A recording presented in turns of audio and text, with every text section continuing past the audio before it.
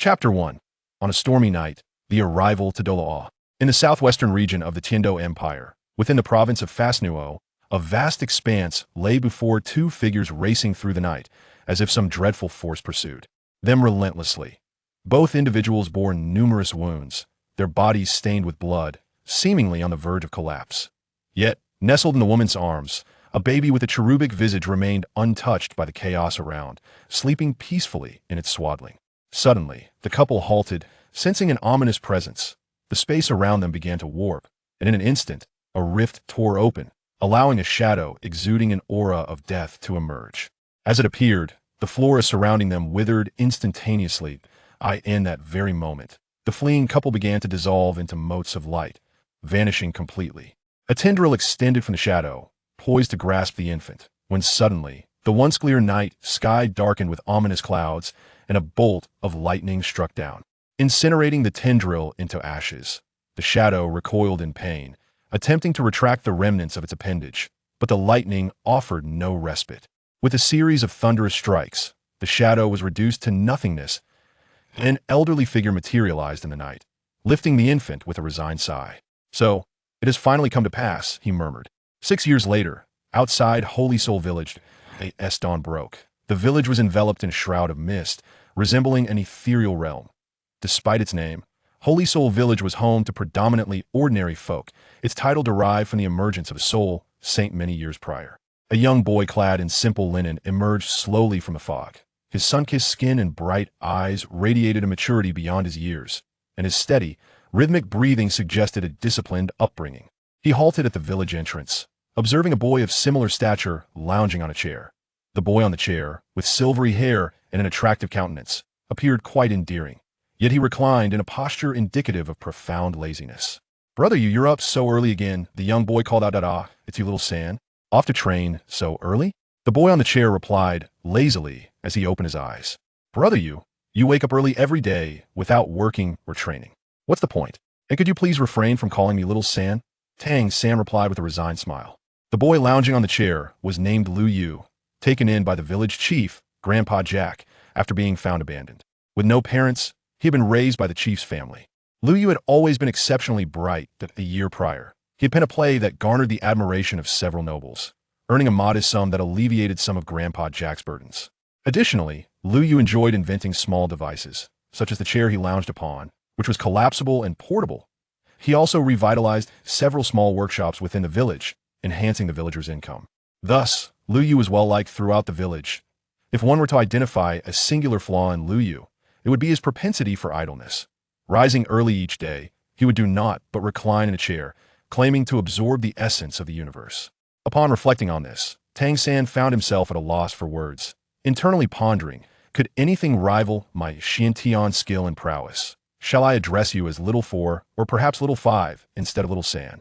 Tang San could only respond with silence, a sense of resignation washing over him.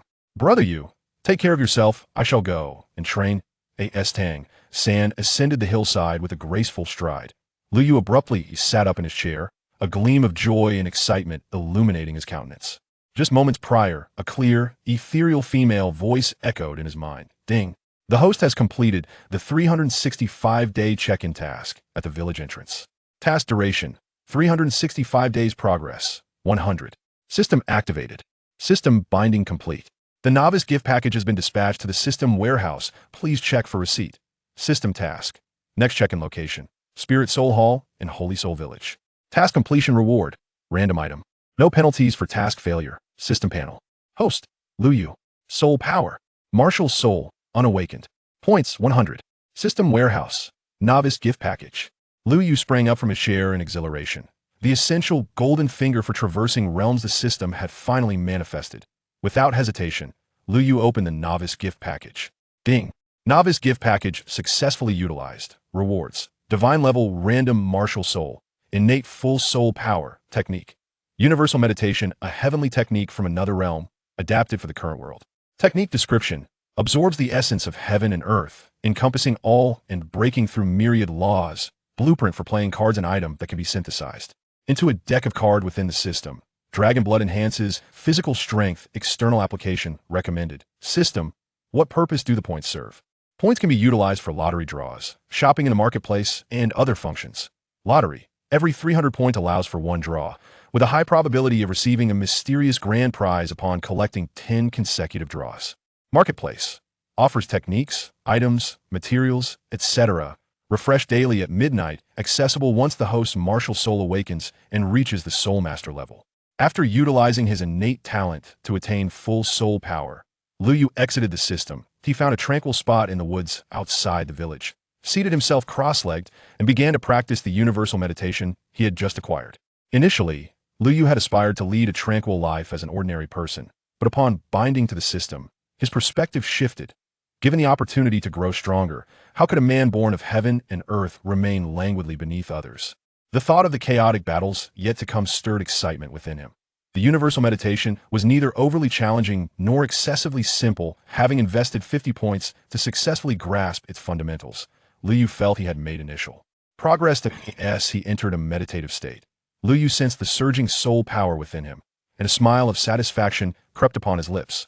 That evening, Lu Yu returned to the grove, retrieving a bath basin he had prepared earlier from a system warehouse. He filled it with clear water and then produced a bottle containing a vivid crimson liquid. Upon uncapping the bottle, he poured the dragon blood into the basin, instantly transforming the clear water into a boiling red. Lu Yu shed his garments and plunged into the basin. As the night breeze coursed through the forest, a refreshing coolness enveloped him. However, at this moment, Lu Yu felt as though he were immersed in molten lava, suffocating and boiling. The searing heat of dragon blood surged within his body with each breath he took. As time elapsed, Lu Yu sensed his bones beginning to dissolve. Soon after, he lost consciousness. Not far away, Tang Hao, drawn by the aura of dragon blood, observed this spectacle, astonished by the intense heat that even startled him. His eyes sparkled with wonder. Just as Lu Yu succumbed to his faintness, Tang Hao felt a formidable surge of spiritual energy manifesting around him. Above, a dark cloud drifted by, intermittently illuminated by flashes of lightning, an incongruous sight against the clear night sky. Within the cloud, an ancient voice resonated, dragon blood mixed with cold water, this prodigal child. Chapter 2. The Contest, Awakening Eye. The following morning, sunlight streamed through the forest window, casting a glow upon the face of the silver-haired youth, whose delicate features appeared even more fragile. The youth's eyelids seemed to flutter momentarily, his long lashes, slightly upturned, enhanced his beauty. Slowly, he opened his eyes, revealing silver pupils, pure and untainted.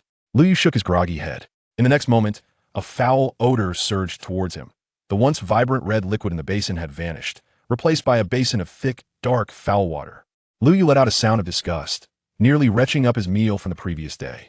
He hastily climbed out of the basin and jumped into the nearby river. In the water, Lu Yu felt every droplet flowing over his body. He sensed that he had grown significantly stronger. After a graceful leap onto the shore, he changed into clean garments and walked back, pondering, I wonder how I compare to Tang San now. Xiao San, up so early for training again? Lu Yu greeted Tang San, who was jogging out from the village. Tang San looked at Lu Yu in response, saying, Yes, Brother Yu, would you like to join? Tang San thought to himself, Today, Brother Yu seems somewhat different from usual. Brother Yu, you didn't even take a nap in the lounge chair today. The sun must be rising in the west. Lu Yu chose to ignore this remark. He leaned closer, lowering his voice conspiratorially. Xiao San, let me share a secret. I possess innate divine strength. I am a man chosen by the heavens. Upon hearing this, Tang San's expression turned serious as he raised his hand to touch Lu Yu's forehead. No fever, and it's daytime. That it seemed this fellow still doubted him. Lu Yu rolled his eyes and swatted Tang San's hand away. Since you don't believe me, let us compete. Whoever loses will unconditionally agree to fulfill one request for the other. How about that? Tang San, unable to refuse the confident Lu Yu, decided to indulge him, agreeing. All right, we'll start from the village entrance and see who reaches the mountaintop first. He'll count to 3, 2, 1, go. Ready, 3, 2, 1, go. The two of them dashed off almost simultaneously. Tang San turned his gaze back to the agile Lu Yu, who was nimbly leaping along the rugged mountain path, a sense of astonishment stirring within him. Yet, as he observed the route chosen by Lu Yu, he felt a surge of delight, thinking, this path is the most efficient one I have meticulously discovered over the years. You are bound to lose, Brother Yu. Sometimes the choice outweighs the effort. However, in the next moment, Tang San's eyes widened as Lu Yu's pace quickened. In the blink of an eye, Lu Yu caught up with Tang San and surged ahead, launching himself toward the mountain summit. Unwilling to lag behind, Tang Xin pushed his legs to their limits, chasing after Lu Yu with all his might. Moments later, Tang Xin gazed in astonishment at Lu Yu, whose complexion was flushed and breath steady. Though this hill is not particularly high, even an ordinary child of 6 or 7 would be breathless and need to rest for quite some time. Yet he seems perfectly fine. How about it, little San? Are you convinced? Convinced. Now tell me, brother Yu, what do you wish for me to do? Well, I haven't quite decided yet. Let's hold on to it for now and see if an opportunity arises in the future. You mustn't back out, though. Do I look like that kind of person? Tang San replied, somewhat speechless. Lu initially intended to ask Tang San to teach him the Xiantian skill, but he had already acquired the myriad manifestations meditation and found it unnecessary. Although Tang San appeared to be a feeble 6 or 7-year-old, he was, in fact, a genuine reincarnator and transmigrator, possessing a sharp intellect. To inquire about Xiantian skill recklessly would undoubtedly arouse suspicion and could significantly alter the trajectory of future events. Moreover, concerning the Xiantian skill and the purple extreme demon eye, Tang San had kept this information even from his father, Tang Hao, let alone from an outsider like Lu Yu. Thus, Lu Yu decided to reserve this opportunity for the future, reflecting on Tang San's attitude towards his teammates. Though it might be somewhat difficult to articulate, it was certainly preferable to fighting alone, at least in the short term. It promised greater stability. Calculating the time, there was just a month until the awakening of the martial soul. What supreme martial soul would the system bestow? The mere thought filled him with excitement. Brother Yu? Brother Yu? What's the matter with you? Tang San, noticing Lu Yu's silly grin, felt puzzled. He mused, could it be that Brother Yu has lost his mind? Snapping back to reality, Lu Yu heartily patted Tang San on the shoulder and declared, little San, no matter what martial soul you awaken in the future, even if it turns out to be a mere blade of grass, it matters not. I will always have your back. Brother Yu, you shouldn't curse me like that. Lu, undeterred by Tang San's words, draped his arm around Tang San's shoulder and led him down the mountain. Come on, brother Yu will take you home for dinner, but I haven't trained today. You've practiced for so long, a moment's delay won't matter. I'm in a good mood today, and I'll cook for you myself. Tang San had intended to refuse, but Lu Yu wouldn't grant him the opportunity to speak. Grandfather, today little San is coming over for dinner. Lu Yu called out as they reached the entrance. Oh, little San has arrived. Come in. The voice of Grandpa Jack echoed from within the house, the dining table. Though the dishes were simple, they became delectable under Lu Yu's exquisite culinary skills. Little San, in just a month, your martial soul will awaken. You must prepare well, and I will come to fetch you, Grandpa Jack advised. Martial soul awakening. Indeed, every child on the continent undergoes a soul awakening by the age of 6 or 7. If one awakens a formidable soul, they may ascend to become a powerful soul master, paving the way for an illustrious future. Moreover, our village has previously produced a soul sage. Grandfather, did our village truly once produce a soul sage? Certainly. Both Xiaoyu and Xiao San will undoubtedly awaken remarkable souls to bring honor to our village. After dinner, Grandpa Jack emerged from the house, presenting a bundle to Tang San. Xiao San, take this back with you. It will sustain you and your grandfather for some time. It's all homegrown fruits and vegetables. Xiaoyu, accompany Xiao San on his return. Jack gazed at the receding figures of the two, lamenting, what a splendid child, yet burdened with such a father, alas. A month later, old Jack and Lu Yu stood outside Tang San's home. Xiaoyu, please call Tang San. The village chief seemed to harbor a disdain for Tang Hao, prompting Lu Yu to knock on the door. Xiao San, it is time to leave. Inside, Tang San turned to Tang Hao upon hearing the call. Very well, go ahead. Tang Hao replied nonchalantly, resuming his work. Soon, old Jack led Tang San and Lu Yu to the spirit hall, which was merely a somewhat larger wooden cottage. Outside the spirit hall stood 7 children, all of similar age to Lu Yu. Lu Yu was at the end of the line, with Tang San just before him. Children, it is imperative that you heed the words of the Soul Master. Do you understand? This is your chance to alter your destinies. Now, hurry inside. A young man had already been waiting inside the spirit hall for quite some time. Lu Yu gazed at the striking figure before him. A dark-haired man clad in the uniform of the spirit hall. In an instant, he recalled the identity of this individual, Su Yuntao, a mere worker. Chapter 3, The Contest. Awakening, Part 2. Master Soul Master, I am once again troubled by your assistance. I hope you can help these children awaken their splendid martial souls. Enough, enough. You have said this before. How many talented children come from the countryside? Su Yuntao waved his hand dismissively, turning to enter the spirit hall. From a package on the table, Su Yuntao retrieved a jade stone and arranged it on the ground. He then turned to the line of small children and announced, "I am Su Yuntao, the Soul Master responsible for your awakening today. Please come forward in order, and remember, regardless of what happens, do not be afraid or nervous." Su Yuntao revealed his martial soul and infused it with soul power, causing the formation to illuminate instantly. A little girl was enveloped in a golden glow. "Extend your right hand, palm facing upward." The girl complied, and in an instant, the light points within the formation converged upon her palm, manifesting a pair of gauntlets as a spectral image. Su Yuntao mused, "Gauntlets, an equipment martial soul, yet it likely possesses little combat prowess. Your martial soul is gauntlets. An equipment martial soul. We shall now test your soul power. Place your hand upon the blue crystal ball." Su Yuntao's claw and the girl's hand rested on either side of the crystal ball, which began to flicker erratically. Once the ball stabilized, Su Yuntao's expression shifted to disappointment. "Your soul power is merely level 1. The likelihood of becoming a soul master is slim. You may return next." The little girl returned to the line with a hint of disappointment, and the second child approached.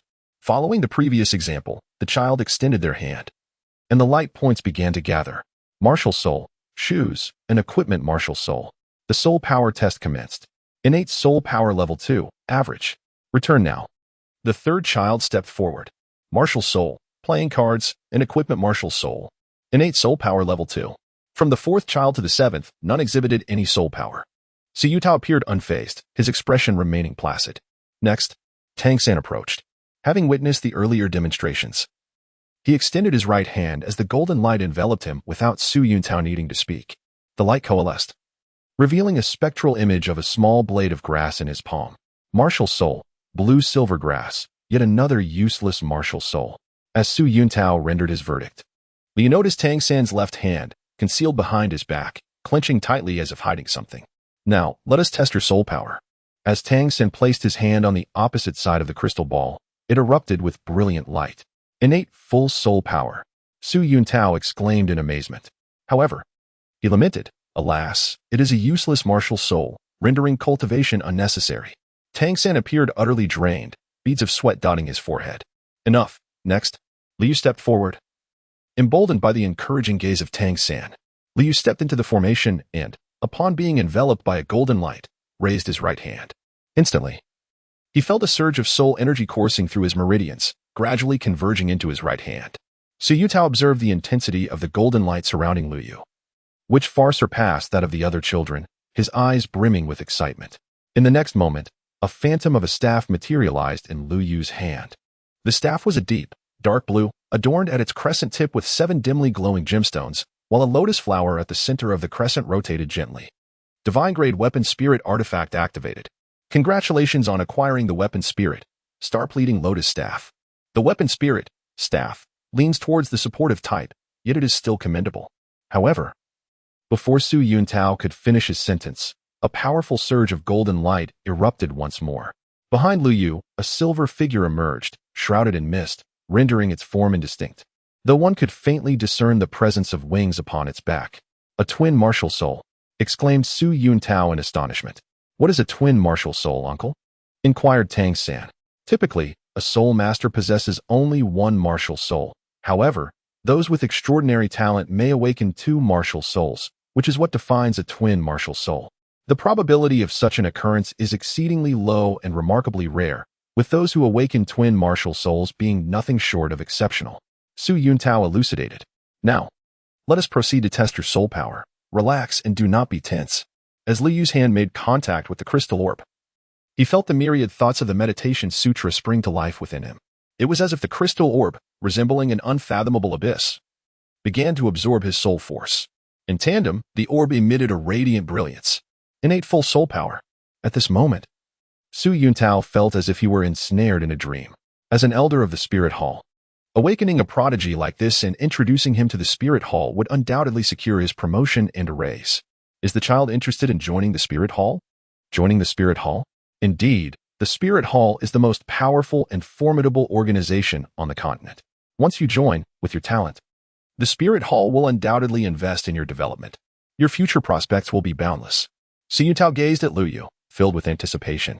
"I need to discuss this with my family first, if that's all right." "Ah, of course. If you are interested." Come find Elder Su Yuntao at the Spirit Hall in Notting City. With that, Su Yuntao gathered his belongings and exited. Jack, anxious, approached Su Yuntao. Master, how did it go? Congratulations, Village Chief Jack. Your village has produced a genius. Su Yuntao pointed to Lu Yu, who had just emerged, before hastily making his way to the next village. At Village Chief Jack's home, Little Yu, may I see what your martial spirit is? Sure. In the next moment, Jack's eyes widened in astonishment at the silver figure and staff behind Lu Yu. A twin martial spirit. Wonderful, wonderful, wonderful. Old Jack, perhaps overwhelmed by the revelation, exclaimed thrice in delight. However, his expression quickly turned grave as he cautioned Lu Yu. Little Yu, until your strength is sufficiently formidable, you must never use your silver figure martial spirit. Do you understand? Why, grandfather? Little Yu, I must share something with you.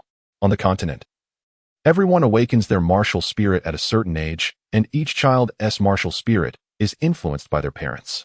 This is why some powerful factions endure through the ages. They possess their own inherited martial spirits. Although there is a possibility of martial spirit mutation, the odds are minimal, and the likelihood of an ordinary person awakening a strong martial spirit is exceedingly rare. At this moment, Lu Yu appeared calm on the surface, yet his heart was filled with shock. Grandfather, are you not an ordinary person? How do you know all this? Have I stumbled into the wrong story?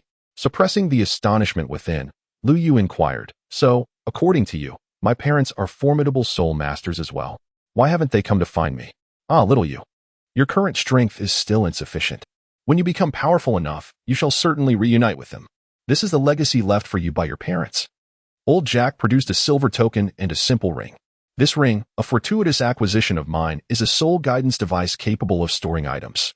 With a capacity of 50 cubic meters. It is now yours. Grandfather, Tang Sen also possesses innate full soul power, yet his martial spirit is blue-silver grass. It seems our village is destined to produce 2 soul masters this year. There remains 1 student position for Little San. Our family has a bookstore, and I have some savings sufficient for your tuition. What do you think? I have no objections, Liu replied. Very well, rest early. Tomorrow, I will speak with Tang Hao, Grandfather Jack remarked, seemingly recalling something with a hint of disdain. Chapter 4. The Lottery, the Golden Legend. Lu Yu leaned against the headboard, gazing vacantly at the ring and token in his hand, still reeling from the shock imparted by Village Chief Jack that evening. In the original narrative, the storyline surrounding Grandpa Jack merely encompassed the beginning and the end, offering no evidence of his prowess as a formidable soul master. However, it now seemed evident that Grandpa Jack was concealing something significant. Yet, the original text afforded him scant presence, making it utterly imperceptible. Moreover, the only place on the continent that passes down angel martial spirits is the Spirit Hall. Could it be that my parents have some connection to the Spirit Hall? Nonsense. Who is speaking? The sudden voice startled Lu Yu, but he quickly regained his composure. Is it the system? Of course, it is this system. Do you know something? You are currently too weak. Revealing it to you would be of little consequence. Enough of that. Congratulations, host, for completing the Spirit Hall check-in task at Sacred Soul Village. Earning 200 points, a 10-fold draw. Your soul power has reached level 10, unlocking the marketplace. Host, Lu Yu soul power, level 10, soul scholar, martial spirit, praying star lotus staff. Time and space angel, fragment, points, 250 warehouse. Blueprint for playing cards marketplace has been opened. Lu Yu opened them all, and, upon taking a glance, couldn't help but curse. The cheapest item required a staggering 1,000 points. System, why don't you go and rob it? The host can obtain substantial rewards by completing tasks. Task, defeat any powerful spirit master from any faction. Task duration, for months. Upon completion, earn 600 points. Acquire the first spirit ring. The spirit ring must be no less than 300 years old. Complete this to earn 500 points. A powerful spirit master from any faction? Lu Yu contemplated for a moment, then immediately thought of a suitable candidate. The next challenge was to devise a way to obtain a soul ring. To acquire a soul ring, one must hunt soul beasts. Yet given his current strength, such an endeavor would be tantamount to self-destruction. It was imperative to find a means to enhance his physical capabilities. Although Lu Yu had undergone the enhancement of dragon blood, the effects were limited, and he lacked combat techniques. Particularly, his primary martial spirit, the Star Lotus Staff, exhibited significant shortcomings in close combat. System, do I have a chance for 10 consecutive draws? I shall use it now. In the next moment, a blue fountain appeared before Lu Yu, visible only to him. The following second, the water began to swirl slowly, intensifying with the passage of time. Suddenly, 10 beams of light shot forth from the fountain, with luminous orbs darting around the room, leaving long trails in their wake. Suddenly, Lu Yu caught a glimpse of gold in his eyes. A golden light. In the next instant, the 10 luminous orbs arranged themselves neatly before him. Congratulations, host, you have acquired the soul-guiding device, the piercing crossbow, the martial art Tai Chi, and 8 dumplings have been stored in the warehouse. Lu Yu retrieved the broken song crossbow from the system. The crossbow's body was a deep azure black, adorned with swirling cloud patterns.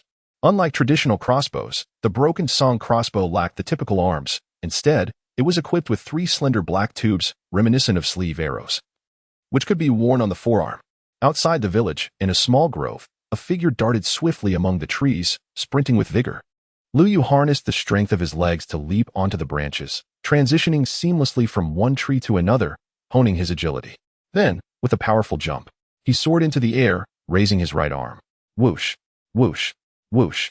3 arrows flew in succession, each striking the bullseye on the tree with precision. Lu Yu executed a stylish backflip as he landed gracefully. After several days of practice, Lu Yu had gained a solid understanding of the broken song crossbow's capabilities. By channeling his soul energy, he could fire 3 arrows at once or opt for a single shot.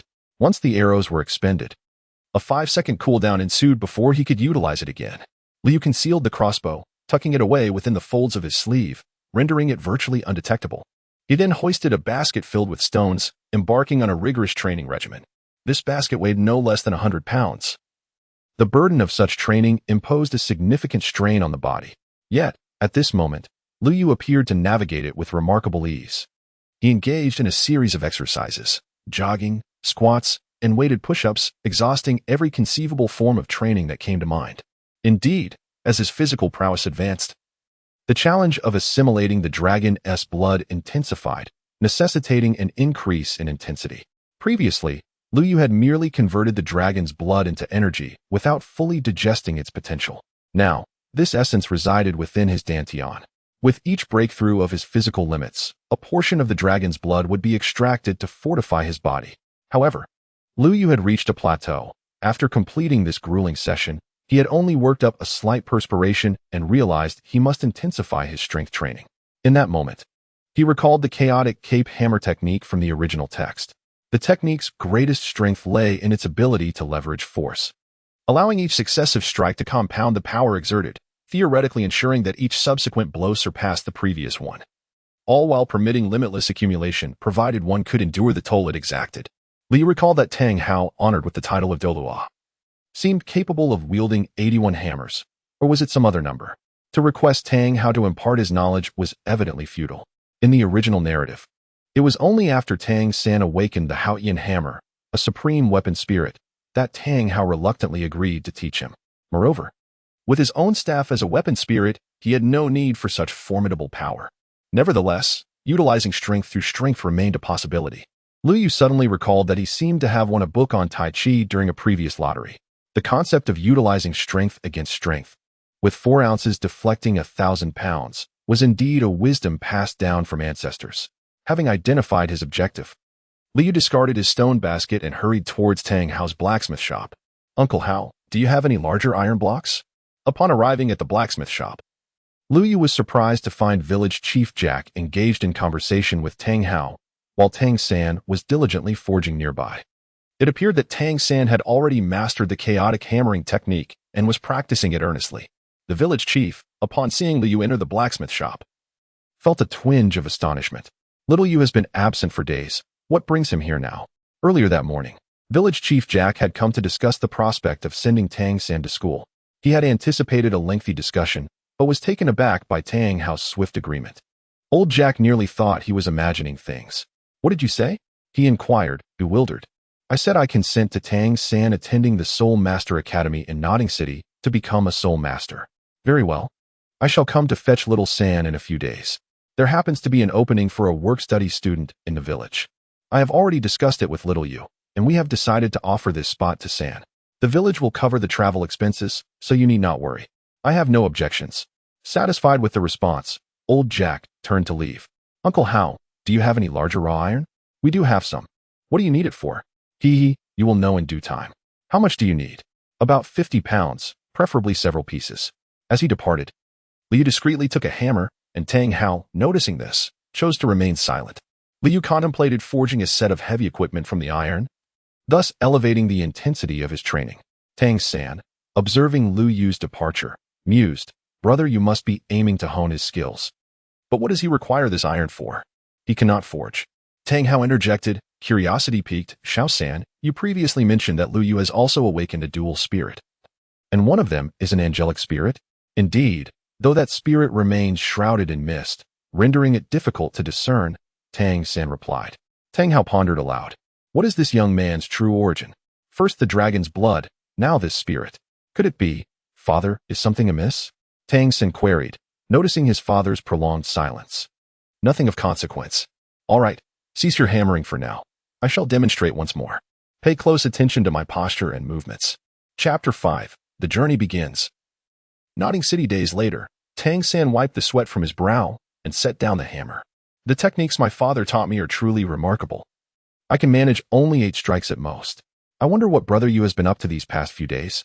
After completing the task assigned by Tang Hao, Tang San hastened to the village chief's residence in search of Liu Yu. He recalled that Liu Yu had been requesting iron and hammers from his father. In curiosity piqued, could Brother Yu be aspiring to learn the art of forging? Yet, in our village, only my father possesses a bellows and a forge. What use is there in merely hammering iron? Upon arriving at the village chief's home, Tang San was informed that Liu Yu was absent.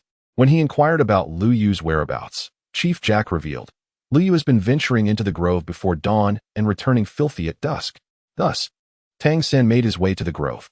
Upon entering the grove, he had scarcely taken a few steps when he was greeted by the sound of rhythmic clanging. Following the noise, he was taken aback by the sight before him. What is this? He beheld Liu Yu wielding a hammer, striking a piece of raw iron. With each swing, Liu Yu's upper body twisted in a graceful arc, and he struck again, each blow more forceful than the last. This is the technique of leveraging force. The chaotic wind hammering method. Could it be that my father has taught Brother Yu as well? No, Brother Yu hasn't visited the forge these past few days. Could it be that he has discovered this through his own exploration? The more Tang San pondered, the more incredulous he became.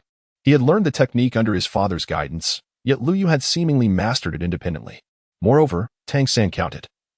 Liu Yu had delivered a staggering 30 strikes in a single breath. When Tang Hao had demonstrated to him, he had managed only 36. Brother Yu's talent is truly formidable. I cannot lag behind. I must prioritize the crafting of hidden weapons. With that, Tang San quietly departed. At that moment, Liu lay exhausted upon the ground, his body aching profoundly. In the next instant, a warm current surged from his dantian, dissipating all pain and fatigue in an instant. The dragon's blood has absorbed another portion. Liu Yu stepped aside and donned his iron vest, iron leg guards, and gauntlets, burdened by nearly 100 kilograms of weight. This ensemble would pose significant difficulty for an adult attempting to traverse even 100 meters. Yet, upon wearing it, Liu felt the pressure coursing through his limbs and jumped in place a few times. For the past month and a half, Liu had continuously worn this weighted gear, removing it only during sleep, and even during meals, he remained clad in it. Through this period of adjustment, he had grown accustomed to the added weight. As the days drew closer to the commencement of the academy, he realized there was less than a month remaining until the deadline set by the system, and soon he would reunite with Gong Tao for their mission. To Liu Yu, Su Yuntao had become a veritable point of accumulation. At this moment, within the Nodding City branch of the Spirit Hall, Achu, what is happening? I've been sneezing incessantly these past few days. Am I catching a cold? Su Yuntao murmured to himself. Tang San added more firewood to the stove and poured a bit more water into the porridge, ensuring that his father would have warm congee upon waking. Old Jack and Liu Yu were already waiting at the door, and perhaps due to their trip to the city today, Grandpa Jack had donned a new outfit, appearing much more spirited. Come on, Xiao San, that lazybones won't be getting up, Village Chief Jack called to Tang San. Shoo, Grandpa, keep your voice down. Father doesn't like being disturbed while he sleeps. Tang San gestured for silence, shouldering his bundle as they departed. Along the way, Tang San occasionally glanced back. Tang San, are you reluctant to leave Uncle Tang Hao? Liu Yu inquired curiously. A little bit, I suppose. Village Chief Jack smiled faintly. What good deed did that drunkard Tang Hao do in his previous life to have such a thoughtful child like you? Grandpa Jack, could you tell me about the academy? Tang San redirected the conversation. Village Chief Jack chuckled. Certainly, the academy is a place of learning. Given the proximity of Holy Soul Village to Nodding City, the trio arrived at their destination in less than half a day. Nodding City is not considered a large city within the Tiando Empire, yet it bustled with activity. After escorting the two boys to the academy gate, old Jack cautioned, "Once you enter the academy, you must attend your classes diligently, listen attentively, and strive to become excellent spirit masters upon your return. Do you hear me? Grandpa has matters to attend to in the city, so you two go inside. Xiaoyu, take good care of Xiao-san, understood? And remember, don't cause any trouble or fight." "Yes, Grandpa, we will behave. You go ahead and take care of your business," Liu replied. Old Jack turned to leave, and Tang San and Liu approached the school. "Hey, what are you kids doing here? This is no place for you to mess around. Get lost." Just as they neared the school gate, a voice of scorn echoed towards them. Liu hurriedly pulled out a certificate from his pocket and presented it to the guard, saying, "Sir, we are the new students for this year, here to enroll." The guard cast a disdainful glance at the certificate, sneering mockingly, "You? Which villages refuse dares to claim the title of Soul Master? Innate full soul power with blue silvergrass? Huh, you nearly make me laugh myself to death. A worthless martial soul hailing from such a wretched place." With that, the guard contemptuously tossed the certificate to the ground, scoffing, "Even the esteemed families in the city rarely produce an innate full soul power. What makes you think two from your impoverished corner of the world could possibly have it? TCH, two unwanted bastards." Upon hearing these words, Liu Yu's expression shifted dramatically, and a storm of fury surged within him. As he prepared to unleash his strength upon the guard with his right hand, a small hand unexpectedly grasped his arm. It was Tang San, who shook his head in a silent indication for him to refrain from acting rashly. Just then, a familiar voice resonated from behind the two. "I can testify." As Liu Yu and Tang San turned to look back, a familiar figure approached them. "Master Su?" they exclaimed in unison, filled with surprise. Su Yuntao nodded in acknowledgement, his expression turning stern as he addressed the guard. "I am the Soul Master responsible for the awakening of these two children's martial souls. The certificate you just lost was issued by me." Over the past few days, Su Yuntao had been plagued by sneezing and an incessantly twitching right eyelid, sensing something amiss. He had decided to take a stroll for some fresh air, only to stumble upon this scene. Upon recognizing that the person being confronted by the guard was Liu Yu, Su Yuntao felt a jolt of fear. After all, his hopes for a promotion and raise rested entirely upon this esteemed individual.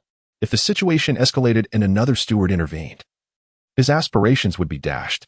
The guard, initially intent on reprimanding the young man approaching, suddenly caught sight of the golden badge emblazoned on his chest, two long swords crossed, signifying a great soul master. He gasped in shock, pondering the origins of these two children and how they had attracted the attention of such a distinguished figure. At that moment, he regretted his earlier bravado, feeling as if he had struck an iron plate. What is happening? He wondered, as a figure drew nearer. Chapter 6. The Master appears, seeking apprenticeship? What is happening? A hoarse voice echoed. Liu Yu looked up and saw a slender man of medium height approaching. Clad in black attire, the man appeared to be in his 40s or 50s, sporting a neat crew cut and possessing an unremarkable countenance. His hands were clasped behind his back, and there was a hint of languor in his expression reminiscent of Tang Hao. This was Master Yu Xiaojing, the mentor of Tang San in the original narrative, belonging to the Blue Lightning Tyrant Dragon clan. However, due to a mutation in his martial soul, he had become a cripple, representing one facet of the wisdom of the Iron Triangle. In an instant, Liu Yu recalled the identity of the man before him. "Master." The guard, as if grasping a lifeline, respectfully exclaimed. He hurriedly picked up the proof from the ground and presented it to Yu Xiaojing. "These are the two new students sent from the village below." Yu Xiaojing glanced at the proof before shifting his gaze to Liu Yu and Tang San. As Liu Yu's gaze met that of the master, he suddenly sensed a profound wisdom in the man's eyes, a sentiment echoed by Tang San beside him. "Sir, I sincerely apologize on behalf of the Academy for the earlier incident. I shall take responsibility for these two children," Su Yuntao remarked, scrutinizing the gentleman before him, conjecturing that he must be a teacher from the Academy. "The ones requiring an apology are not I, but these two children. I hope your esteemed institution can appoint someone more discerning to oversee matters at the gate, rather than letting anyone of dubious character assume such roles." As he spoke, Su Yuntao's gaze swept over the guards, who promptly lowered their heads, cold sweat trickling down their backs, too intimidated to respond. The master then turned his attention to Lu Yu and Tang San, forcing a smile that was more grimace than anything else. You two, come with me. After the master departed with them, Si Yunhao also turned to leave, retrieving a handkerchief from his sleeve as he walked. Within it lay a handful of gold coins and a note, which Lu Yu had discreetly slipped into his hand moments prior, unnoticed by anyone. Upon perusing the contents, Si Yunhao smiled softly. This young lad. Ding. Congratulations to the host for completing the entry task at the Notting City Primary Soul Master Academy, earning 200 points. The weapon, Black Gold Staff, has been placed in the system warehouse. Please check your inventory. As Liu stepped through the school gates, the system emitted a prompt. At that moment, Tang San was engaged in conversation with the master. I apologize for the trouble earlier, Master, Tang San said. The master waved his hand dismissively, replying, I'm not a teacher. I am merely a guest who idles away time at this school. You may address me as master, just like everyone else. Not a teacher? Then you must possess considerable skill, Tang San remarked. Oh, what leads you to such a conclusion? The master inquired. Though you are not a teacher, the two guards held you in high regard, and it is evident that you represent the academy, indicating your elevated status. Tang San quickly articulated his assumption. Lu Yu, standing aside, couldn't help but exclaim, Indeed, what a remarkable flatterer. His compliments are impeccable. The master burst into hearty laughter, remarking, The title of master is not one to be bestowed lightly. Both of you possess innate full soul power, and he paused momentarily, a glint of shrewdness flashing in his eyes. You both bear dual martial souls. As for me, a mere lodger who idles away his days, I am hardly worthy of being your instructor. Upon hearing this, Tang San was momentarily taken aback. The certificate held by Yuga stated that he possessed a dual martial soul. Yet the fact that he himself was also endowed with one had been disclosed to no one but his father. Even during his awakening, he had kept it well concealed. Lu Yu sighed softly, acknowledging the master's brilliance. As a traveler endowed with an omniscient perspective, he had discerned Tang San's twin martial spirits, yet the master, relying solely on a theoretical framework, had unveiled the secret of the young boy with remarkable clarity. It was truly astonishing. No, you possess exceptional abilities, master. Your capacity to discern my twin martial spirits from a mere document is unparalleled. I doubt any instructor in the entire Soul Master Academy could rival your insight. Tang San spoke slowly. Would you consider becoming my mentor? This was a decision Tang San had pondered deeply. He had confided in no one but his father about his twin martial spirits. Yet this individual had unveiled it with such ease, an almost unfathomable feat. The master laughed heartily. Very well. Since you have taken the initiative to seek me as your teacher, I shall oblige. Tang San, do you know how I discerned your twin martial spirits? Tang San pondered for a moment before shaking his head. The master then turned his gaze towards Lu Yu, inquiring whether this young friend was aware of the answer. Lu Yu paused momentarily. Me? The master smiled and nodded. I assume it is due to this certificate. Lu Yu shook the certificate in his hand. The master remained silent, gesturing for him to continue. This certificate clearly states that the blue silver grass is a worthless martial soul, yet it possesses innate full soul power. However, I am at a loss as to how this conclusion was reached. Although Lu Yu typically enjoys watching anime and reading novels, he primarily remembers the exhilarating battle scenes and extraordinary skills, failing to recall the fragmented theoretical concepts. As for inferences, Lu Yu could only guess based on a fleeting glance at the master's proof. However, upon hearing this, Yu Xiaojiang was taken aback. The child's observation was remarkably astute. Having merely glanced a few times, he could deduce the reasons behind the dual spirit souls. These two children were indeed exceptional. Proof? At that moment, Tang San remained utterly bewildered. Indeed, it was proof.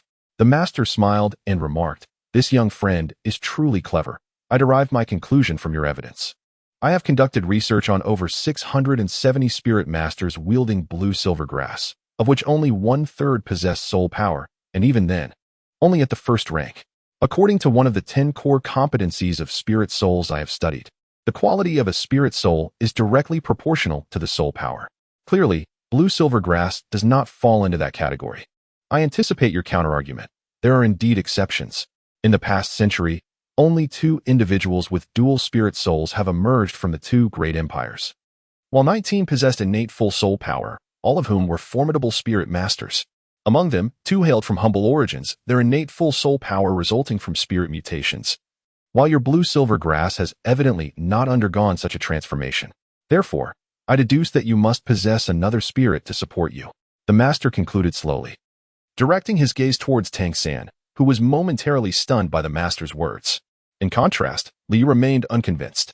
This theory applied solely to the denizens of Doluo continent. And Tang San was not one of them.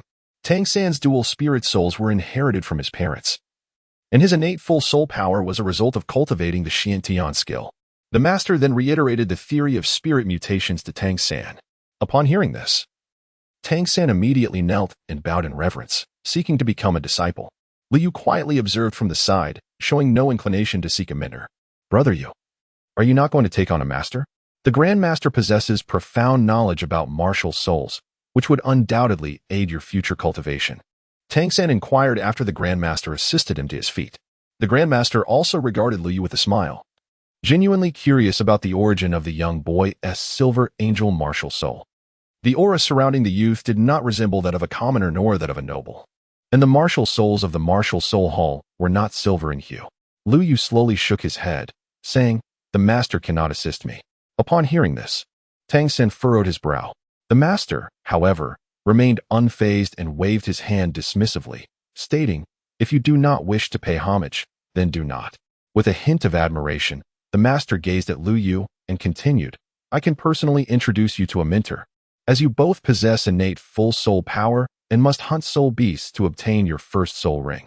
Of course, if you have any questions regarding soul rings or soul beasts, feel free to inquire at any time."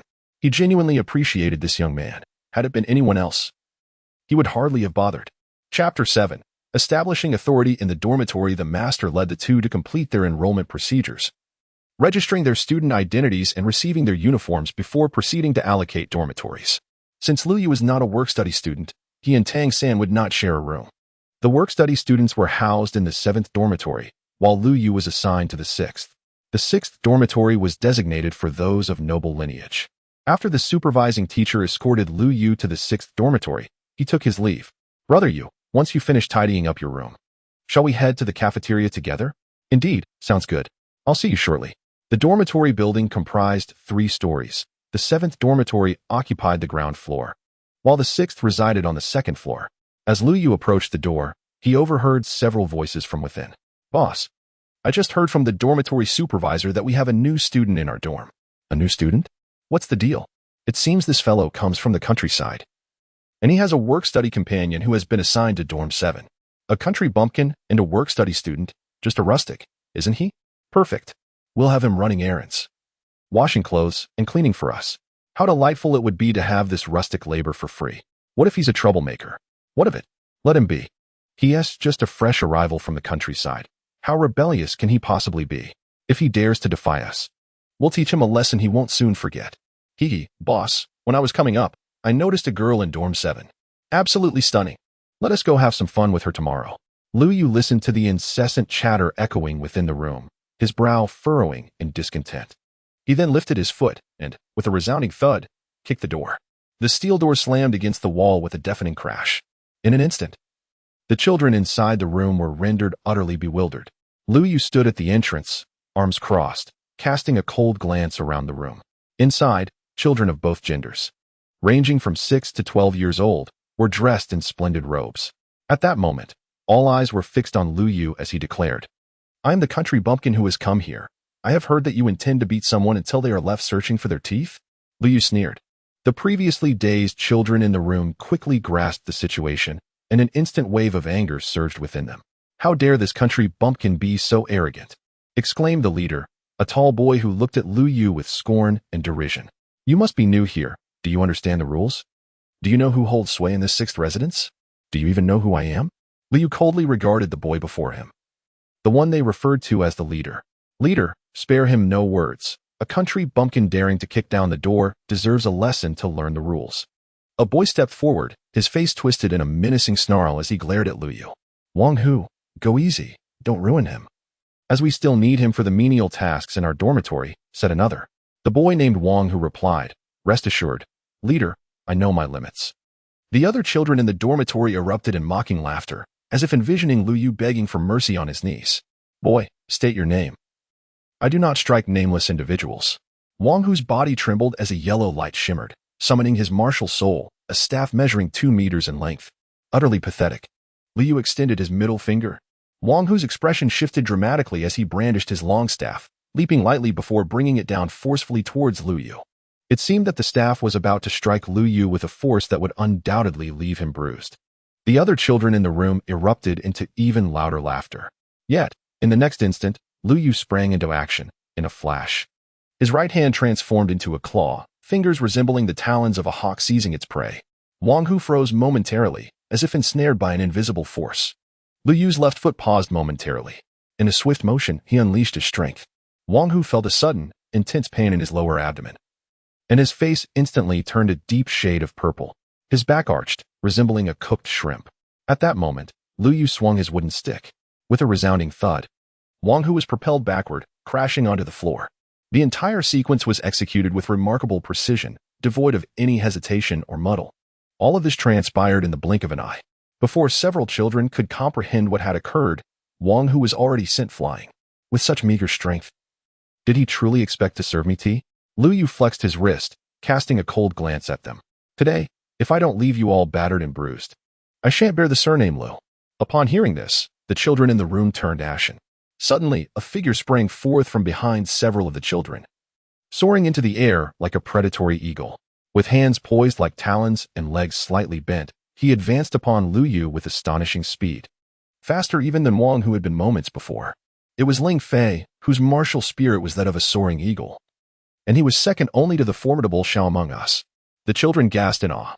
Ling Fei's strike was executed with such swiftness that it nearly coincided with Lu Yu's final words. Lu Yu let out a cold laugh, slightly turning his body to confront the enemy, meeting Ling Fei's approach with his right shoulder. In an instant, he seized him. Following this surge of energy, Lu Yu rotated his body, harnessing the momentum. Using his waist as the axis, he transferred the force from his right shoulder to his left shoulder, unleashing a powerful left fist that struck directly at Ling Fei's chest.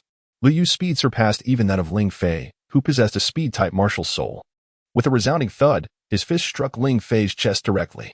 The latter, mirroring the earlier fall of Wang Hu, was sent hurtling backward. In an instant, the entire 6th dormitory fell silent. All eyes were fixed in astonishment upon Lu Yu, as they could hardly fathom that he had effortlessly dispatched 2 of the 3 most formidable warriors in the 6th dormitory, all while remaining motionless in his stance. Lu Yu moved, lifting his foot and slowly advancing forward.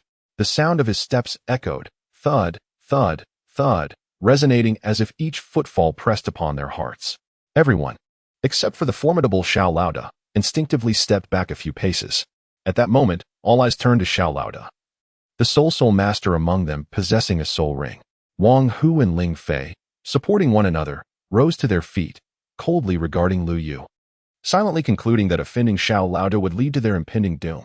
Xiao Lai cast a frigid gaze upon Lu Yu and spoke, "You insolent brat. I am a true soul master. It is not too late to apologize. Are you certain you wish to oppose me?" Yet, Lu Yu remained steadfast, responding, "I have no desire to repeat myself, so heed my words well." At these words, Xiao Lai's fury ignited. This audacious youth was far too dismissive of him. Having already injured Wang Hu and Ling Fei, his arrogance was intolerable. A mere country bumpkin, emboldened by a modicum of strength, dared to act so brazenly. If he did not impose some discipline, how could he maintain order in the future? Xiao Lai, a level 6 student with the martial soul of a Gale Wolf and a 12th level battle spirit master, coldly demanded, "State your martial soul and level." "It is the established protocol." Lu Yu smiled lightly. As a new student, he possessed a spirit, a staff, with innate full soul power, yet without any soul rings. With a flick of his wrist, a mysterious black staff adorned with enigmatic runes materialized in his hand, its tip embellished with 7 gemstones. Within the crescent moon shape at the top, a blue lotus slowly rotated, emanating a radiant vitality. The crowd was astonished upon hearing of his innate full soul power, gazing at Lu Yu with disbelief. Such talent, rare in a century, was an extraordinary encounter for them today. Chapter 8, Conquest. The leader, Ling Fei, observed the staff in Lu Yu's hand, feeling the warm aura it radiated, which instantaneously alleviated his injuries. He scoffed, "What of innate full soul power? A person without soul rings dares to be so arrogant? How powerful can a support-type spirit staff possibly be, without any soul rings? What can he use to contend with the leader? The leader is utterly unfazed by him. Encouraged by the crowd's support, Xiao Lai felt an immediate surge of confidence. Indeed, though Liu possessed innate full soul power, he was a bona fide soul master. With a sinister smile, Xiao Lai uttered a low growl, and a white soul ring ascended from beneath his feet, manifesting into a green wolf shadow behind him. Spirit possession. The wolf shadow gradually merged with Xiao Lai, and his pupils glowed with a verdant light. His hands transformed into razor-sharp claws in an instant. Lu Yu cast a glance at the soul ring and thought, what a piece of rubbish, merely white. According to Lu Yu's recollection, the color of the soul ring was indicative of its age. White for 10 years, yellow for 100, purple for 1,000, black for 10,000, and red for 100,000. The one before him was merely 10 years old. Lu Yuxuan promptly retracted his martial spirit, deeming it unnecessary to confront a mere novice. However, Xiao Lai misinterpreted Lu Yu's actions as a sign of fear. Realizing that his own martial spirit was of little consequence, now aware of his trepidation, it was too late. He would have to pay the price for today's events. With a fierce roar, Xiao Lai concentrated his strength into his claws and charged forward, delivering a powerful punch aimed directly at Lu Yu. Confidently, he believed that this blow would be beyond Lu Yu's capacity to withstand. Others around them jeered, certain that Xiao Lai's attack would seal the young man's fate. Yet, Lu Yu remained steadfast, employing no techniques as he subtly bent his legs into a horse stance, seemingly practicing as he unleashed a punch. With a resounding crash, Xiao Lai was sent hurtling backward, crashing into the wall with a thunderous impact before collapsing to the ground. Gritting his teeth against the intense pain in his chest, he struggled to rise, only to see a pair of feet appear before him. A soft voice echoed, "Are you waiting to be struck again, hoping to call me father? Or will you obediently confess it yourself?" As Xiao Lai endured the sharp agony in his chest, he reflected on that terrifying punch, realizing that he was, indeed, no match for this newcomer. Liu turned around to gaze at the others. Instantly, the other children were overcome with fear, their faces flushed, retreating several steps. "From this moment forth, I shall be the new leader of the 6th dormitory. Do any of you have objections?" "There are no objections," the other children, terrified, echoed in unison. "From now on, you shall be our new leader. If you say to go east, we shall never venture west." Wang Hu and Ling Fei, being even more astute, promptly began to tidy up the bedding for Lu Yu. "You three, come here." Lu Yu pointed at Xiao Lai, Wang Hu, and Ling Fei, summoning the Qi Xing lotus staff and channeling his soul energy into it. Instantly, a brilliant light erupted from the lotus at the staff's tip. The three felt enveloped in a warm current, and their injuries healed in an instant. "How astonishing!" they exclaimed in unison. "Thank you, boss." A slap on the back for a date. This much understanding Lu Yu certainly possesses. Enough of this nonsense. Quickly prepare my bed. After all this commotion, I'm famished and intend to dine at the cafeteria shortly. Lu Yu waved his hand dismissively. Wang Hu and Ling Fei hurried to arrange the bedding, while Xiao Lai, with utmost seriousness, gazed at Lu Yu and declared, "From now on, you shall be my leader, Lu Yu." Lu Yu felt a sense of discomfort from the awkwardness of the moment. He patted the young man's shoulder and turned to leave. He thought to himself, children are indeed children. They follow whoever is strong. At that moment, the three of them gathered once more, observing Lu Yu's departing figure. Ling Fei remarked, "The boss is truly the boss. He can defeat us without even using his martial soul." Wang Hu questioned, by the way, "Is the boss really a support-type soul master? How can he be so fierce in a fight?" Xiao Lai replied solemnly, "Perhaps this is the gift of possessing innate full soul power." Liu strolled leisurely into the dining hall, where he fortuitously encountered Tang San at the entrance, accompanied by a charming young girl. The little girl's complexion was a delicate shade of rosy white, clad in simple yet impeccably tidy garments. Her long hair was intricately braided into a lengthy scorpion braid that cascaded down to her waist. At that moment, they were engaged in conversation, with a few individuals from the 7th dormitory in the background. "Brother Yu," Tang San called out, waving to Lu Yu. His exclamation immediately caught the attention of the young girl, who must be Xiao Wu. It was quite unexpected that Tang San had an affinity for this type. Lu Yu sighed, realizing that this was indeed the epitome of a young girl, so very petite. Although Xiao Wu possessed an innocent and charming appearance, Lu Yu harbored no inappropriate thoughts. In the original narrative, Xiao Wu was the wife of the antagonist, and now he found himself as the brother of that antagonist. After all, one must not covet a brother's wife. Moreover, in the world of Dolua continent, there are countless beauties, presenting ample opportunities. "Are you Lu Yu?" Xiao Wu inquired, her large, glistening eyes fixed upon him. The third brother mentioned someone named Lu Yu, who surpasses him in strength. I just defeated him, and now I aim to defeat you.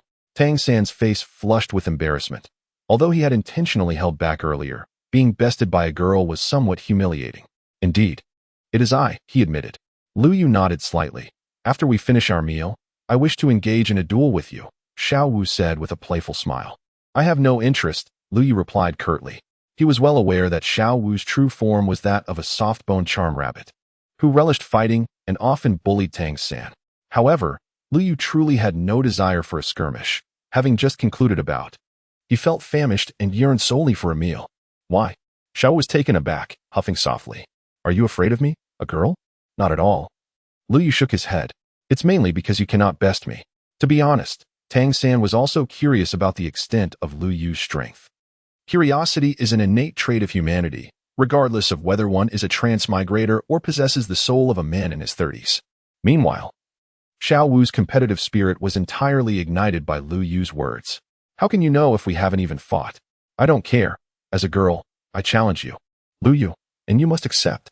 Upon realizing he could not evade the request, Lu Yu acquiesced, saying, Very well, I shall engage in a match with you. Lu Yu paused for a moment and said, But do you possess a soul ring? Not yet. Why? Then we shall wait until you acquire a soul ring before we engage in battle. Xiao Wu's eyes brightened. You said it. So you must not go back on your word. I have innate full soul power. Just wait until I return. But for now, let us have a meal. Lu Yu gently touched his belly. In the meantime, the master had approached Tang San, provoking curious glances from the other work-study students in the 7th dormitory. The master was quite a prominent figure within the academy. Tang San, have you really taken the master as your mentor? One of the work-study students could not help but exclaim. Think carefully, Tang San. The master possesses only a soul power level of 29, at nearly 50 years of age. He shows little hope of breaking through to become a grand soul master, spending his days idling about in the academy. Watch your mouth, or I will truly teach you a lesson, Tang San coldly retorted, casting a glare before rising and walking away. Lu Yu shook his head.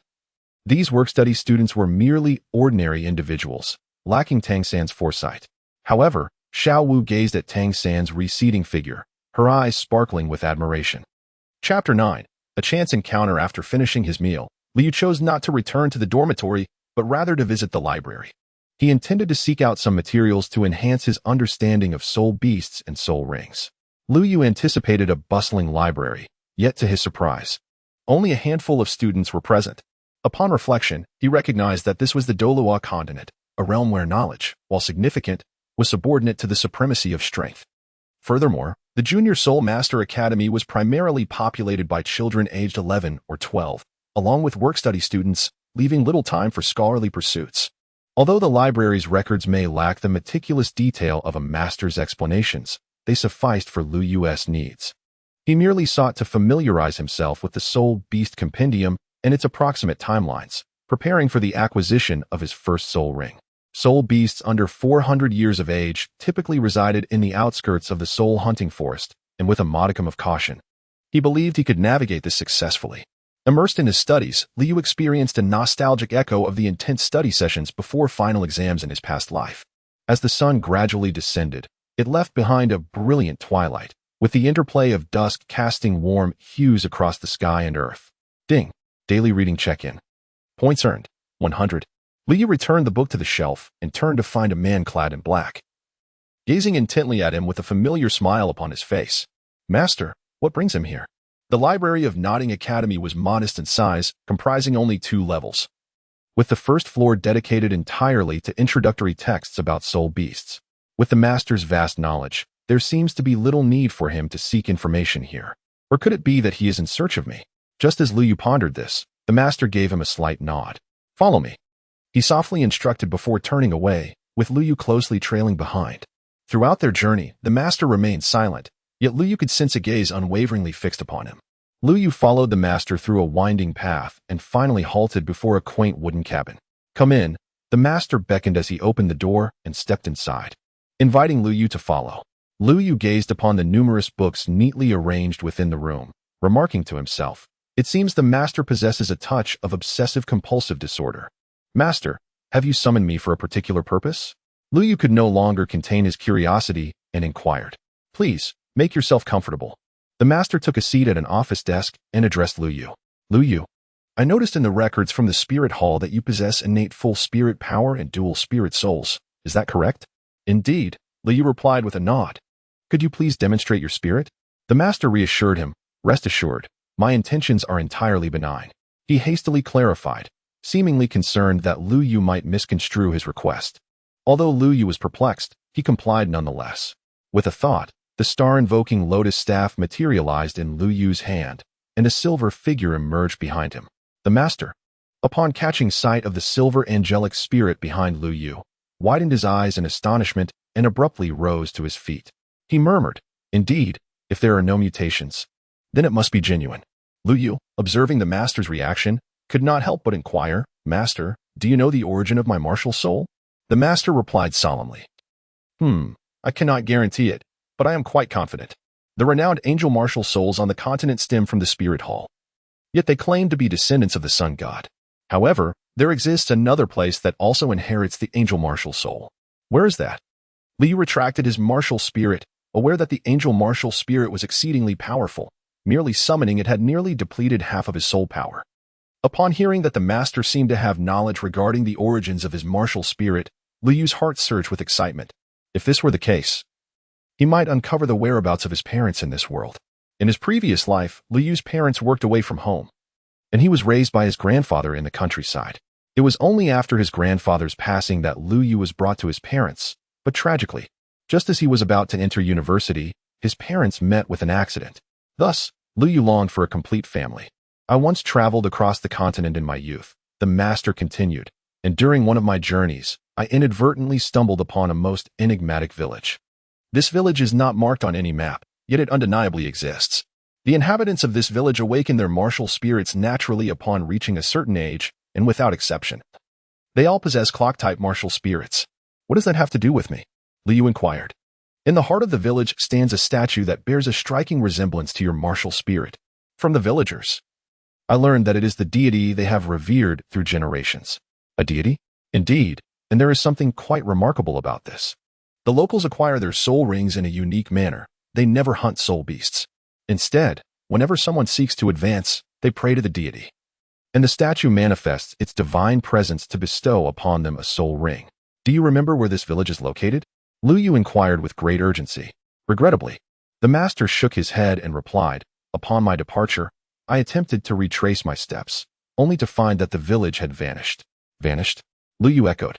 It has simply disappeared into thin air? Indeed, it has, the master affirmed. Does my martial soul have any connection to that village? Lu Yu asked, feeling perplexed after absorbing the enigmatic conversation. It is my conjecture, the master continued, that the village is linked to a reclusive sect. Or perhaps it serves as a conduit between our continent and that sect. Your martial soul is its inherited essence, the key to uncovering its whereabouts. After returning from the master, Lu Yu's consciousness lingered in the system space, continually reflecting on the master's words. System, is what the master said true? He questioned. There exists both truth and falsehood. Given your current strength, knowing it serves little purpose. Your immediate priority should be to acquire the first soul ring, enhance your power, and fulfill your tasks. Do not overthink. The system retorted dismissively. Lu Yu glanced at the system panel. Host, Lu Yu Soul Power, Level 10, Soul Master, Points, 550 Warehouse, Poker Card Blueprint Tasks, Defeat any major Soul Master, Points, 600, Obtain the first Soul Ring. With a lifespan of no less than 300 years, Points, 500, currently he has accumulated 550 points, and after obtaining the first Soul Ring, he will be able to conduct a tenfold draw. As for the system shop, Lu Yu merely glanced and exited, utterly devoid of desire to peruse further. Items such as postpartum care for sows, 100 tips to become wealthy, and the overbearing rich woman falls for me were incomprehensible in their absurdity. Who knows where the system unearthed such merchandise, all of which were outrageously expensive, averaging 2,000 points each. System, what is this? Why has it become increasingly exorbitant? Wasn't he at just 1,000 points last time? You get what you pay for. The stronger you are, the more costly it becomes. This is robbery. Indeed, it is a robbery. Do you have any objections? The system raised an eyebrow. What? You're robbing me and still have the audacity to argue. Do you believe I will unbind? To disobedient little hosts, the system reserves the right to obliterate. Lu Yu was bewildered. What sort of operation is this? What kind of system is this? Chapter 10, The Soul Hunting Forest, Part 1. In the morning, Lu Yu skipped class and went directly to the library to read, as the courses at the junior academy primarily consisted of rote memorization. For Lu Yu, who possessed the myriad manifestations meditation, it was exceedingly simple. Moreover, Lu Yu consistently ranked at the top of his class. So the teachers turned a blind eye to his truancy. After lunch, Lu Yu sought out Tang San but found him absent. He surmised that he must have gone to the soul-hunting forest with the master. In the afternoon, Lu Yu ventured out as well. But he did not hurry to the soul-hunting forest. Instead, he first paid a visit to the spirit hall. The soul-hunting forest is a place where the Empire raises soul beasts, and entry requires a hand token from the spirit hall, which Lu Yu obviously lacked. So he needed to seek assistance. The spirit hall in Nodding City was far more imposing than that in Holy Soul Village. A 3-story edifice crowned with a grand golden sword at its entrance, exuding an air of authority. Child, this is the spirit hall, not a playground. A guard admonished as a young boy approached. Hello, I am looking for Master Su Yuntao. Could you please inform him that Lu Yu is here to see him? Upon hearing this, the guard regarded Lu Yu with skepticism and furrowed his brow. What business does a child have with him? Though puzzled, the guard complied. Before long, Su Yuntao emerged, fixing his gaze upon Lu Yu. Little genius, have you decided to join the spirit hall? Come in and chat. No. I am here to seek your assistance. You require my help? Su Yu now questioned. Then recalled that Lu Yu was a naturally gifted soul power user and must now be in need of a soul ring. What kind of help do you need? You don't mean to ask me to assist you in hunting soul beasts, do you? However, I am quite busy. If you choose to join the spirit hall, I could be of assistance. Lu Yu's thoughts stirred as he retrieved a bag of gold coins from his spatial ring, tossing it onto the table. I wish to hire you to assist me in hunting soul beasts. This is the deposit. Su Yuntao opened the bag, his eyes widening in astonishment. Where did you acquire such wealth? Su Yuntao recalled that Lu Yu was seemingly the grandson of the village chief of Holy Soul Village. Yet how much could a mere village chief earn? This bag contained at least 300 gold coins, surpassing his monthly salary. You needn't concern yourself with that. Just tell me if you will assist, Lu Yu replied with a smile. The coins on the table were all from the ring given to him by Grandpa Jack. To be honest, Lu Yu was equally astonished the first time he laid eyes on such a sum, akin to the realization at 18 that his family was quite affluent. Suddenly, he felt that Grandpa Jack was no ordinary individual. How could a village chief amass such wealth? Very well. When shall we depart? Should we enlist others? Su Yuntao's prompt agreement made Lu Yu sigh in relief. No need, just the two of us will suffice. Let us depart immediately. Northeast of Nodding City, Su Yuntao and Lu Yu arrived at the marketplace outside the soul-hunting forest. What a lively scene. Lu Yu reflected on the bustling atmosphere reminiscent of fairs from his past life. Professional team, one lacking, seeking support soul masters, departing upon boarding, priority for recovery-type healers. Agile attack-type battle soul master, level 30, martial soul shadow eagle, seeking a team. Shaosan and the master must be inside searching for soul beasts now. Let us go. The entrance is over there. Su Yuntao's voice interrupted Lu Yu's reverie as he led the way toward the grand entrance of the soul-hunting forest.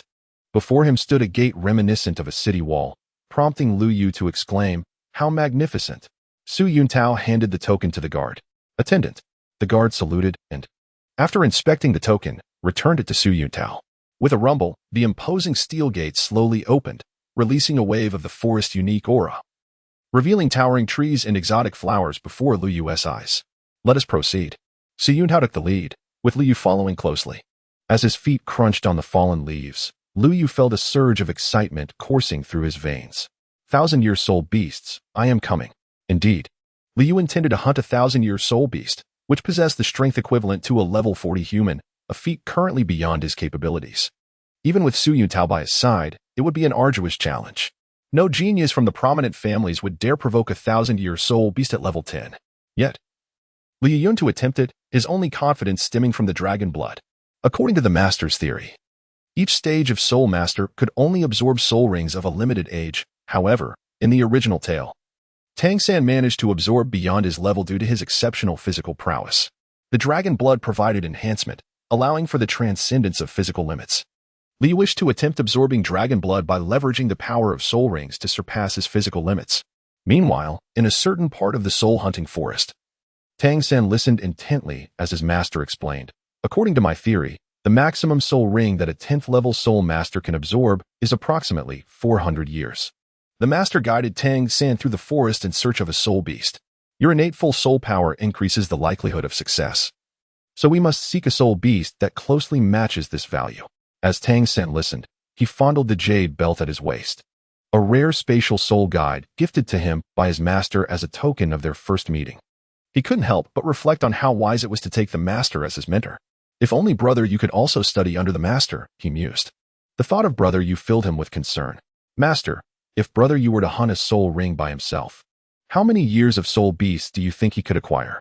If he were to act alone, 100 years would be commendable. If he were to hire a team, it might reach 200 to 300 years, though the cost of hiring such a team is quite steep, the master replied seriously. The day is waning, and nightfall brings greater peril. Let us rest here for the night and plan our actions for tomorrow.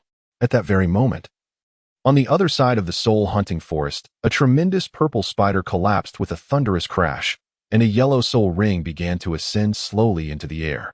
The dim light of the tattered crossbow in Lu Yu's hands gradually faded. A green figure leapt down from the tree. For white stripes marked it. It must be a 400-year-old Manta spider. What do you think? Su Yuntao released his martial soul's possession state. However, Liu merely shook his head. Not enough. Let us find another location. At this moment, Su Yuntao was nearly overwhelmed with frustration. They had already slain at least 400 or 500-year-old soul beasts. Yet each time Liu would merely glance and then turn away. Fortunately, Liu's martial soul could restore soul power. Otherwise, Su Yuntao would have been completely drained. Little brat, what kind of soul beast are you searching for? Su Yuntao could no longer contain his impatience. If it weren't for the generous rewards from Lu Yu, he would have preferred to return to work. Around 1,000 years. What? Su Yuntao doubted his ears. 1,000 years. In Su Yuntao's understanding, a typical soul master at level 10 would possess a white 10-year soul ring, and only those with exceptional talent might acquire a yellow 100-year soul ring. Yet, Lu Yu desired to absorb a 1,000-year soul ring. Are you insane? Not to mention if you can absorb it. Our very survival in the presence of a 1,000-year soul beast is questionable. I have my methods.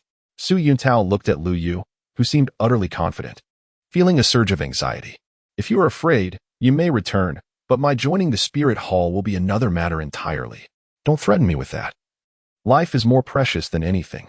For your safety, it's best you abandon this notion. Chapter 11, The Soul Hunting Forest, Part 2. Oh dear, Uncle Tao. I'll pay you more. Liu unexpectedly began to act coy. It's useless. This isn't a matter of money. I insist you return with me today. Su Yuntao declared with an unyielding expression. Then what if we? Upon realizing that coaxing and persuasion were futile, Lu Yu's small eyes darted around, and he proposed. I shall wait here while you venture out to find someone. Once we reconvene, we can act together. What do you say? No, you must return with me. It is far too perilous for you to remain alone in the forest. Su Yuntao observed Lu Yu's seemingly obedient demeanor. Yet his heart was filled with doubt that Lu Yu would remain here as promised. Very well, Lu Yu conceded, as if resigned to his fate. As Su Yuntao turned away, a sudden force struck him. With a resounding thud, his head spun, and he collapsed to the ground.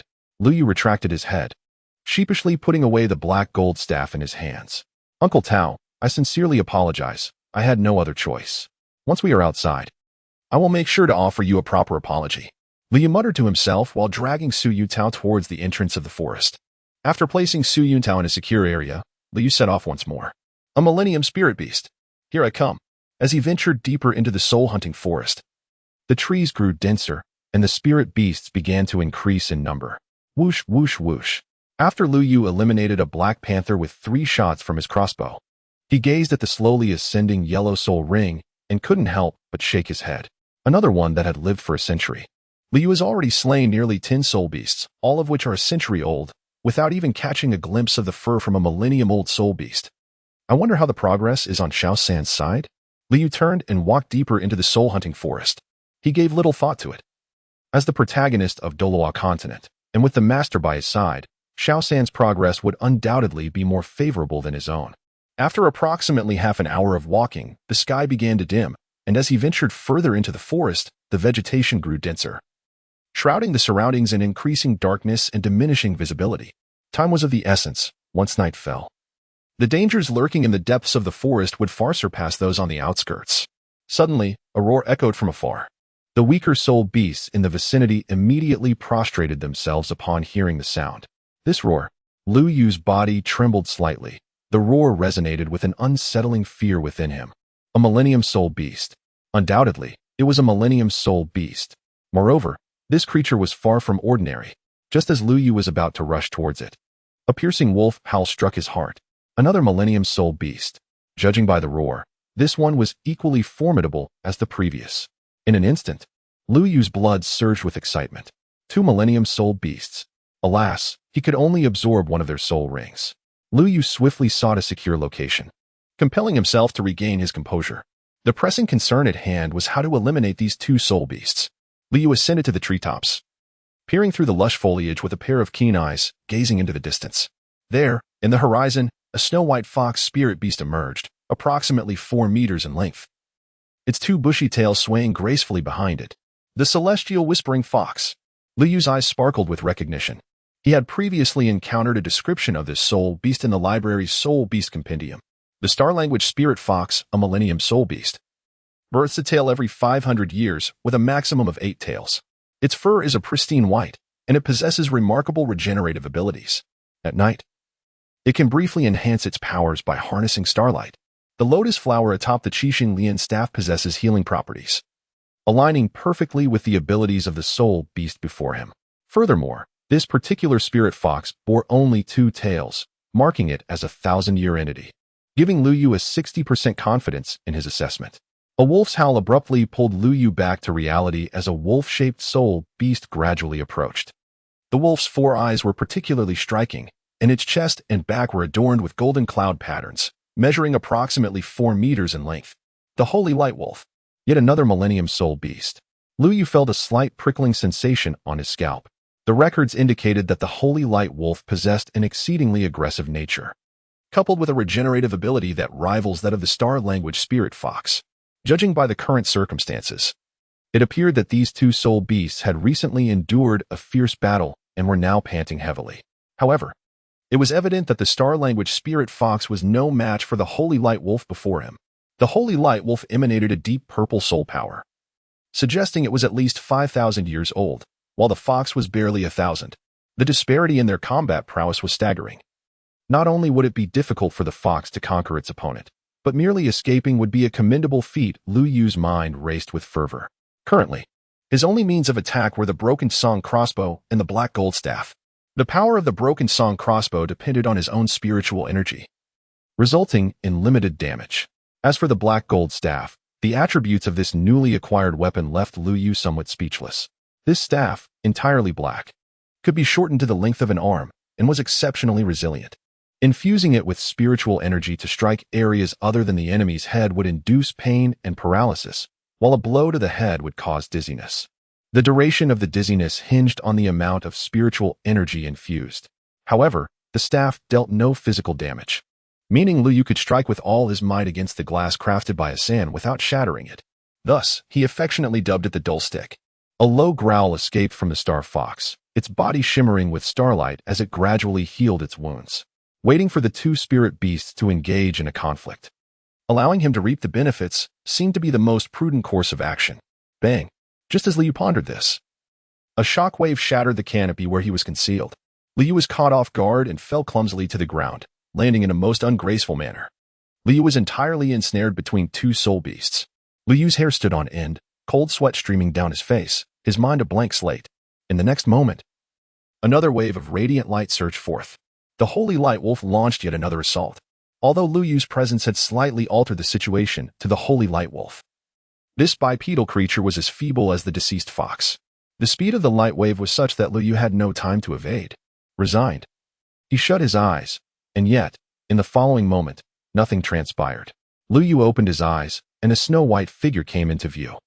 Was it the star fox that had shielded him from the attack? The text spoke of the star-whispering spirit fox, known for its understanding of human intent and gentle nature. At this moment, the most prudent choice appeared to be to collaborate with it. After a moment of contemplation, Lu Yu summoned the Qixing Lianzhang, the azure lotus at the tip of the staff radiating a brilliant light.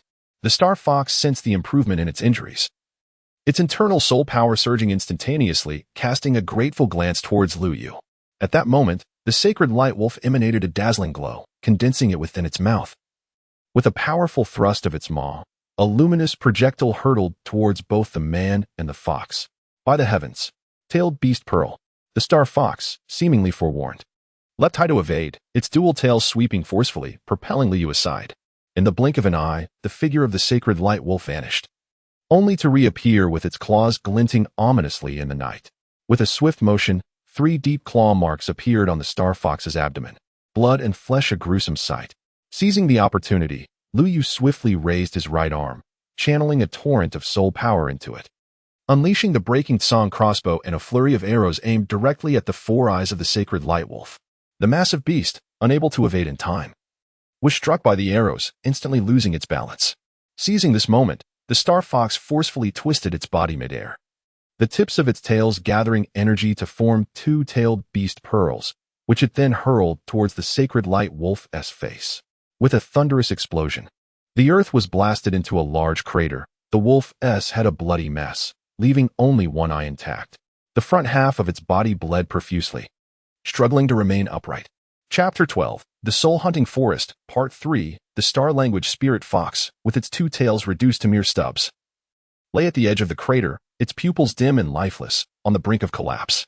At this moment, Liu was also in a state of discomfort. He had just been struck and sent flying by the tail of the Star Language Spirit Fox, yet he was still affected by the terrifying shockwave of the explosion. Liu felt an intense pain in his abdomen. Upon touching it, a wave of warmth and moisture surged through his hand. A sharp agony stimulated Lu Yu's mind. His ribs were broken, yet fortunately, with the blessing of dragon blood, his injuries began to heal rapidly. Lu Yu struggled to rise, cautiously advancing step by step towards the epicenter of the recent explosion. In the center of the gaping crater lay a colossal wolf-like spirit beast, barely clinging to life. Its visage twisted in agony, revealing stark, white bones, clearly grievously wounded. What an opportunity! The youth raised his right arm, the broken azure crossbow poised and ready to unleash its deadly force. Suddenly, a soft whimper nearby caught Lu Yu's attention. It was the Star Language Spirit Fox from earlier. The celestial fox lay feebly on the ground, its eyes filled with torment, gazing intently at him, as if pleading for him to alleviate its suffering. As Lu Yu's gaze shifted backward, he was taken aback to find that the Star Language Spirit Fox had vanished, leaving behind a gaping wound in its abdomen, from which blood and fragments of its innards flowed profusely. Witnessing this dire scenario, Liu hastily summoned the Qixing Lotus Staff, desperate to save its life. For had it not been for the Star Language Spirit Fox, he would likely have perished himself. Just as Lu Yu conjured his martial soul and channeled his soul power, an unexpected event transpired. Dots of starlight suddenly materialized around him, growing more radiant with the passage of time, gradually enveloping both him and the fox. At that moment, Lu Yu was astonished to discover that his soul power was uncontrollably surging toward the staff in his hand, which felt as though it had transformed into a black hole, voraciously consuming his essence. As Lu Yu teetered on the brink of despair, a warm current emanated from his dantian, dragon blood. With the infusion of this powerful essence, Lu Yu's condition began to improve. At that instant, he yearned to retract his martial soul, yet found himself utterly incapacitated. Meanwhile, a star mark gradually materialized at the center of the Star Language Spirit Fox's forehead, resembling a shooting star streaking across the sky. In an instant, the star mark and the staff erupted in a dazzling brilliance. What the hell? Lu Yu exclaimed, as the blinding light rendered him unable to open his eyes. Fortunately, the brilliance was fleeting, dissipating almost as quickly as it had appeared. Lu Yu slowly opened his eyes, only to find that the star fox on the ground had vanished, leaving behind a pool of blood mixed with fragments of innards and a slowly rotating purple soul ring. Gone. In a moment of perplexity, Lu Yu discovered a fluffy white ball nestled within the azure lotus of his staff, resembling the celestial fox he had encountered earlier, albeit in a diminutive form. Lu Yu was momentarily taken aback, still struggling to comprehend the events unfolding before him. After a brief period of contemplation, he cast aside his hesitation, assumed a meditative posture, and unleashed his soul power, gently making contact with the soul ring, gradually guiding it. Meanwhile, at the opposite end of the soul-hunting forest, Tang San remarked, "This mandra snake is at least 5 centuries old." He pointed to the lifeless body on the ground, adding, "Observe its wounds. The head has been pierced, and there are fatal gashes at the 7-inch mark. The precision of the attack suggests it must have been executed by a 30-level Great Soul Master." Tang San nodded at the corpse. "What a pity," the master lamented. This mandra snake holds little value for that great soul master. Yet it would have been a suitable soul beast for your blue silver grass. Alas, the soul ring has already vanished. Just then, a sudden, menacing roar erupted from ahead. Another mandra snake appeared.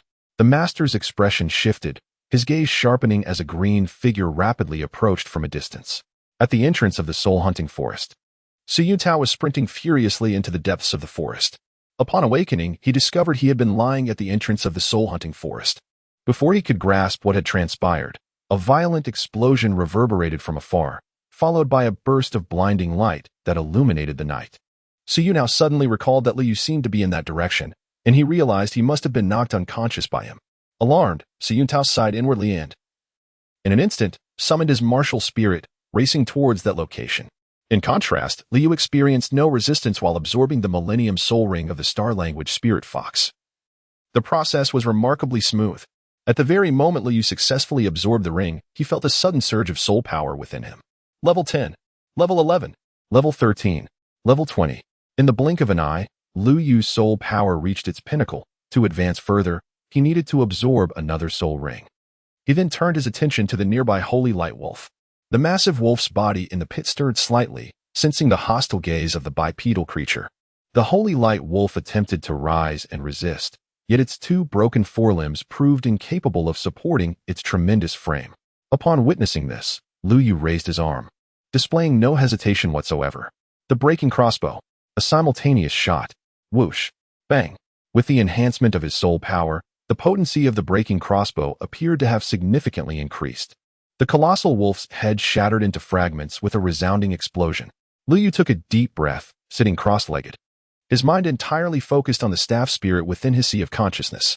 Simultaneously, he summoned his soul power, gradually guiding the radiant purple soul ring to rest upon his head.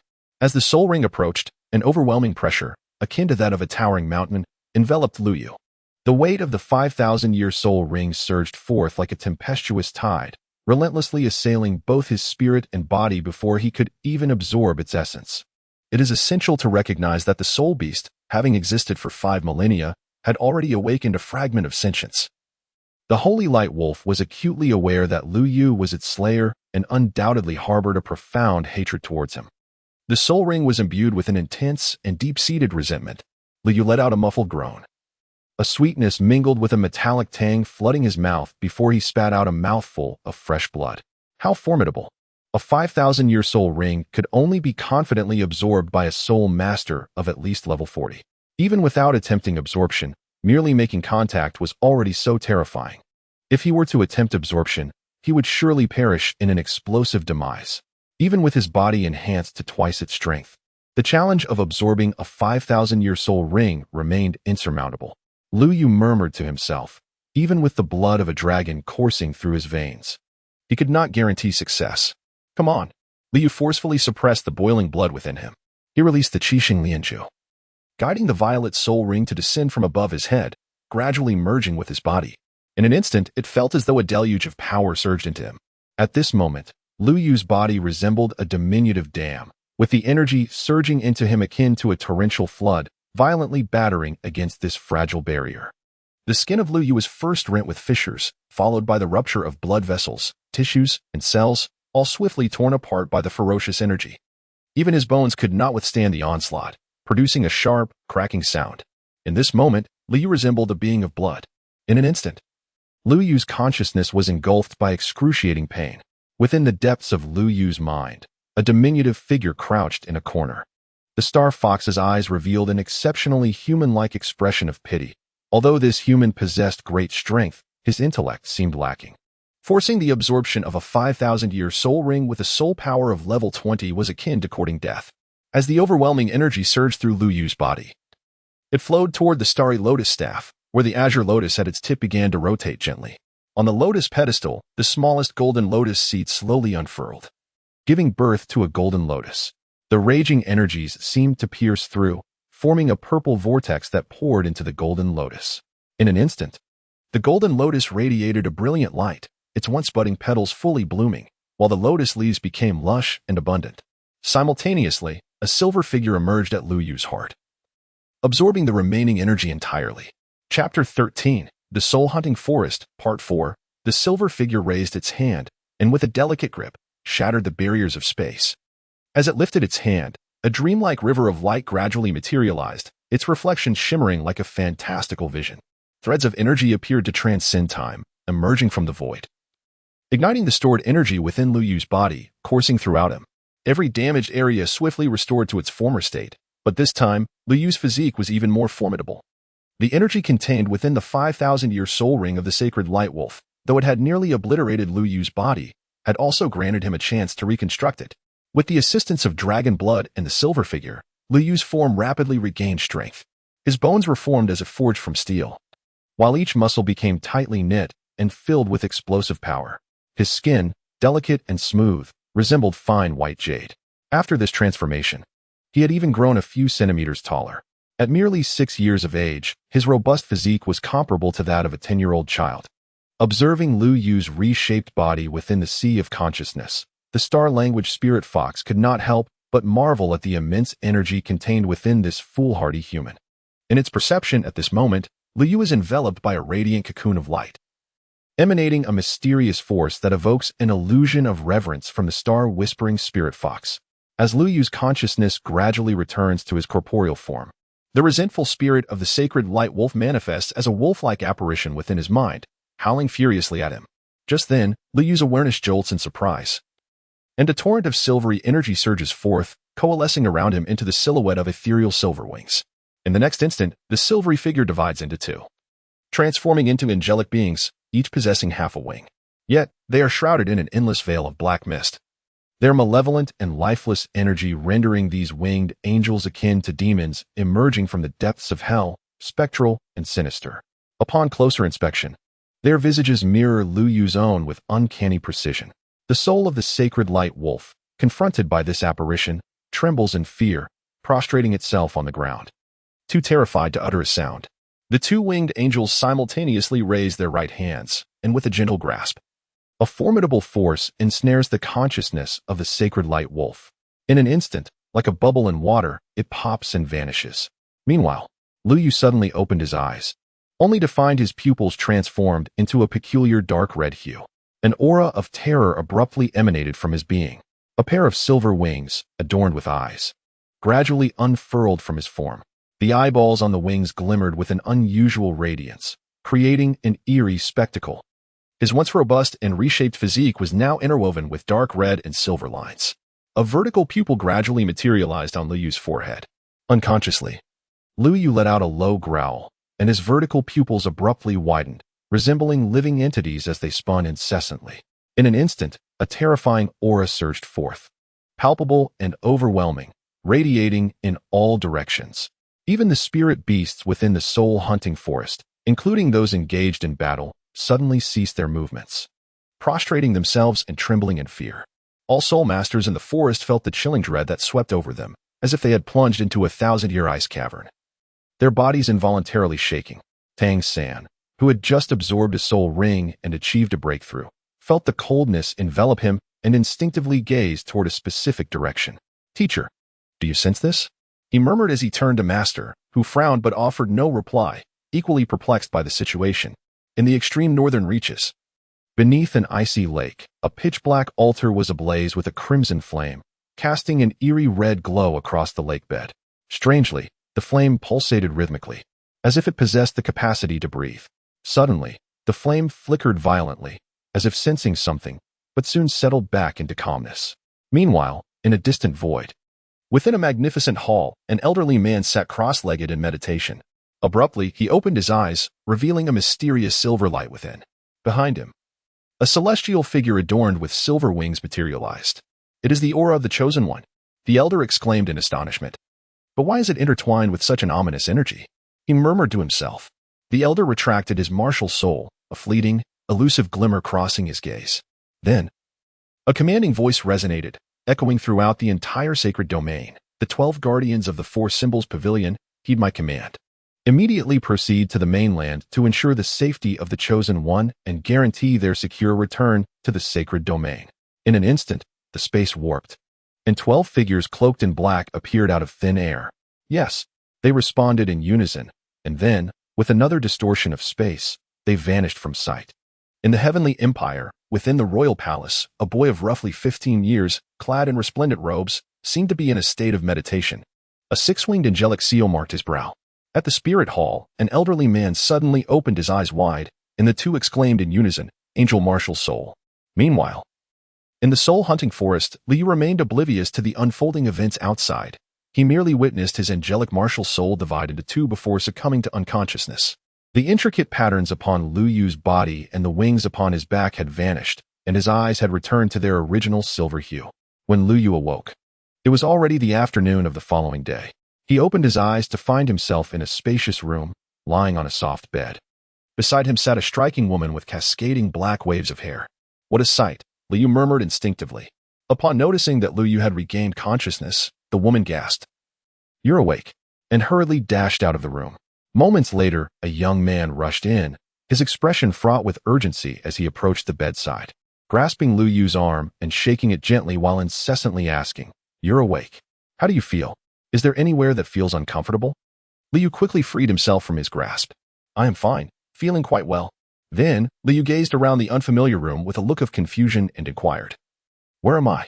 How did I end up here?" Siyu Tao, relieved to see him unharmed, took a seat on a nearby chair and explained, "This is the infirmary of the Spirit Hall, responsible for providing medical services to the soul masters affiliated with the hall." He continued, "When I discovered you in the soul-hunting forest, you had already lost consciousness, so I brought you here. However," he shifted his tone, "young man, you must recount everything that transpired in the forest, what you encountered and what occurred in full detail." "Very well." Liu nodded in agreement and subsequently recounted his encounter in the soul-hunting forest to Siyu Tao. He mentioned only the battle between two soul beasts that resulted in mutual destruction, from which he seized the opportunity to absorb a soul ring. However, as he was about to leave, he was suddenly overwhelmed by a powerful force and lost consciousness.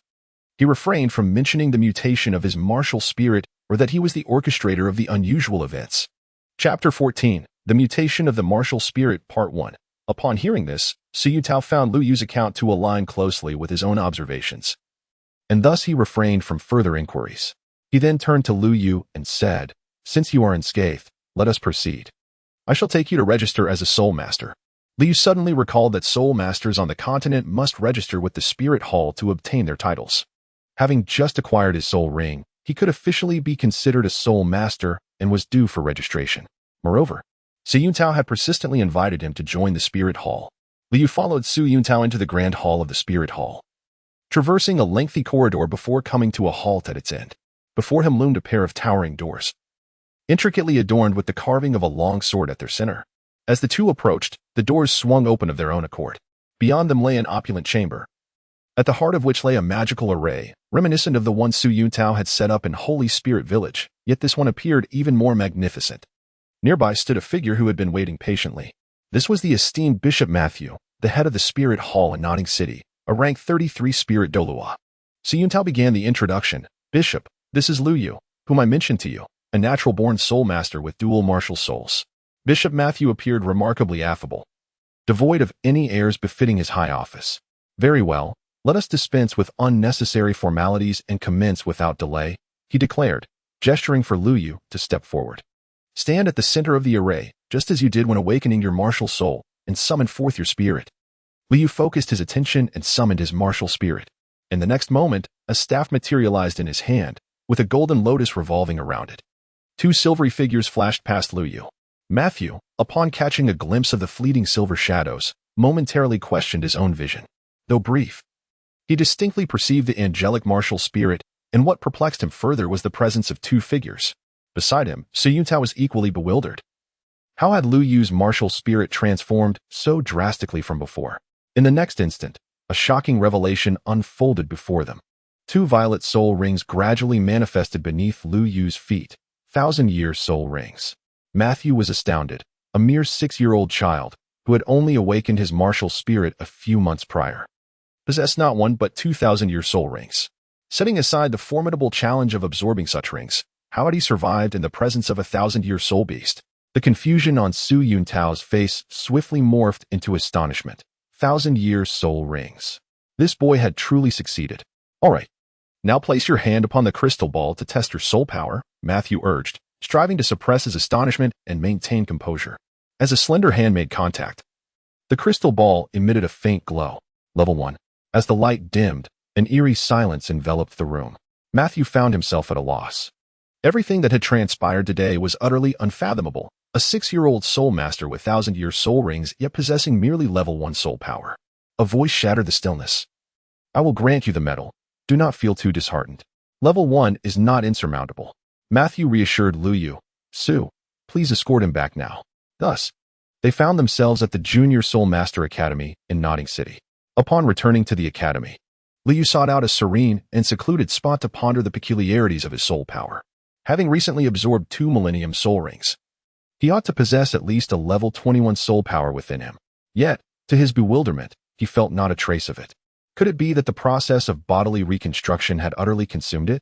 That seemed implausible, as he had distinctly sensed a flicker of soul power moments ago. No, there was something amiss with my body. Lu Yu furrowed his brow, acutely aware of his own physical form. Strong, far more formidable than before. Lu Yu glanced at the towering tree beside him. With a swift kick, the entire tree was instantly severed in two.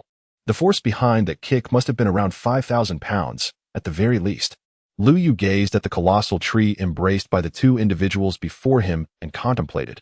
If Xiao San were to receive this kick, he would likely be rendered incapacitated.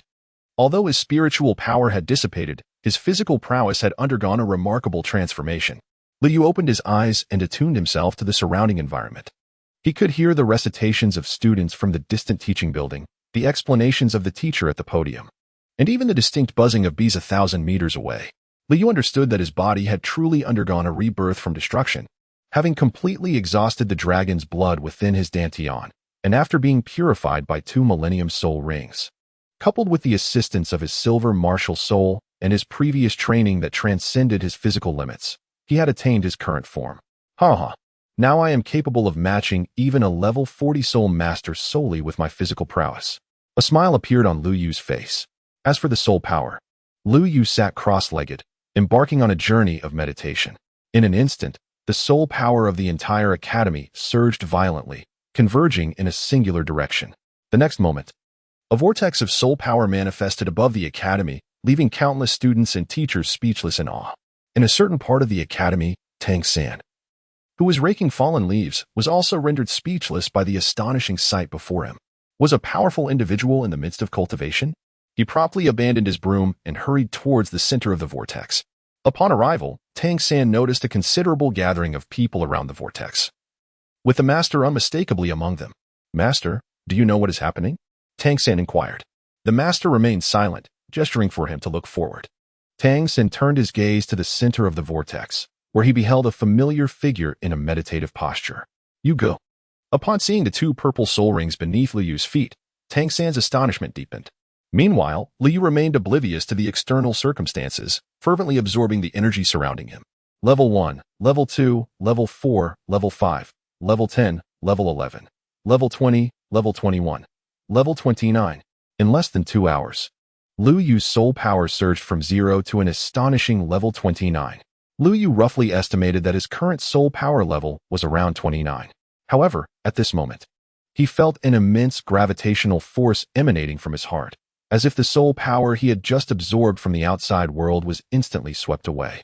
Gazing at the winged angel that materialized at the center of his heart, Lu Yu instantly comprehended the whereabouts of his soul power. However, he sensed that the silvery figure showed no signs of halting, and the force of attraction was only intensifying within Lu Yu's being. A vortex of soul energy began to form. At that moment, as the energy surged violently, a familiar sensation of impending rupture emerged. Once more, just as Lu Yu believed he was on the verge of a catastrophic explosion, a golden lotus quietly manifested at the center of the vortex. As the lotus rotated slowly, Lu Yu's soul power surged once again to the 19th level. Just when Lu Yu thought this ordeal had finally come to an end, the golden lotus astonishingly guided the soul energy to flow through it. Moments later, the energy re-emerged, transformed into a more refined essence. Each extraction imposed varying degrees of strain on both body and spirit, yet it remained far from the limits of what Lu Yu could endure. Lu Yu seemed to have discovered a new continent. Chapter 15. The Mutation of Martial Soul, Part 2. If the Golden Lotus can refine soul power, is it possible to compress soul power as well? Lu Yu's primary offensive weapon now is the Breaking Sky crossbow. As for the black gold muffle stick, it is effective for ambushes, but its advantages in direct confrontations are limited, and it similarly depletes soul power. The potency of the Breaking Sky crossbow increases with the accumulation of soul power, thus its demand is exceedingly high. Furthermore, his first martial soul, the Azure Lotus, possesses a healing effect that is unparalleled among support-type soul masters, albeit at a substantial cost. Previously, he could rely on dragon blood to sustain himself. After all, excessive depletion of soul power places a burden on the body, and activating dragon blood required resources. However, now the dragon blood has been completely exhausted in the process of reconstructing his body, leaving him with no reserves. Consequently, Liu contemplated compressing his soul power. Compressing soul power requires exceptional physical aptitude from the soul master. Hence, ordinary soul masters are utterly incapable of enduring the strain induced by soul power compression. Nor would they even consider such a technique. This elucidates why it is necessary to hunt soul beasts at certain thresholds to obtain soul rings, enabling one to progress to the next level. Lu Yu recalled the protagonist from the fantastical novels he had perused in his previous life, where compressing spiritual energy and harnessing power was as commonplace as the mundane. Surpassing levels was achieved either through explosive bursts or by depleting the opponent's energy in a terrifying manner. At this moment, Lu Yu's body perfectly compensated for this deficiency. With a thought, he sprang into action. The compression of spiritual energy represented a qualitative transformation. While others utilized a level of spiritual power as if it were merely a single unit, he could wield it as 2 or even 3. Consequently, a single spiritual technique could be employed multiple times. The breath of the soul, Form 1, 3 strikes. The growth of spiritual power was indeed incremental, and as one progressed further, the disparity between levels became increasingly pronounced. In the realm of similarly ranked products, the difference of even a single rank among titled doyuos could determine the outcome, illustrating the vast chasm between them. As a traveler from another world, it would be remiss not to impart a modicum of astonishment to this realm. Should he merely follow a mundane path toward the later stages, the prospect of mere survival appeared dismally bleak. Lu Yu opened his eyes and glanced at the darkening sky. Wait a moment. Why are there so many people here? Lu Yu discovered that he was surrounded by a throng of people, all of whom were faculty and students of the academy, with the esteemed figure of the master conspicuously present among them. They all regarded him with the gaze one might reserve for a peculiar creature, sending a shiver down Lu Yu's spine. During this time, several students were dismissed by their teachers under the pretext of disrupting their studies. However, a few remained, including Xiao Wu and Tang San. Oh, look, Lu Yu has awakened. A melodious voice shattered the surrounding silence, as Xiao Wu exclaimed in delight upon seeing Lu Yu open his eyes. This took place at the Nodding City Junior Soul Master Academy, in Dormitory 6. Upon awakening, Lu Yu found himself surrounded by a circle of people, almost succumbing to a wave of embarrassment. Fortunately, his mental fortitude prevailed, allowing him to leave the scene with an air of nonchalance.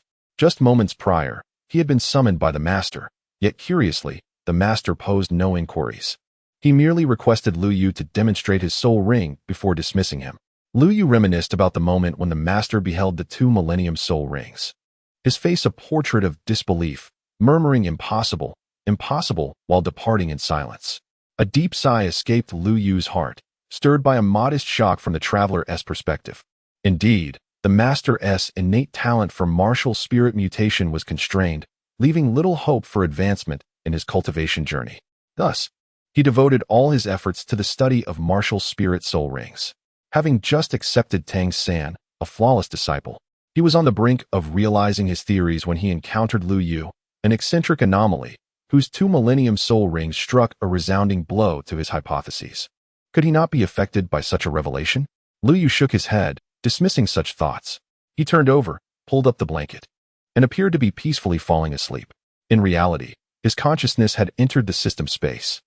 Host, Lu Yu Soul Power, Level 21, Soul Master, Martial Soul, Praying Star Lotus Staff, Variant, Time and Space Angel, Variant, Points, 2,100 Inventory, Playing Cards, Blueprint, Black Gold Stick Tasks, Check-in at Rose Hotel, Points, 300, Check-in at Flandre Grocery Store, Points, 300. Lu Yu gazed in bewilderment at the surplus points accumulated. Questioning the system, why are there so many points? Is this feasible after you struck Su Yuntao with that blunt instrument? Lu Yu was taken aback. If similar tasks were to arise in the future, a discrete strike would undoubtedly yield a bounty of experience points. The system observed silently, noting this for future reference. System. I wish to draw a prize. Lu Yu, oblivious to the system's exasperated expression, uttered his request. As soon as the words left his lips, a familiar prize pool materialized. 10 beams of light shot forth, aligning neatly before Lu Yu. Congratulations, host. You have obtained Basic Elemental Magic, Fundamentals of Magical Circles, and 8 bags of construction cement. The system, glancing at the 2 black leather tomes in Lu Yu's possession, remarked in astonishment, "How is your luck so extraordinary? You always manage to draw remarkable items." Remarkable items? Upon hearing this, Lu Yu felt perplexed. Just these 2 books? Indeed, these tomes may hold little value for others. The system responded, "Yet for you. They are precisely what can unlock the potential of your martial soul." Martial soul? Potential? Indeed, your primary martial soul, the Prayer Star Lotus Staff, is a genuine staff of formidable power. However, is it not an auxiliary-type martial soul? Lu Yu is even more perplexed. No. The Qixing Lianzhuang is one of the supreme staves from another realm, a fusion with the chaotic Blue Lotus. Another realm? Supreme? Staff? Chaotic Blue Lotus? Indeed. So even without obtaining a soul ring, I can grow stronger simply by learning magic? No, your body lacks any elemental attributes. Even if you study, you won't be able to comprehend it, and even if you do, you won't be able to utilize it. Then what should I do? Hunt soul beasts, acquire soul rings, and gain the corresponding elemental attributes. What about my martial soul being split in 2? The time-space angel is inherently composed of the powers of time and space. Given your current physical condition, you cannot bear its power. The current state is merely to adapt to your body. As for the Qixing Lianzhuang and the chaotic Blue Lotus, they are indeed 2 distinct entities. To prevent overwhelming your body, this system has compressed and sealed their powers. The chaotic Blue Lotus, one of the 3 primordial treasures of the primordial world, and you can seal it? What exactly is the origin of this system? The origin of this system. Before the system could finish, Lu Yu suddenly found himself in darkness as the interface vanished in an instant. Moments later, it returned to normal. What just happened? It seems the system was forcibly taken offline. Did I say something I shouldn't have? At this moment, Lu Yu is utterly perplexed. System? Are you still there? Lu Yu inquired cautiously. System? There was no response. Exiting the system, his consciousness returned to the realm of reality. HMN, the intermittent sound of Wang, whose snoring could be heard nearby. At this moment, Lu Yu was utterly devoid of sleep. Not solely due to the cacophony of snores, but also because of the earlier performance of the system. Well, since the system showed no capacity for resistance, it was not within my realm to engage with. Let it go.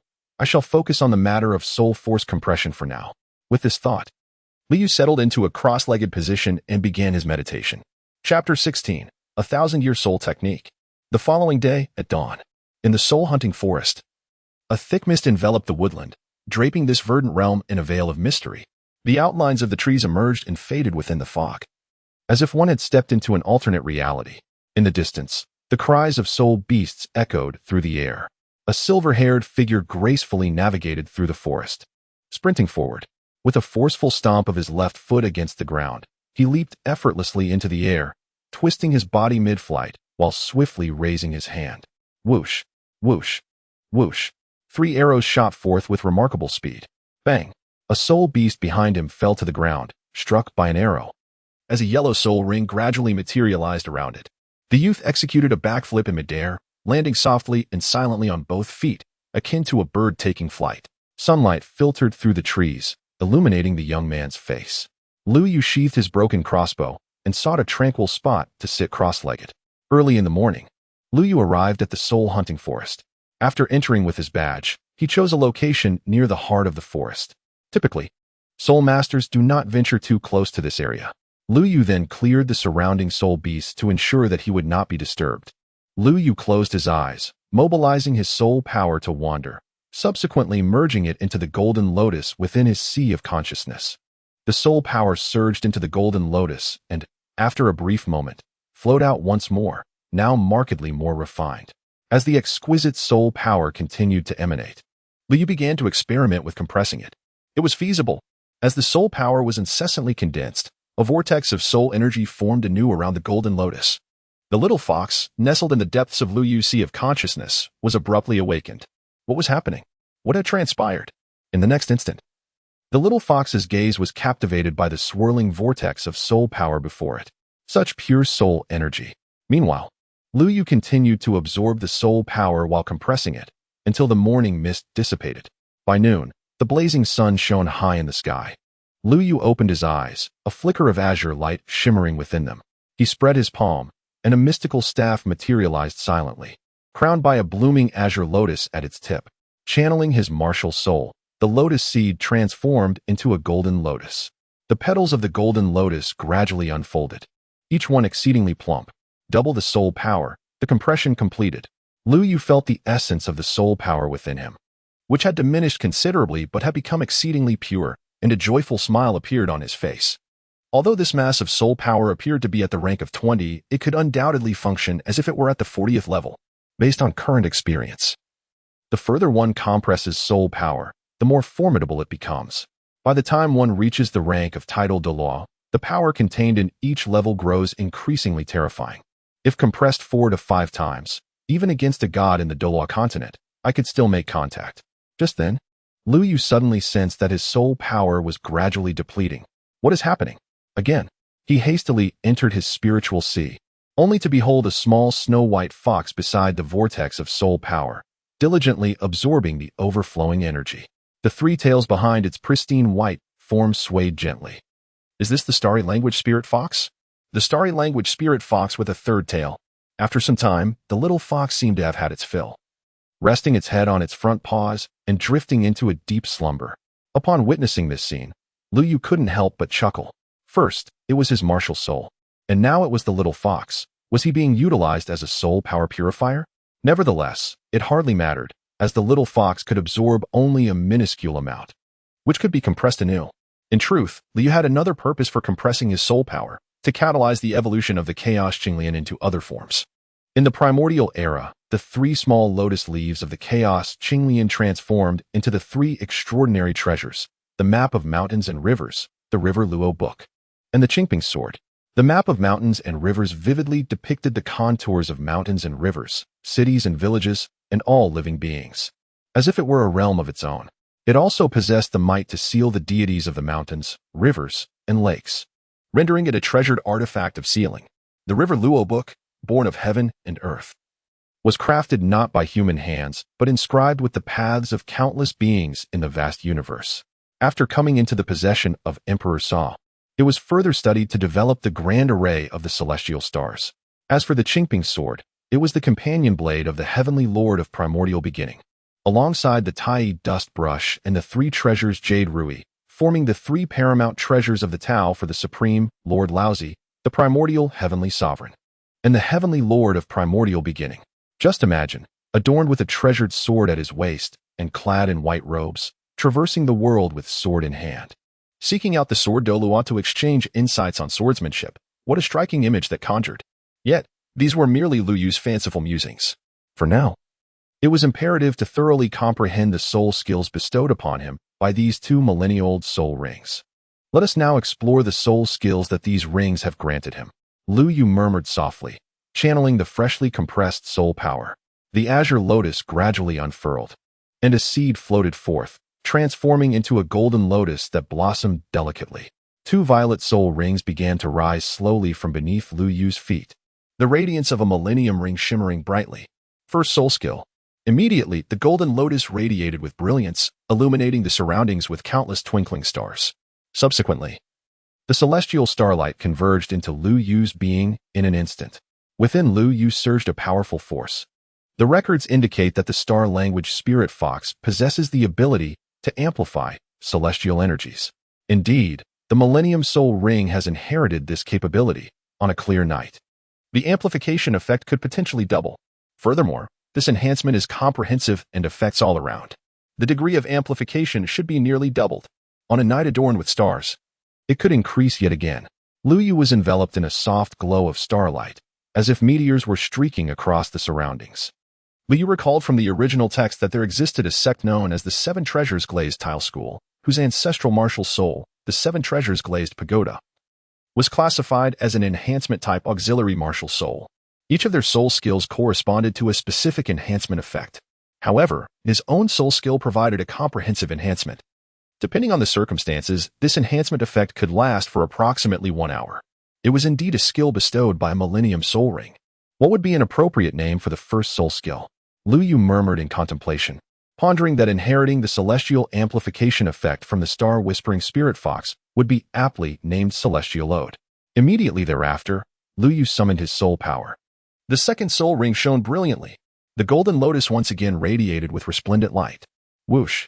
The golden beams swiftly coalesced into a multitude, shooting forth in rapid succession. Whoosh! Whoosh! Whoosh! Whoosh! Laser beams erupted in all directions. The surrounding trees were abruptly severed at their trunks, crashing to the ground with a thunderous noise. By heavens! Lu Yu was astonished by the scene before him. The devastation was nothing short of the radiant assault unleashed by the Holy Light Wolf during its attack on Lu Yu. Wait a moment. Lu Yu seemed to have an epiphany as he once again summoned his soul power. The golden lotus blossomed anew, radiating brilliance. However, this time, it did not emit a concentrated beam of light but transformed into 3 luminous orbs. Subsequently, these orbs shot towards a towering tree in the distance with great speed. Just as they were about to collide with the tree, the 3 orbs abruptly altered their trajectory, soaring off in 3 distinct directions. Boom, boom, boom. The surrounding trees were instantly shattered into fragments.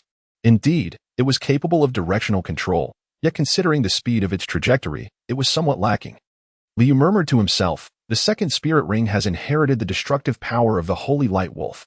Henceforth, it shall be named the Light of the Holy Domain. The only flaw in these 2 spirit abilities lies in their substantial consumption of spirit power. However, Lu Yu possesses the capability to compress his spirit energy, rendering this concern utterly trivial. As Lu Yu was lost in contemplation, a snow-white figure suddenly materialized beside him. Chapter 17, The Spirit Ring Delivered to the Door. A little fox? Lu Yu was caught off guard by the sudden appearance of the star-language spirit fox. Soon, he noticed that the little fox's expression was somewhat unusual. The star-language spirit fox, with a vigilant demeanor, was scanning the surroundings, crouching low, and poised for battle at any moment. Could it be that danger lurked nearby? Just as the thought crossed his mind, a streak of azure light suddenly struck the very spot where Lu Yu had been standing. Fortunately, Lu Yu reacted swiftly and managed to evade it in time. Not far away, a green-hued wolf-like spirit beast was glaring intently at the pair, its emerald green pattern on the forehead conspicuously prominent. What could this mean? Lu Yu vaguely recalled having encountered this soul beast in the Soul Beast Compendium. It is the Wind Demon Wolf, a creature of pure wind attributes, seemingly around 3,000 years old. The system has indicated that the more singular the attributes of the hunted soul beast, the purer the corresponding power of the soul ring obtained, thus amplifying the potency of the magic wielded. It is indeed a stroke of fortune. Just as one feels drowsy, a pillow is graciously provided. How fortuitous! Lu Yu felt a surge of joy within. However, he suddenly noticed that the little fox's gaze towards the Wind Demon Wolf appeared rather unsettling. The star-whispering spirit fox fixed its intense stare on the foe before them, as if it yearned to tear it apart at that very moment. If it weren't for this bothersome, foul creature, its territory would not have been lost. Had its territory remained intact, it would not have been wandering through the forest. Nor would it have encountered that Holy Light Wolf, resulting in the loss of its physical form and the subsequent existence in a state of mere spirit. Meanwhile, the Wind Demon Wolf regarded the pair with a mocking glint in its eyes, its disdain palpable, as if to say, "What does it matter if you have a human ally? You are still doomed. Does it harbor a grudge against you?" Lu Yu turned to the little fox. The star-whispering spirit fox, possessing a spark of sentience, nodded affirmatively.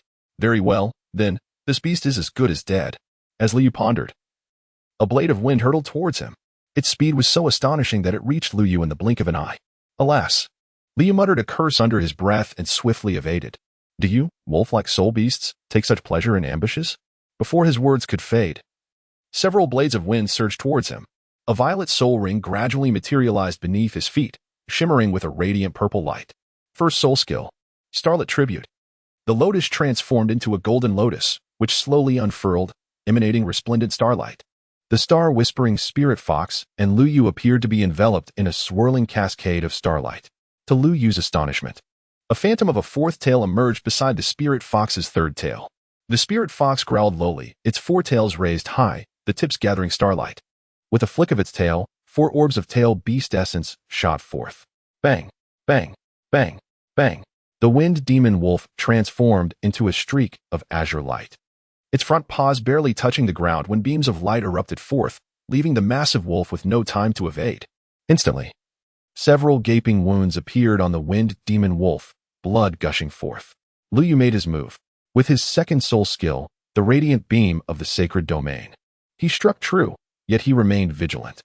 The purple light of his soul ring shimmered beneath him as he unleashed his second soul skill once more, the light sphere of the sacred domain. Boom. The ground erupted, creating a massive crater. It was a miss. Suddenly, a claw glistening with an oily green hue lunged towards Lu Yu. Faced with the menacing claw, Lu Yu remained unfazed. Little fox, he called out. In response, the wind demon wolf's pupils dilated, revealing four luminous orbs. Bang! Four-tailed beast balls struck simultaneously. The wind demon wolf was sent hurtling backwards, crashing into several large trees before landing heavily on the ground. Realizing its disadvantage, the wind demon wolf retaliated with several blades of wind. In an instant, its body was enveloped in a layer of green light, and a tempest surged around it. It then turned and sprinted in another direction. This is bad. It intends to flee. Upon perceiving the precarious situation, Lu Yu summoned the Golden Lotus once more. He unleashed his second soul skill, the radiance of the sacred domain. For luminous orbs soared towards the wind demon wolf, obstructing its path. With a resounding bang, the orbs detonated violently. The wind demon wolf, caught off guard, found its visage utterly disfigured in an instant. At that moment, the starry whisper spirit fox arrived just in time, bearing Lu Yu upon its back. Lu Yu exerted force through his legs and leaped into the air, swiftly retrieving a blunt weapon from his spatial ring. Infusing it with soul power, he delivered a powerful strike to the back of the wind demon wolf's head. Bang! The wind demon wolf, momentarily stunned by the explosion, had no time to evade and was knocked down by the blow. Aside from the marks left by the explosion, there were no other injuries on its head. The force of my strike should have at least caused some brain matter to splatter. Yet there were no visible wounds at all. Lu Yu gazed at the black gold staff in his hand, murmuring to himself, truly, it is a divine artifact with remarkably low physical damage. Lu Yu initially intended to entrust the wind demon wolf to the little fox for handling, but unexpectedly, the little fox returned the wind demon wolf to Lu Yu. Are you suggesting that I should absorb its soul ring? Lu Yu expressed his confusion. And the star language spirit fox nodded once more, then turned to leave, positioning itself nearby in a vigilant stance, seemingly to safeguard Lu Yu as he absorbed the soul ring. Upon witnessing this scenario, Lu Yu ceased to be courteous. He first unleashed the previously compressed soul power, elevating it to the 30th level, as the wind demon wolf would not awaken anytime soon. He then raised the broken song crossbow, aiming for the most vulnerable part of the wind demon wolf, and charged his shot. Whoosh! A single strike delivered a fatal blow. Subsequently, a violet soul ring gradually materialized. Lu Yu sat cross-legged, summoning the Star Wish Lotus staff, channeling his soul power as he gradually guided the soul ring to hover above him. As the soul ring was absorbed, Lu Yu sensed that this experience was far more effortless than the last. He did not encounter the overwhelming surge of soul power that had previously threatened to burst his body. After all, with the 30-level soul ring, the absorption period had indeed increased, and this wind demon wolf's age fell perfectly within that range, rendering the entire process remarkably smooth. After a brief moment, Lu Yu opened his eyes, with his right palm facing upward, and the Qixing Lianzhong materialized before him. At that moment, the azure gemstone, one of the 7 gems at the end of the staff, began to radiate with light. It appeared that each gem corresponded to a specific attribute, and acquiring the respective soul ring of that attribute would enable its illumination. As Lu Yu's heart stirred, 3 soul rings gradually emerged from beneath his feet. However, as he gazed at the soul rings below him, a look of bewilderment spread across his face. A cyan soul ring? The 3rd soul ring of Lu Yu radiates a brilliant azure light. Lu Yu recalled that on the continent of Doloa, soul rings were only found in 5 colors: white, yellow, purple, black, and red. How could his own be a verdant green? Could it be due to his status as a transmigrator? At that moment, the star language spirit fox, who had just approached, gazed at the azure soul ring beneath Lu Yu's feet with a look of bewilderment. In all the years spent observing soul masters, she had never encountered a soul ring of such hue. And even the ancestral memories inherited from the previous star language spirit fox did not include any mention of a green soul ring. Indeed, this human was exceptional. Her discerning eye had not failed her. Subsequently, Lu Yu noticed the small fox bowing its head slightly.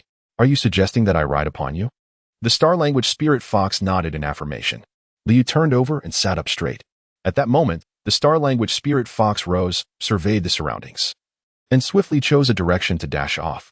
Alas, Liu Yu nearly stumbled, quickly grasping the tuft of white fur on the little fox's back, lowering his center of gravity to steady himself. Chapter 18. The Mysterious Book. Whoosh, whoosh, whoosh. The wind howled past Liu Yu's ears, and the surrounding trees appeared to rush backward in a blur. Little fox, where are we headed? Liu Yu, filled with perplexity, had posed no fewer than 10 questions along the journey, yet the starry language spirit fox beneath him seemed oblivious, focused solely on the path ahead, offering no response. As dusk approached, the evening glow faded with the wind, and a luminous moon gradually ascended the sky. At last, the starry language spirit fox halted before a cave. But instead of entering immediately, it circled around with Liu Yu, ultimately stopping in front of a patch of wild grass. What is this place? Why does the little fox seem so familiar with it? What purpose does it have in bringing me here? Just as Liu Yu pondered these questions, the spirit fox skillfully pushed aside the grass with its forepaw, lowering its body, and then, astonishingly, half of it vanished from sight, bathed in the bright moonlight. Liu Yu discerned that behind the thicket lay an entrance, slightly smaller than the body of the spirit fox, which explained its crouched stance. Observing the fox's head re-emerge from the foliage, gazing back at him, Liu Yu realized he was meant to follow. The first half of the cave was uncomfortably damp, but as they ventured further, it opened up to reveal a spacious chamber. The roots of some unknown plant adorned the stone walls, emitting a faint luminescence that illuminated the tunnel just enough to stave off darkness.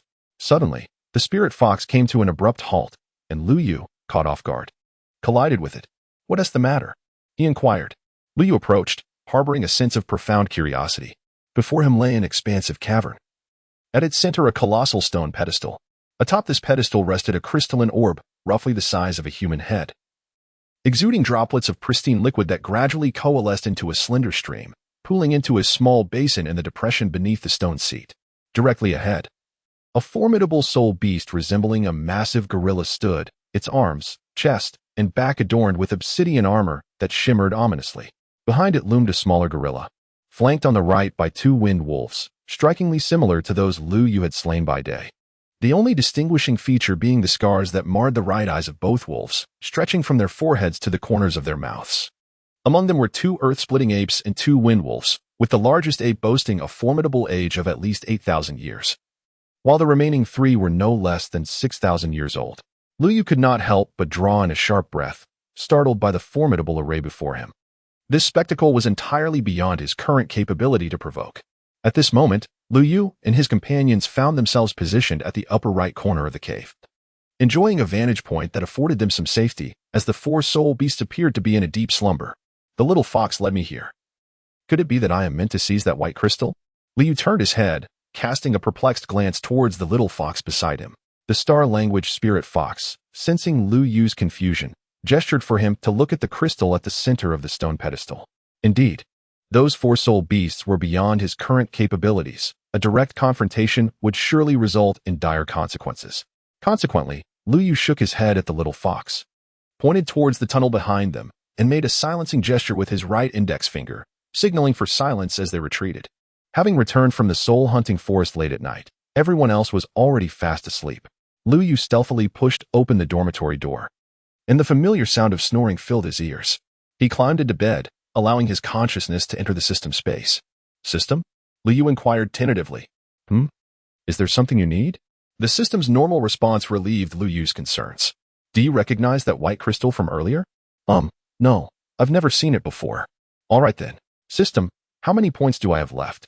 Liu Yu felt a slight disappointment upon hearing the system's reply, then asked, after deducting the last 10 consecutive draws. I have 100 points left. Would you like to draw? Without hesitation, he chose to draw, gazing at the familiar lottery pool as 10 luminous orbs flew forth. Suddenly, Liu Yu's eyes brightened. Among the 10 orbs, 2 of them glimmered in gold. Such fortune! Ever since he began drawing, Liu Yu had consistently obtained golden rewards, leaving the system in awe of his luck. Ding! Congratulations, host! You have acquired 6 units of construction cement and the Merlin Magic Diary. Items have been placed in the system warehouse. Please check them. Remaining points, 100. Warehouse. Blueprint for playing cards, construction cement. What is this? As Lu Yu gazed at the system repository, a flicker of excitement ignited within his eyes. If only he possessed this artifact to effortlessly procure the white crystal for the little fox. Returning to the present, Lu Yu discovered a peculiar tome in his hands. The book was crafted from what appeared to be the hide of some creature, its surface adorned with interwoven runes, and at its center, a metallic sculpture of a magical eye. Upon opening the cover, he noticed the pages were slightly yellowed, emanating an aura of antiquity. Strangely, there was not a single word inscribed within. Closing the book, he was suddenly startled. The metallic eye on the cover abruptly opened. What on earth? Lu Yu's heart raced. The runes on the cover erupted in a brilliant light, and he felt something new take root in his mind. A soul from another realm. A favored one of the divine, in the name of the great magician Merlin, who awakens me from slumber. The most illustrious grimoire, Mahalik Andahal, has begun to speak. Lu Yu was taken aback by the scene before him. The book was actually speaking, as Mahalik noticed the prolonged silence. A wave of doubt washed over him. This lad seemed rather oblivious. Thus, he awkwardly cleared his throat. Ahem. Young man, do you wish to study magic with me and become a great sorcerer, ascending to the pinnacle of the world? Huh. Who is it, disturbing my sleep at this hour? A groggy voice responded. Realizing that Wang Hu was about to open his eyes, Lu Yu thought to himself, this is bad. Swiftly, he brandished the black gold staff and struck. Thud. Wang Hu sank back into slumber. Thankfully, he had not seen. Lu Yu quickly tucked the astonished magical tome into his embrace and quietly made his escape from the dormitory. In the academy's small grove, Mihalik was released from Lu Yu's hold, floating in midair, reflecting on Lu Yu's adept use of the staff. He then leapt from the second floor, executing the movement fluidly without any hesitation. Is this lad truly a good person? At this moment, Lu Yu was also fixated on the enchanting book, which had just claimed to possess the ability to teach him magic. He inquired, did you just say you could teach me magic? Upon hearing this, the magical tome regained its composure and replied, Ahem, I am Mahalik Andahal, crafted by the hands of the greatest sorcerer in history, Merlin. If you are willing to diligently study under my guidance, you shall undoubtedly become a formidable force renowned across the continent of Austin. Austin continent? Where is that? Lu Yu retorted, this is the Doloa continent, not your so-called Austin continent. Mahalik was momentarily taken aback, doubting his own hearing. Which place is this? He asked. It is the Doloa continent, Lu Yu replied, his demeanor calm. Mahalik was completely bewildered, reflecting on what his previous master had told him before his slumber. When someone awakened him, that individual would become his new master. Yet it was never mentioned that he would traverse worlds. Young man, tell me everything about this Doloa continent. Quickly, Mahalik demanded, his large eyes fixed intently on Lu Yu. Chapter 19. The Magic Apprentice. I am Mahalik Andahal, an intelligent magic book, to be precise, a magical diary. My creator and former master was the greatest sorcerer of the Austin continent, Merlin. I started as an ordinary diary for Merlin, but as time passed, I gradually developed consciousness and, under my master's tutelage, began to master various forms of magic.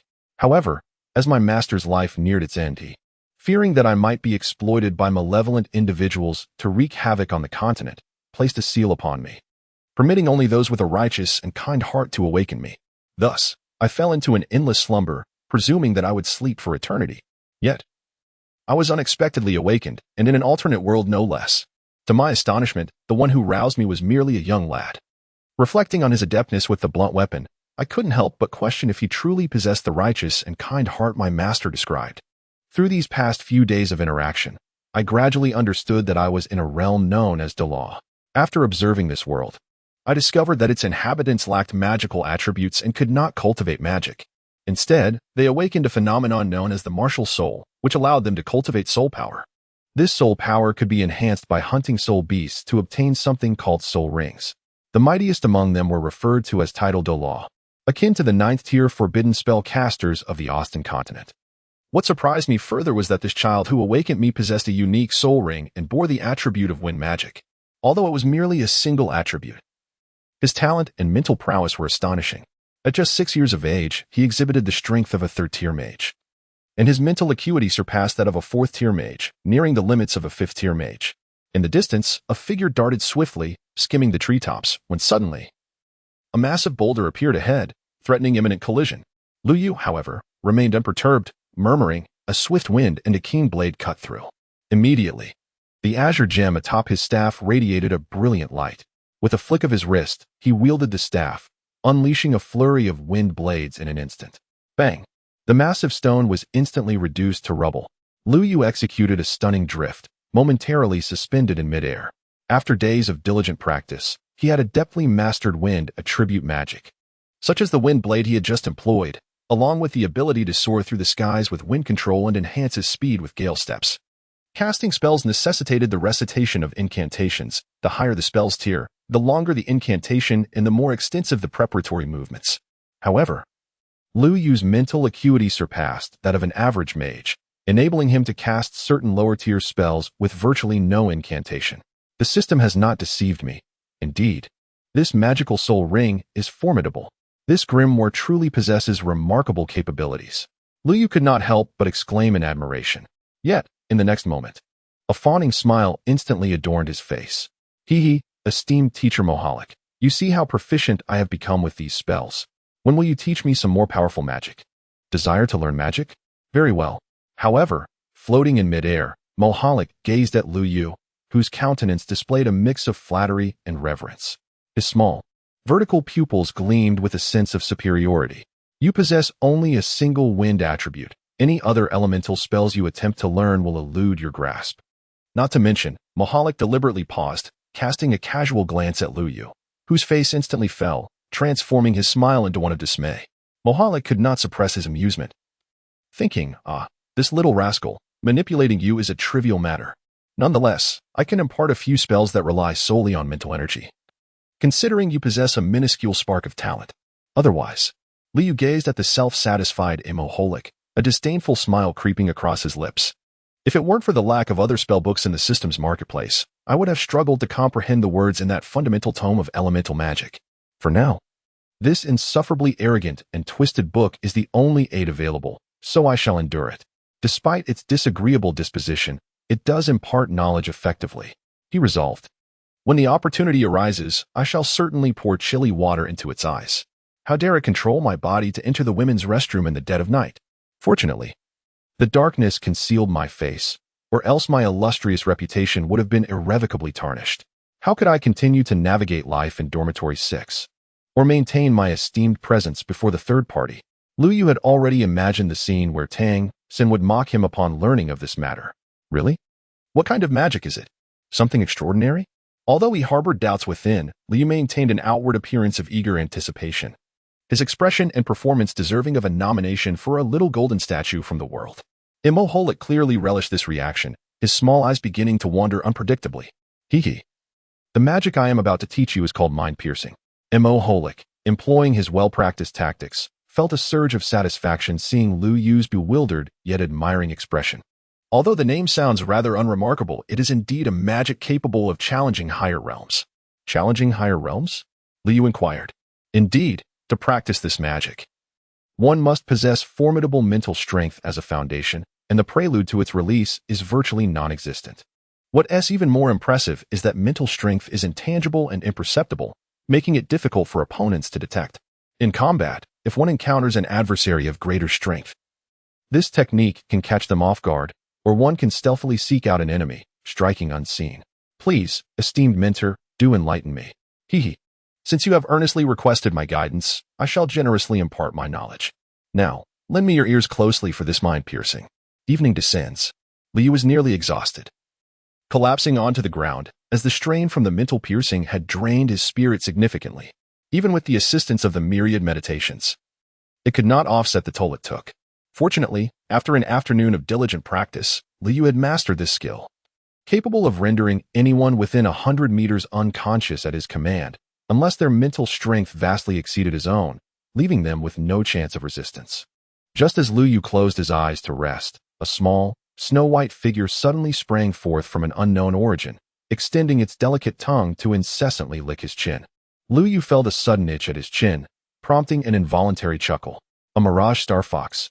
Beside him, Moholic was astonished at the sight of the star-language spirit fox, letting out a peculiar cry. You rascal, you actually possess a Mirage Star Fox. Lu Yu was utterly perplexed by Moholic's reaction. What happened? The little fox is my first soul ring. Is there a problem? What? You claim it as your first soul ring? Mo Holik's astonishment grew even more pronounced. The illusory star fox is a favored creature of the night. Harming them would invoke the curse of the stars, and yet, you appear to be completely unscathed. Lu Yu is equally bewildered. Could this little fox truly possess such extraordinary origins? Yet, he wondered why he seemed untouched by any of it. Chapter 20? Equal contract? Unequal treaty? Hey, kid. This illusory star fox is among the most elite of summoned beasts. Forming a contract with it could bestow upon you the blessings of the stars, Mayor Holik explained in detail. I strongly advise you to forge this contract now. Once you do, your fates will be intertwined. As it stands, this little creature has already acknowledged you, which could spare you a great deal of trouble.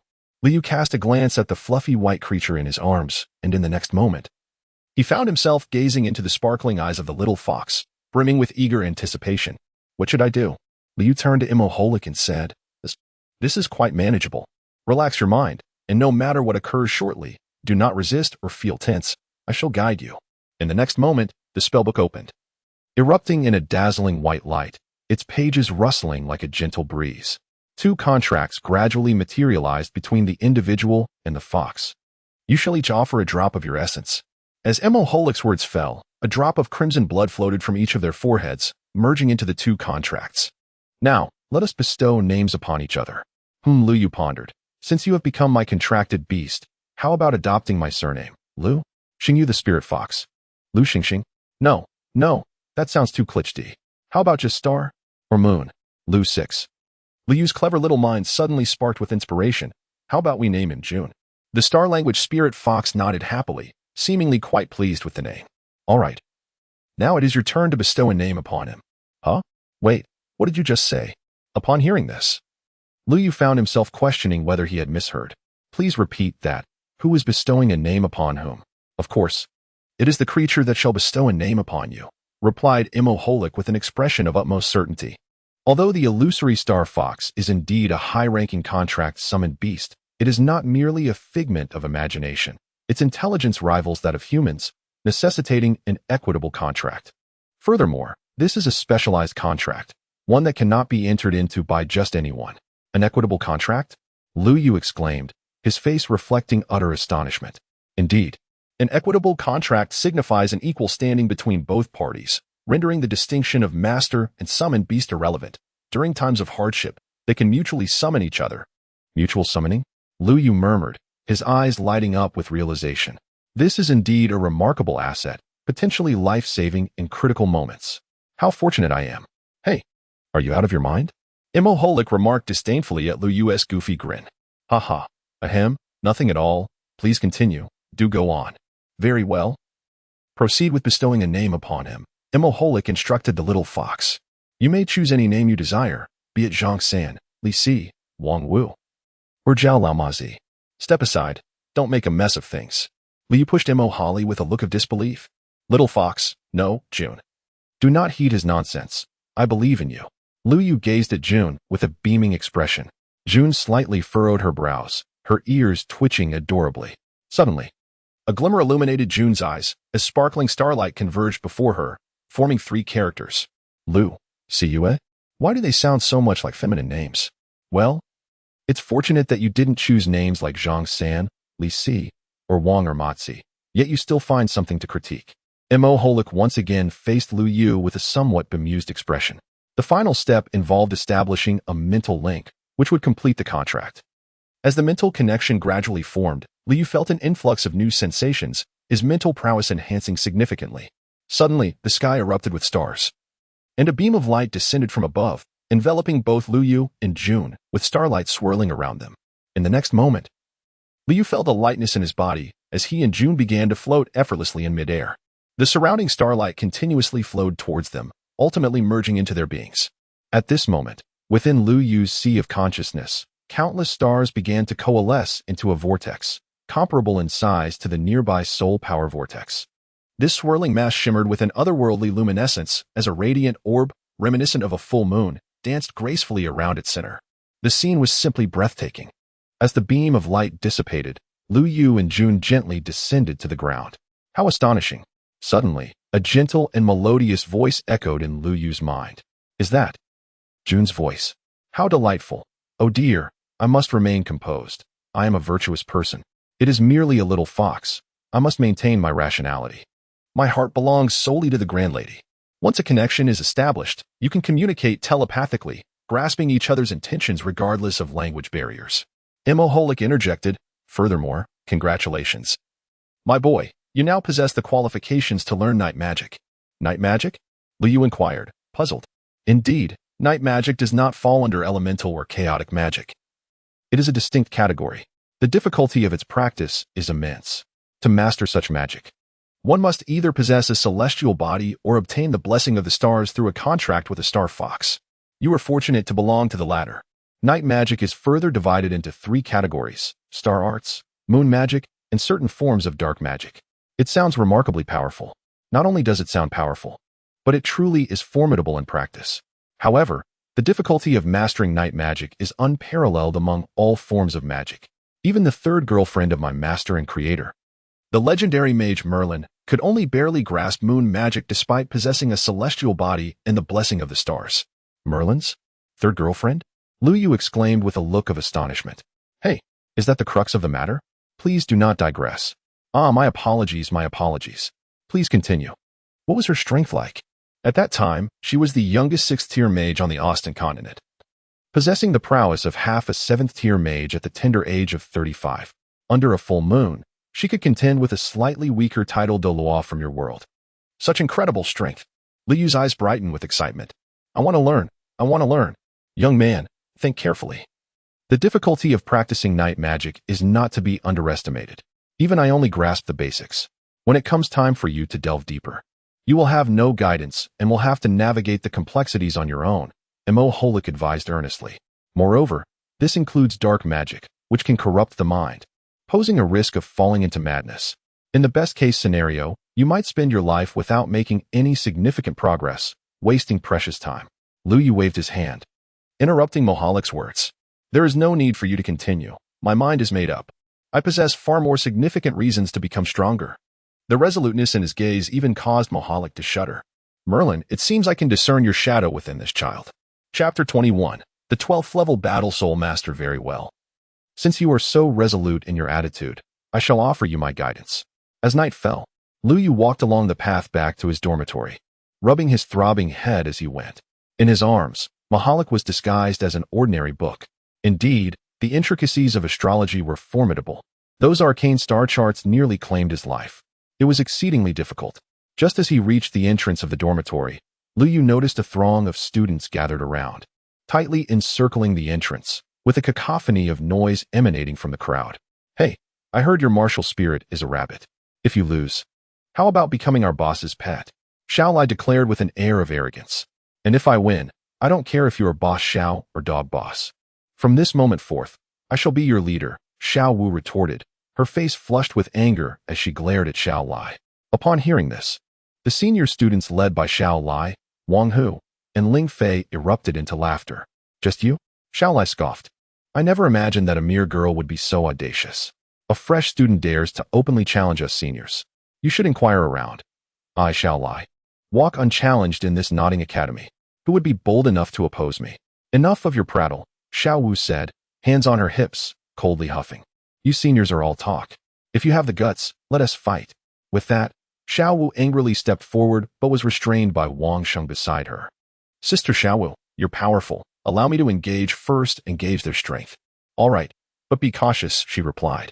Seeing Wang Xing emerge, Xiao Lai sneered dismissively. With such a weakling, there's no need for me to intervene.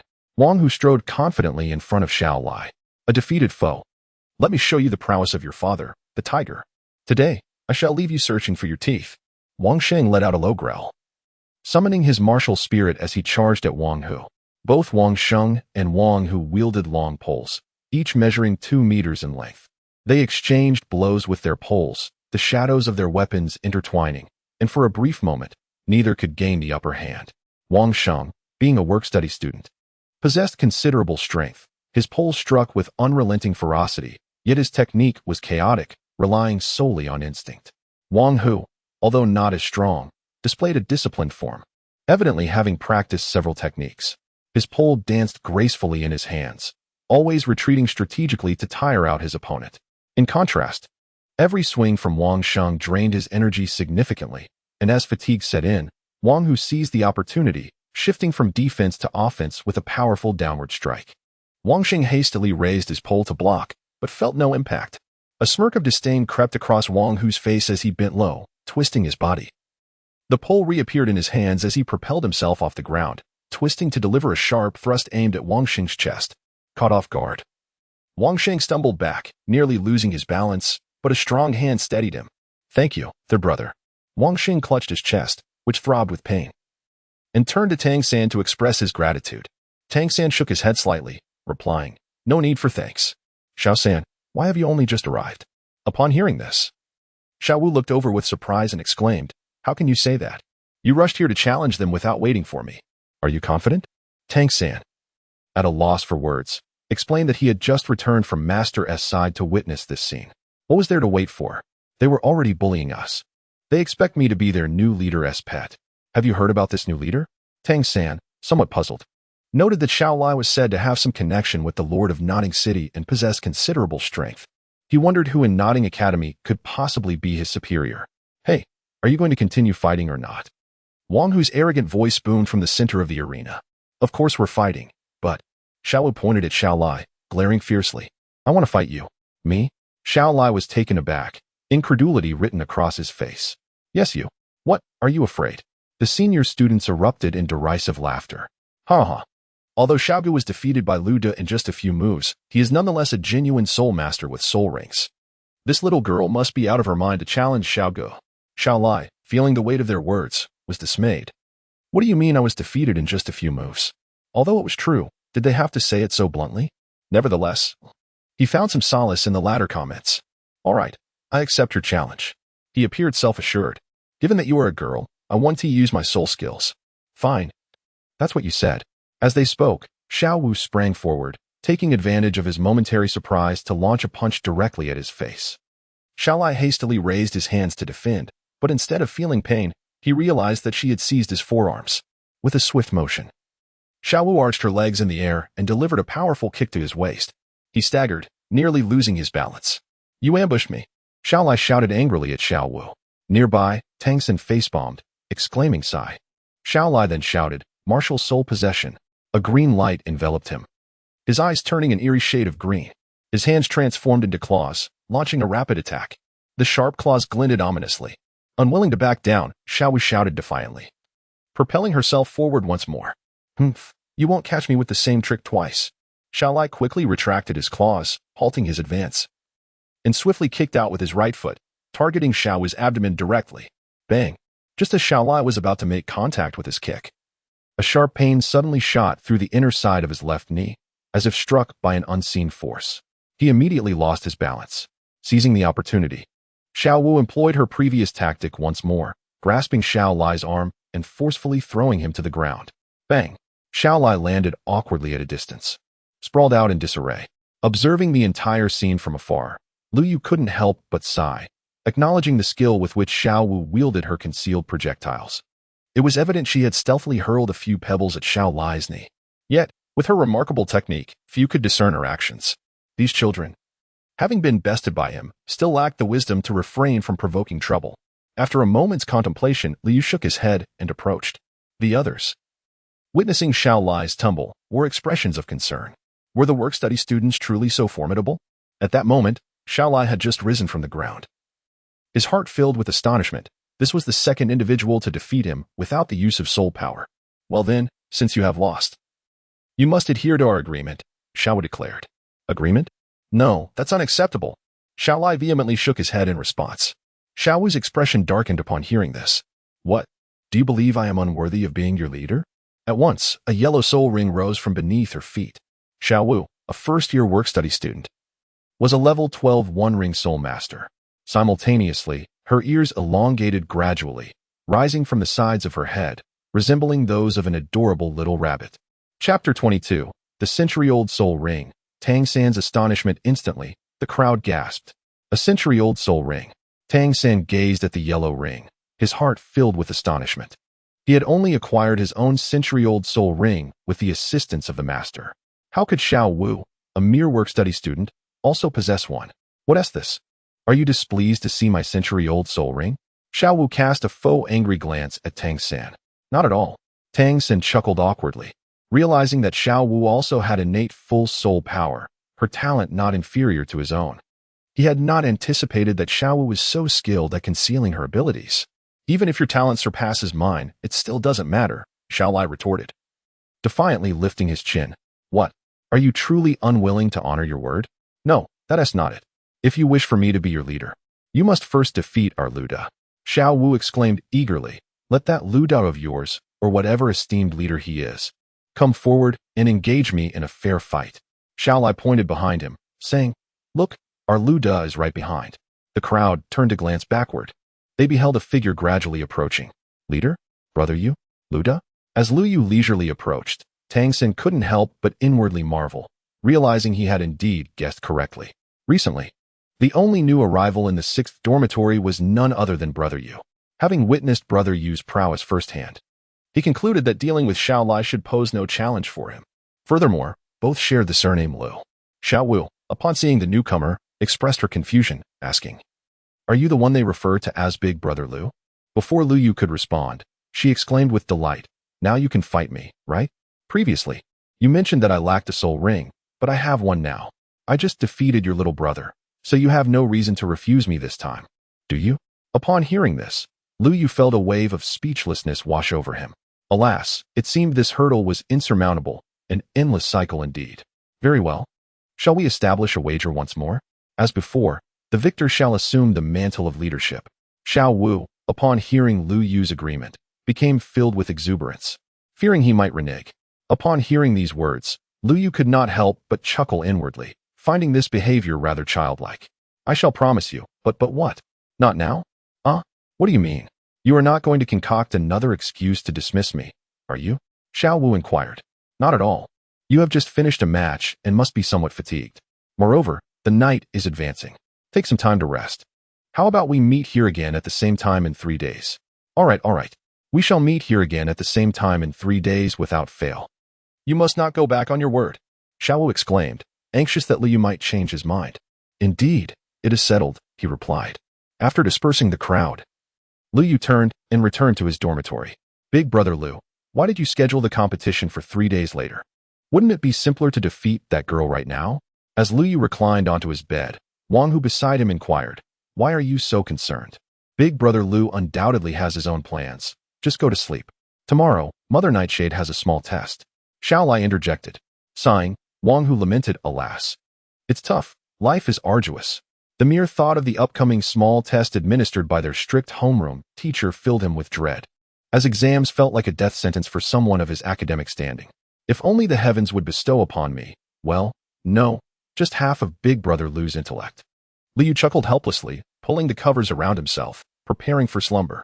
It wasn't that he was unwilling to respond. Rather, he simply lacked the energy. Earlier, on the way back to the dormitory, Lu Yu had suddenly declared her intention to enter seclusion for cultivation, which had utterly drained the soul power Lu Yu had painstakingly compressed, leaving him in a state of deep sleep, unresponsive to calls. Even his mental energy had been depleted, rendering him utterly fatigued. His earlier demeanor in front of everyone had been a fade. Lingering any longer would surely reveal his exhaustion. Thus, he had proposed a duel in 3 days, for in his current condition, even a gentle slap could render him dazed. In the dormitory on the 1st floor, the work-study students' quarters. Third brother, judging by your reaction earlier, do you know that Big Brother Lu? Wang Sheng, having just returned to the dorm, eagerly approached Tang San with his query. Yes, we are from the same village. His grandfather is the village chief and often looks after my family, Tang San replied. Xiao Lai's strength in the academy is formidable. If he refers to Lu Yu as Big Brother, it implies Lu Yu's prowess must be exceptional, Wang Xing remarked. Indeed. Brother Yu also possesses innate full soul power and wields dual martial souls, Tang San added. Then isn't Sister Xiao Wu's duel in 3 days precarious? Hey, you too. What clandestine whispers are you exchanging? Are you discussing something unspeakable? Xiao Wu's voice cut through the air unexpectedly, startling Wang Sheng into a cold sweat. And no, Sister Xiao Wu. I was merely concerned for your safety the day after tomorrow, Wang Xing stammered. Concerned for my safety? So you doubt my ability to win? Xiao Wu's gaze turned icy. You waver before battle. I see you are simply seeking punishment. She raised her iron fist.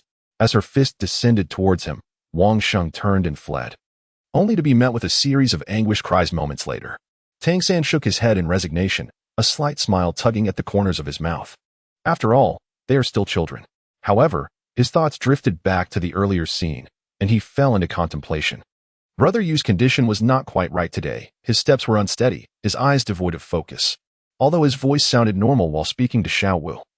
My cultivated purple extreme magic, I discerned that Brother Yu is clearly putting on a front. The duel with Xiao Wu is evidently a way to buy time. But why? What is Brother Yu trying to conceal? Tang San was filled with perplexity. 3 days had passed in the blink of an eye, and the day of the duel had arrived. In front of the dormitory building, the same group of people had gathered. However, at this moment, everyone's gaze was fixed upon the little girl at the center. Hey, where is your boss Lu? Xiao Wu exclaimed impatiently. Is he too scared to show up? Impossible. Our boss Lu is always true to his word. When he says he will come, he certainly will, Xiao Lai replied, though he too felt a twinge of uncertainty in his heart. It had been nearly half an hour, and where could boss Lu have gone?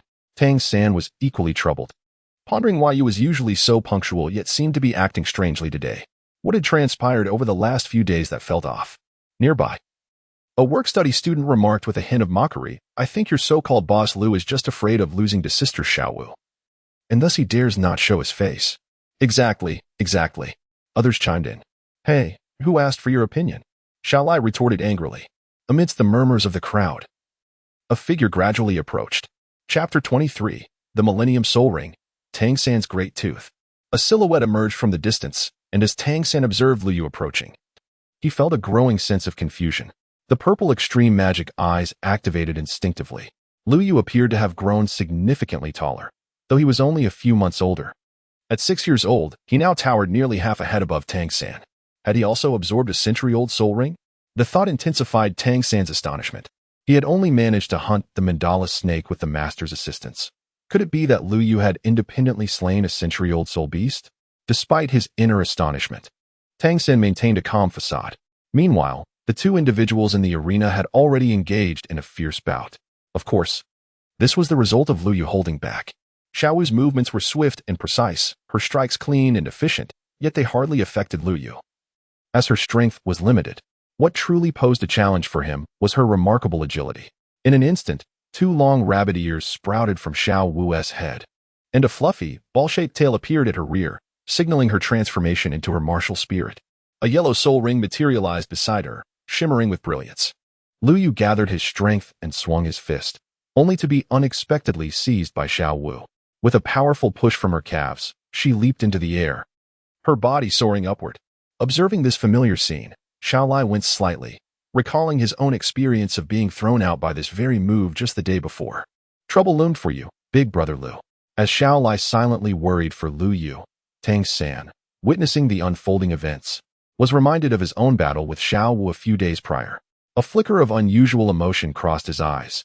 This was Xiao Wu's first soul skill, the bow of the waist, which had nearly caught him off guard previously. He wondered how Brother Yu would respond. In the next moment, Xiao Lai's eyes widened as he was thoroughly impressed by Lu Yu's maneuver. Truly, he was Big Brother Lu, showcasing such skill. In an instant, Lu Yu, while being held, grasped Xiao Wu's wrist with one hand, twisted his waist, and propelled himself off the ground with his calves, astonishingly flinging Xiao Wu into the air. Her petite form tumbled multiple times before barely regaining balance, thankfully supported by a strong hand. When Xiao Wu turned back, she was met with the sight of a youthful, delicate face. In that fleeting moment, their gazes locked, and both of their young faces flushed with a hint of crimson. Tang San felt his cheeks grow warm, just as a voice, tinged with exasperation, echoed in the air. Hey, must you two flaunt your affection at this very moment? Lu Yu embraced himself with both arms, gazing ahead at the two individuals entwined in an affectionate embrace. Goodness, after living 2 lives totaling over 30 years, he was unexpectedly subjected to a public display of affection, being force-fed a mouthful of dog food by mere children. Upon hearing this, Tang San promptly turned his head away, simultaneously withdrawing his hand from a certain someone's waist, raising his right fist to his mouth to feign a cough. In contrast, Xiao Wu, having transformed from a soul beast into a human, possessed only a limited understanding of the intricate relationships between men and women. primarily gleaned from the gossip of soul masters who ventured into the forest to hunt soul beasts. Moreover, her current interest lay solely in fighting and asserting dominance, rendering her indifferent to Tang San's unusual expression. Fair play, you won. You are the boss, Xiao Wu expressed somewhat dejectedly. The opponent hadn't even employed any soul skills, nor had they summoned their martial spirit, and she had already utilized her martial soul skills, which felt somewhat unsatisfactory. Yet, in the next moment, her sparkling eyes brimmed with determination. Next time, I will surely defeat you in a fair fight. Curiously, she inquired, are you truly just a support-type soul master? May I see your martial spirit? Upon learning from Tang San that Lu Yu was a support-type soul master, Xiao Wu was utterly incredulous. After all, Tang San was capable of engaging her in a competitive manner, and according to Tang San, Lu Yu's strength was on par with his own, making it exceedingly hard to believe that he could merely be a support-type soul master. Upon hearing this, Lu Yu could only smile helplessly. In the next moment, a surge of formidable soul power erupted from within him, and in an instant, a resplendent staff adorned with 7 gemstones appeared in his grasp, encircled by a rotating azure lotus. Simultaneously, 3 soul rings gradually emerged beneath Lu Yu's feet. Purple, purple, blue. The blue soul ring emitted a faint sound of whistling wind. The onlookers were utterly astonished by the spectacle before them. What? 2 purple soul rings. And they were the first and second soul rings. Is this truly just an auxiliary soul master? 3 soul rings. A 30th level soul master, my heavens. Who exactly is Lu Du? Is it possible that Lu Du is genuinely only 6 years old? Is this even human? The murmurs of astonishment erupted one after another. A blue soul ring. Seeing Lu Yu's peculiar 3rd soul ring, Xiao Wu, despite having lived for over 10,000 years, had never encountered such an unusual soul ring. She even began to question whether Lu Yu might be a transformed being of a million-year soul beast. Tang San, standing nearby, was so shocked that he could hardly articulate his thoughts. A 1,000-year soul ring, and 2 of them at that. Is Brother Yu truly this formidable? The term genius hardly suffices to describe Brother Yu. He is nothing short of a prodigy, an absolute marvel. Lu Yu now felt a bit embarrassed under the astonished gazes of those around him. He awkwardly rubbed his nose. Realizing that such a spotlight was indeed not suited for him, modesty was his true domain. He then retracted his martial spirit and soul rings. Addressing Xiao Wu, he remarked, as you can see, I am merely an auxiliary soul master. As for my soul rings, it was purely a stroke of luck that I stumbled upon them. Just as Xiao Wu was about to respond, Lu Yu interrupted her. In the recent competition, I emerged victorious, so there is no need for you to call me boss anymore. Just refer to me as Brother Yu, like Xiao San does. He then turned to the crowd and proclaimed, all right, today's contest concludes here. The day is drawing to a close, so everyone should hurry back and rest. We have classes tomorrow. You lot, day in and day out, stop causing trouble. From now on, behave yourselves and refrain from challenging others to duels. A group of grown men picking on a newcomer, especially a girl, and losing. Aren't you concerned about how that would reflect on you? Lu Yu admonished Wang Hu and the others who were watching the spectacle nearby, and after delivering his reprimand, he turned and strode towards the dormitory building. Wang Hu and his companions, caught off guard by the scolding, were bewildered, pondering how today, which was supposed to be Lu Yu's moment, had somehow turned the focus onto them. They had not even been defeated. Enough of this nonsense.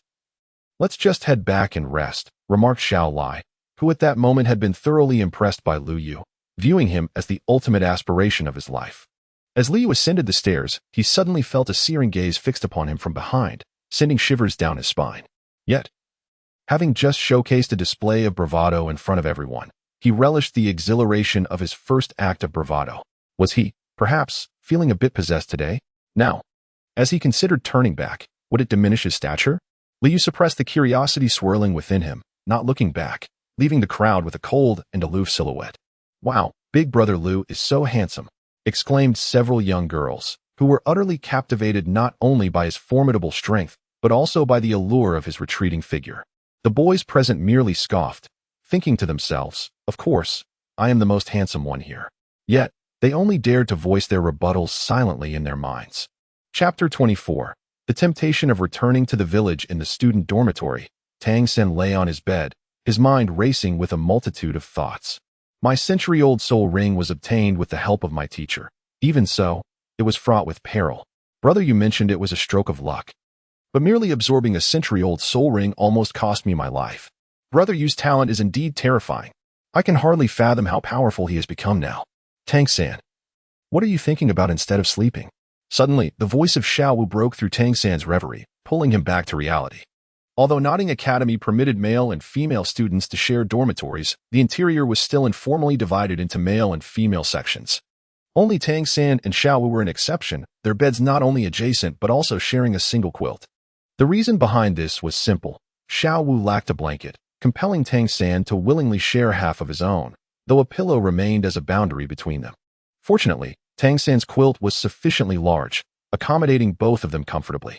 "Oh, it's nothing," Tang-san responded, only to realize that there was no further movement beside him. Xiao Wu's breathing had steadied. She appeared to have fallen asleep. Yay! The holidays are finally here. The brief semester had flown by, and the elementary students, having completed their final exams, cheered jubilantly in the dormitory, bustling about as they packed their belongings. As Tang-san exited the dormitory building, he spotted Lu Yu already waiting outside. "Brother Yu," Tang-san called out from a distance, only to notice that Lu Yu's hands were empty, prompting his confusion. "Brother Yu, where is your luggage?" Upon hearing this, Lu Yu raised his left index finger and smiled, saying, "It is all contained within here." The Spatial Soul Guide? Tang-san immediately noticed the ring on Lu Yu's finger. "Yes, it was left to me by my grandfather. Let us hurry." For he mentioned he would come to fetch us, and he should be arriving at the entrance by now. Tang-san nodded in response. Lu Yu and Tang-san walked ahead, and upon seeing Xiao Wu trailing behind, Lu Yu playfully draped his arm over Tang-san's shoulder and squinted his eyes in jest. Well, little San, it's only the first semester, and you're already bringing a girl home. Uncle Hao will be overjoyed to hear this." Cough, cough, cough. Tang-san, feeling slightly embarrassed, cleared his throat.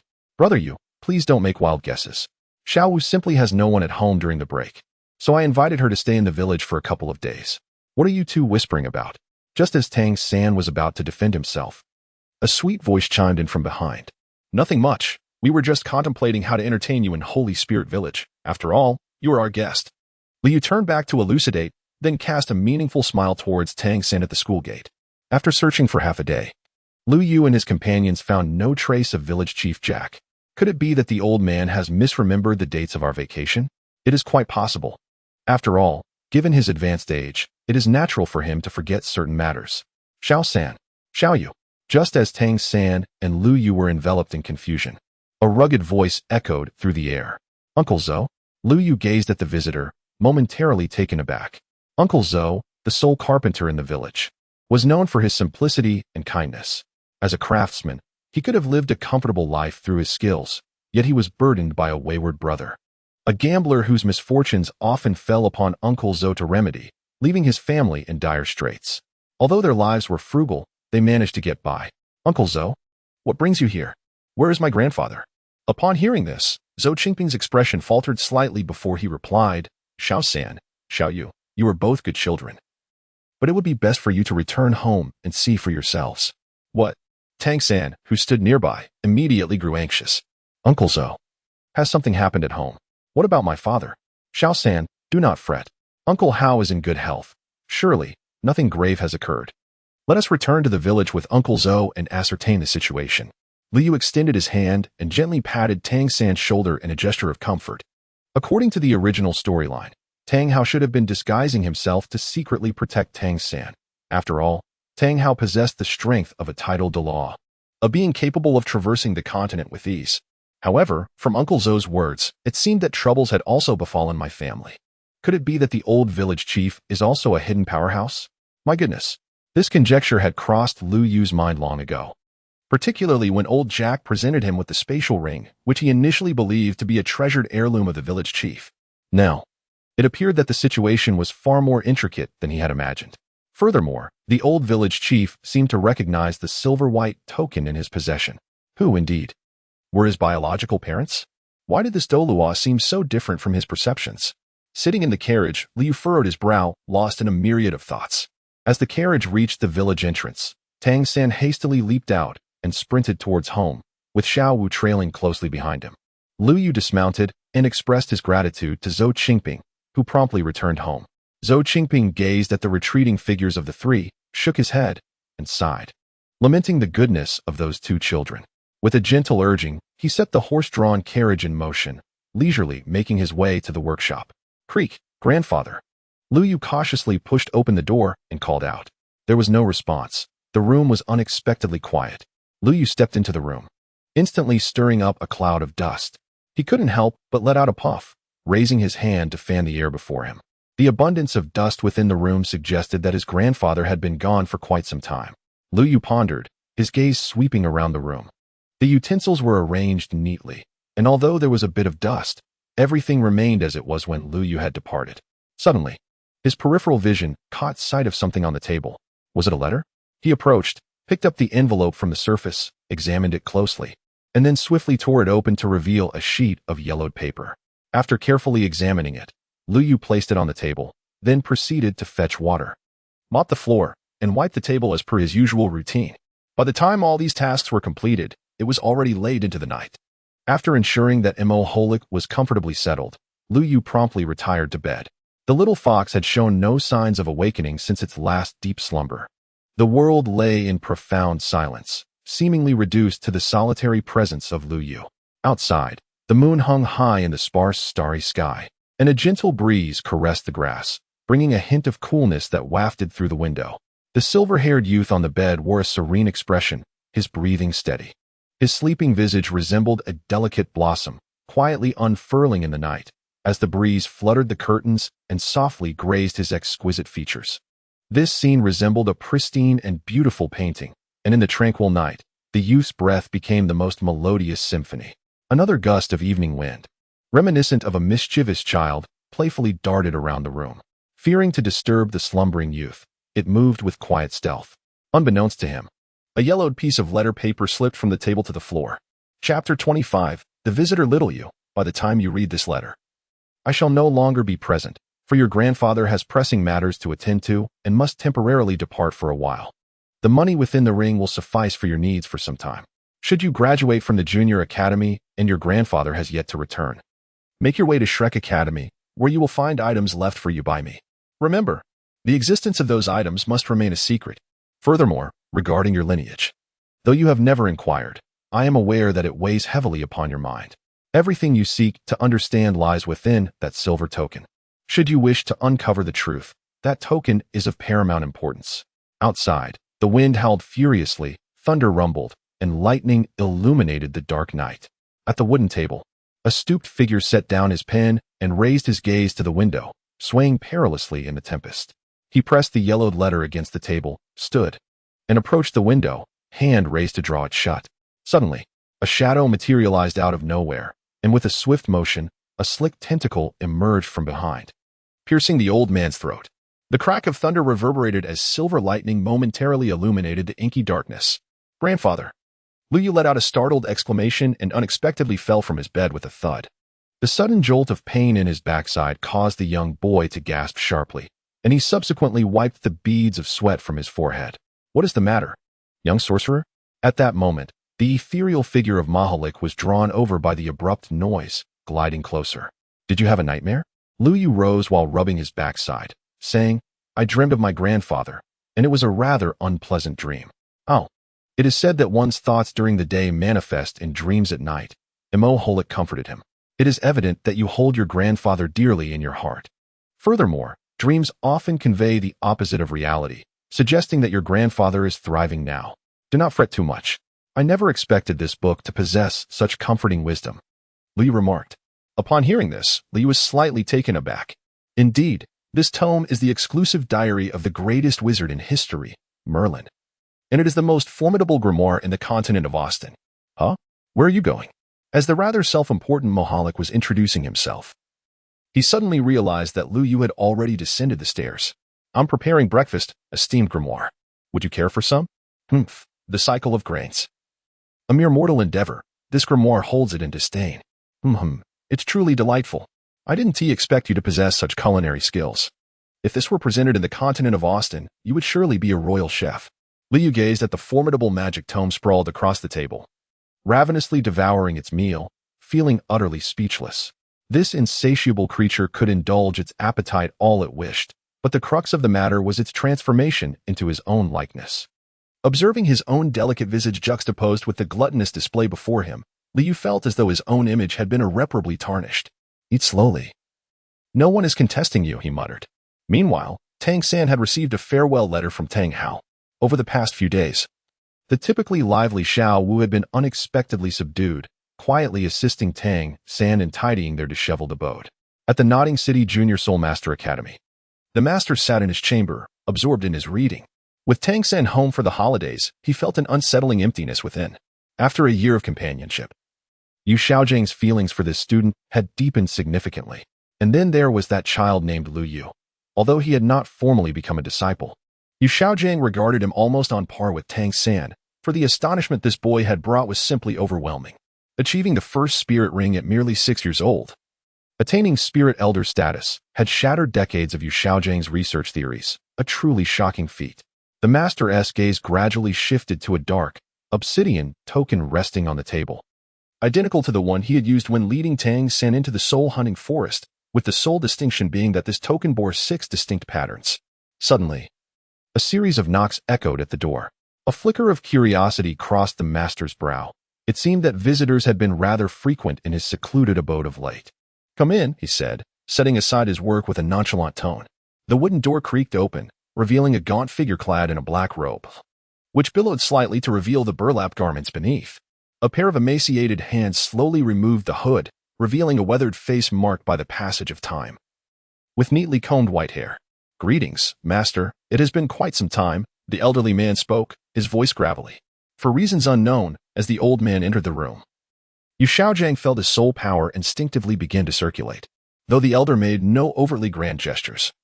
Yu Xiaozhang's intuition warned him that this person's presence was as formidable, if not more so, than that of Tang Hao. "What brings you here, esteemed elder?"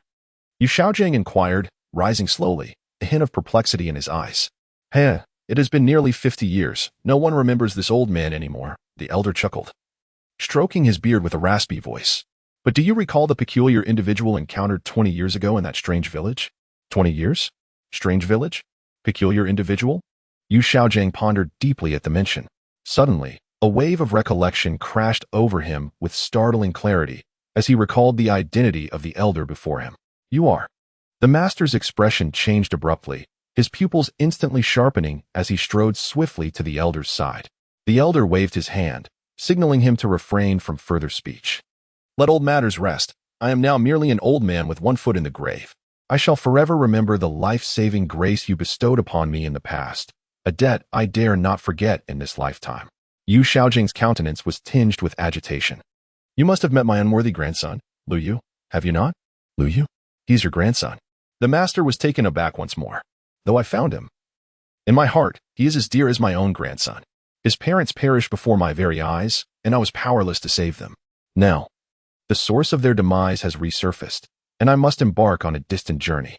I have witnessed the changes in Xiao Yu over the past year. A 6-year-old soul master, a rarity that has never graced the continent. However, as the saying goes, the tallest tree invites the fiercest wind. Thus, I humbly beseech you to assist me in safeguarding my unworthy grandson." Upon hearing this, the master felt a vague understanding begin to form, yet his demeanor remained solemn, not daring to treat the matter lightly. "Please, speak freely. I would never show any disregard." The elder's expression was earnest, his gaze filled with imploring sincerity. "I ask that you watch over my grandson and do everything in your power to protect him.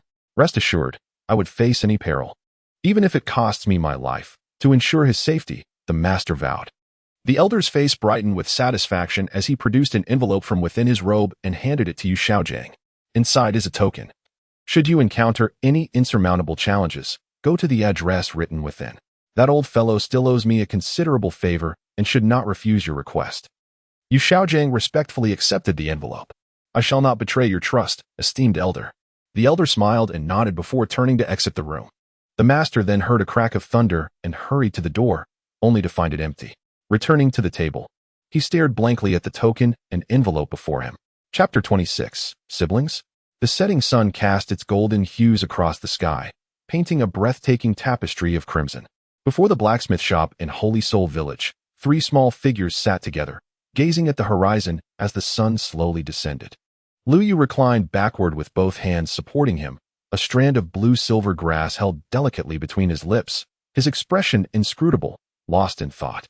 Xiaowu sat closely beside Tang San, her hands propping up her head, yearning to speak yet unsure of how to begin, casting a look of hesitation towards the two. Thank you both for these past few days, Tang San suddenly interjected. Oh, come now, we're practically family. There's no need for such formality, Liu Yu replied, giving Tang San a reassuring pat on the shoulder. Besides, Uncle Hao is quite robust. It's unlikely he would encounter any trouble. Even if something were to happen, it certainly wouldn't be Uncle Hao who bears the brunt. But, brother Yu, aren't you at all concerned about Grandpa Jack? Tang San inquired, turning to the leisurely Liu Yu, a hint of confusion in his gaze. To claim I am not worried would be disingenuous. Yet, I can't shake the feeling that the sudden departures of Uncle Hao and my grandfather are far from coincidental. Liu pinched the blue silver grass in his mouth with 2 fingers and remarked, it seems that Uncle Hao and my grandfather are not ordinary figures. Tang San responded, somewhat perplexed. Xiao San, did Uncle Hao leave you anything after he departed? Perhaps a note or something of the sort? Yes. My father left a note stating he would retrieve what belongs to him and urged me to become stronger, yet paradoxically. He also expressed a desire for me not to grow too strong. Brother Yu, did Grandpa Jack say anything? Liu pondered for a moment. My grandfather directed me to Shrek Academy and also mentioned the need for me to grow stronger. Xiao San, do you think it's possible that Uncle Hao and my grandfather were once formidable warriors, but due to certain circumstances, they were compelled to conceal their true selves? But why did they leave so suddenly? Perhaps they saw hope in you both, reigniting their fighting spirit. Their departure might be a means of safeguarding you, allowing you to flourish. Xiaowu comforted. Xiaowu makes a good point. Xiao San, we must strive to become stronger and not disappoint them. Indeed. Brother Yu, Xiaowu, I truly thank you both. Tang San lowered his gaze to his toes, tears glistening in his eyes, his voice slightly hoarse. Xiaowu gently patted Tang San's shoulder, albeit a bit too forcefully, nearly toppling him over. You must believe that your father is only temporarily away, and you shall reunite one day. Besides, you have us, your friends. We can be your family too. If you don't mind, I could be your sister, Xiaowu said cheerfully. At school, everyone calls me that, except for you. Brother Yu, that doesn't count since I can't surpass you. Come now, call me Sister Xiaowu for me to hear. Liu smiled helplessly by the side, observing the girl's unwavering determination to assume the role of the big sister. What's the matter? Are you unwilling? Upon hearing Tang San's questioning tone, Xiaowu immediately furrowed her delicate brows. No, Tang San hastily clarified. Xiaowu, if I recall correctly, you are a few months younger than I am, right? Thus, you may address me as Sengu. No, you cannot defeat me. If, by chance, someone dares to bully you in the future, call me Sister Xiaowu, and I shall assist you in retaliating. That remains to be seen. Liu couldn't help but chuckle at this. What do you mean, Brother Yu? Xiaowu inquired, her expression puzzled. Brother Yu is right. You may not necessarily be able to defeat me, Tang San remarked, a slight smile gracing his lips. Very well. Let us have a contest. Brother Yu shall act as the judge, and the victor shall have the final word. Xiaowu's stubborn spirit was instantly ignited. Tang San sighed in resignation. Meanwhile, Xiaowu excitedly seized Tang San's arm. Under the clear night sky, a bright moon cast its silvery glow. Suddenly, Xiaowu launched a punch toward Tang San's face, only to have it blocked by the blue-silver grass he summoned. Hey, why is your blue-silver grass so peculiar? Xiaowu rubbed her reddened fist, feeling a tingling sensation, her brows furrowing slightly. My first spirit ring is from a 400-year-old mandala snake, which has given the blue-silver grass a poisonous trait. But do not worry, it only induces a numbness effect, essentially harmless, Tang San explained. Xiaowu shook her numb right hand and, with a surge of energy in her legs, lunged forward again, aiming for Tang San's face. He leaned back, swiftly retreating towards the ground. Observing silently from the sidelines, Liu noticed that while Tang San was retreating, his hands were engaged in subtle movements, quickly picking up several small stones from the ground. In an instant, with a flick of his wrist, 3 small pebbles were sent flying. Xiaowu felt a sharp pain in her ankle, causing her momentum to falter as she nearly lost her balance. Before she could react, Tang San's voice rang out. I'll hit your calves, strike your wrists, and target your abdomen. One after another, Xiaowu experienced sharp pangs of pain, and every time she attempted to close the distance. Tang San's peculiar footwork kept her at bay, leaving her increasingly frustrated. At that moment, Liu focused intently, his gaze fixed on Tang San's agile movements, which, without a doubt, were the ghost shadow perplexing steps of the Tang sect. Though Tang San's movements were graceful, Liu perceived them in slow motion. his heightened mental acuity allowing him to analyze the technique. The ghost shadow perplexing steps were eerily swift, moving like a specter, twisting and turning in a matter of moments. Truly, it was a testament to the exclusive martial arts of the Tang sect. Liu could not help but sigh inwardly. In the next moment, at the heart of the battle, two figures engaged in a fierce exchange, their prowess seemingly evenly matched. At last, Xiaowu seized the opportunity to close in on Tang San. In an instant, a yellow soul ring shimmered, and Xiaowu swiftly reached out to grasp Tang San. First soul skill, waist bow. She thought triumphantly, believing victory was assured. Unbeknownst to her, Tang San's lips curled into a subtle smile. Almost at the moment Xiaowu tightened her grip on his wrist, Tang San twisted his waist and exerted force, spinning Xiaowu gracefully in midair. It turned out that he had feigned a weakness to lure her in, controlling the crane and lifting the dragon. Liu once again discerned Tang San's movements, utilizing force against force. Although it bore a striking resemblance to the principles of Tai Chi, it was distinct in execution. The outcome was predictable. Xiaowu succumbed to Tang San's myriad of tactics. As Tang San approached her, he extended his hand. Xiaowu rose from the ground, gazing at him. You won. To her surprise, Tang San shook his head, his gaze fixed intently on her shimmering eyes. Xiaowu, I am earnestly asking you now. Would you be willing to be my sister? When my father was still alive, he was my only family. Now, I am left all alone. If you agree, you will be my family. Xiaowu's face flushed crimson under Tang San's fervent gaze, appearing utterly flustered. Chapter 27, Tang San, Little San. The moonlight cascaded down, draping the verdant grass in a silvery veil. The pale light illuminated the youth's clear eyes, reflecting the rosy cheeks of the girl before him. I am willing, a sweet voice chimed. Free brother. Upon hearing this, joy radiated from the youth's face. Ah, my sister. At this moment, Liu Yu, leaning against a tree trunk, felt as if 1,000 alpacas were galloping through his mind. He coughed, unable to stifle the sound any longer. For heaven's sake. This is akin to a marriage proposal. No wonder he is known as the first kiss killer of Doloa, effortlessly exuding charm. Reflecting on his past life as a lifelong singleton, the closest he had come to interaction with the opposite sex was blocking their path or awkwardly apologizing for the inconvenience. Now he found himself inundated with an overwhelming display of affection at such close quarters. The sudden cough shattered the intimate atmosphere, dragging the two back to reality. Xiaowu, startled like a frightened bird, felt her once rosy cheeks turn an even deeper shade of red. Tang San, brimming with joy, turned to Liu Yu, saying, Brother Yu, I have a sister now. Liu Yu smiled and replied, All right, I have seen everything. Congratulations to both of you. I shall not linger here to dampen the mood. Enjoy your intimate world together. With that, he left behind a meaningful smile. Oh my. Who would have thought that I initially came over just to play the role of a judge, only to be fed a mouthful of dog food? As Liu turned to leave, a myriad of thoughts swirled within him. Sigh? Third brother, what does a two-person world mean? Observing Xiaowu's bewildered expression, Tang San cleared his throat twice. Third brother, what's the matter? Oh, it's nothing. Xiaowu, allow me to show you something. What is it? Xiaowu inquired. Her eyes wide with curiosity. Tang San revealed a small object on his arm. This is called a hidden weapon. Meanwhile, Liu Yu, having just finished his meal, did not return home but instead took a detour through a small grove behind the village. Suddenly, an inconspicuous bush rustled, and a head popped out. Old Mo. Did you say there were suspicious psychic energy fluctuations here? We've been lurking for quite some time, yet there has been no sign of activity. Liu Yu pulled the bush leaf lodged in his nostril while expressing his grievances. Could it be that you have misjudged? He questioned. Impossible. Absolutely impossible. Morholik asserted with unwavering conviction. That surge of spiritual energy is formidable, yet it is expertly concealed. Even I nearly failed to detect it. Just as Morholik was about to finish his statement, silence enveloped the air. Old Mo. Liu Yu sensed something amiss and hurriedly called out in a low voice.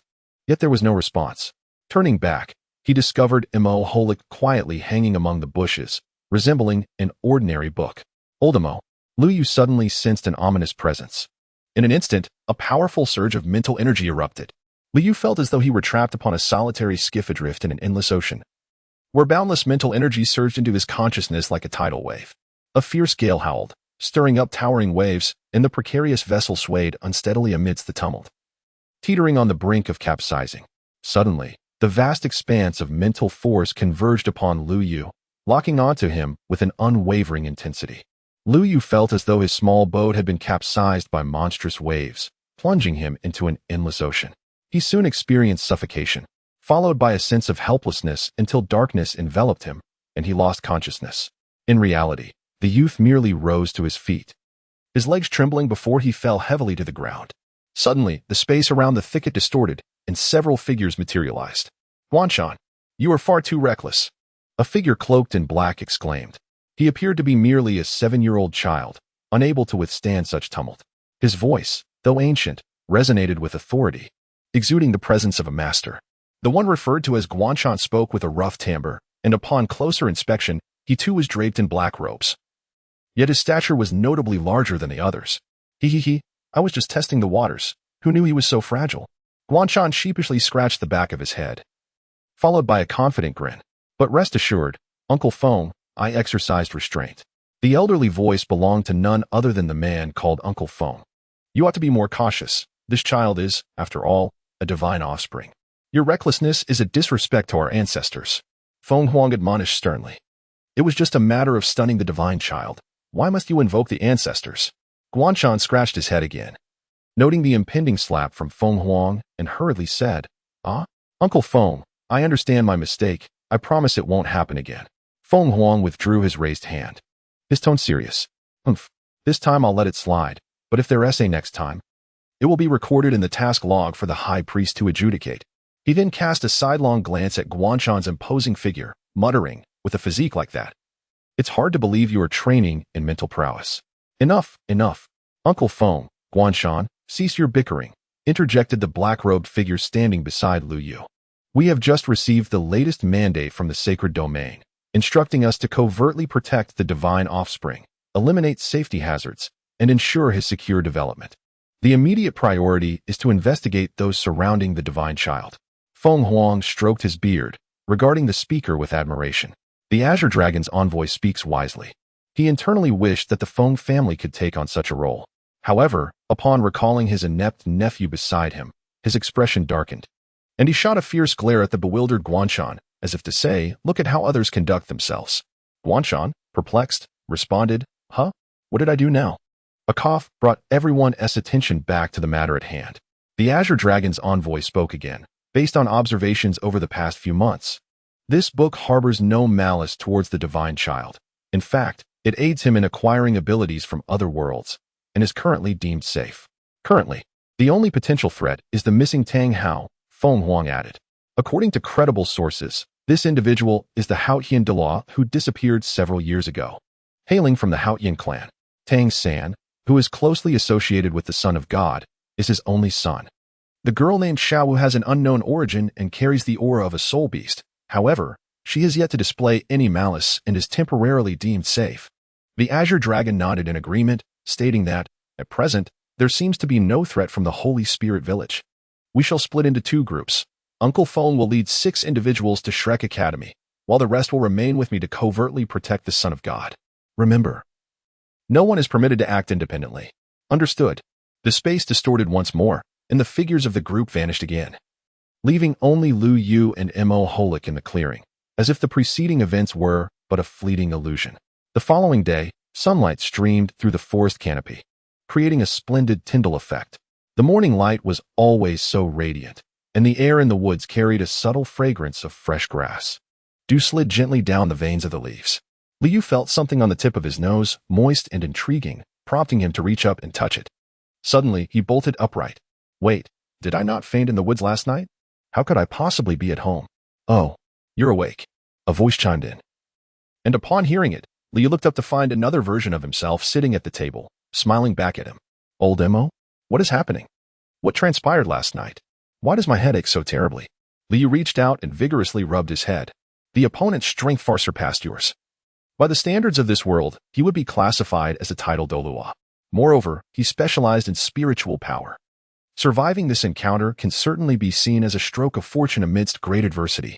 The white-haired youth crossed his arms and spoke. Lu Yu struggled to lift his body and seated himself at the table, pouring a bowl of water for himself from the teapot. "Feng Hao? Dolua? When did I provoke such a formidable being?" The silver-haired youth rolled his eyes. "How am I to know? Nevertheless, it is likely that they harbor no ill intentions towards you. In fact, they may even come to your protection." Upon hearing these words, Lu Yu felt somewhat bewildered. Protect oneself? From what perspective could this be interpreted? Could it be that they were arranged by his own parents? Yet, why would they then seek to attack him? Wait a moment. Lu Yu suddenly had a thought. They? Old Mo. How did you know it was a group of people? Could it be that you, Mo Holik, had no intention of denying it and simply nodded in affirmation? I wasn't dizzy at the time. Then what about you? Oh, it's not that they are numerous and powerful, making it impossible to fight back. Although that burly man possesses formidable mental strength, he is still somewhat inexperienced when it comes to confronting me, the greatest magician in history. Since you weren't dizzy, you must have overheard something. Please, do share. Lu Yu did not afford Mo Holik the opportunity to speak. He interrupted him mid-spell and inquired, well, let me think. There are approximately 12 individuals. From their conversation, it seems they mentioned a place called the Holy Domain, and they specifically came here to seek you out. The Holy Domain? They are searching for me? Lu Yu couldn't help but fall into deep contemplation. He had never heard of a place called the Holy Domain on the Doloa continent. In the novels he had previously read, the only locations that could be deemed particularly unique were the city of Slaughter and Sea God Island. The former was the residence of Tang San's grandfather and the place where Tang San acquired the domain of Slaughter, while the latter was the site of the Sea God's inheritance. Both of these places were essential stops in Lu Yu's original plan, of course, contingent upon his ability to ensure his own survival there. Otherwise, it would be akin to courting death, especially in the city of Slaughter, which was essentially a gathering place for lunatics. Hey, what are you thinking about? Mo Holik observed Lu Yu's stillness, his gaze fixed on a single point, and gently tapped the table with his fingers. Ah, nothing much. Please continue, Lu Yu replied. Lu Yu was suddenly brought back to reality. From my observations, this group possesses formidable strength. Mo Holik rolled his eyes and continued. It seems they have the ability to traverse through space. Moreover, they appear to have split into two factions. One has headed towards Shrek Academy, while the other, well, I couldn't quite catch where they were going. Shrek Academy? Could it be that they are aware of the treasures left behind by Grandpa Jack? No, that can't be right. The letter stated that only Grandpa and I knew the location of those items. Knock, knock, knock. As Lu Yu's mind wandered into a myriad of thoughts, Mo Holik, growing impatient, rapped on the table. Hey, how much longer are you going to ponder? Hurry up and make breakfast. I'm nearly starving. Seeing that Lu Yu remained unresponsive, Mo Holik took matters into his own hands and shoved Lu Yu towards the kitchen. Oh, come on. Stop pushing. I can walk on my own. Quickly prepare breakfast. After eating, you still need to practice magic, not to mention catching up on what you missed yesterday. With a face full of reluctance, Lu Yu was unceremoniously pushed into the kitchen, resembling a petulant spouse. Once Lu Yu had completely departed, Mo Holik discreetly cast a glance at the corner, then sauntered away as if nothing had transpired. In the corner, after Mo Holik left, a faint sigh seemed to resonate, accompanied by a whisper of relief. How perilous it was. I nearly got discovered. This task of close protection is so arduous and exhilarating. A nearly transparent figure complained while patting its chest. In the evening, on a small hillside outside Shenghun village, Lu Yu closed his eyes tightly, beads of sweat densely adorning his forehead, occasionally furrowing his brows as if enduring immense agony. At last, the young man suddenly opened his eyes wide, and with a violent gasp, a mouthful of fresh blood was instantly expelled. Lu Yu pressed one hand against his chest while wiping away the blood at the corner of his mouth, murmuring to himself, indeed, is it still impossible? Is the current state of my body truly limited to a mere double of soul power? Yes, he had been endeavoring to further compress his soul power. Yet no matter how he directed its flow, the excess energy ultimately spiraled out of control. Although there was a moment when he successfully consolidated the surplus soul power into a stable form, it erupted at the instant it transformed into a vortex, nearly tearing Lu Yu apart from within. Suddenly, Lu Yu raised his right hand sharply, and a soul power arrow shot forth, embedding itself into the trunk of a tree behind him. Who is it? It's me, Brother Yu. Lu Yu, upon hearing the familiar voice, gradually sheathed his broken crossbow. Soon, a petite figure emerged from behind the tree trunk. Xiao San, what clandestine activities are you up to, lurking behind there? The scene shifts back to the afternoon of the same day. The towering chimney of Tang San's blacksmith shop belched forth smoke, rising languidly into the overcast sky. The rhythmic clang of metal striking metal resonated from the forge, enveloping the air above it in a lingering haze. With a swift motion, Tang San plunged the glowing iron into a basin of water, instantly vaporizing it and producing billows of white steam. Third brother, what are you doing? inquired Xiao Wu. Her curiosity piqued. Quenching, replied Tang San, carefully extracting the iron while scrutinizing it. Is this the sleeve arrow you crafted yesterday? Indeed, this is a gift for Brother Yu. A gift for Brother Yu? Yes, you are all my kin, and I wish to protect you to the best of my abilities. Tang San's eyes sparkled with fervor, gleaming like the flames dancing within the forge. Having previously prepared additional components, Tang San needed only to forge the core part this time. In just one afternoon, he completed the creation of the sleeve arrow. Chapter 29. The sleeve arrow. Upon hearing the commotion, Tang San cautiously approached. He gazed at the damaged marks on the tree and was taken aback. So Brother Yu possesses such means? Xiao San, why are you still out so late? Where is Xiao Wu? Tang San snapped back to reality upon hearing the question. I came to deliver something to you, Brother Yu. With that, Tang San presented the finished sleeve arrow before Lu Yu. This is the sleeve arrow. Lu Yu immediately recognized the object before him. He produced his worn crossbow for comparison. The sleeve arrow, entirely black and emanating a chilling gleam, bore a striking resemblance to his own battered crossbow. However, the sleeve arrow was equipped with various mechanical gears, which replaced the rune circuits present on his crossbow. Tang San observed the worn crossbow in Lu Yu's hand with a hint of perplexity. The luminous object in Yu Ji's hand that day at the school gate must have been this, but why would you go possess a sleeve arrow? Moreover, although this object bore a strong similarity to the sleeve arrow, its structure was considerably simpler, adorned with peculiar and intricate patterns. Lu Yu seemed to perceive the confusion in Tang San's heart, and thus he smiled and explained, this is the Pitsong Nu. Akin to the jade belt you are to wield, both are soul-guiding devices. However, the Pitsong Nu is classified as an offensive soul-guiding device. But you, little San, have truly impressed me. To craft such exquisite trinkets is indeed remarkable. Upon hearing this, Tang San felt a surge of pride and scratched his head modestly. Brother Yu, since you possess a crossbow, using it should be quite similar to handling a sleeve arrow, and you should master it swiftly. Please take some time to familiarize yourself. I shall take my leave now. Wait a moment. Just as Tang San was about to turn away, Lu Yu suddenly interjected. Little San, it seems we haven't practiced together in quite some time. How about you demonstrate the power of your concealed weapon? Tang San looked at Lu Yu, who wore a mischievous grin, and an uneasy premonition stirred within him. Ah, Brother Yu. He hesitated, concerned that the concealed weapon might injure Lu Yu, and he took quite a while to respond. Little did he know, his worries were entirely unfounded. Lu Yu noticed that Tang San hesitated for quite some time without offering a response, so he directly placed his arm around his shoulder. Little San, do not worry. I can allow you to refrain from using your soul skills. However, if you fear a humiliating defeat, you may certainly decline. After all, relying on cunning tricks and petty tactics is ultimately a fleeting strategy. Lu Yu wore a serious expression, and with a tone of earnestness, he said, Very well. I shall comply, Brother Yu. However, there is no need for restraint.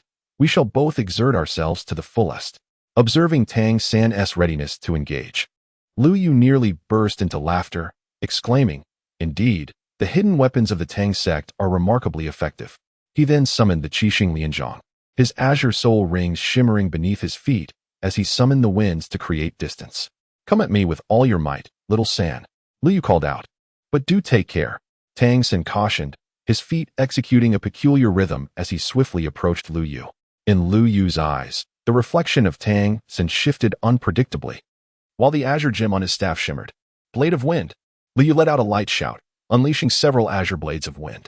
To his astonishment, Tang San evaded them all, rendering the strikes futile.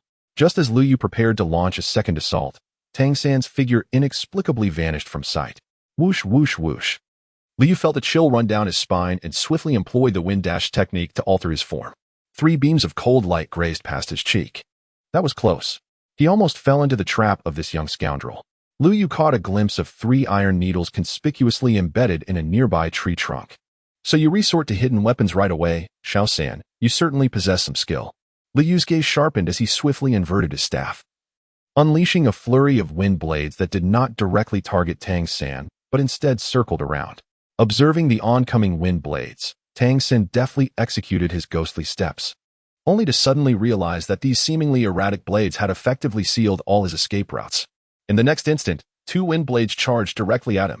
Yet, Tang San remained composed, a slight smile gracing his lips, entirely unfazed. In the following moment, he grasped the air with both hands, releasing tendrils of icy chill from his fingertips, which rapidly solidified into hands resembling cold jade. Remarkably, Tang Sen caught the wind blades with his hands and effortlessly crushed them. This was one of the Tang sect's ultimate skills, the Mystic Jade Hands. Witnessing Tang San's jade-like hands intercept the wind blades, Liu could not help but exclaim in admiration. Truly, the Mystic Jade Hands lived up to their reputation, solid as a rock and impervious to poison. Today, he had witnessed their prowess. Yet, this was merely an appetizer. The real battle lay ahead. At this moment, Tang San grew serious. There was no room for levity. The disparity in their levels, one at 30 and the other barely in the teens, was staggering. While defeat was inevitable, he resolved to make it a worthy spectacle. Closing his eyes, he reopened them to reveal swirling violet light within. "Ah, I shall not grant you your wish." Liu Yu raised his staff with one hand, reciting incantations that resonated with profound mystery. As each arcane spell flowed from his lips, the leaves surrounding him began to stir gently. Before Tang San could comprehend the unfolding events, a tempest suddenly swept across the hillside, swirling dirt, dead branches, and stones, making it nearly impossible for him to open his eyes, let alone employ the violet extreme magic pupils. The second-tier spell, Gale Blast. In that moment, he could only cling to a nearby tree trunk to maintain his balance. Yet as time progressed, the wind's ferocity escalated, posing an imminent threat of being swept away. In the next instant, to Tang San's astonishment, he relinquished his grip entirely, allowing the fierce wind to carry him aloft. "Xiao San, do not hide. This wind inflicts area damage, and with the swirling sands, you likely cannot even open your eyes. Your hidden weapons may prove futile," a voice called out from behind. "Brother Yu, you speak the truth. Even in defeat, I wish to make it a graceful one," Tang San declared, regaining his composure amid the tempest and deftly utilizing the debris in the wind to execute the Ghost Shadow Phantom Steps. He then seized the tree trunk once more, leveraging the wind's force to propel himself towards Liu Yu with the technique known as controlling the crane and grasping the dragon. As he adjusted his posture for a swift kick, he believed he was on the verge of success. Suddenly, a resounding clash echoed. It felt as though he had struck a steel plate, and his entire calf throbbed as if it were about to shatter. With a thunderous boom, Tang San was propelled backward. The third-tier spell, Strong Wind Shield, concentrated the surrounding wind into a singular plane, dissipating the force of the attack while simultaneously redirecting another current to return the discharged energy to the assailant. Almost concurrently, Tang San sensed his limbs ensnared by four powerful forces. The second-tier spell, Wind Ropes, had ensnared him. Liu Yu turned around and offered a faint smile to Tang San. "Little San, you are still somewhat inexperienced and lack training, my boy." Unexpectedly, the moment before, Tang San wore an expression of panic, but in the next instant, his countenance transformed. The howling winds tousled his hair, yet his face remained composed. "Brother Yu, one must not judge solely by appearances." "What?" Liu silently uttered a word of dismay, an ominous premonition surging to the forefront of his mind. Suddenly, colossal blue-silver grass vines erupted from the ground. Not only from beneath, but also from all directions, robust tendrils sprouting forth in an instant. In the blink of an eye, they surged towards Liu Yu. Chapter 30. The return. In June, several blue-silver grass vines lunged at Liu Yu, yet a calm demeanor graced his face. With a subtle grip of his right hand, a howling whirlwind erupted around him, obliterating the vines in a mere heartbeat. The sudden gust caught Tang San off guard, sending him hurtling away. He felt as though his back was about to shatter upon impact, crashing to the ground with a muffled thud, experiencing an intimate encounter with the earth. Liu Yu gracefully descended from the wind before Tang San, gently brushing off the dust from his attire. "Xiao San, your concealed weapons are truly remarkable. They can be hidden anywhere. When you have a moment, do teach me," he said with a smile. Hearing this, Tang San lifted his gaze to meet Liu Yu's cheerful expression and the 3 iron needles in his hand. A flicker of surprise crossed his eyes, but it quickly faded into calmness. "As expected of Brother Yu, this little trick is still rather naive. You certainly have skill, employing such cunning methods." Liu Yu glanced at the iron needle in his hand, a sense of trepidation washing over him. Fortunately, he had discerned the presence of these 3 needles in time. Otherwise, he would have faced dire consequences. These needles had been cleverly concealed by Tang San amidst the vines, all aimed directly at his vulnerable points. This cunning little trickster had truly played a sinister game, sending chills down Liu Yu's spine. After bidding farewell to Tang San, Liu Yu had just returned home when, unexpectedly, a flash of white appeared before him. Instinctively, he took a few steps back, Who goes there? Beneath his feet, a faint azure light flickered, causing the surrounding grass to sway gently. Before him stood a fox, tall as a person, its fur as delicate and soft as freshly fallen snow. Its two glistening black eyes sparkled like black jewels, while a star-like mark on its forehead shimmered brilliantly. Behind it, 5 fluffy tails danced gracefully. A little fox. Lu Yu set down his hand, which was gripping the wind blade, and exclaimed with delight. The return of June, who had been in slumber for nearly a year, filled Lu Yu with immense joy. Merholik, unbeknownst to him, had drifted over, circling around the little fox, observing it closely and offering praises. Oh my, just look at this fur, and gaze upon its form. It increasingly resembles a divine beast. Then, Merholik's gaze fell upon the little fox's 5 fluffy tails. Oh, it has sprouted 5 tails. It is not far from attaining 6. At this moment, Lu Yu, whose mouth was watering in excitement, forcibly restrained the little fox's mouth to prevent it from indulging him with a free salivary treatment once more. Transformation? Did not Soul Beast require at least 100,000 years to transform? June had only been alive for 2,500 years. Was it not still a long way from evolving into a 6-tailed form? Moreover, June had just grown its 5th tail. Perhaps that was the case in the past. But now, Merholik shook his head and spoke with an air of mystery. What is it now? Could you refrain from speaking in half-truths? Such ambiguity invites divine retribution, you know. Liu cast a sidelong glance at Merholik, for he harbored a profound disdain for those who spoke in half-finished thoughts. Whenever he encountered such individuals, he would silently wish for them to be barren, yet still surrounded by a multitude of offspring. Oh, do not be so hasty. I have yet to finish my statement. Merholik returned the glance and continued. Do you recall that cave you took me to? The nest from 6 months ago, which was overrun by a great gorilla leading a band of soul beasts that had taken over. Liu pondered for a moment before responding. Indeed. There exists a milky white mass upon the stone platform at the very center of the cave. Oh, what of it? Does it pertain to the transformation in June? Lu Yu expressed his bewilderment, recalling that he had previously inquired about the matter with the system, yet sadly received no answer. Subsequently, he had another conversation with Merholik, who also failed to elucidate the situation. Initially, Lu Yu had intended to assist June in reclaiming the nest upon reaching level 50. After all, the milky white mass was excreting liquid at an exceedingly slow rate, and he believed that utilizing the exceptional items he had drawn from the system to deal with the 4 soul beasts would pose no significant challenge. However, now that Merholik had broached the subject, Lu Yu couldn't help but wonder if the old man had some insight or knowledge regarding the nature of that peculiar substance. Lu Yu, feeling perplexed, instinctively relaxed his grip, allowing the little fox to seize the opportunity to escape its restraints. Humph. Of course. Do you not recognize who I am? I am Merholik of the Austin continent, he declared with great pride. However, before he could continue his boast, Lu Yu interrupted him. Stop. Enough. We are all aware of your prowess. Please get to the point. Although slightly miffed by the interruption, Merholik proceeded. Based on my extensive knowledge accumulated over the years, it is highly likely that substance is indeed dragon marrow. Dragon? Marrow? Precisely. Noticing Lu Yu's bewildered expression, Merholik kindly elaborated. This so-called dragon marrow is far more complex than merely the marrow of a dragon. Lu Yu, the dragon is indeed a treasure from head to tail. Its scales are impervious and can be fashioned into armor. Its claws are extraordinarily sharp and can serve as blades. As for the dragon marrow, Merholik paused. Whether intentionally or not, Lu Yu, contemplating the idea of utilizing it to ignite a fire, still responded affirmatively. What of the dragon marrow? This substance encapsulates the essence of a dragon's cultivation, its effects only second to that of a dragon pearl. Consuming it can significantly enhance one's strength, or even refine one's bones and marrow to bolster physical constitution, also aiding in the enhancement of spiritual power.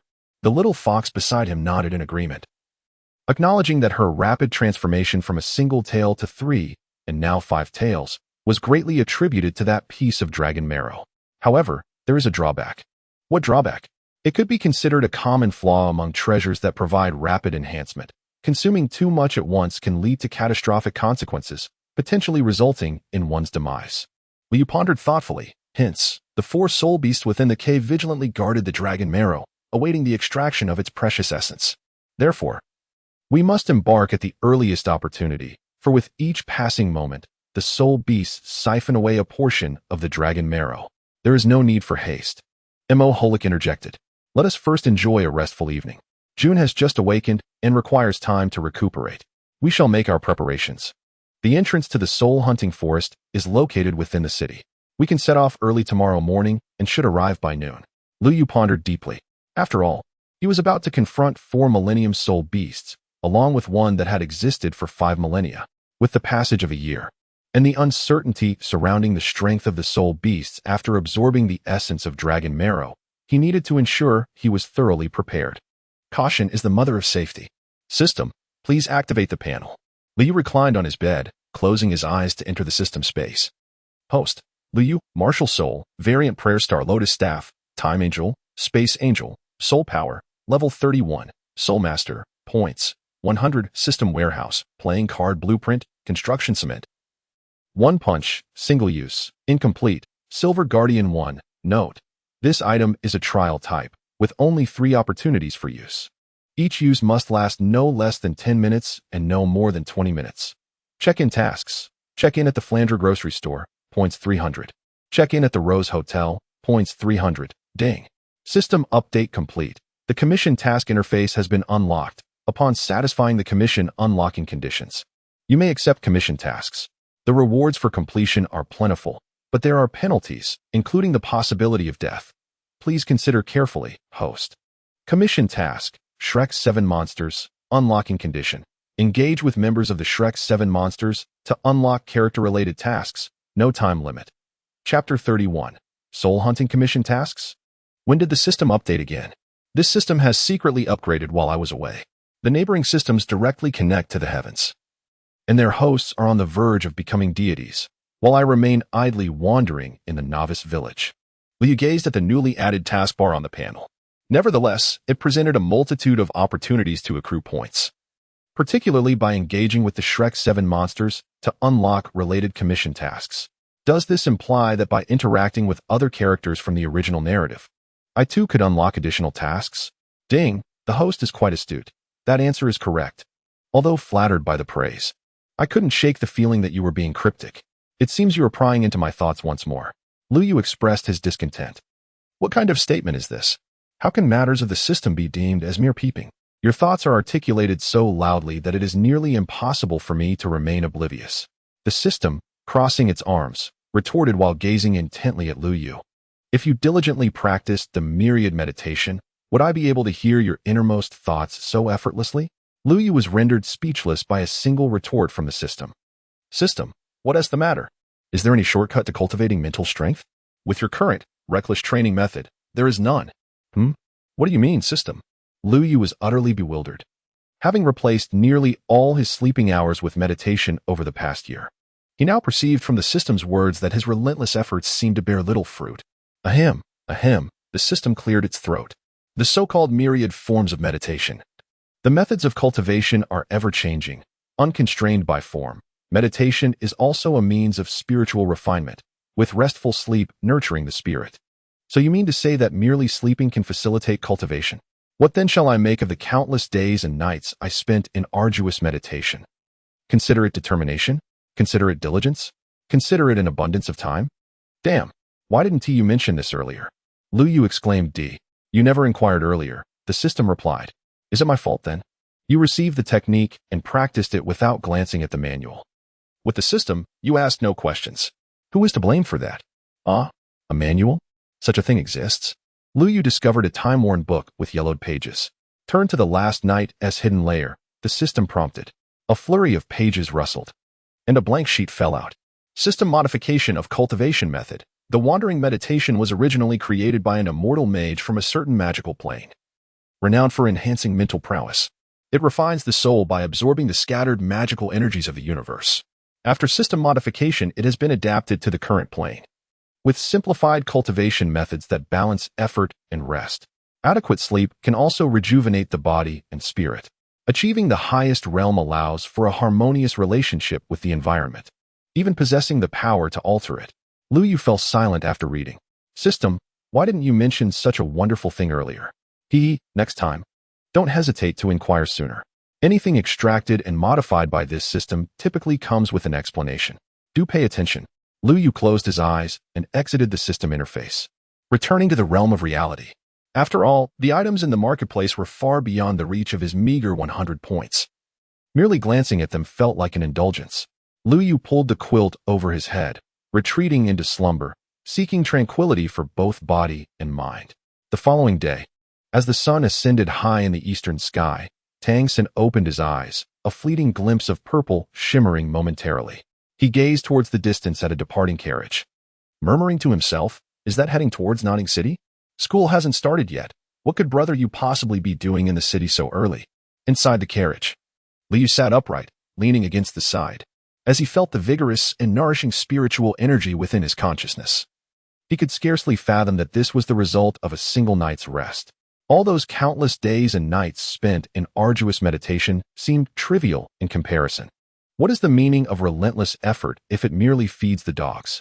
Who would have thought that there existed such a vivid method of cultivation? What's wrong?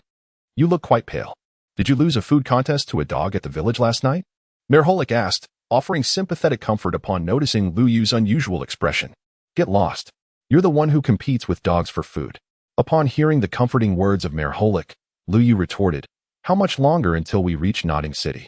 Lu Yu drew back the curtains of the carriage, and as the vehicle progressed, the woods outside swiftly receded. It should be quick, once we pass this grove. The city gate will come into view, replied Merholik. Esteemed Soul Master, please enter. Here is your token. The guard respectfully returned the token to Lu Yu. With a resounding boom, the massive black gates slowly swung open, releasing a fragrant breeze unique to the forest. The silver-haired youth strolled within, savoring the essence of nature. Come on, stop pretending to be profound. Merholik's voice suddenly rang out. Hurry up, the more time we waste playing with Dragon's essence, the less we have. Time is money. Let us move. Ignoring Merholik's interruption, Lu Yu elegantly mounted the little fox, raising one arm to point forward. Onward. Our goal is the stars and the sea. The little fox threw back its head and let out a long howl, then, with all its might, transformed into a white streak, dashing away with incredible speed. Woohoo! Hurry up, old Emo. Weren't you in a rush? If we arrive late, there'll be nothing left. Merholik shook his head in resignation and chuckled. In the end, they're just two children. As he spoke, a flicker of silver light flashed from his single eye. With a whoosh, the figure vanished in an instant. At that moment, the one human and one fox, caught off guard by the sudden appearance, were startled. A cheerful voice soon reached their ears. Hurry up, you slowpokes. Whoever arrives first is the strongest. Meanwhile, in a forbidden area of Dolua continent, two figures cloaked in black slowly advanced. A desolate marsh occasionally released puffs of green smoke. Suddenly, a small green bubble burst, and a nearby unfortunate little frog, touched by it, instantly transformed into a pool of pus, leaving no trace behind. One of the cloaked figures glanced and remarked, I never expected there would be such a sinister place on the continent. Senior, are you certain that the mysterious village will appear here? The leading figure responded. Such a place cannot be born from the environment of Dolua continent, but it exists now. It must be the work of outsiders. Moreover, it is not the mysterious village that appears here, but rather a place of malevolence that gives rise to villages. The poison here is too potent. Even a typical tidal Dolua might struggle to endure it. We should not rest today. Let us swiftly traverse this marsh before nightfall, lest we encounter some evil entity. Outsiders? The cloaked figure asked in confusion. Humph. The leading figure scoffed. Just a pack of lost dogs returning. By now, the sacred domain should also be making moves. We must ensure we reach the village before they retreat. Otherwise, pinpointing their location will be a challenge. Having spoken, the elder tapped the silver token in his hand. Alas, this ancient relic offers no practical use. It remains unresponsive. He shook it vigorously again. Predecessor. Suddenly, a colossal shadow loomed over the two.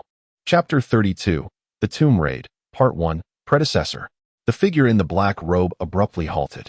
Before them, a massive shadow loomed, obstructing their path. Hiss! Hiss! A great serpent coiled its body, lowering its head to gaze at the two, its crimson tongue flicking in and out, accompanied by a foul stench that assaulted their senses. The serpent's body quivered slightly, and upon closer inspection, two protrusions could be seen on its head. This was the venomous dragon serpent, the soul-hunting forest. Upon arriving at the entrance of the cave, Lu Yu and his companions were struck by an unusual silence. This was peculiar. It was daytime, yet the stillness was palpable. Could it be that the soul beasts indulged in a midday slumber? Lu Yu remarked in confusion. Something is amiss. Suddenly, Immoholic interjected, "There is only the presence of one soul beast. What has become of the other three? Let us venture inside and ascertain the situation." With that, Lu Yu took the lead and ventured into the cave. As the group entered the cavern, they were immediately enveloped by an overwhelming stench of blood. "Such a potent scent of blood," one remarked. "Indeed, we inquired earlier, and it was not present during our previous visit." Liu pondered, stroking his chin, and remarked, "It seems that something significant has transpired here. Enough with the pretense." Immoholic interjected, swiftly gliding to the forefront to lead the way. In an instant, the group was taken aback by the scene before them. The cave was stained with blood, much of it dried and darkened, while the ground was scattered with ominous white bones. At the center of the cavern stood a small tower constructed of bones. The air was thick with the foul stench of decay from the corpses. Of the original 4 soul beasts, 3 had vanished, leaving behind only a black giant ape atop the bone tower, lying supine with remnants of blood and flesh still clinging to its lips. Lu Yu was taken aback, exclaiming in astonishment, "What on earth is happening here? What has become of the 3 wind demon wolves?" Merholic was equally stunned by the scene before him. It appeared that they had been devoured by that colossal ape. Devoured by the giant ape? Indeed, look over there. Lu Yu followed Immoholic's gaze and beheld a disordered heap of white bones in the corner. 3 skulls lay there, severely damaged, yet one could still faintly discern that they belonged to wolves. "Old Immo, what is your perspective on this? What course of action should we take?" Lu Yu inquired. "Do you recall my previous mention of the abundant energy contained within the dragon's marrow?" Immoholic replied, "Indeed, I remember, but what connection does this hold?" Lu Yu pondered, expressing his doubts. "It is indeed true that dragon marrow harbors an abundance of energy. However, without appropriate methods, this energy can be exceedingly volatile. Numerous individuals have perished due to reckless absorption, resulting in their bodies exploding. Moreover, the transformation of that colossal ape signifies that it has forcibly absorbed dragon marrow, indicating that this particular piece is likely damaged. You must contemplate this matter carefully." Merholic paused momentarily before continuing. "This fisher ape appears to be one of the fortunate ones, nearly driven mad by the overwhelming energy, losing all reason. So, what shall we do now?" Liu lowered his voice and inquired, "Shall we sneak over?" Immoholic replied, "Indeed, let us seize the opportunity before the earth-splitting ape awakens and procure the dragon's essence." He then turned to little June, asking, "Can you reduce your size?" The little fox nodded slightly, and in a gentle shimmer of starlight, its form gradually diminished to the size of 2 watermelons. "We shall split up. Old Immo will head to the right, near the Junestone platform, while I will search beneath the white bone tower. Let us proceed." With a command from Lu Yu, the 3 swiftly sprang into action. After approximately 1 incense stick and half of another, Lu Yu, who was rummaging through a pile of bones, suddenly felt something soft beneath his foot. An unexpected sharp pain surged through him, eliciting a gasp of discomfort. Just as Lu Yu was about to call out, a hand firmly covered his mouth. He saw a silver-haired youth signaling him to be silent with his other hand. Lu Yu nodded slightly, and in a fleeting flash of silver light, Immoholic transformed back into his original form. Lu Yu swiftly turned around only to find the little fox dangling from his foot, beneath which lay a snow-white and fluffy tail. Lu Yu swiftly lifted his foot, and just as Xiao Lu Yu had released his grip, he immediately retracted his foot. His goodness, this little creature possesses quite the formidable bite. Lu Yu gazed at the 2 small punctures on his shoe, stained with blood, and couldn't help but draw in a sharp breath. It was undoubtedly a bite. Should he consider getting a rabies vaccine? Was there a purchase option in the system mall? Just as Lu Yu was lost in his thoughts, the little fox beside him gently stroked its own tail with its tiny paw. "Well then, have you 2 discovered anything?" Immoholic inquired softly. At his words, both Lu Yu and the little fox shook their heads in unison, then turned their gazes toward Immoholic, who floated in midair. Immoholic also regretfully shook his head. It seemed they were left with only one place to investigate. The 3 of them simultaneously lifted their eyes toward the shadow atop the bone tower. "Gulu." Lu Yu swallowed hard, scanning the surroundings in vain, realizing that the only refuge lay in the most perilous of places. In his moment of tension, he remained oblivious to the fact that his back was already drenched in cold sweat, and the pain in his feet had faded into insignificance.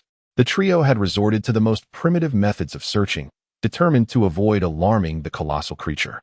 The fissured earth ape had grown to more than double its original size, possessing a strength that could rival millennia. Immoholic then remarked, "There is no other option. You must minimize your movements to avoid startling it, or we shall all meet our demise." Listening to these words, Lu Yu felt that something was amiss. "Then what will you do?"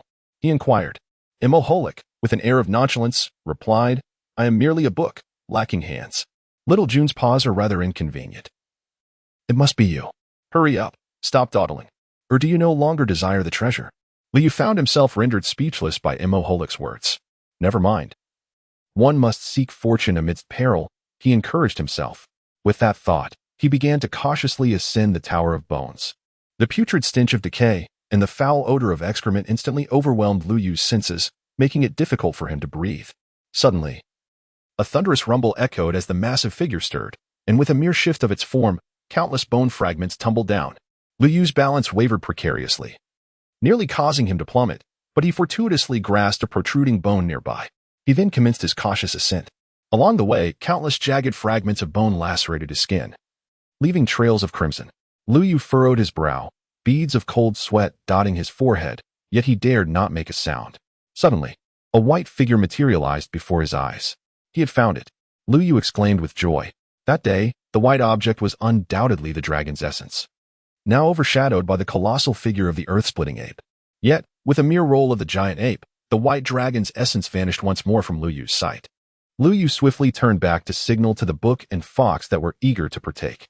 "Old Immo, we found it, right beneath us," Lu Yu called out in a low voice with great effort. Just as his words fell, an ear-splitting roar echoed. Bang! Before Lu Yu could react, a tremendous force struck his back, propelling him away in an instant. Chapter 33, The Graveyard Operation, Part 2. Lu Yu had not yet reacted when he was suddenly struck and sent flying. Bang! Thud! He crashed heavily against the cave wall before falling forcefully to the ground. Lu Yu struggled to prop himself up with his arms, feeling his blood surge tumultuously within him, while a tempest roiled in his stomach. Fortunately, he was not gravely harmed. Roar! The earth-shattering ape let out another furious roar. "Lu Yu, what have you done to provoke it? You must find something," shouted Immoholic, dodging the flying bones. "How did you awaken it?" "How could I possibly know?" As Lu Yu dodged, he responded. Unbeknownst to all, in a forgotten corner, a dark tendril silently vanished into the shadows, without a sound. Suddenly, the earth-shattering ape leapt from the skeletal tower, and upon landing, the ground trembled violently, causing several fissures to erupt in the cave's ceiling, with countless fragments cascading down. "Forget everything else for now. The priority is to find a way to escape," Morholik shouted while evading. The earth-shattering ape extracted 2 massive bones from an unknown source, wielding them wildly. Abruptly, as if drawn by an unseen force, it charged directly towards Lu Yu, its bloodshot eyes fixated on him. Roar! The earth-shattering ape unleashed another furious roar. Lu Yu's vision was abruptly filled with 2 colossal bone clubs. Bang! A thunderous sound reverberated as dust billowed into the air. The enormous bones did not belong to any known soul beast, and astonishingly, there was not a single crack to be found despite the violent collision. As the dust settled, a vast pit was revealed, yet it lay completely barren. Whoosh! Whoosh! Whoosh! 3 streaks of azure light struck the back of the giant ape with remarkable velocity. To Lu Yu's astonishment, not even a scratch was left behind. "Goodness! How thick-skinned it is! Be careful!" Suddenly, Mahalik shouted from a distance. Beneath Lu Yu's feet, the azure soul ring shimmered. With the wind mastery technique and the gale step, he instantly created distance. Suddenly, Lu Yu hurled a silver orb with great force from his right hand. "Go forth, liquid silver Pikachu." The earth-splitting ape swung its bone club once more. Strangely, at the moment the club made contact with the orb, it emitted a sound reminiscent of droplets falling into water. In the next instant, the silver orb adhered to the bone club as if they were symbiotic entities. Gradually, the silver liquid spread backward, coalescing into a humanoid form that shimmered with metallic luster, while the liquid clinging to the club morphed into a powerful hand that gripped the club firmly. Suddenly, the silver figure raised its hand, and the earth-splitting ape was flung away, along with its weapon, as if it were a mere toy. A dull thud resounded. The earth-splitting ape was left dazed and disoriented. Meanwhile, Merholik and the little fox were rendered speechless by the spectacle before them. Who could this formidable being be? That even the frenzied earth-splitting ape appeared like a plaything in its grasp? My goodness, this is truly impressive. No wonder it is the liquid silver guardian from the devouring starry sky. How remarkably splendid! Lu Yu was equally astonished by the scene before him, rendered speechless. The imposing figure of the flowing silver sentinel, crafted from liquid silver metal, was said to require at least a ton of this rare material for its creation. Due to the fluid nature of the liquid Silver Guardian, every strike from the earth-splitting ape seemed to land as if upon the surface of water. The Bone Club, when it struck the Sentinel's form, felt akin to hitting thin air, passing through effortlessly. This only drove the already dim-witted earth-splitting ape into a frenzy. With a roar, the colossal ape bent its legs slightly and then leaped high into the air with a resounding crash. Its fists came crashing down upon the ground. Boom! The earth trembled violently, and the cavern shook as the ground split apart, creating several massive fissures. Not good. Get out of the way. In his haste, Liu failed to notice a large boulder tumbling down from above. By the time he turned to look, it was too late. Moholik and the little fox found their path obstructed by the fallen debris, helplessly watching as the rock buried Liu beneath it. Boom! As the dust settled, Liu opened his eyes and touched his face, only to discover that aside from a bit of dust, he was completely unscathed. He slowly raised his head and found that the flowing Silver Guardian, who had been battling the earth-splitting ape moments ago, had somehow appeared beside him. Its broad form shielded him from the majority of the damage. Suddenly, the flowing Silver Guardian emitted a shockwave, causing the massive boulder resting upon it to shatter into countless pieces. Merholik and the little fox could only hear a muffled sound before the pile of stones erupted violently. A silver figure emerged, effortlessly lifting a person into view. Liu, are you all right? Merholik asked anxiously. I'm fine. It was the Guardian that saved me. Once the flowing Silver Guardian safely set Liu down, it pointed towards the cave entrance, signaling them to leave before vanishing once more. The little fox immediately leaped in front of Liu, urgently checking on him to ensure he was unharmed. What should we do next? Merholik floated closer to Liu and inquired. Also, what is that silver warrior? Is it your trump card? Let us exit first and discuss it later. Liu replied. Can your silver warrior manage it? Are you certain you do not wish to stay and assist? Liu pondered. You may leave first. I shall follow shortly. Subsequently, Liu unexpectedly turned back without a glance. The little fox, observing this, hurriedly trailed after him, only to be lifted effortlessly by Merholik's telekinetic force. Come. This is not a battle in which we can partake. Our presence would only complicate matters. Let us depart for now. With that, Merholik turned to leave, carrying the little fox along. The little fox struggled a couple of times, realizing it could not escape Merholik's grasp, and thus resigned itself to being led away. Meanwhile, the earth-shattering ape was venting its pent-up fury by wielding a massive club. Bang! A powerful fist struck its rear, yet the colossal creature nimbly evaded the blow. In that moment, a silver silhouette materialized in the ape's line of sight. As the saying goes, when enemies meet, their eyes burn with hatred. The earth-shattering ape, having no outlet for its wrath, now found a target for its ire. With a fierce roar, it pounded its robust chest with both fists, seemingly declaring war.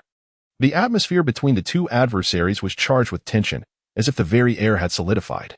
Suddenly, twinkling starlight flickered above in the dark cavern.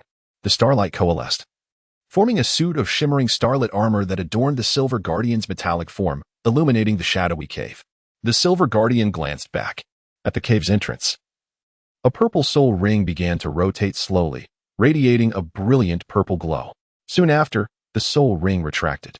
Liu, the Silver Guardian, raised his thumb in approval. Subsequently, the azure soul ring shimmered, and with a rush of wind beneath his feet, he soared out of the cave. The Silver Guardian, empowered by the celestial battle attire, nodded slightly at the cave entrance. A fierce roar erupted. With a resounding crash, the Silver Guardian turned, his mechanical eyes glinting with a frigid intensity, as if he had already decreed the demise of the earth-splitting ape. His icy iron fist clenched tightly. Bang! The bone club shattered instantaneously.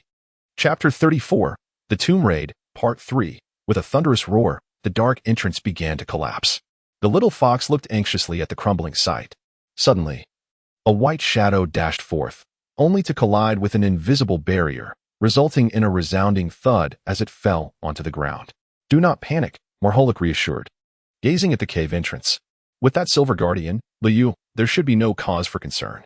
Moreover, our presence would be of little assistance now. Given that lad's temperament, he would not embark on a venture without certainty. We must place our trust in him. Just as Merholik consoled the little fox, a flash of azure light abruptly darted from within the cave. The figure was none other than Liu, who had just returned. Upon seeing Liu, June hurriedly approached, inspecting him closely. Upon confirming that he bore no injuries, she finally felt at ease. At this moment, Morholik floated before Lu Yu and inquired, "Are you certain you are unscathed?" Lu Yu nodded. Inside, the Silver Guardian was holding its ground. I cast a spell of enhancement and returned swiftly, so there was nothing to worry about. Upon hearing this, Morholik felt relieved, but soon his tone shifted to one of slight disappointment. At this juncture, it seems rather improbable to acquire the Dragon Marrow. Can your Silver Guardian deal with that Rift Ape? Though it has lost its sanity, it has been empowered by the Dragon Marrow, and its strength should not be underestimated. Shouldn't we devise a way to assist it? Upon hearing this, Lu Yu pondered and remarked, "The issue is not significant. The body of the Luoying guards is unique, and there is no need for us to concern ourselves." Lu Yu was aware that his actions were somewhat unscrupulous, yet his words held a semblance of truth. The Silver Stream Guardians, crafted entirely from Silver Stream metal, possessed the remarkable ability to alter their forms at will. Although these Guardians were not specifically engineered for combat, their very essence was designed for defense. In the realm of devouring the starry sky, they could confront the formidable golden-horned beasts. Thus their prowess against a crazed earth-rending ape should be more than sufficient. "Old Mo," Lu Yu suddenly exclaimed. What is it?" He then revealed a milky white mass from his spatial ring. "Dragon essence," Morholik exclaimed in delight. "You managed to bring it out?" The scene shifts back to when Lu Yu was still atop the mountain. At that moment, upon returning to the cave, Lu Yu found the Silver Flow guards in a standoff with the earth-splitting ape, a palpable tension saturating the air. With a mere thought, Lu Yu summoned his martial soul, which transformed in form. The Azure Lotus martial soul separated, swiftly followed by the radiant First Soul Ring. First Soul Skill, Starry Praise, Target Amplification, Silver Flow Guardian, Comprehensive Enhancement. At maximum power, the unusual spectacle within the cave instantly captured the attention of both factions on the battlefield. The hatred of them was instantaneously drawn towards Lu Yu. The bone staff in his hand was swung with lightning speed. Bang! Lu Yu instinctively summoned a powerful wind shield to defend himself. Yet he felt no assault as he had anticipated. Slowly, he opened his eyes. A silver figure stood before him, gripping a wild, massive club in a robust hand. With a resounding crash, the bone club shattered instantaneously, but fortunately, the wind shield he had conjured previously mitigated the onslaught of flying debris. The earth-shattering ape seemed to regain a semblance of reason, cautiously creating distance, its eyes still consumed by a crimson haze. Having absorbed the essence of Dragon Marrow, the earth-shattering ape possessed nearly 100,000 years of strength, rendering this battle beyond Lu Yu's capability to engage. Thus, after signaling the Silver Guardian, Lu Yu unleashed the speed-enhancing magic he had mastered, fleeing the battlefield with utmost swiftness. The thunderous echoes of the ongoing battle resonated throughout the cavern, with falling debris cascading from above like a torrential downpour. Lu Yu could only brace himself under the shield above his head while desperately accelerating beneath his feet. Suddenly, boom! A powerful shockwave surged through the cavern. Lu Yu felt as if he had been struck by a truck, his body uncontrollably propelled into the air before darkness enveloped him. Fortunately, he merely lost consciousness for a brief moment. Lu Yu, struggling to support his head, managed to lift his body with great difficulty. Just as he took a step forward, his gaze was unexpectedly drawn to a milky white lump on the ground. Dragon's Marrow. The dragon's marrow that had just been pressed beneath the fissured earth ape now lay quietly at Lu Yu's feet. Lu Yu quickly regained his composure, without the slightest hesitation. He bent down to retrieve the dragon's essence, and once again executed the gale step beneath his feet, desperately sprinting towards the cave's entrance. At last, just moments before being buried by the collapsing entrance, he dashed forth. Lu Yu presented the dragon marrow before Morholik. "Old Mo, please examine this dragon marrow. Can it still be utilized, and how much energy remains?" A mysterious magic circle flickered in Morholik's single eye as he stepped forward to scrutinize it carefully. Something is amiss. What is it? Is this dragon marrow no longer usable? Upon hearing this, Lu Yu was suddenly engulfed by a sense of foreboding. No. Quite the contrary, the quality of this dragon marrow is of the utmost excellence, and the extent of damage falls well within the normal range, showing no signs of having been forcibly absorbed or harmed. Truly, this is splendid news. Lu Yu suddenly sensed something amiss. "Old Mo, you mentioned that this dragon marrow shows no signs of having been forcefully absorbed. Doesn't that imply that there is something else responsible for the frenzy of that earth-splitting ape?" Morholik remained silent. The three of them stiffly raised their heads, slowly gazing towards the collapsed cave behind them. At that moment, their feelings of unease intensified. The tumultuous battle within the cave had yet to cease. The repeated clashes between the Silverflow guards and the earth-splitting ape sent tremors through the ground, causing soul beasts in the vicinity to scatter in fear. Suddenly, the earth-splitting ape hurled the only remaining bone club in its possession with tremendous force, seizing the opportunity while the Silverflow guards were momentarily preoccupied. It pounded its chest with both fists. Boom, boom, boom. The sound reverberated deafeningly within the confined space of the cave. Abruptly, the earth-splitting ape let out a ferocious roar. In the next instant, its form visibly swelled with a rapidity that was astonishing, just as Lu Yu and the others found themselves momentarily dazed. The ground began to quake violently. Meanwhile, on the other side of the hunting soul forest, a man clad in armor thrust his bloodied greatsword forcefully into the ground. "Miss, I believe it would be prudent for us to retreat. You have encountered a soul beast riot on your first outing. This is far too perilous. Moreover, our numbers are insufficient. It would be wise to return." Behind him stood a knightly order composed of 10 heavily armored warriors, ready to strike down any uncontrolled soul beasts that charged at them. At the center of this formation stood a young girl, wielding a knight's sword and adorned in silver armor. Unlike her guards, her armor was tailored to fit her perfectly, accentuating her delicate figure. Despite her tender age of merely 6 or 7, her beauty was evident, with a slightly adorable oval face and a pair of bright, expressive eyes. "No. I have awakened my martial soul a year later than my peers. I must find a suitable soul ring on this expedition. I refuse to return empty-handed." Chapter 35, The Graveyard Campaign, Part 4.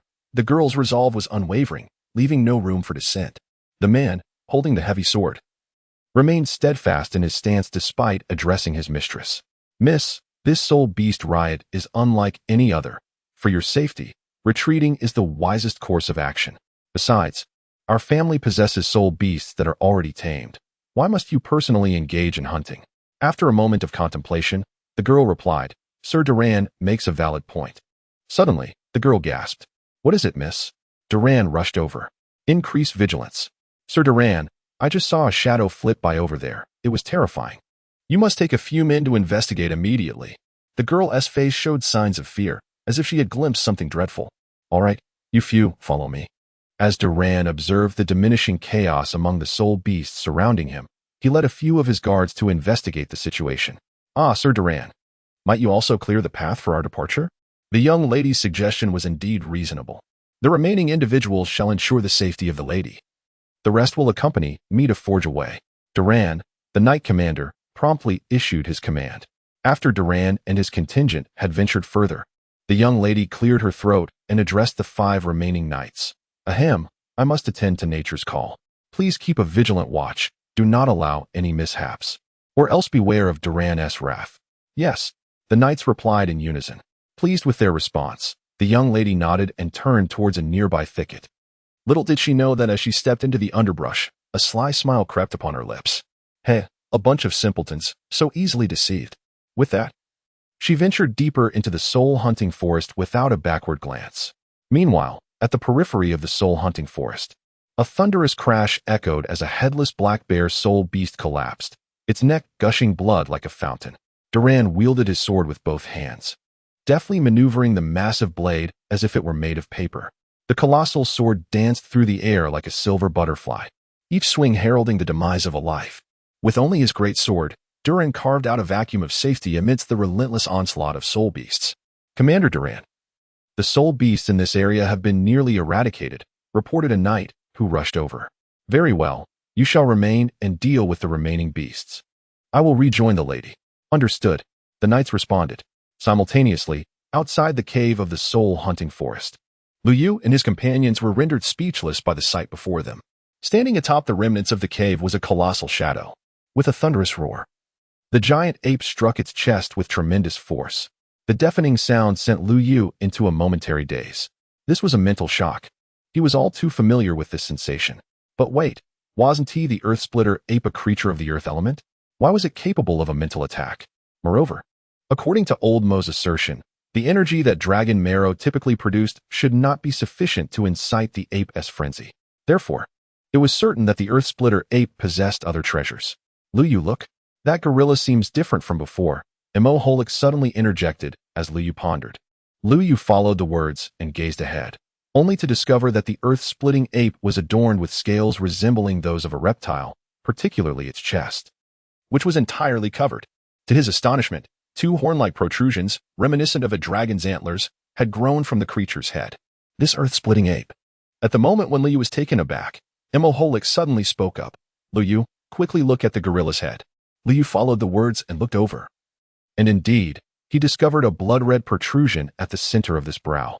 Upon closer inspection, the crimson elevation appeared to be of crystalline substance, strikingly embedded in this head. This object was undoubtedly the source of this aberration. Liu remarked, if my observations are correct, Liu, we may have stumbled upon a treasure. Immoholic exclaimed with delight. A treasure? That crystal? Indeed. Immoholic replied. If my eyes do not deceive me, that should be the dragon pearl. It is a treasure of a rank superior to dragon essence. Upon hearing this, Liu's eyes instantly sparkled with excitement. However, they quickly dimmed again. The current situation is exceedingly unfavorable for us. That colossal gorilla is in a frenzied state, and approaching it would be akin to courting death. Thunderous roars echoed in the air. As Liu's voice faded, a tremendous sound erupted from the ruins once more. Another colossal figure emerged. The moment the second giant silhouette appeared, Liu's eyes sparkled with joy.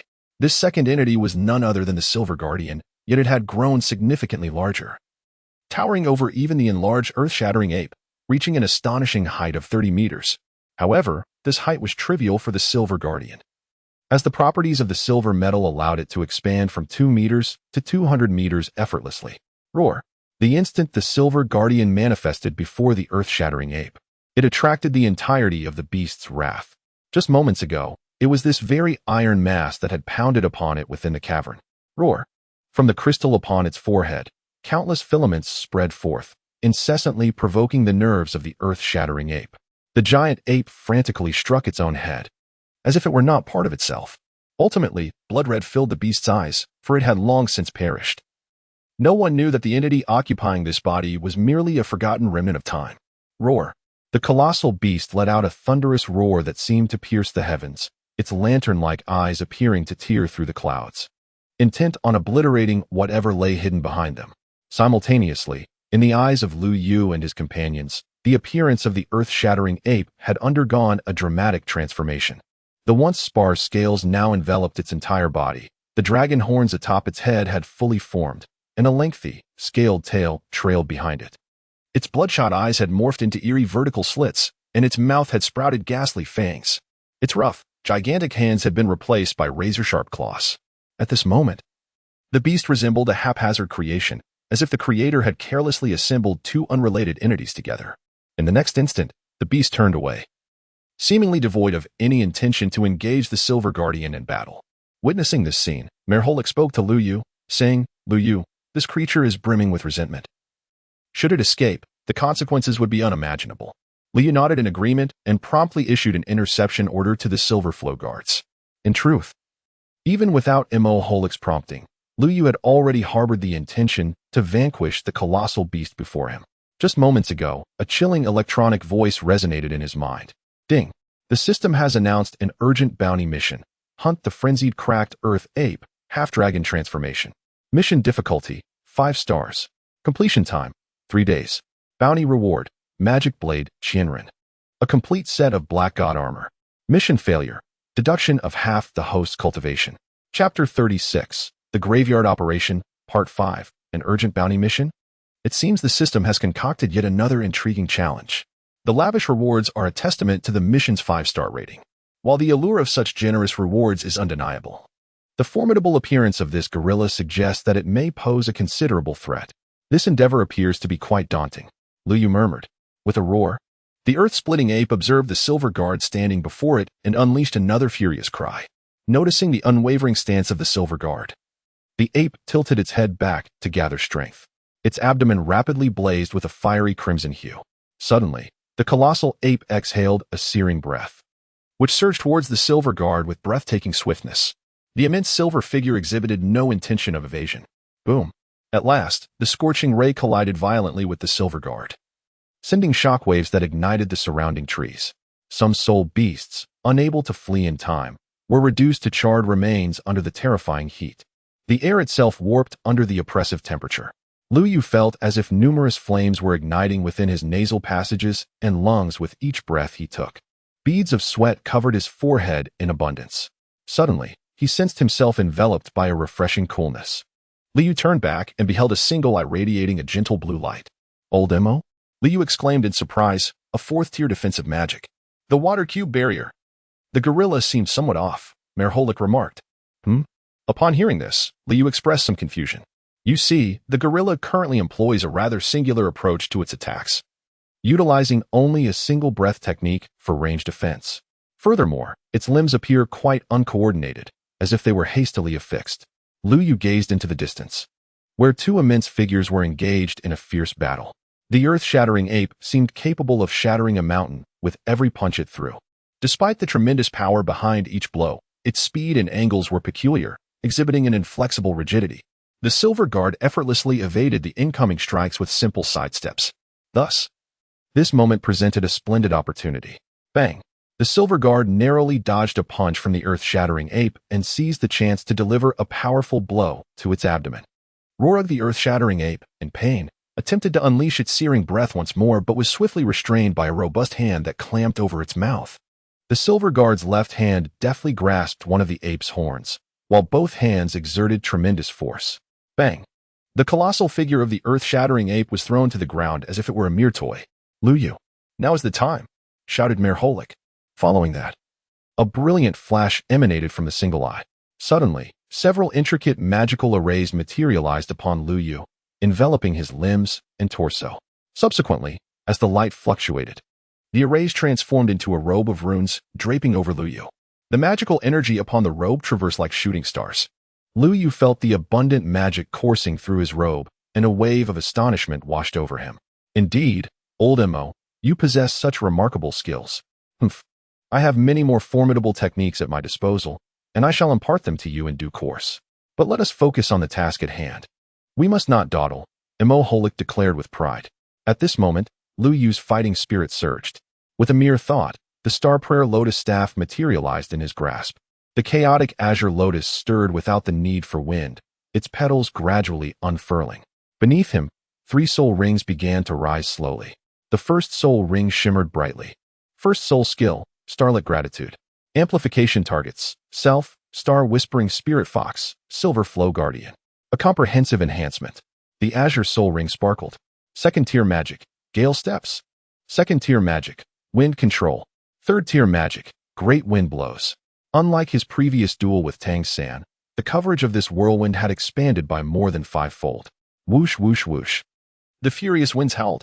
Liu soared upwards with the aid of the wind. The staff adorned with a green gem shimmered brilliantly. Several blades of wind were unleashed, striking directly at the face of the earth-shattering ape.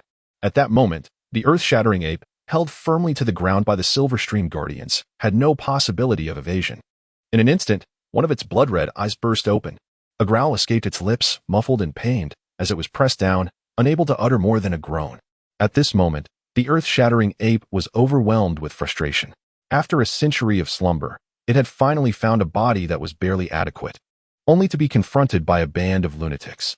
Without uttering a single word, they launched a relentless assault upon it. Yet, having just taken over this new form, it was still unaccustomed to its capabilities, leaving it utterly defenseless in the short term. The towering figure before it, with a body as solid as steel, moved like liquid, rendering every punch it threw akin to striking cotton. Just moments ago, an irritating insect had been incessantly bothering it. Meanwhile, on the other side of the soul-hunting forest, a young girl brandished her sword, adopting a combat stance, her eyes scanning the surroundings with vigilance. The atmosphere was exceedingly eerie, devoid of any trace of soul beasts. Judging by the blood-stained armor she wore, it was evident that she had endured a fierce battle, and her hands trembled slightly as they gripped the sword. Beads of sweat dotted her pale forehead. This was entirely different from what she had envisioned. She had expected the hunt for soul beasts to mirror her practice of combat skills within her family, merely requiring an understanding of the creature's characteristics and weaknesses. However, her recent clash with a wind demon wolf had completely shattered her illusions. Having seen this type of soul beast in her family's library and knowing its weaknesses, she nonetheless experienced a racing heart with every swing of her sword. Each attack was marred by blunders that should not have occurred. Yet, Her swordsmanship was unparalleled among her peers in the family. Even her usually stern father would commend her abilities. She could not comprehend why these soul beasts, seemingly no different from those raised in her family, rendered her efforts futile. Had it not been for the sudden gust of wind that swept her and the wind demon wolf apart, she might have already met her demise. Upon regaining consciousness, she found herself in an unfamiliar place. Not a single soul beast was present, but the air was thick with an unsettling aura, accompanied by distant roars echoing in the background. It was then that she realized she had lost her way. Her heart brimmed with regret and despair. Why had she disregarded her father's warnings and insisted on venturing out to hunt soul beasts? Why had she resorted to clever tricks to divert Captain Duran and the others? Why had she been so headstrong? Why does she insist on proving her strength before her father to demonstrate her superiority over her siblings? Suddenly, the young girl was startled by a tremendous sound from afar. She looked up, only to see a dark figure rapidly enlarging in her vision. With a clang, her hands weakened, and she could no longer grip the sword tightly. The weapon clattered to the ground. In despair, she closed her eyes, her mind a blank slate. Instinct urged her to flee, yet her legs felt as if they were rooted to the ground, immovable. Chapter 37. The graveyard danced. The girl, enveloped in hopelessness, shut her eyes, bracing herself for the impending arrival of death. However, after a prolonged wait, the anticipated pain never came. Slowly, she opened her eyes to find a figure clad in a black robe standing before her. The silver-haired youth, with a youthful visage reminiscent of her own age, exuded a maturity that starkly contrasted with his years. "Hey, are you all right?" Liu turned back and inquired. Noticing that the girl before him remained silent for an extended period, he couldn't help but wonder if she had been rendered speechless by fear. "Hello, are you alone?" The girl finally came to her senses, about to respond when she suddenly felt a powerful arm encircling her waist. "Ah!" she exclaimed in surprise. The girl felt the rush of wind by her ear, and by the time she regained her composure, she found herself perched atop a nearby treetop. Looking back, she realized that the spot where she had stood moments ago had transformed into a deep pit. Suddenly, it dawned upon her that she seemed to be resting in someone's embrace. Instinctively, she took a step back, only to find herself stepping into empty air. "Ah!" she cried out as she lost her balance, nearly plummeting down. Fortunately, a strong hand reached out just in time. Liu instinctively tugged, and a delicate fragrance unique to young maidens wafted into his embrace. In an instant, their gazes met, and an ambiguous atmosphere quietly spread around them. A rosy hue crept onto the youthful faces of both the boy and girl. Just then, an untimely voice suddenly pierced the air. "Liu, what are you doing at such a critical moment? Are you still in the mood for flirtation?" Imo Holik hurriedly rushed over from a distance. Moments earlier, after Liu unleashed a few wind blades at the earth-rending ape, he had been sent flying by the debris stirred up by its counterattack, vanishing from sight. In his haste, Imo Holik had neglected his own safety to search for him, only to discover that this lad was engaged in courtship. "Old Imo." As Liu noticed Imo Holik's arrival, he exclaimed with delight, "Stay here and do not wander. It is perilous over there."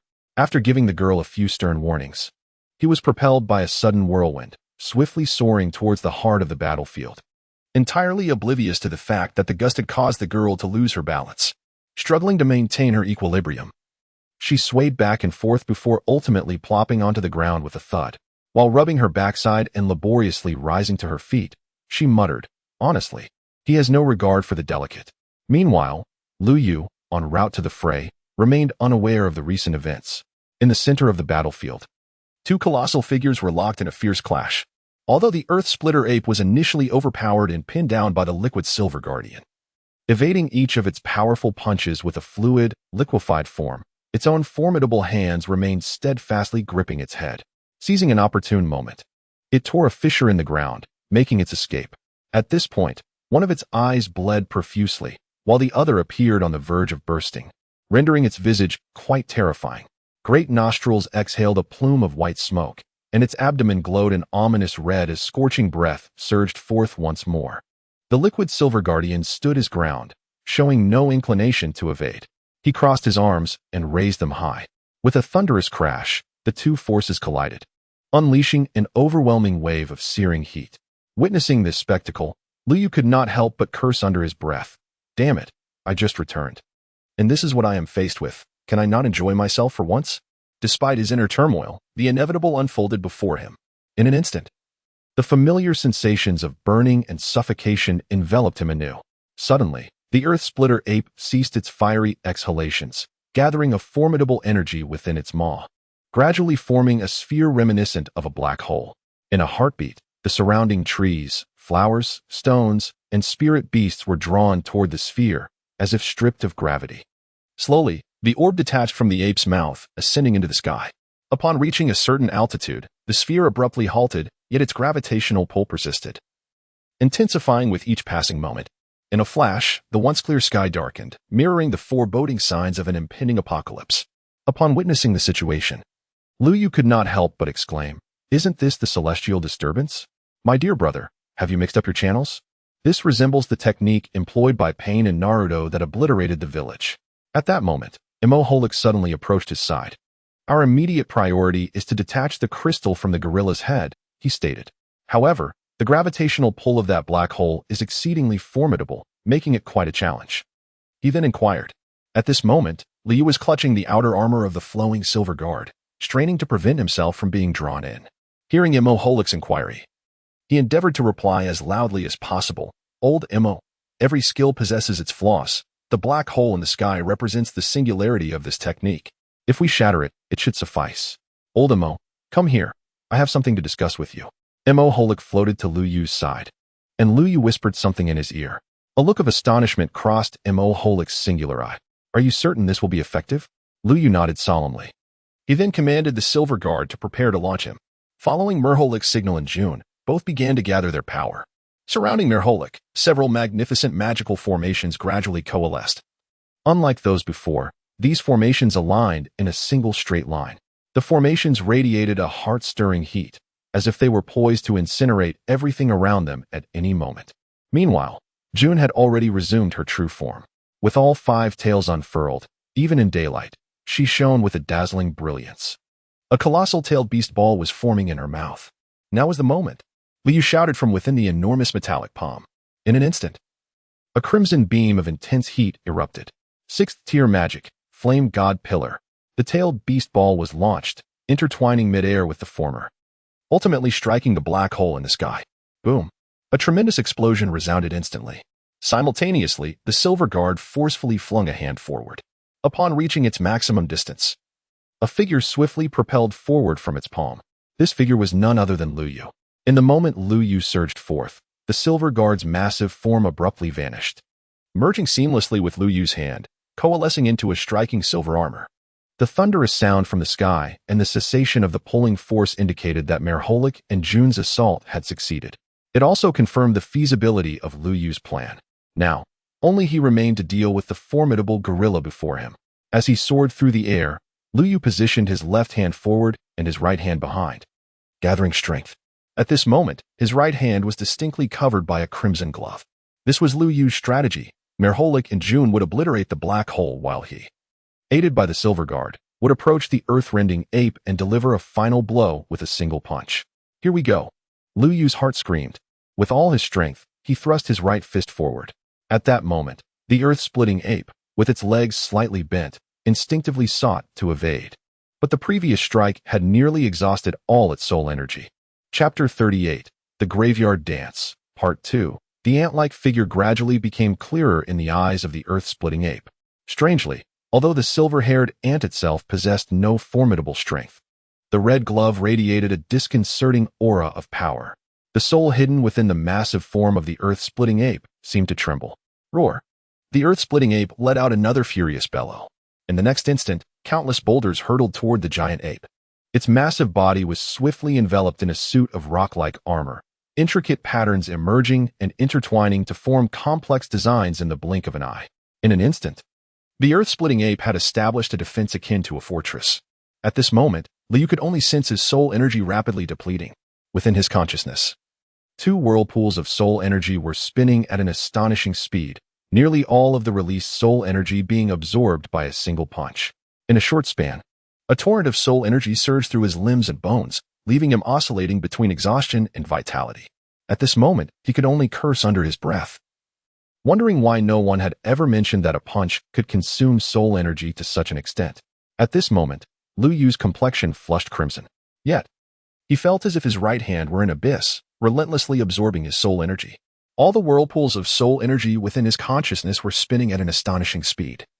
And even the surrounding soul energy crystals were not spared, being crushed and released back into the flow of energy, perhaps having absorbed sufficient soul energy.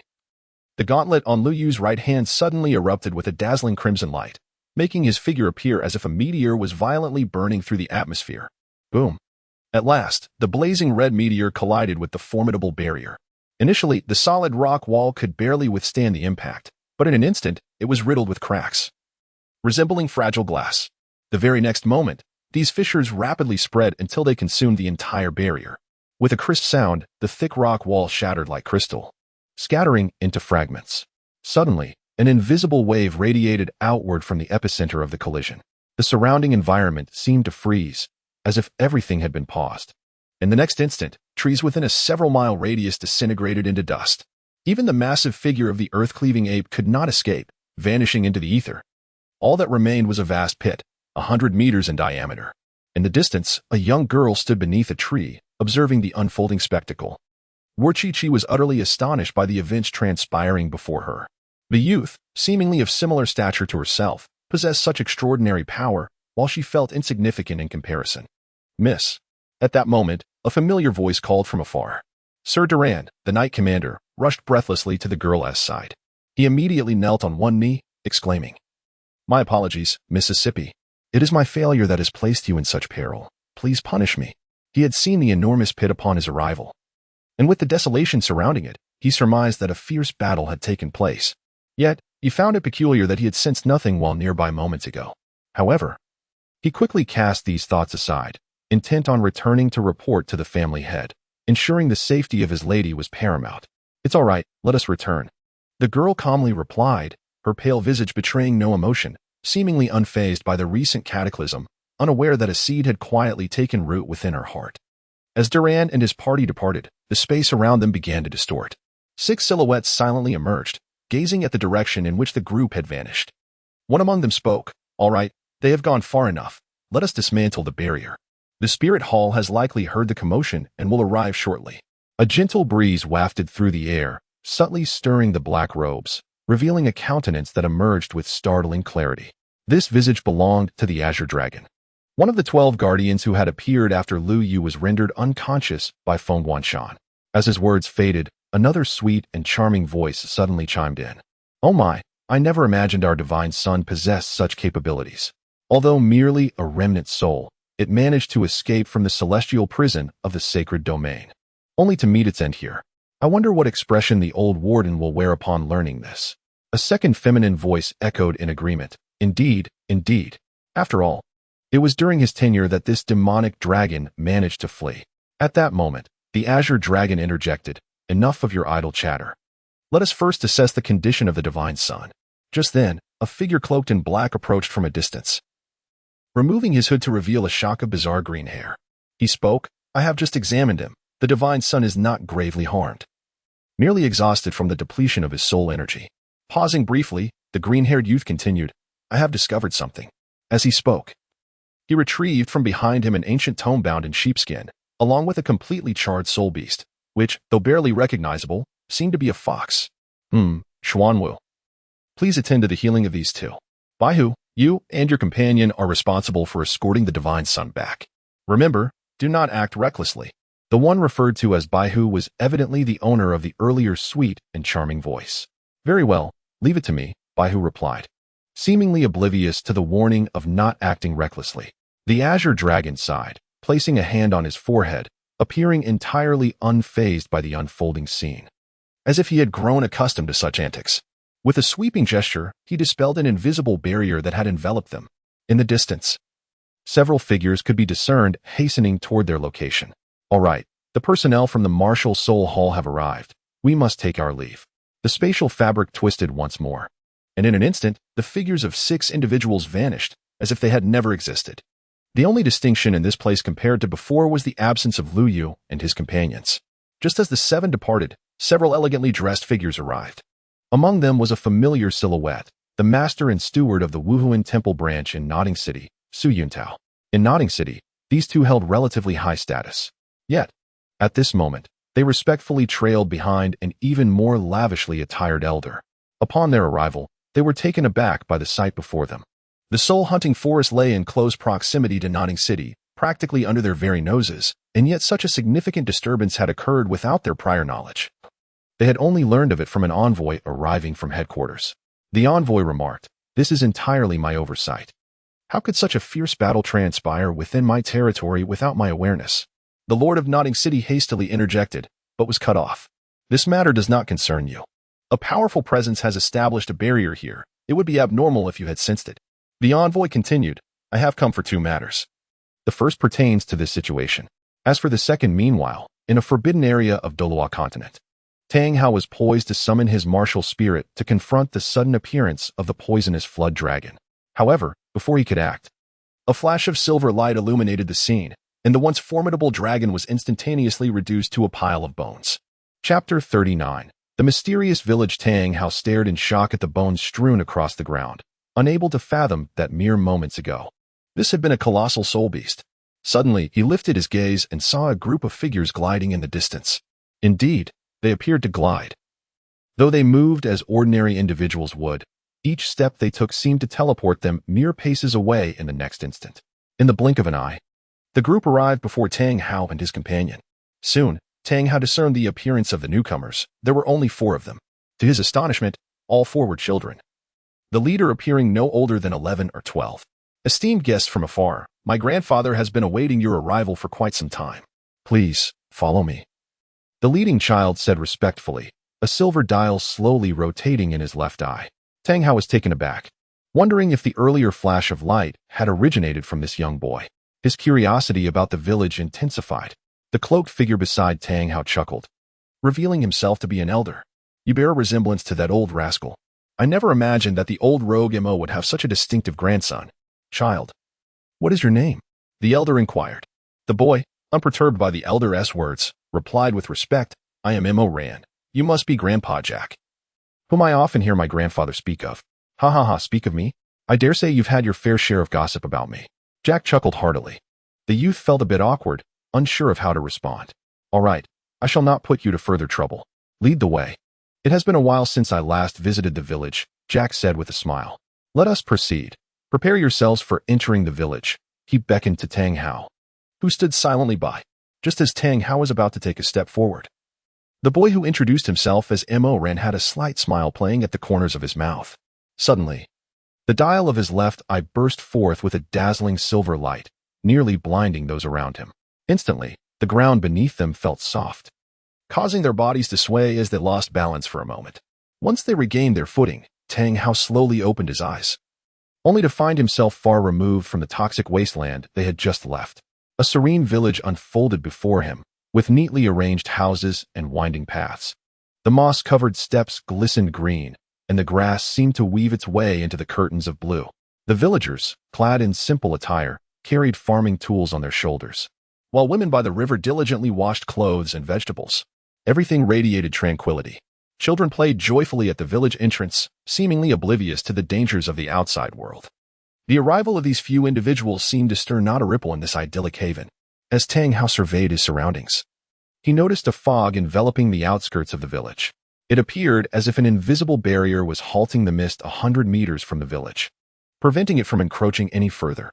Mo Ran, observing Tang Hao's fixation on the fog, smiled and explained, "The village is under the protection of our ancestral deity, who grants us safety from all dangers." As they spoke, the group reached the center of the village, where Tang Hao noticed a crowd gathered. Curiosity piqued, he inquired, "What are they doing?" Mo Ran replied with a smile, "That is the village altar, where we honor our ancestral deity. This year, 3 children have come of age, and they are undergoing their martial soul awakening, praying for their soul rings." Praying for soul rings? Tang Hao was momentarily taken aback. In his recollection, children of suitable age on the continent would have soul masters dispatched by the spirit hall for their martial soul awakening, and some hidden families could conduct the awakening internally. However, regardless of whether it was the spirit hall or a secluded family, the sole means of obtaining soul rings after awakening was through hunting soul beasts. The notion of praying for soul rings left him perplexed. As he pondered, he raised his gaze to the statue at the center of the altar, only to discover that the face of the statue was entirely blank. "Why is the statue faceless?" he asked. The deity has not descended. The visage will reveal itself once the deity returns. An aged voice suddenly came from behind. An elderly man, leaning on a cane, approached leisurely. Grandfather, village chief. Imo ran and the others greeted politely. The old man nodded kindly. Two esteemed guests, please follow me. Subsequently, a group of individuals arrived at a wooden cabin, where through the window, one could just glimpse the altar adorned with a faceless statue, alongside those performing the rites. Ha! I never imagined you, old chap, would still be alive. Old Jack suddenly exclaimed with laughter. Old Jack, it has been years since we last met, yet your tongue remains as sharp as ever. Cursing me to death upon our first encounter, Imo Shoyuin retorted with a chuckle. And who might this be? He inquired, gesturing towards Tang Hao. A young man who has lost his way, residing in my village for several years. I brought him out for a little exploration, old Jack replied. You rascal. Look at you. Your grandson has grown so much and turned out quite remarkable, he continued. I have come seeking your assistance regarding a matter. Imo Shoyuin said as he prepared tea. I knew you wouldn't visit unless you had a purpose. Speak. What is it that you require? Here, have some tea. He poured a cup and presented it to Tang Hao. The latter accepted it with both hands in gratitude, taking a sip afterward. Suddenly, Tang Hao felt a warm current coursing through his entire body, and he sensed his mental acuity becoming even more refined. His eyes widened in astonishment. This tea possesses such remarkable effects. If only I could bring some back for Xiao San. Meanwhile, the two elderly men with gray hair continued their conversation. There are two matters, old Jack stated, raising two fingers. First, retrieve the item I previously left in your possession. Ah, that is simple. I shall have Ranner fetch it for you right away. And the second matter? Imo Shoyuin readily replied. I wish to visit the sacred domain. At this, Imo Shoyuin's hand paused mid-pour, and he added more tea to old Jack's and Tang Hao's cups, remaining silent. What is the matter? This is the only passage to the sacred domain. Surely, the Haven tea closed it off entirely? Old Jack sensed something amiss with his old friend's demeanor and inquired anxiously. Well, I may not be able to assist you with that. The road to the sacred domain has been closed for over a year now. What? It has been closed for a year? Old Jack felt an unsettling premonition. Has something happened in the sacred domain? I do not know. Old Lu has not informed me. Ever since the 12 offerings emerged a year ago, the passage has not reopened. I have no idea what the situation is like inside now. Old Jack exclaimed in surprise. What? The 12 offerings have all been mobilized? It seems we are indeed facing a grave situation. Imo Shoyuin shook his head. Old Lu refuses to divulge anything. The passage was sealed from within, and there is no way to open it from the outside. I, too, am at a loss. As the two conversed, Tang Hao turned his gaze towards the window. Suddenly, the faceless statue at the center of the altar burst forth with a radiant silver light. Subsequently, the three children undergoing the ritual vanished without a trace, seemingly whisked away by that luminous glow. Chapter 40. The Seed of Inheritance. Imo Shoyuin followed Tang Hao's gaze outside. The soul-summoning ritual was nearing its conclusion. In a day, the village would welcome 3 new soul masters. A day? Tang Hao exclaimed. One must awaken their martial soul and hunt soul beasts to obtain soul rings before officially becoming a soul master. However, typically, individuals lack the experience to confront soul beasts right after awakening their martial soul, necessitating assistance in the hunt. Those 3 children hardly seem capable of hunting soul beasts on their own. How can you be so certain they will become soul masters within a day? To Tang Hao's surprise, Imo Shoyuin chuckled as he stroked his beard. Young man, do you know the origin of our village? Tang Hao shook his head. No, I do not. Then do you know why we worship our ancestral deity? Imo Shoyuin continued to inquire. I do not, Tang Hao replied, shaking his head once more. Imo Shoyuin sipped his tea and began to explain. Let us first discuss that statue. It is more fitting to describe it as a door. A door? Tang Hao was taken aback. Indeed, this door connects 2 realms. One is the sacred domain I mentioned earlier with old Jack. And the other? Tang Hao pressed for further information. The other realm is where we awaken our martial souls and acquire soul rings. All children in the village who reach a certain age are sent to the place of inheritance to receive the blessings of our ancestral deity. These blessings involve planting the seed of inheritance within them, a process that takes a day. Once the seed is sown, as they cultivate their soul power and reach a certain level, the seed will take root and sprout into soul rings. To plant the seed of inheritance within oneself and cultivate one's own soul rings, Tang Hao was utterly astonished by this method of cultivation. However, Imo Shoyuin continued. When a villager passes away, the seed of inheritance within them returns to its original state and reverts to the realm of inheritance.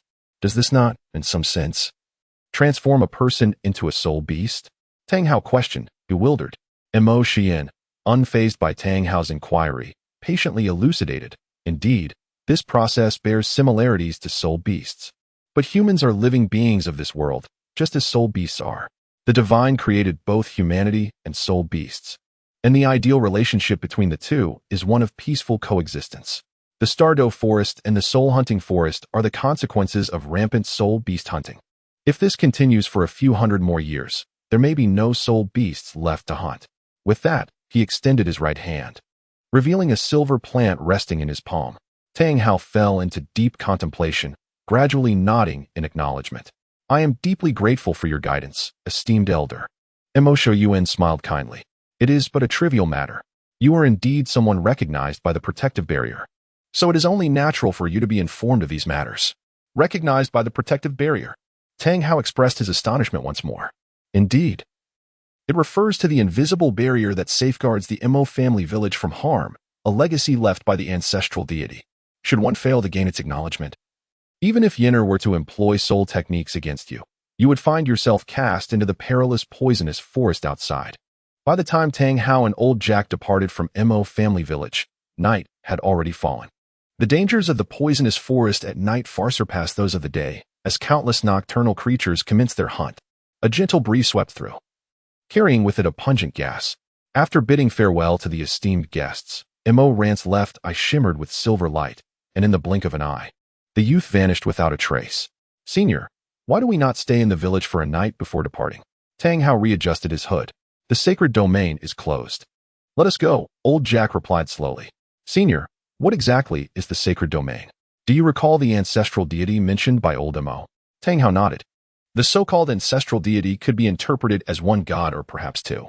Tang Hao was momentarily bewildered. Do the elders always speak so cryptically? Do you remember the soul technique released by Mo Ran? Tang Hao nodded again. The youth's left eye merely flickered with silver light, and he instantly changed his position. A quintessential example of spatial soul techniques. Could it be a deity of space? Yes, you are correct, but that is only half of it. There is also a deity of time. The revelation of the dual deities left Tang Hao even more astounded. The sacred domain was created by these twin gods, with a history that can be traced back to the very dawn of the continent. The sacred domain generally exists within a fluid, unique space, where the two deities utilize divine power to create several anchors that stabilize its location. These anchors serve as vital conduits between the sacred domain and the continent. Mo Family Village is one of these anchors, and indeed the most critical one. Following a great battle 90 years ago, the other anchors were completely destroyed, leaving only Mo Family Village remaining. Upon hearing this, Tang Hao couldn't help but inquire, if the sacred domain has existed for such a long time, why has there never been any record of it on the continent? Old Jack responded, the sacred domain has always conducted itself discreetly, reluctant to engage in excessive interactions with the continent. It is known that they have been monitoring every movement on the continent, seemingly wary of something. The sudden closure of the sacred domain is indeed peculiar. Despite their mysterious nature, they have consistently maintained a connection with the continent. Senior, where are we headed this time? Tang Hao caught up with Old Jack. Although Old Jack appeared to be a frail elder, he moved with surprising agility, compelling even a robust man like Tang Hao to quicken his pace to keep up. Upon hearing Tang Hao's words, Old Jack halted and retrieved 2 yellowed old envelopes from his bosom, presenting them to Tang Hao. Inside these are items I have left for Xiaosan and Xiaoyu. Both are good children, and the path of a soul master is fraught with difficulties. This is a small token of my regard. You must not keep for yourself what is meant for Xiaosan. We shall part ways here. Deliver these to the children when next you see them. With that, before Tang Hao could decline, Old Jack pressed the envelopes into his hands. Suddenly, a thunderous roar echoed through the air. In the blink of an eye, Old Jack's figure vanished without a trace, leaving Tang Hao rooted to the spot, dazed, clutching the 2 envelopes. His weathered face was inscrutable, though his mind raced with thoughts, seemingly tranquil on the surface. Yet deep within, he began to piece together Old Jack's true identity. Could it be that village chief Jack was indeed the legendary master who had once shaken the continent decades ago? The very notion startled him. Impossible. At that time, every major force across the continent had dispatched their most formidable warriors to eliminate that being, leaving no chance for survival. Yet his hand, still grasping the envelopes, trembled slightly. Then, a sudden realization struck him. Village Chief Jack had not revealed how he could leave. He had arrived here thanks to the silver token in Old Jack's possession. And now that Old Jack had departed, he found himself lost, for the teleportation was not to the same location as before. Abruptly, Tang Hao felt something in his embrace. He reached in to discover it was the silver token used by Village Chief Jack. Without hesitation, he attempted to channel his soul power into the token. With a whoosh, accompanied by a flash of silver light, Tang Hao's figure disappeared from the toxic forest. Chapter 41. Rebirth in the Heaven Do Empire, Shenghun Village. Within a humble wooden cabin, Lu Yu slowly opened his eyes as the morning sunlight filtered through the window, casting a delicate interplay of light and shadow upon the floor, weaving together a unique tapestry that belonged solely to the dawn. Lu Yu instinctively raised his hand to shield himself from the blinding sunlight. Suddenly, a wave of excruciating pain coursed through his body, prompting an involuntary groan of agony to escape his lips. What on earth is causing such torment? Lu Yu couldn't help but gasp in shock, his teeth gritting in surprise. Brother Yu, you are awake. At that moment, a melodious voice resonated beside him. Before Lu Yu had the chance to speak, Xiao Wu, upon seeing him awaken, dashed outside. Third brother, Yu Ge has awakened, she called out as she sprinted. At that moment, Tang San, who was approaching with an armful of items, noticed a figure rushing towards him in haste. Suddenly, a stone appeared beneath Xiao Wu's feet. Observing this, Tang San decisively halted, sidestepped, and evaded with fluid grace. Bang! As anticipated, Xiao Wu tripped over the stone and fell to the ground. Meanwhile, Tang San, having successfully dodged, continued to clutch his belongings. Fortunately, there is no harm in delivering medicine to Yu Ge, Xiao Wu remarked with a mischievous grin. Third brother, she exclaimed, rubbing her head as she stood up, looking quite pitiful. Her forlorn gaze resembled that of a slighted maiden. Xiao Wu, are you all right? What is the rush? Tang San inquired, a hint of concern in his voice.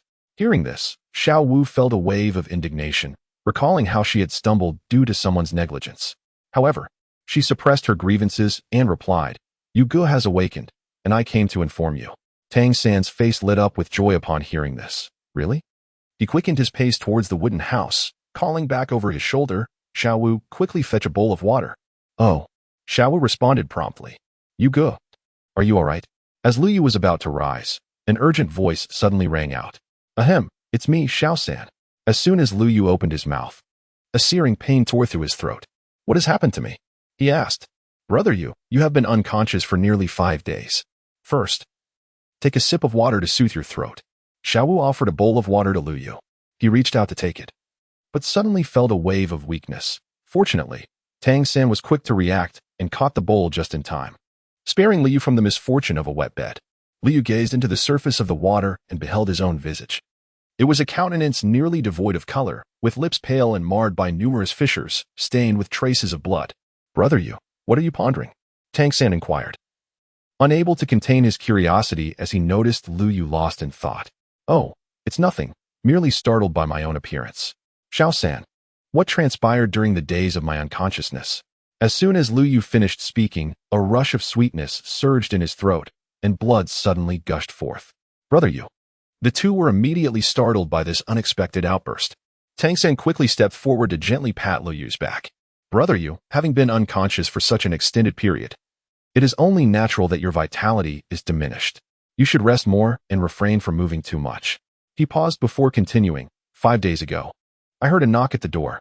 Upon opening it, I found you collapsed on the ground, covered in blood, unconscious. Indeed, it nearly scared us to death. Xiao Wu interjected. Beside you, there was a package and a note containing a prescription for recuperation. Tang San gestured toward the various bundles nearby. Those medicines were prepared according to the prescription on the note. Wait a moment. At this moment, Lu Yu suddenly interjected, the origin of that prescription is unclear. Do you dare to prepare it for me based on such a formula? To be frank, we were initially hesitant as well. The first doses were all personally verified by third brother, until... Upon hearing these words, Lu Yu could not help but jest. Xiao San, you are quite impressive. Possessing knowledge of pharmacology, Tang San felt a bit embarrassed by the compliment. Brother Yu, you nearly frightened both me and Tang San to death last night.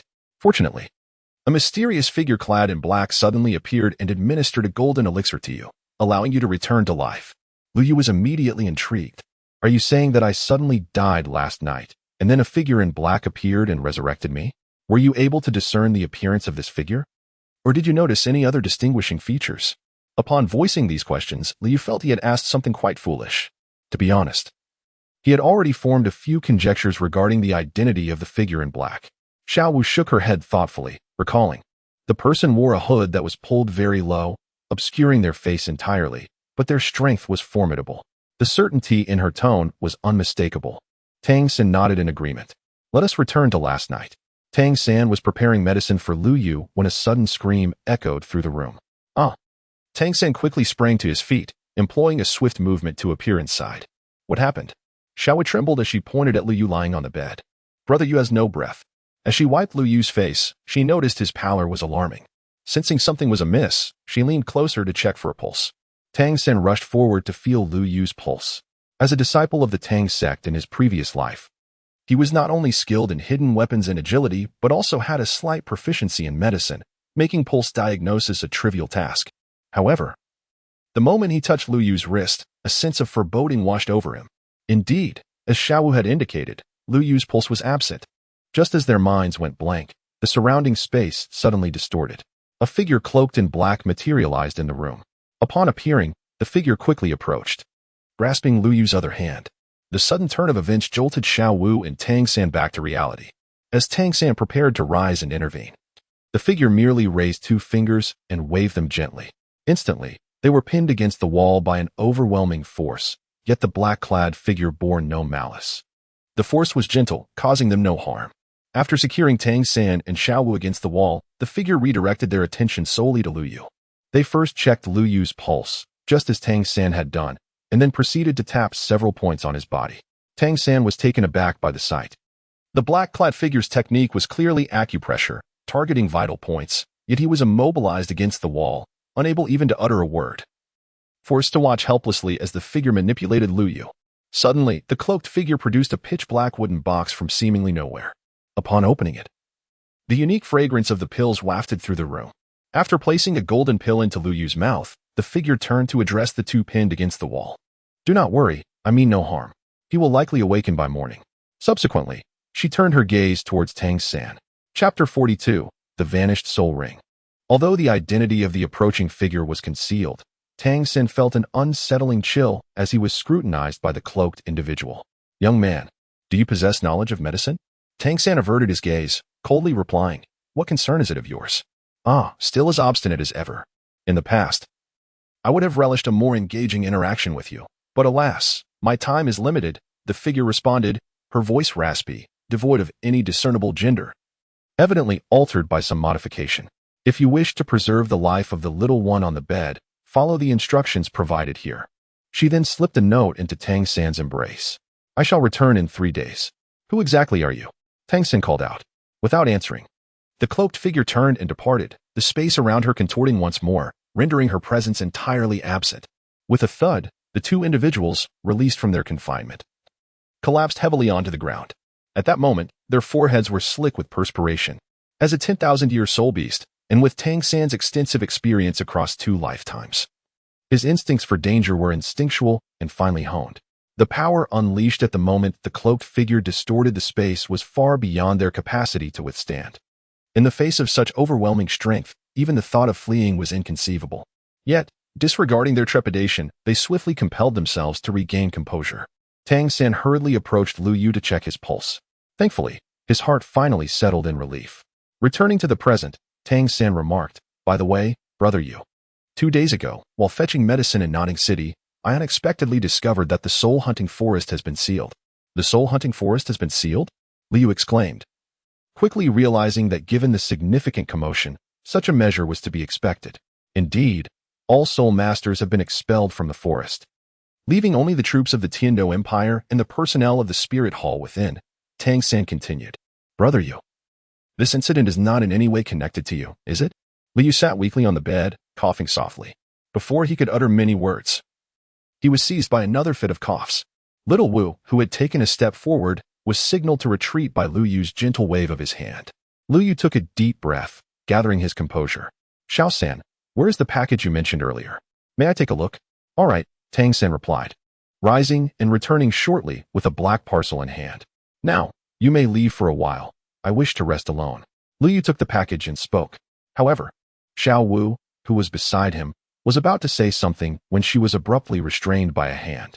Brother Yu is still recovering from his severe injuries and requires peace to recuperate. Let us step outside for the time being. Yes, if anything arises, I shall summon you. Once the footsteps faded, Lu Yu eagerly unwrapped the package before him. Inside lay 2 items, a fist-sized, irregularly shaped dark red crystal and an ancient book bound in sheepskin. Oldemo, Oldemo. Regardless of how fervently Lu Yu called out, the single eye depicted on the cover of the sheepskin remained tightly shut, unresponsive. After realizing his calls bore no fruit, Lu Yu turned his attention to the crystal. The crystal exhibited a hue reminiscent of dried blood, its uneven surface riddled with countless fissures. Through the sunlight, one could faintly discern a dragon-like creature coiled within. Above it, a violet ring floated serenely. This is the Millennium Soul Ring of the Earth-Splitting Ape. Normally, when a soul beast perishes, its soul ring manifests, but such rings do not linger for long. Given his prolonged unconsciousness, Lu Yu had assumed this artifact had long since vanished. To his astonishment, it now lay before him. Yet, he pondered how to extract the soul ring. Consequently, Li began to channel his soul energy, attempting to establish a connection with the soul ring within the crystal. Something feels amiss. Let me try once more. With each effort to harness his soul energy, Lu Yu was startled to discover that his energy had completely dried up. He hastily plunged his consciousness into his sea of knowledge, only to find it utterly barren. The once vibrant whirlpool of soul energy and the crystallized remnants were nowhere to be found. Even his mental strength had withered to the brink, leaving only a few scattered wisps throughout the void of his consciousness. Lu Yu's consciousness drifted aimlessly through the sea of awareness when suddenly, a burst of white caught his eye. June. Lu Yu was filled with immense joy. He then hastened forward, only to find June curled up in a ball, eyes tightly shut. No matter how fervently Lu Yu called out, there was no response whatsoever. Eventually, Lu Yu surrendered and withdrew from his consciousness, summoning the system. Host. Lu Yu, status, abnormal. Martial soul, praying star lotus staff, time-space angel, mutation. Soul power, 0 points, minus 25,000. Warehouse, playing card blueprint, construction cement. Flowing silver guardian. Note, 2 uses remaining, system bounty task gift pack 1, cultivation method, universal meditation chapter. Wait a moment. Lu Yu gazed at the system panel and suddenly sensed an unsettling anomaly. The system could actually owe him points? When had he accrued a debt of over 2,000 points to the system?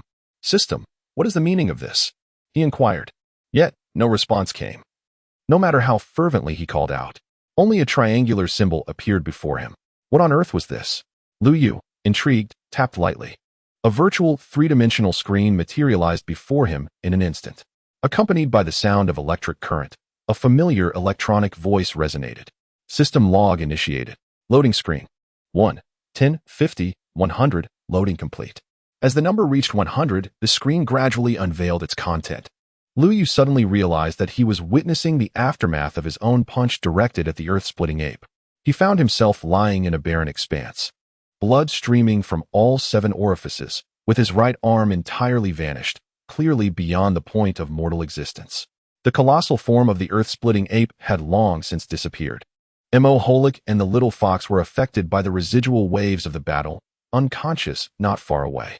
In an instant, Lu Yu was enveloped by a gentle blue light.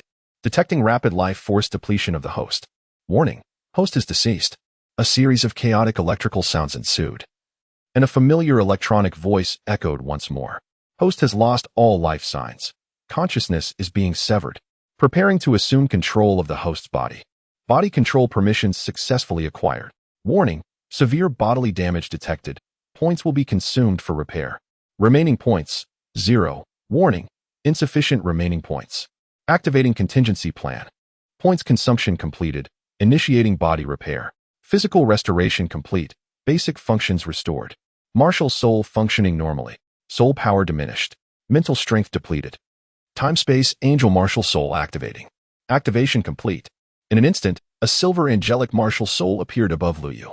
Subsequently, the silvery figure merely raised its right hand and gently waved, causing a rift in space to materialize.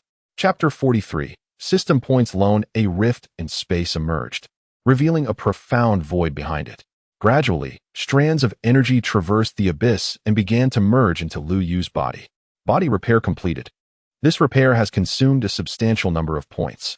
Points, minus 25,000. System energy depleted. Entering standby mode.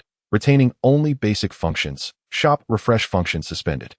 Mission system disabled. Shutdown countdown. 3, 2, 1. As the countdown concluded, the screen plunged into darkness. Liu has now grasped the situation. In a bid to save itself, the system has gone into a complete shutdown. June has once again succumbed to slumber, and old Mo remains unresponsive. It leaves him all alone. Tang San has mentioned that the man in black will return in 3 days. If his suspicions are correct, that individual should be one of the 12 offerings who attacked him that day. What motives do those who call themselves the Holy Domain have in seeking him? However, at least for now, the other party has not displayed any hostility.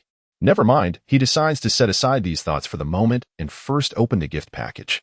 Ding! Bounty mission gift package successfully utilized. Congratulations, host, you have received Demon Blade Qianren, random item package, Black God armor. Rewards have been dispatched to the system warehouse. Please check them. Ah, Lu Yu was bewildered. No. Opening a gift pack and encountering a draw card. This system has already gone offline, and yet it still plays this game of chance. Never mind.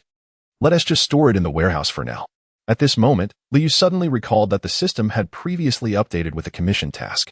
By merely interacting with characters from the original work of Dolua Continent, he could unlock related quests. Having spent considerable time with Xiao Wu and Tang San, he should have unlocked some relevant tasks by now. Randomly, Liu once again summoned the system interface. To his surprise, a branch appeared under the task section, clearly marked with the words commission task. However, it was displayed in a dimmed state.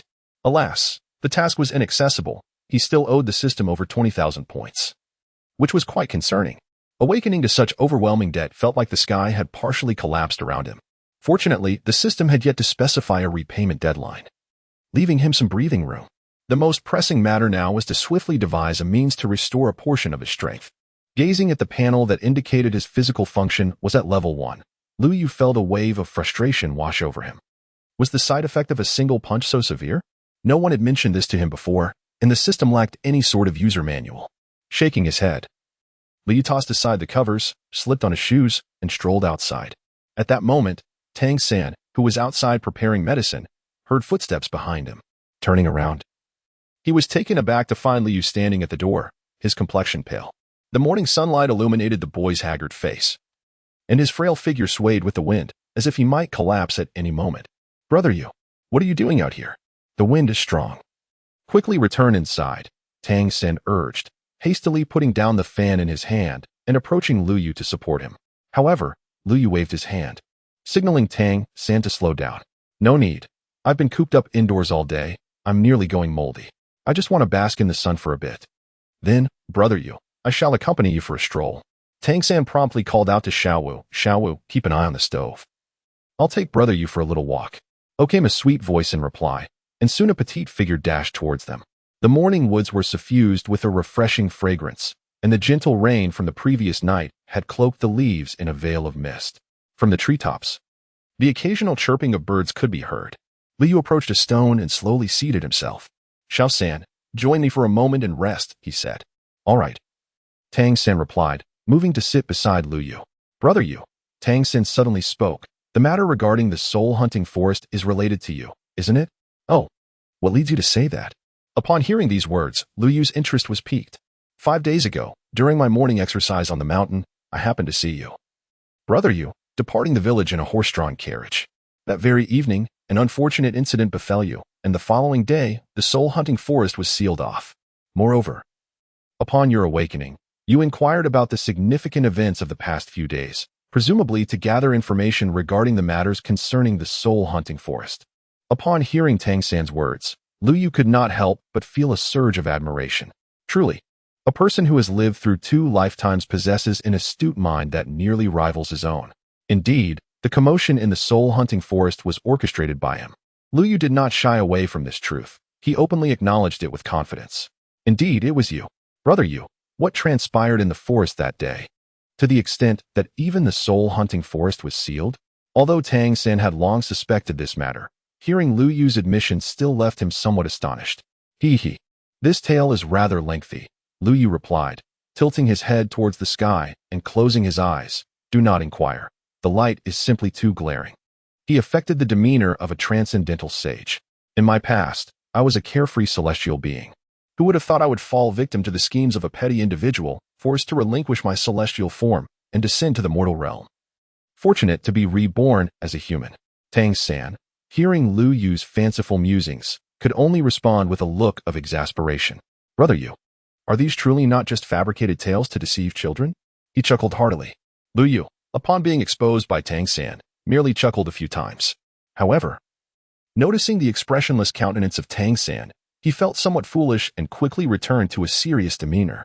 In truth, I have not engaged in anything particularly noteworthy. A friend of mine lost an item in the soul-hunting forest, and while assisting him in the search, I fortuitously encountered a formidable soul beast. By sheer luck, I came across a powerful senior, and with their undeniable strength combined with my impeccable support, we swiftly dispatched the soul beast. Alas, what does that expression of yours imply? Seeing Tang San still appearing half-convinced, Lu Yu feigned dissatisfaction.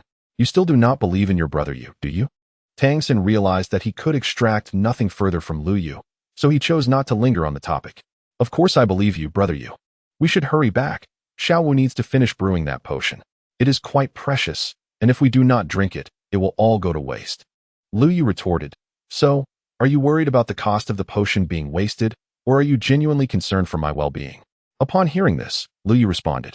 Tang San momentarily found himself at a loss for words. Of course, I am concerned about your health, brother Yu. After all, in terms of talent and wisdom, there is no one on the entire continent who can rival you. Therefore, your well-being is of utmost importance. Thus, brother Yu, for the sake of your swift recovery, let us return and take the medicine. Of course, Tang San deliberately paused. If you are afraid of the bitterness and truly cannot bring yourself to drink it, then we need not consume the medicine, no matter how precious it may be. Lu Yu remarked, indeed, what you stated earlier is commendable, but what follows is quite absurd. I, Lu Yu, fear hardship? This is nothing short of alarmist rhetoric. Come, let us return and partake in some medicine. With that, Lu Yu rose and started to make his way back.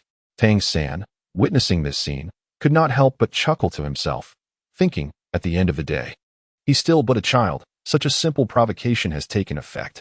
Hey, Xiao San, why are you still standing there? Hurry up, Lu Yu called out, glancing back as he walked further away. Oh, coming, brother Yu. Take your time, Tang San replied. Chapter 44. The moonlit ruins as night fell. Lu Yu rose and approached the door. He pressed his ear against it, attentively listening to the sounds outside. Afterward, he gently pushed the door open and, upon discovering Tang San and Xiao Wu deep in slumber, cautiously took his first step. Noticing their lack of response, he exhaled a slight sigh of relief and stealthily made his way outside.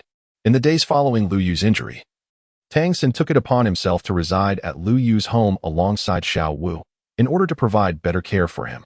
With Tang Hao and village chief Jack having departed for an extended period, their return remains uncertain. Since Tang Hao's departure, the blacksmith shop has also been closed. All three possess spirit master subsidies, which suffice for their daily expenses, rendering the need for labor unnecessary at this juncture. Moreover, the ring left to Lu Yu by Grandpa Jack contains at least 200,000 gold coins, a preliminary estimate on Lu Yu's part, thereby alleviating any financial concerns he might have. The forest at night lay in tranquil silence. Though it is summer, the evening breeze brushes against the youth's skin, evoking a slight chill. Achu! Lu Yu shivered, his hands brushing against his shoulders. Goodness, why is it so cold at night? The young lad murmured, quickening his pace. Before long, Lu Yu arrived at his intended destination, the grove behind the village. Lu Yu extracted a crumpled ball of paper from his spatial ring. At that moment, he found himself in a clearing within a small grove.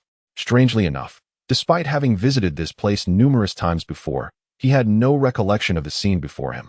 The towering boulders behind the village indicated that the address written on the paper must refer to this very spot. Lu Yu halted his steps, confronted by a colossal rock. The surface of the stone was cloaked in verdant moss, while one side presented a remarkably smooth plane, reminiscent of a blade's edge. This monolithic structure towered nearly 10 meters high, its surface rendered exceedingly slick by the dense growth of moss. The parchment he held was discovered within the spatial ring left by Grandpa Jack. According to the inscription, This stone was purported to be the entrance to the Moonshadow ruins. However, this portal would only manifest on the night of the full moon, and a key was required for entry. Lu Yu circled the massive stone, yet discerned nothing remarkable. Suddenly, the youth raised his gaze towards the summit of the boulder. Lu Yu suddenly realized that he seemed to have overlooked two locations. As for why he did not continue digging downward, the reason was quite simple. Ascending was far easier, although the massive boulder towered several dozen meters high. Such a trivial matter posed no challenge for him. In an instant, the ancient ring upon Lu Yu's finger shimmered with light, and a glove materialized in his hand. The glove was entirely black, interwoven with intricate patterns of gold. Curiously, it adorned only his right hand. Lu Yu picked up the gloves and examined them closely. These were the Dark Divine Armor, the reward for the system's bounty task, renowned in the Swallowing Star original work as the most formidable defensive armor on Earth. Discovered in the number 9 ruins of the Amazon rainforest, this suit of armor could even mold itself into protective attire according to the user's intent. He then donned it on his right hand. To his astonishment, the originally oversized glove began to flow like liquid, actively conforming to the contours of his arm. Soon after, Lu Yu felt a sharp pain in his right hand, followed by a tingling sensation akin to countless ants crawling across his skin. In the next moment, the black glove seamlessly merged with Lu Yu's body, revealing his fair arm. With a mere thought, an entire suit of armor enveloped him in an instant. Golden red patterns twisted and flowed, interweaving intricately, imbuing the attire with an air of authority and mystique. Lu Yu then lifted his right hand, and with a swift motion, his armored arm elongated like rubber until it reached the summit of a colossal rock. The young man explored the surface at the top, finally locating a suitable grip. With determination, Lu Yu exerted force with his right hand, and in an instant, his body was drawn upward along the direction of his extended arm. Splash! As Lu Yu ascended, his foot unexpectedly slipped, causing him to land awkwardly upon a massive rock. Suddenly, his gaze was drawn to a circular, dark red pattern, intricately embedded within a round indentation, clearly a masterpiece of human craftsmanship. He then retrieved a crumpled piece of paper once more, laying it flat upon the stone.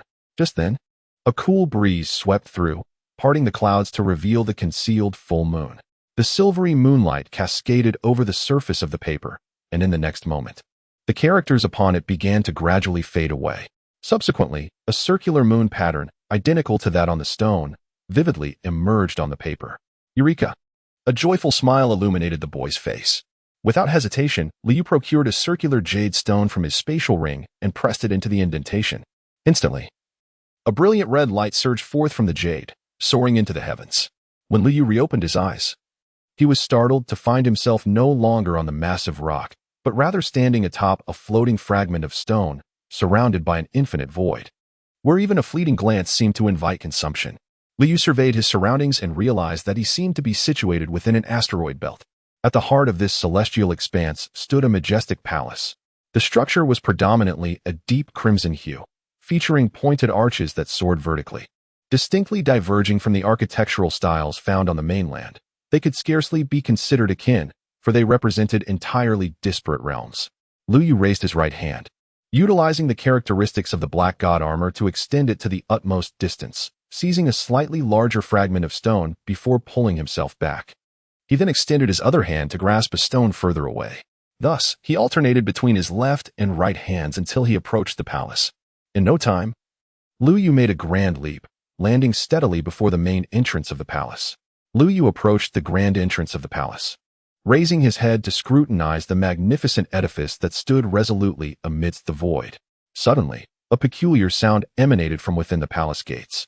As he drew nearer, the sound grew increasingly pronounced. "Who is it? Who resides within?" Lu Yu shouted loudly, yet the only response he received was a distant murmuring. Lu Yu cautiously placed his hand upon the dark red door, intending to push it open. However, he was abruptly struck by the realization that no matter how forcefully he exerted himself, the door remained steadfastly immovable. Just as Lu Yu was on the verge of abandoning his efforts, an immense suction suddenly emanated from the door, slamming him against it with a resounding thud. Despite his desperate struggles, they proved utterly futile. In an instant, a powerful shockwave erupted from behind the door. The entire event transpired in the blink of an eye, leaving Lu Yu no opportunity to react before he was violently propelled away, feeling as though his very insides were being shattered. After an indeterminate passage of time, Liu regained his senses only to find that the once magnificent palace had been reduced to mere ruins. A terrifying creature, adorned with countless writhing tentacles, loomed in the void.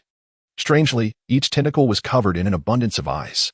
In the next moment, Liu felt as though he was being scrutinized by thousands of gazes, sending a chilling shiver down his spine. Then, he beheld an array of tentacles reaching out towards him, leaving him powerless to resist their grotesque advance. Chapter 45, The Moonshadow Ruins, Part 2. Suddenly, a maw bristling with fangs loomed infinitely larger in Liu Yu's vision. At this moment, Liu Yu found himself ensnared by the relentless tendrils, helplessly witnessing his own impending demise. He could even feel the viscous droplets splattering against his face. Suddenly, the boy jolted awake. Tick-tock, tick-tock. Liu Yu reached out to touch his face, feeling a hint of coolness at his fingertips, accompanied by a gentle dampness. Is it raining? Am I still outside? Liu Yu surveyed his surroundings, still lying atop the colossal rock, his garments thoroughly soaked by the gentle drizzle. The beads of moisture clustering upon his forehead were indistinguishable as either sweat or rain.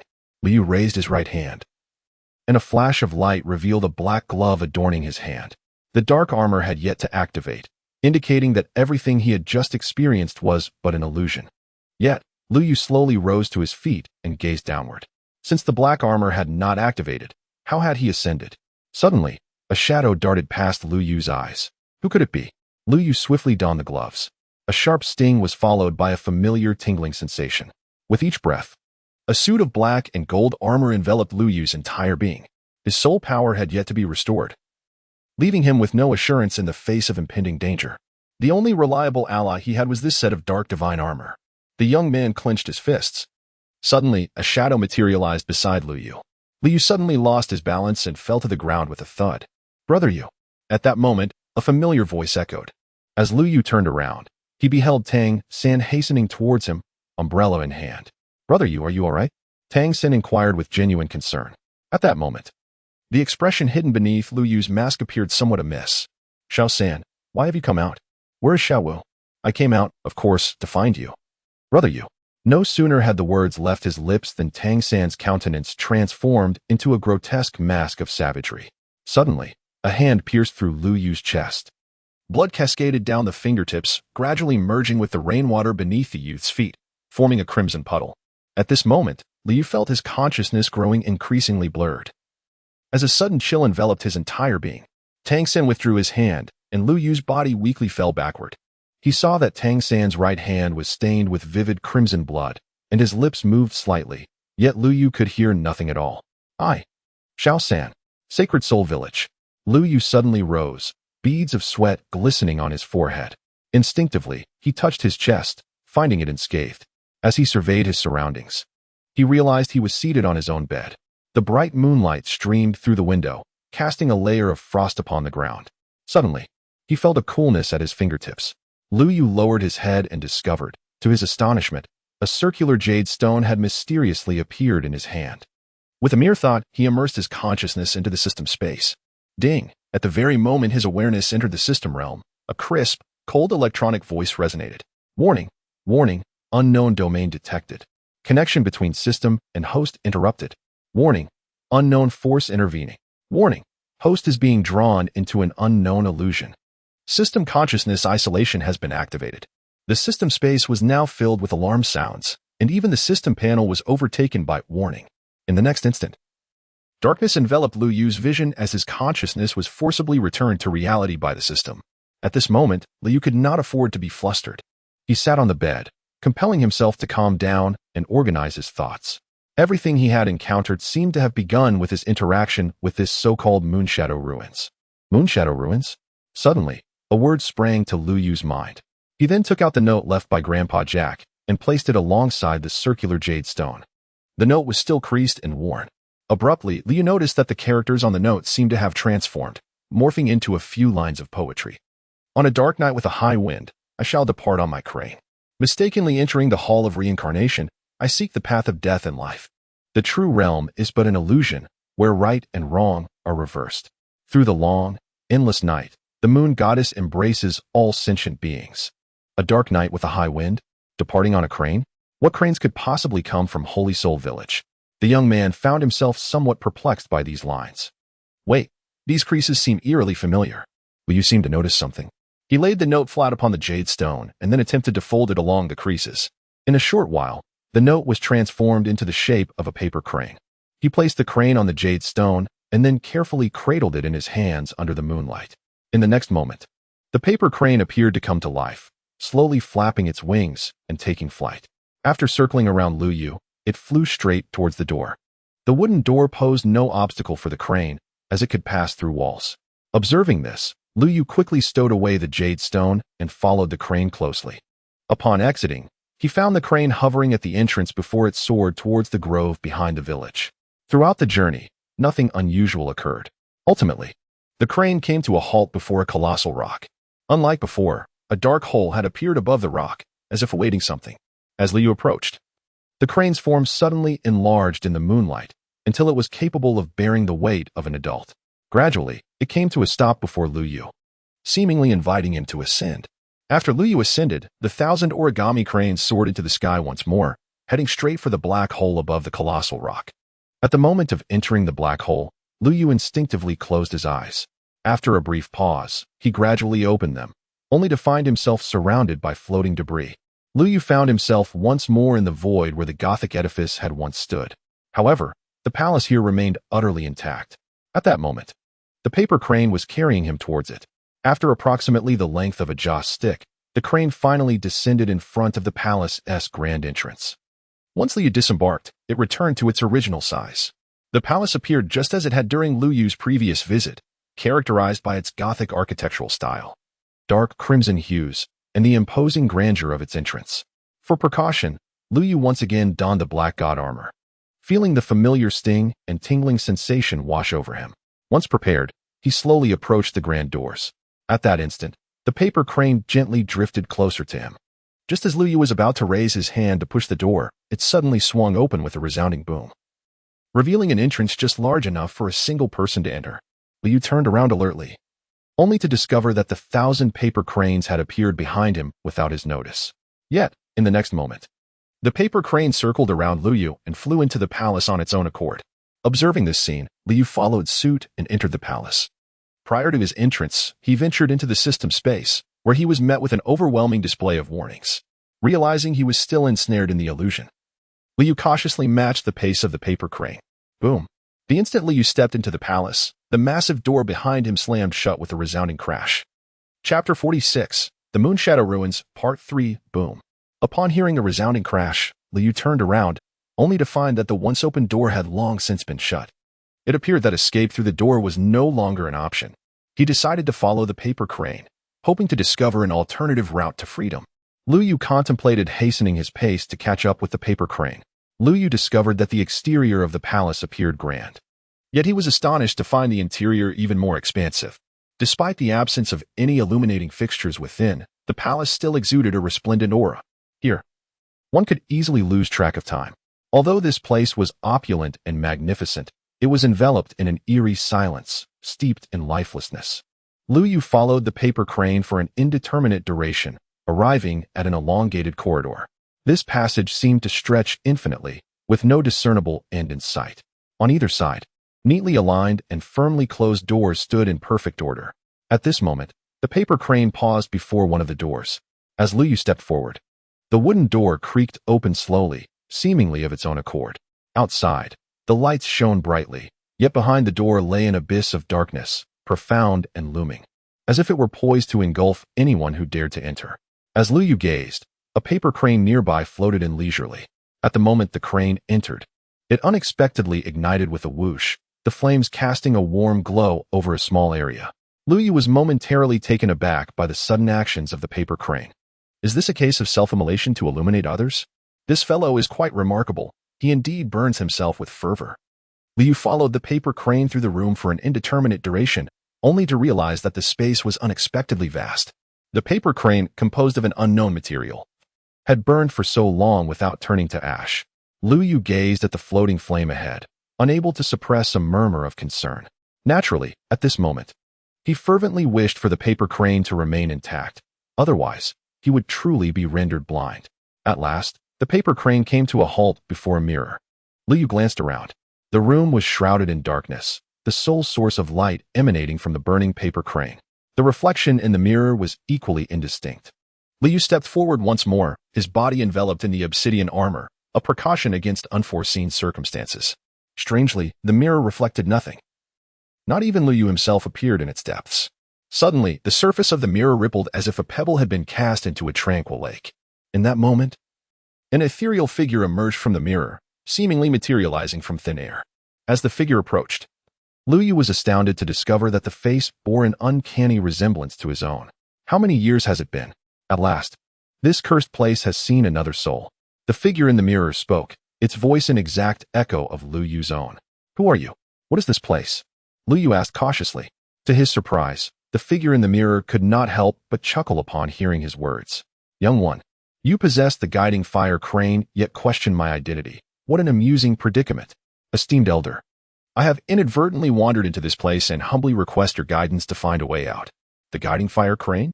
Liu could not help but glance at the burning paper crane beside him, and then respectfully said, Young one, do you truly not know where this is? The figure in the mirror was taken aback by this statement. The key to this palace had always been entrusted to the apostles, and outsiders had no chance of ever encountering it, not even being aware of the existence of these ruins.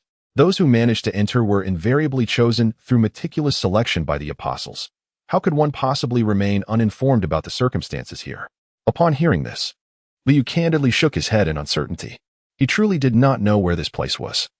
All he had was a name that had abruptly emerged from the recesses of his mind. At that moment, his heart was brimming with confusion. What exactly was this place? And why did his grandfather possess a key to it? Suddenly, a bold conjecture took shape in the mind of the figure in the mirror. Could it be that something had transpired with this generation of apostles? Or had the continent experienced another cataclysmic upheaval? If so, would this not render the Moon Palace's millennia-long plan a futile endeavor? The thought caused the expression of the figure in the mirror to shift sorrowfully. Yet, he managed to restrain himself in due course. Young man, he began with an air of feigned calm, I must first inform you that this is the Moon Palace. And beside you stands the guiding firebird. If my deductions are correct, you should possess a round jade stone, am I right? The figure in the mirror spoke with an air of wisdom, demonstrating an astute perception that left the younger generation profoundly impressed. Liu showered a few flattering words upon the figure in the mirror, much to their delight. Ahem, in truth, I am not as formidable as you might think. The figure in the mirror remarked, I am merely a spirit of the mirror, tasked with the selection of apostles to guard the moon goddess's temple. Spirit of the mirror? Apostles? Liu inquired curiously. Indeed, the apostles have traditionally been selected from the youth of the continent, with their primary duty being to safeguard the moon goddess temple from external disturbances. The figure in the mirror paused momentarily before continuing. I was created by the moon goddess herself, tasked with the divine will of the temple to select the apostles. The round jade stone you hold in your hand serves as the token for entering the moon goddess temple, and the fire crane will only guide those who have been chosen. Furthermore, each generation of apostles establishes a pact with the temple to prevent betrayal. And once an apostle relinquishes their position, the token will return to the temple on its own, awaiting the next apostle's arrival. Therefore, my young friend, how did you come by the jade stone you possess? From whom did you acquire it? It was left to me by my grandfather, who is currently missing. Liu replied, Your grandfather? The figure in the mirror countered, Is your grandfather named Jack? His martial spirit is a thundercloud? Let me recall. The last time I saw him was 20 years ago, and even then he possessed the strength of a tidal Dolua. There shouldn't be much change now. A thundercloud? A tidal Dolua. Could it be that my grandfather is truly a formidable figure? Liu nodded and said, Indeed, my grandfather is named Jack. But I have never witnessed him wielding his martial soul. I always believed him to be an ordinary person.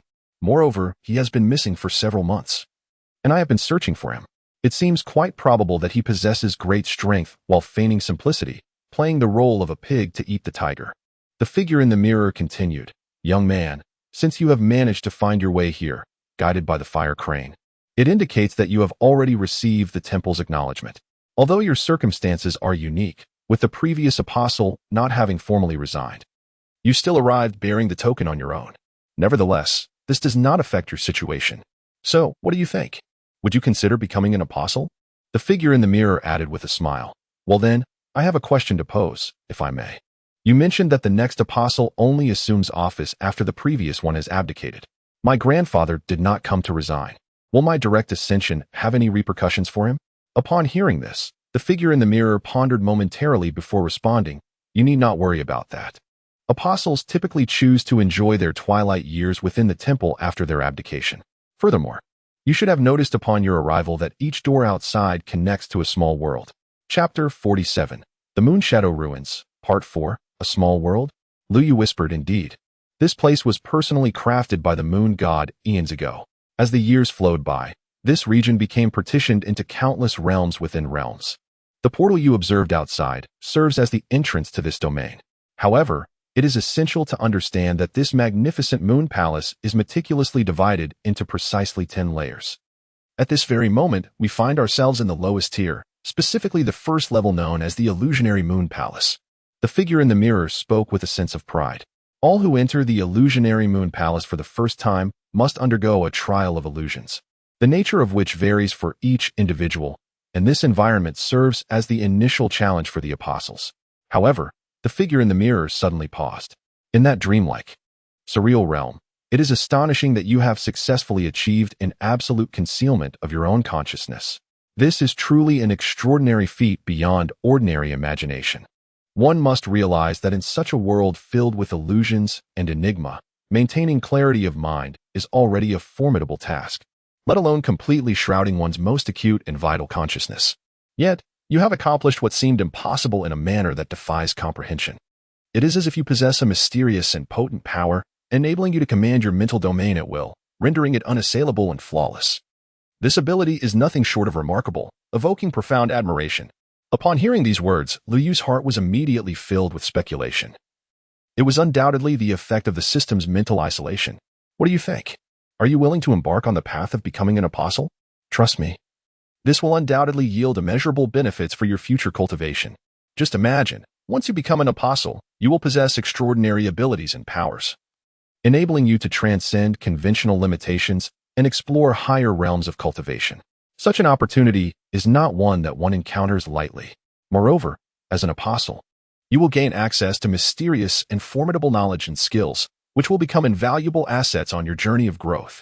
Therefore, do not hesitate any longer. Seize this rare opportunity to become an apostle. It will completely transform your destiny and lead you to the pinnacle of glory." The figure in the mirror was convinced that the youth before him would be moved by his impassioned speech. However, when Lu Yu finally spoke, he nearly caused him to doubt himself. "I apologize, esteemed senior," he said after taking a deep breath. "Please allow me to decline the opportunity to become an apostle. Although, as you mentioned, becoming an apostle may lead to a promising future and perhaps even fame across the continent, I feel that this path is not suited for me." Lu Yu's tone was unassuming, as if he were merely dismissing an inconsequential matter. "Young man, you must ponder carefully. You are not merely rejecting the identity of an apostle, but also forfeiting a shortcut to cultivation, even a path that transcends the constraints of rules, leading to a higher realm of enlightenment. Are you truly resolute in your decision?" The figure in the mirror expressed a hint of surprise. To be candid, Lu Yu's remarkable ability to perfectly shield his mental prowess within the illusion had already stirred a sense of admiration within him. After countless years spent in the Moon God Palace, the last time he encountered such innate talent was centuries ago, and that individual was considerably older than Lu Yu is now. "Senior," Lu Yu suddenly interjected, "regarding the position of apostle, I am truly unqualified to assume it. But I dare to propose a candidate." "Oh?" The figure in the mirror instantly became intrigued. "Pray tell, whom do you wish to recommend?" Lu Yu continued. "I beseech you to forgive my impertinence, esteemed elder. The entity I recommend is not a human." "Not a human? Could it possibly be a soul beast?" The figure in the mirror expressed a newfound curiosity. Throughout the illustrious history of our Moon God Palace, there have indeed been instances where soul beasts have served as envoys. In fact, it is not uncommon for soul beasts to hold their positions longer than their human counterparts. However, it should be noted that all soul beasts appointed as envoys in our palace have been no less than 100,000 years old, with some nearing the astonishing age of 1,000,000 years. Suddenly, the figure in the mirror shifted its tone, posing a counter-query. "Pray tell, what rank does the soul beast you recommend hold, and where might it currently reside?" In response to your inquiry, esteemed elder Lu Yu respectfully stated, "Not less than 10,000 years. Not less than 10,000 years." The figure in the mirror was both amused and enraged by Lu Yu's response. Indeed, it was not less than 10,000 years, and in the near future, the elder would likely be unable to meet his soul beast friend. Most soul beasts under 10,000 years possess rudimentary intelligence. Even if they exhibit a modicum of humanity, their inherent instincts for slaughter and hunting prevail. The audacity of this young lad to jest with a 1,000-year soul beast was astonishing. "You have quite the audacity." The figure in the mirror suddenly altered its countenance. Bellowing with fury, "I recognized your extraordinary talent, and thus felt inclined to cherish such potential, urging you to become an apostle of my moon god temple. Yet, not only do you fail to appreciate my goodwill, but even if your ambitions lie elsewhere, it would not be a grave matter. I have never been one to impose my will upon others, but to dare deceive me with a non-existent soul beast is utterly intolerable." In an instant, the previously tranquil surroundings seemed to be stirred by an invisible force, causing the very air to tremble violently. That mysterious and formidable soul power surged forth like a tumultuous tide, manifesting without warning and coalescing at an astonishing pace. It resembled a stampede of wild stallions, galloping freely, bringing with it an overwhelming sense of dread and oppression that bore down upon Lu Yu. This sudden upheaval caught Lu Yu off guard. He felt as if he were ensnared in a tempest, his body trembling involuntarily. The ferocious soul energy pressed upon him like a heavy mountain, making each breath a laborious endeavor. Sweat cascaded down his forehead, soaking his garments, but he paid little heed to this, gritting his teeth to endure. Under the suffocating weight akin to Mount Tai, Lu Yu felt as if he were being crushed beneath a towering peak that pierced the heavens. So heavy that breathing became nearly impossible. Clenching his teeth, he summoned every ounce of strength to finally squeeze out a few words. "I." However, merely uttering this single syllable was excruciating. Beads of sweat rolled down his brow, drenching his attire. Yet he understood that if he did not speak now, the opportunity might vanish forever. Thus, he took a deep breath, enduring both physical and mental torment, and continued with immense difficulty. "What I recommend is the star-whispering spirit fox." Each word seemed to be wrenched from the depths of his throat, imbued with determination and resolve. Upon completing this statement, Lu Yu felt utterly drained. Chapter 48.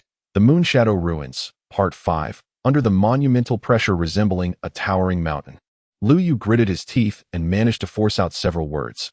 "What I recommend is the star-whispering spirit fox." The few simple words seemed to drain all the strength from Lu Yu. With a thud, the young man collapsed to the ground. Just as Lu Yu uttered those final words, the serene expression on the figure in the mirror underwent an immense transformation.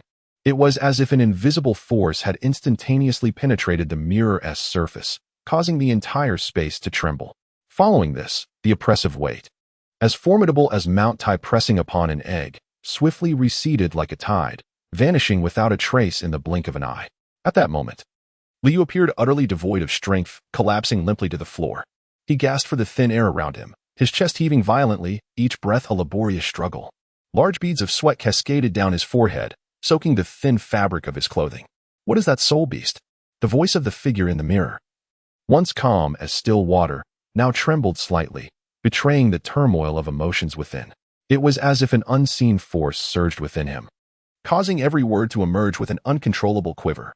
This subtle tremor resembled ripples on a lake stirred by a gentle breeze, delicate yet palpable, drawing one's attention. Star Language Spirit Fox. It is indeed the Star Language Spirit Fox. He vividly recalled the past, when the master first wielded his powers, creating this exquisite being, accompanied by a mysterious and enchanting Star Language Spirit Fox. The fox moved with grace, its fur shimmering like the stars, emanating an intoxicating charm. Since that moment, whenever the figure in the mirror beheld the master, the spirit fox was always closely by his side, akin to a radiant gem, complementing the master in a breathtaking tableau. Its lively eyes seemed to contain boundless wisdom and affection, sometimes gazing adoringly at the master, at other times vigilantly surveying the surroundings, ever watchful of the master's safety and dignity. This spirit fox was not only striking in appearance, but also possessed extraordinary abilities. It could comprehend the master's thoughts, responding to his calls with a melodious and soothing voice. It could sense subtle changes in the surrounding environment, providing early warnings of potential dangers. Throughout the ages, the figure in the mirror witnessed the profound bond between the master and the Star Language Spirit Fox, a relationship built on trust and interdependence, weathering countless storms together. This wondrous connection became an indelible memory in the heart of the mirror's occupant. Yet, all of this faded into the annals of time following the cataclysmic battle between gods and demons. the past transformed into mere memories, preserved in the mind of the figure in the mirror. After that heart-stopping, world-shattering conflict, the master expended the last vestiges of his strength and wisdom, ultimately succeeding in the creation of the breathtaking Moon God Palace, a realm that resembled a celestial paradise. However, just as this magnificent palace was completed, its master, like a shooting star streaking across the night sky, quietly fell, leaving behind a profound sense of loss.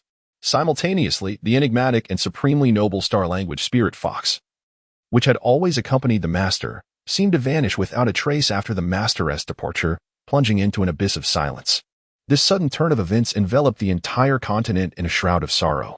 Once, the star language spirit fox clan, as the master's most loyal companions and guardians, had weathered countless storms alongside their master. Yet, with the disappearance of that solitary spirit fox, the clan gradually succumbed to decline. As time flowed inexorably, many began to question whether the star language spirit fox had truly become extinct from this land. Nevertheless, fate is often replete with boundless surprises and miracles. The person in the mirror could never have anticipated that remnants of the star language spirit fox lineage still lingered in this world, and even more astonishingly, it appeared right before his very eyes. This revelation struck him like a thunderclap on a clear day, shattering the long-held tranquility within his heart. Where could that star language spirit fox be now? The person in the mirror's tone suddenly grew urgent, as if news of the spirit fox mattered more to him than his very existence. Lu Yu, with great difficulty, lifted his weary body from the ground, his clothes drenched in sweat, clinging uncomfortably to his skin. To be frank, the celestial whispering fox had already entered into a pact with my junior a few days ago. During our joint battle, it unfortunately sustained injuries and is currently recuperating outside. It is likely that we will not be able to meet the esteemed elder in the near future. Li responded cautiously, a wave of joy surging within him. Fortunately, his gamble proved correct. June indeed had a connection to this place. From the reaction of the figure in the mirror, it was evident that the star language spirit fox likely held a prominent position within the moon goddess temple. The basis for Lu Yu's bold conjecture lay in the flaming crane beside him, providing illumination. More specifically, it resided in the folded note that had emerged from the crane. While examining the creases of the note, Liu unexpectedly discovered a fox emblem on its reverse side, which not only depicted 8 elongated tails but also bore a star-shaped mark between its brows. Upon the first glimpse of the mark, Liu felt an uncanny familiarity. Suddenly, he recalled that this was nothing less than a replica of the star-shaped scar imprinted on June's forehead. Although the design on the note was somewhat indistinct, Lu Yu was certain that this emblem represented June, or more precisely, the star language spirit fox of June's lineage. Furthermore, recalling his initial entry into the moon god's palace, where he encountered numerous insignias of the star language spirit fox, even the grand palace gates bore the figure of this creature. The place, named the Moon God Palace, also known as the Moon Shadow Ruins, evoked an undeniable connection between the celestial bodies, moon and stars. Thus, Lu Yu decisively mentioned June in front of the figure in the mirror, proposing that June become an apostle. At present, the system was offline. Old Emo had succumbed to unconsciousness with no knowledge of when he might awaken, and June was in a similar state. Grandpa Jack was nowhere to be found. And according to the original narrative, Tang Hao would remain by Tang San's side, but that was a matter for the future, and Tang San was his biological son. Liu realized that he could only rely on himself. Coincidentally, the Moon God Palace had just appeared. Therefore, Lu Yu intended to leverage his connection with June to provide a safeguard for himself and his companions through this newfound association. Chapter 49, Moon Shadow Ruins, Part 6. Young man, were your words just now sincere? As Liu pondered, the figure in the mirror suddenly spoke. His tone altered and no longer as frigid as before. If there is even the slightest inaccuracy in what I have stated, then I, as a junior, willingly accept the wrath of heaven, suffering the torment of being struck by lightning and reduced to ashes, never to find peace in death. Hearing Lu Yu's unwavering conviction and observing his expression devoid of any anomaly, the figure in the mirror waved his hand. Before Lu Yu's eyes, a burning paper crane materialized within the mirror, identical in appearance to the one beside him. Perhaps it was merely Lu Yu's illusion, but the fiery crane seemed to gradually glide closer to the mirror's surface. In the next moment, as the paper crane made contact, the mirror rippled as if a pebble had been cast into a tranquil lake, creating concentric waves. The fiery crane then flew forth from the mirror, gently drifting toward Lu Yu. This crane can establish communication with me at any time, and it is no ordinary paper crane. It bears a unique mark capable of conveying my will. In critical moments, it can summon my presence. You possess the key to the Moon God Palace, allowing you to enter freely. The first level of the palace is perpetually open to you for exploration. You may discover valuable soul-guiding devices and other treasures to your heart's content, though this privilege is limited to the first level. Upon hearing this, Lu Yu contemplated briefly and immediately sensed something amiss. The reward presented by the figure in the mirror, though seemingly generous, was confined to the first level and useful treasures, which raised some intriguing questions. If there exist useful treasures, then by implication, there must also be useless ones, yet the relative abundance of each remains unknown to him. This, in essence, places the authority in the hands of the mirror's inhabitant. Moreover, the option to access the first level, which appeared to grant him a privilege, was orchestrated by the guardian of the Moon Temple who had spent countless years within its confines. The ability to govern the first level of the Moon Temple was assuredly within the capabilities of such a being. Should there exist areas even beyond its reach, Lu Yu would be rendered powerless to navigate them. Consequently, the determination of his access to the first level and the nature of the treasures therein ultimately lay with the mirror's inhabitant, who might very well rearrange their positions unbeknownst to him. Furthermore, regarding the unique Firebird designated for him, while he could summon the mirror's guardian at will, this too could be construed as a form of surveillance. Judging by the guardian's reaction when the Star Language Spirit Fox was mentioned, it was evident that the latter held a significant position in the guardian's esteem. Coupled with the lavish decor he had observed throughout the Moon Temple, one could surmise that the Star Language Spirit Fox occupied a substantial portion of its essence. Daring to speculate, it was conceivable that the enigmatic and alluring Star Language Spirit Fox shared an intricate and profound relationship with the deity-like figure of the Moon Temple's master, intertwined in a web of complex and elusive connections. Such ties might be as tightly woven as the stars in the cosmos, or as tumultuous and unfathomable as the undercurrents of the deep sea. Even more astonishing was the notion that this spirited and wise fox might hold a status that far surpassed the powerful entity trapped within the mirror, who claimed to be its guardian. The magnitude of Lu Yu's unintentional assistance in revealing the whereabouts of the Star Language Spirit Fox, even delivering a living embodiment of it to the guardian, was indeed monumental.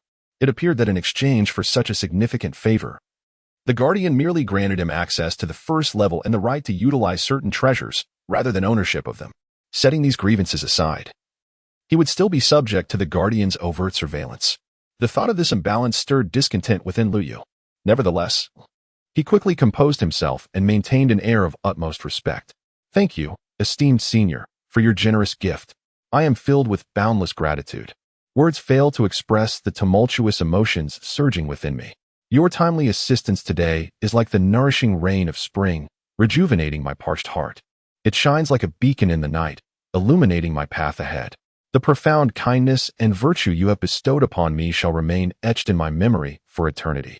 He deeply bowed, his eyes shimmering with unwavering determination, and continued, "The drop of water bestowed upon me by you today, esteemed senior, is akin to a seed of hope, which has firmly taken root in the depths of my heart. In the days to come, regardless of the tempestuous storms and formidable obstacles I may encounter, I shall forever cherish your kindness and strive to grow stronger. When the time is ripe, I will wholeheartedly repay your generosity with a torrent of gratitude.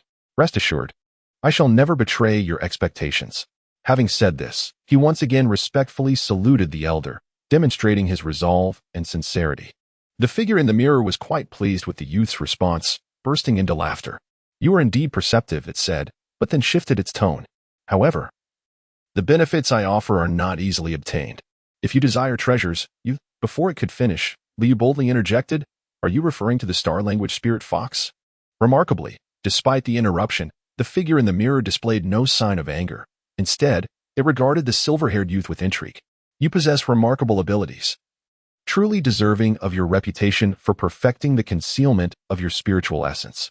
Yet, what a pity," the figure feigned lament, "that such talent cannot be utilized within my Moon God Palace. Very well, since your aspirations lie elsewhere, I shall not impose." It continued, "Follow the fire crane to depart from the first layer of the Moon God Palace's illusion." "Thank you, esteemed senior," Lu Yu replied. "The younger generation takes their leave." As soon as the words fell, the flames on the paper crane suddenly blazed with intensity. Liu instinctively closed his eyes, yet he felt no pain. When he opened his eyes again, he beheld two imposing, closed doors adorned with lifelike images of starry spirit foxes. As he surveyed his surroundings, he noticed fragments of floating stones, realizing he had unexpectedly arrived outside the moon god's palace. However, he was at a loss as to how to exit this place, for he could find no means of escape. Suddenly, he sensed a powerful force drawing him upward. The young man had no time to react before he was swiftly engulfed by a black hole above. In the small woods behind the Sacred Soul Village, a black spherical portal materialized abruptly. With a splash, a figure with silvery hair tumbled out from within. Liu instinctively raised his hand to rub the bruised remnants of his rear as he stood up. How absurd it was that he was reduced to serving others like a beast of burden, yet was treated so poorly himself, without even a moment's grace for recovery. Chapter 50. Wealth and Prosperity in the Small Grove Behind Shenghun Village. Lu Yu reached into his bosom and retrieved 2 slips of paper. At first glance, the 2 slips appeared identical, yet upon closer inspection, it became evident that the one in Lu Yu's left hand bore a greater number of inscriptions than the other. However, these inscriptions were faintly colored, rendering them nearly invisible. The slip adorned with inscriptions was, in fact, the specially crafted paper crane from the mirror person in the Moon Goddess Temple. It was worth noting that as he entered the portal, both slips had unfurled into their original forms. Liu placed 2 notes and the round jade stone into the system's space. Given that the system could shield his mental energy, it was reasonable to assume that the system's space could also obscure the surveillance of the figure in the mirror. If Lu Yu's conjecture was correct, the figure in the mirror required the specially crafted paper crane as a medium for monitoring him. Otherwise, it would not have gone to such lengths to create an identical paper crane. After completing these actions, Lu Yu focused his thoughts, and a suit of armor, interwoven with black and gold, enveloped his entire body in an instant. In the next moment, a chilling electronic voice resonated in his mind. Ding! Illusion detection lifted. Host is currently in a safe state. Alarm deactivated. Analyzing host's physical condition. Host's physical functions restored to 5. Liu turned his gaze back, only to discover that the massive stone was gradually becoming ethereal, before vanishing entirely, as if it had never existed. Even the blades of grass on the ground appeared indistinguishable from those in other areas. The black armor and system were functioning normally. It seemed that he had truly escaped the illusion of the Moon God Temple and returned to the realm of reality. A refreshing breeze swept past, and upon touching his skin, Liu couldn't help but shiver. The young man adjusted his clothing and set off towards the village. Unbeknownst to him, at that moment, within a mirror in the void of the Moon God Temple, a figure softly exclaimed, The person in the mirror then raised their head and murmured, "How strange. The connection to the eye of the moon has been severed?" That face bore an uncanny resemblance to Lu Yu's, as if it had been carved from the same mold. What an intriguing young man, concealing such peculiar abilities. It seems I have underestimated him. As the moon's shadow faded, one could only wonder if it continued to observe all things from the darkness. With the dawn breaking, the warmth unique to morning returned to the earth. Lu Yu opened his eyes, sat up, lifted the blanket, and descended from the bed, making his way to the window. As he basked in the warm sunlight that poured generously upon him, a profound sense of comfort enveloped his heart. Unable to resist, he stretched his arms wide and indulged in a languid yawn. "Brother Yu, you rise so early," a figure with flowing black hair said as they pushed the door open, carrying a basin of water. Liu closed his eyes, basking in the warmth of the sun, and without turning around, remarked, my dear friend, you have truly worked hard this early in the morning." "It's no trouble at all," came the reply. "I rise early for my morning exercises every day, so I am quite accustomed to it. Brother Yu, do hurry and wash your face. Let us go out for a meal. The wealthy brothers from next door just delivered breakfast, freshly prepared by Anzhou, and it is still warm." Upon hearing this, Liu turned his head. "Zhou Fatsai and Zhou Fugui?" "Yes, what about them?" Tang Sen replied. "I recall they both awakened their martial souls and possessed soul power, didn't they?" "Indeed. But everyone in the village is aware of their family's situation. They simply cannot afford the expenses for their education." Tang Sen seemed to anticipate what Lu Yu was about to say. "Xiao San, after dinner, accompany me to Uncle Zhou's house." What shall we do there?" Tang San inquired with curiosity. Lu Yu dipped his hand into the basin and, taking advantage of Tang San's momentary distraction, playfully ruffled his hair with a grin, saying, "You will know once you go. Come, let us eat first." Tang Sen was left speechless by Lu Yu's childish antics. "Get lost. If you gamble again, I will pretend you are not my brother." After their meal, Tang San and Xiao Wu followed Lu Yu to the village carpenter's shop. Upon arriving at the entrance, they heard a furious shout, and soon after, a person tumbled out of the shop in a disheveled state. A brand new sign hung outside, with the words carpenter's shop intricately carved by Zhou Qingping himself. As a renowned carpenter in the village, Zhou Qingping's craftsmanship was exceptional, which explained his popularity among the residents of Notting City. Given Zhou Qingping's skills, it would have been easy for him to thrive as a prosperous member of the village. Interestingly, after Liu introduced several profitable ideas to the village a few years ago, the living standards of nearly every household improved. Yet, Zhou Qingping's family remained in abject poverty, with his brothers, Zhou Faocai and Zhou Fugui, often seen in tattered clothing patched together. The root of this issue lay with Zhou Qingping's brother, Zhou Qingyan. Once a carpenter himself, Zhou Qingyan had learned the trade alongside his brother under their father's guidance. However, during a furniture-making job, he was lured to a gambling table, leading to his downfall.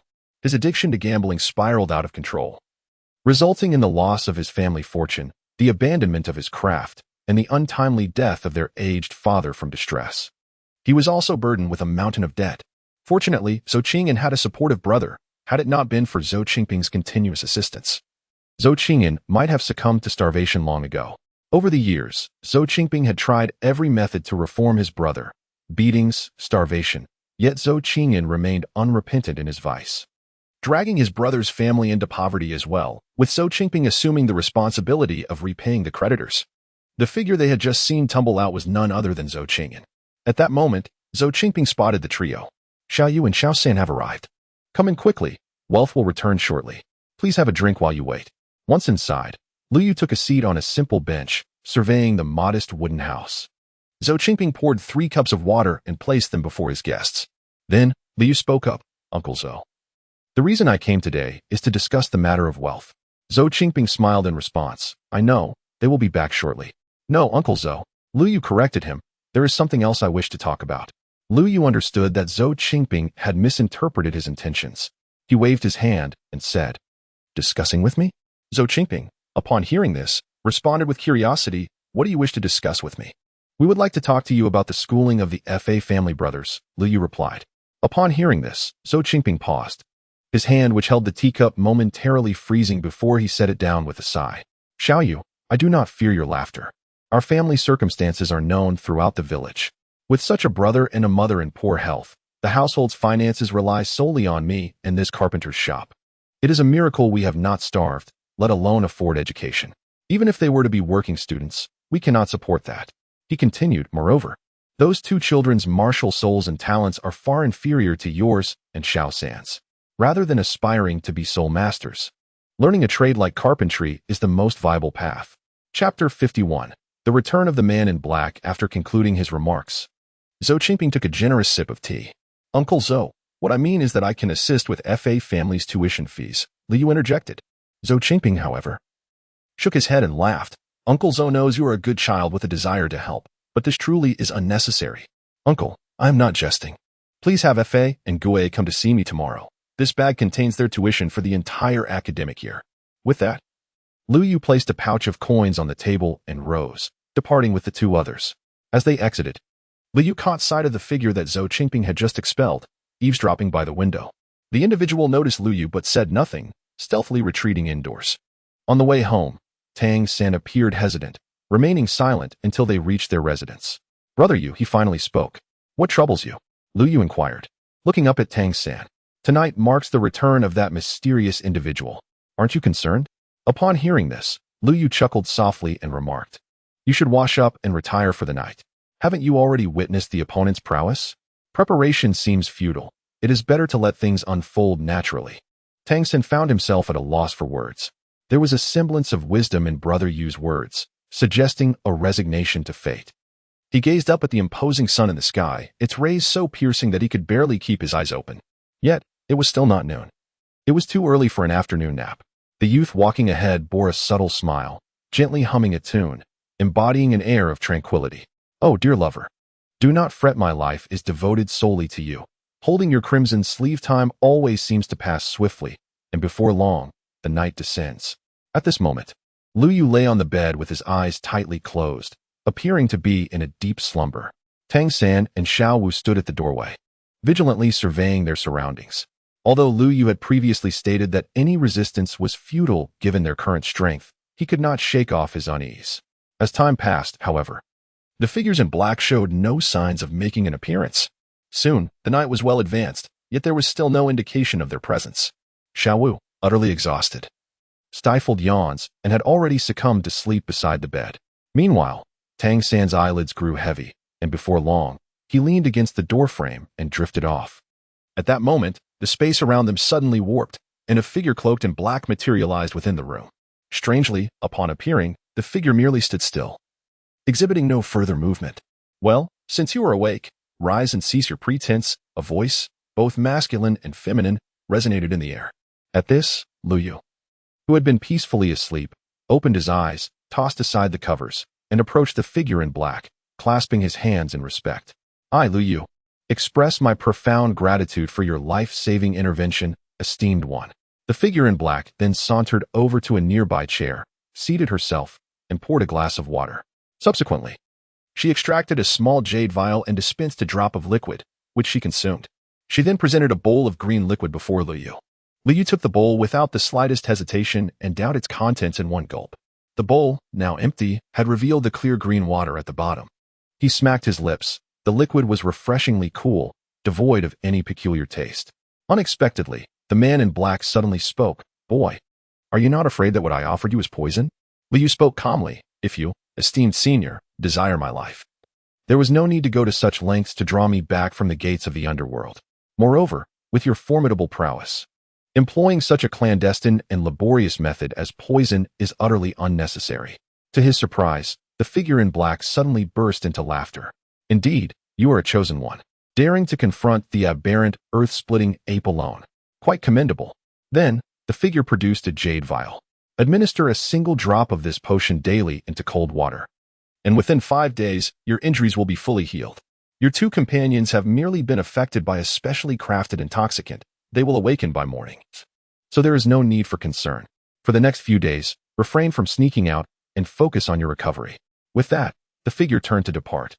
"May I inquire, esteemed senior, what is the nature of the sacred domain?" At that moment, Lu Yu interjected. "This is not a matter for you to concern yourself with. When the time is ripe, you shall know." With those words, the space around him warped, and the figure vanished without a trace. Lu Yu picked up the jade vial left by the man in black. Upon opening it, a delightful fragrance instantly filled the air. Just a single whiff invigorated Lu Yu, making him feel significantly more alert, as if his mental faculties were being nourished. Lu Yu turned to glance at the 2 figures slumbering deeply, shaking his head in resignation. After gently placing them onto the bed, he sat cross-legged beside them, attempting to cultivate his soul energy. Suddenly, an extraordinary sensation surged within him, as if a warm flame had ignited in his dantian. This warmth spread like a torrential flood, rapidly engulfing his entire being in the blink of an eye. He widened his eyes, murmuring in astonishment, his mind brimming with confusion and disbelief. Could this be the miraculous effect of the elixir he had just consumed? This thought flashed through his mind, drawing him into a deep contemplation. As the warmth coursed through his body, he could distinctly feel each cell awakening, his previously fatigued body gradually regaining vitality. This unprecedented experience left him both exhilarated and apprehensive, uncertain of what unforeseen transformations might yet unfold. Lu Yu immediately entered a state of cultivation, beginning to absorb the soul energy from the heavens and the earth. With a single thought, he swiftly immersed himself in his own sea of consciousness. Lu Yu tightly closed his eyes, focusing his mind as he delved into the depths of his consciousness.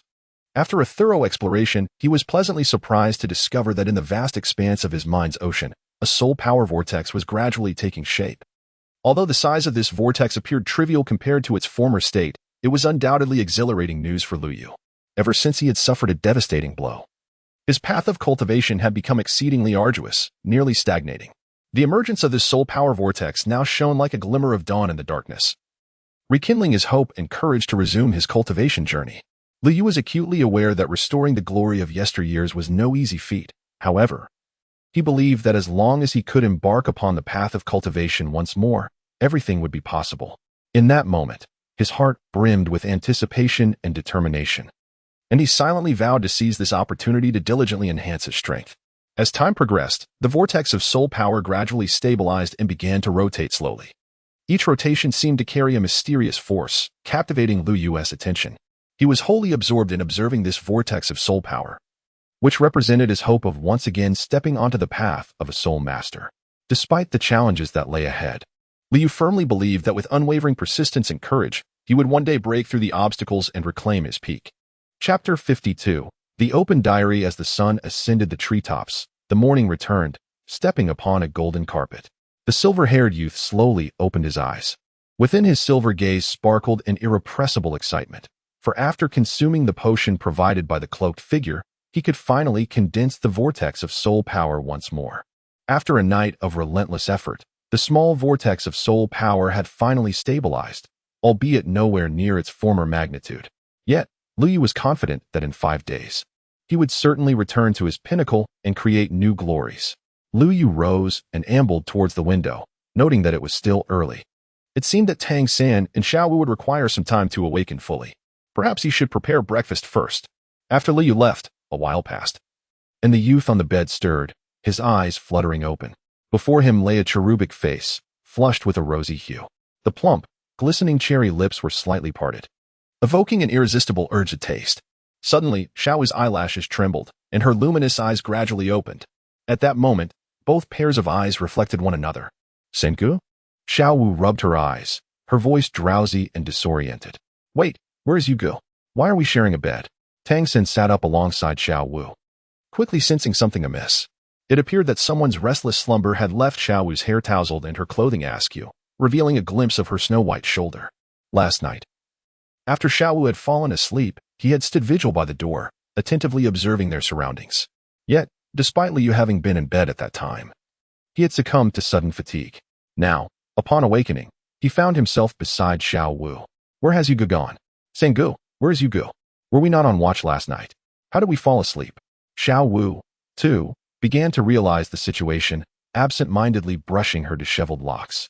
Just then, the door creaked open, and a voice called out, Xiao Wu, San, you are awake. Hurry and get up for breakfast, or it will get cold and unappetizing. Lu Yu stood at the entrance, gazing at the two individuals who appeared utterly bewildered. Brother Yu, where is the man in black? Has he arrived? Tang Sen hurriedly stepped forward to assess Lu Yu's condition. How are you? He didn't harm you, did he? Are you injured? I am fine. So there is no need for concern, Lu Yu reassured him. Lu Yu found himself both amused and bewildered by Tang San's anxious demeanor. The young man meant no harm. In fact, he had been assisting in Lu Yu's recovery. Do not worry, my dear brother Yu. I am perfectly fine, he reassured. That is a relief, Tang San replied, visibly easing at his words. Yet, in the very next moment, upon noticing Xiao Wu's disheveled attire, Liu cast a mischievous grin at Tang San. You rascal! Not only did you bring this young lady home during the holiday, but you also shared a bed with her last night, leaving her in this state. You must take responsibility for her. Tang San's face instantly flushed crimson, and he hastily protested. No, brother Yu, you misunderstand. Nothing happened between us last night. What are you two discussing? Sharing a bed? I have been sharing a blanket with Sangu at school, Xiao Wu innocently interjected, her expression one of pure naivety as she approached them. Upon hearing this, Liu gave Tang San a knowing smile. Oh, so you were merely sharing a blanket. Little San? Indeed. I didn't bring my own blanket, and San Ji's was ample enough, so we simply combined our beds, she explained. Ahem, enough of this. Let us go eat. Brother Yu, did you not mention that cold food is unappetizing? We should not waste time here. Dining is of utmost importance. Tang San interjected with a cough. After breakfast, Tang San and Xiao Wu stayed behind to wash the dishes. Lu Yu arrived alone at the hillside in front of the village. Sitting cross-legged, the young man felt the gentle breeze caressing his face. Lu Yu retrieved an ancient spellbook from his bosom. Ever since Lu Yu awoke, the enigmatic Merholik and the little fox, Lu Yu, had remained in a deep slumber, showing no inclination to awaken. However, of late, Lu Yu had stumbled upon a remarkable phenomenon. Since Merholik had succumbed to sleep, the formerly blank pages of the book had become densely inscribed with characters.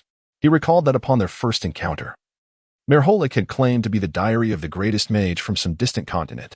This revelation piqued Lu Yu's interest. Naturally, as a New Age socialist successor and a social worker imbued with progressive ideals, Lu Yu disapproved of the base act of prying into another's private thoughts. Yet, his intention in opening the diary was far from mere curiosity. Rather, it was to discover a means to facilitate Merholik's swift recovery. After all, the esteemed mage had not objected, thus one could infer tacit consent. Although the text within the book was written in a language from another realm, Merholik had previously employed mental magic to enable Liu to master all the languages of the Austin continent, rendering any linguistic barriers insubstantial. As the pages were gently turned, the script from another world unfolded before Liu's eyes. Year 1 of the Third Era, September 2nd. The weather is as splendid as my mood. Ha ha ha. I knew it. As the most illustrious prodigy of my family, I, Merlin Clare, easily gained admission to the finest magic academy across the continent. Indeed, this is merely a small step towards becoming the foremost mage of the realm. Today marks the day of enrollment and the admission policy of the Klein Magic Academy. The most prestigious institution on the continent is nothing short of exemplary, accepting only the 10 most exceptional talents from each empire. Truly, only such an academy is worthy of my presence. After reading, Liu could only exclaim, truly, he is the greatest mage. Reflecting on how audacious he had been from such a young age, realizing his own conservativeness, he continued to read. In the first year of the Third Era, on October 10th, the inaugural practical combat class commenced, finally presenting an engaging lesson. The notion of confining students within a classroom and incessantly cramming theoretical knowledge into their minds seemed as foolish as attempting to converse with a red-haired baboon. Knowledge that could be acquired through reading did not necessitate instruction. Magic is an enigmatic discipline, the essence of which can only be grasped through personal experience.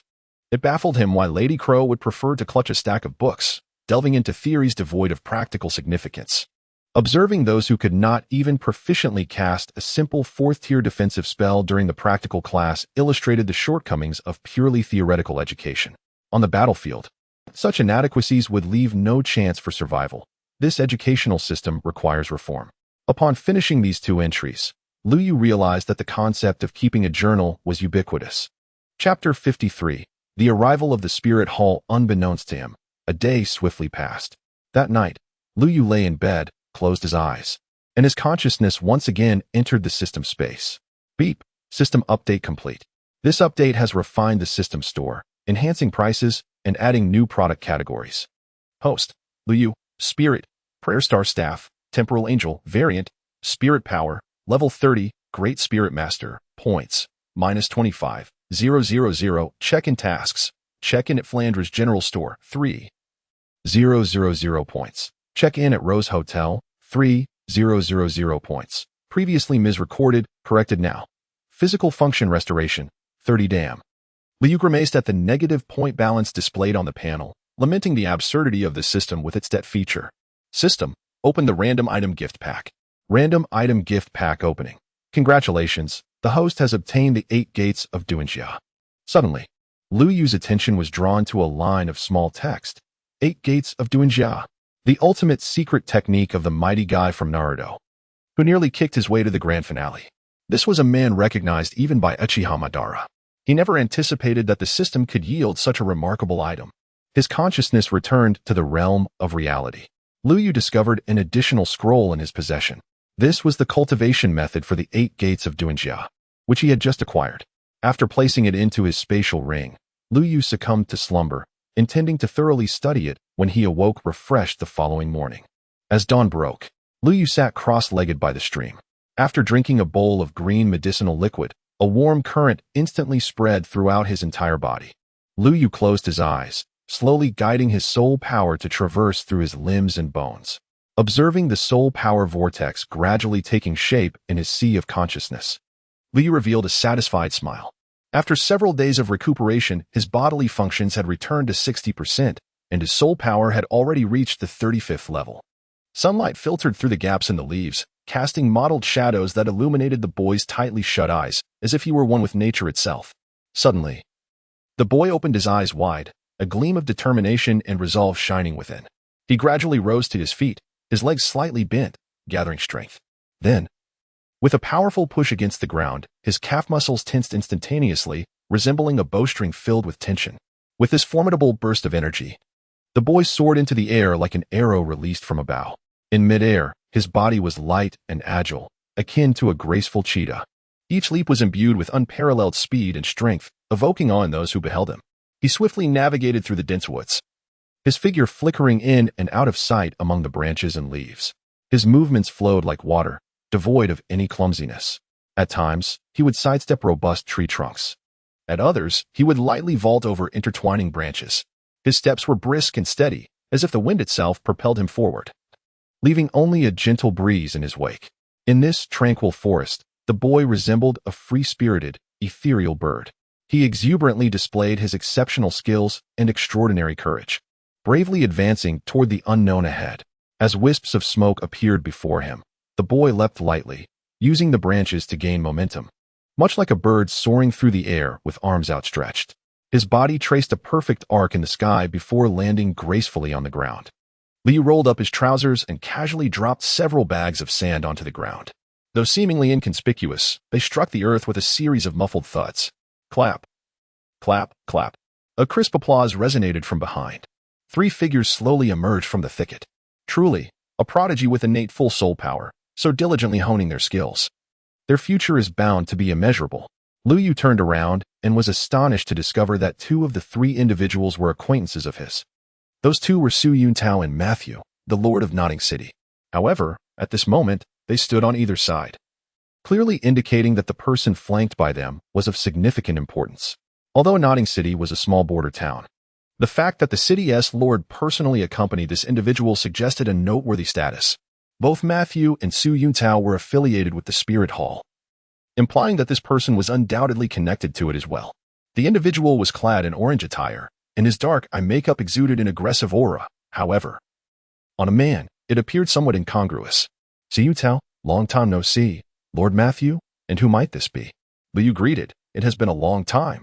Allow me to introduce, this is Elder Yu, the special envoy dispatched by the headquarters of the Spirit Hall.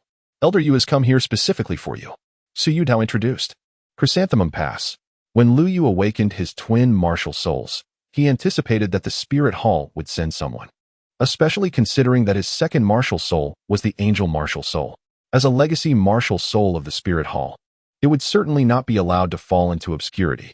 However, Lu Yu did not expect that the Spirit Hall would dispatch an elder of the title Doloa level. Zhu Huaguan extended his palm, and a sudden surge of attraction emanated from his hand, instantly retrieving the burdensome weights that Lu Yu had cast aside moments ago. After weighing them briefly, Zhu Huaguan revealed a look of admiration. Although these weights would pose a challenge for an adult, he had witnessed Lu Yu's agility in the woods. Such awareness at a young age, particularly with innate full soul power, made him a prized prospect for the Spirit Hall. If he were to join, his future would undoubtedly be limitless. You are Lu Yu, are you not? I presume the steward Su Yuntao has conveyed to you what you need to know. You must have surmised the purpose of my visit. Zhu Huaguan spoke in his uniquely soft voice. Elder Yu Guan, I have already registered as a soul master at the Notting City branch. Does that not make me a member of the Spirit Hall? In response, Zhu Huaguan burst into laughter. You clever little rascal, despite your youth, you are quite astute. Registering as a soul master at the Spirit Hall is entirely different from truly becoming a part of it. The Spirit Hall has always been responsible for awakening martial souls across the great empires and registering soul masters. It is merely a procedural step to ensure these soul masters receive the national subsidies. If it were as simple as registering at a branch to be considered a member, what would be the purpose of the empires? Zhu Huaguan paused before continuing.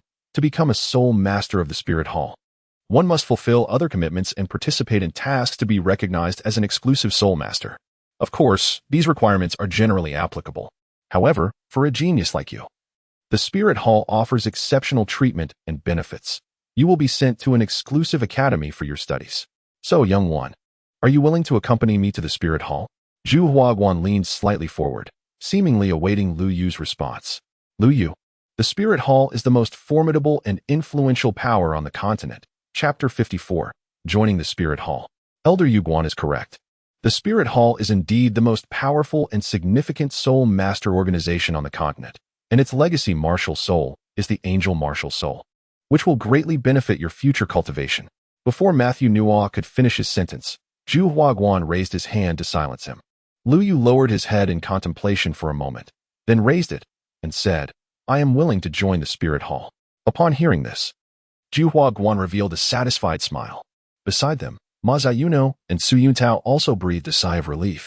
Little one, you have made an exceedingly wise choice. However, I have one condition.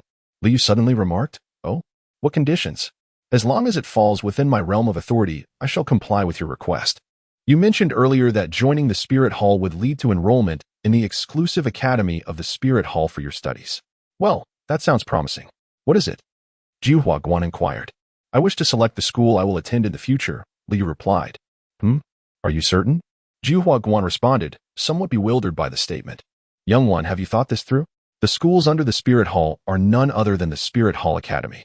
The teams from the Spirit Hall Academy have consistently ranked among the top in various competitions over the years.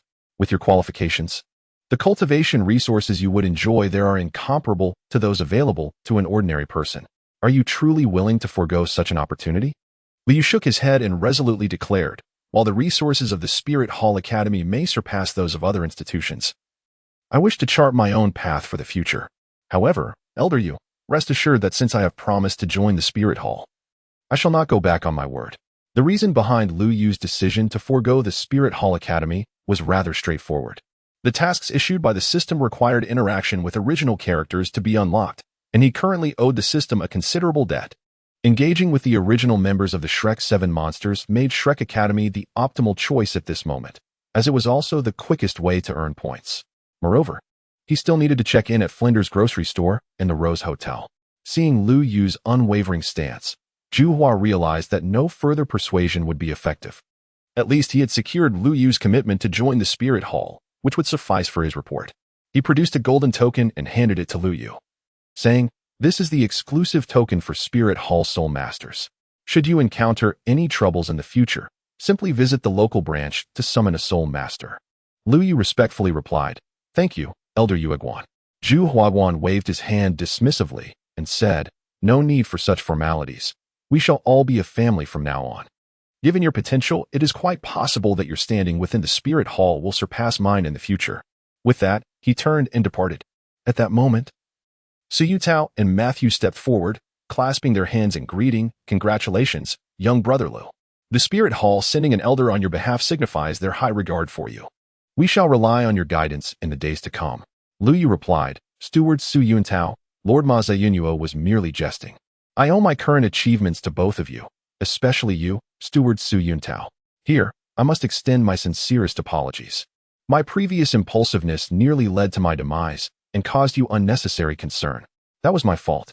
Steward Su Yuntao quickly waved his hand and said, No. If it weren't for your unwavering determination back then, I would not have witnessed the miraculous occurrence of encountering the first soul ring, a Millennium Soul Ring. Having said this, the two bid farewell, and Liu Yu turned to follow the footsteps of Jiuhua Pass as they departed. After Liu Yu bent down to reattach the weights on the ground, he slightly flexed his legs and, with a sudden burst of power from his calves, propelled himself forward like an arrow released from a bow.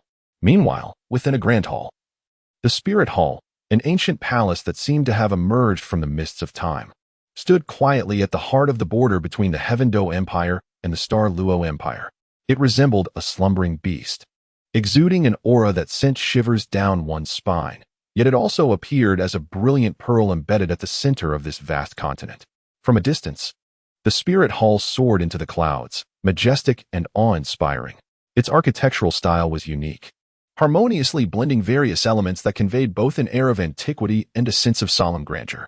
Towering stone pillars upheld the entire hall, like giants standing sentinel over this sacred place. The walls were adorned with exquisite patterns and runes, remnants left by powerful figures throughout the ages, testament to the illustrious history of the Spirit Hall. Upon entering the Spirit Hall, one could feel a palpable surge of energy enveloping them. Within this magnificent and imposing chamber stood a throne radiating an aura of authority, as though it could govern the fate of all living beings. At that moment, seated upon the throne was a woman draped in resplendent attire. Her figure was graceful, and her every gesture exuded an elegant nobility. However, the most striking aspect was the scepter she held firmly in her hand, a symbol of the supreme power of the Spirit Hall. This scepter shimmered with mysterious light, encrusted with countless dazzling gemstones, each containing boundless power and wisdom. Undoubtedly, the woman wielding the scepter was Bibi Dong, the current pope of the Spirit Hall. Her exquisite visage resembled a masterpiece sculpted by a master artisan, captivating all who beheld her.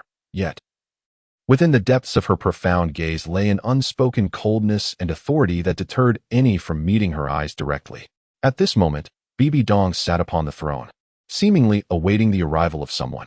Suddenly, the space within the hall warped, and a figure clad in black robes materialized. This individual appeared to be the very one Bibi Dong was expecting.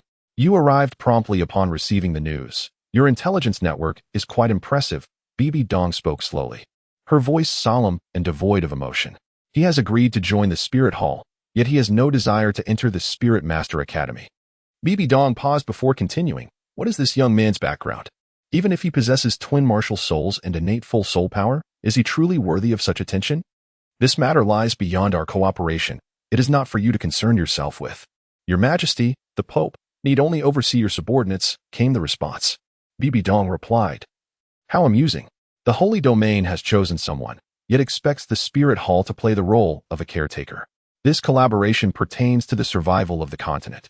And this young man is a crucial link. There is no room for error. The figure cloaked in black let out a cold snort. I hope His Holiness the Pope will take this matter seriously. On behalf of the sacred domain, I express my gratitude once more. Rest assured, I have already presented the Pope's decree to him.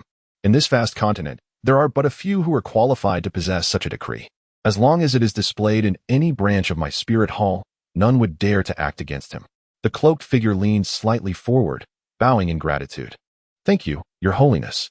I take my leave. With that, the space around him distorted once more, and he vanished in an instant. Chapter 55. The far north. After the departure of the cloaked figure, Bibi Dong sat quietly upon her throne, her eyes closed, her delicate hand gently massaging her temples. The thoughts of this pope, as inscrutable as her cold demeanor, remained a mystery to all. There were only 4 individuals privy to the collaboration between the Spirit Hall and the Sacred Domain. She could faintly sense the shadows gradually spreading across the continent. 3 years later, in the far north, amidst a vast expanse of white snow, a frail figure struggled against the howling blizzard. The boy, his hair and brows laden with falling snowflakes, resembled a small snowman. This silver-haired figure was none other than Lu Yu. He had been traversing this snowy terrain for nearly 2 months. Hey, old Mo, are you certain this cursed place will yield ice crystal essence? A voice emanated from the satchel at Lu Yu's waist. Only in the harshest of lands can ice crystal essence be found. It is rare elsewhere. But here it is not.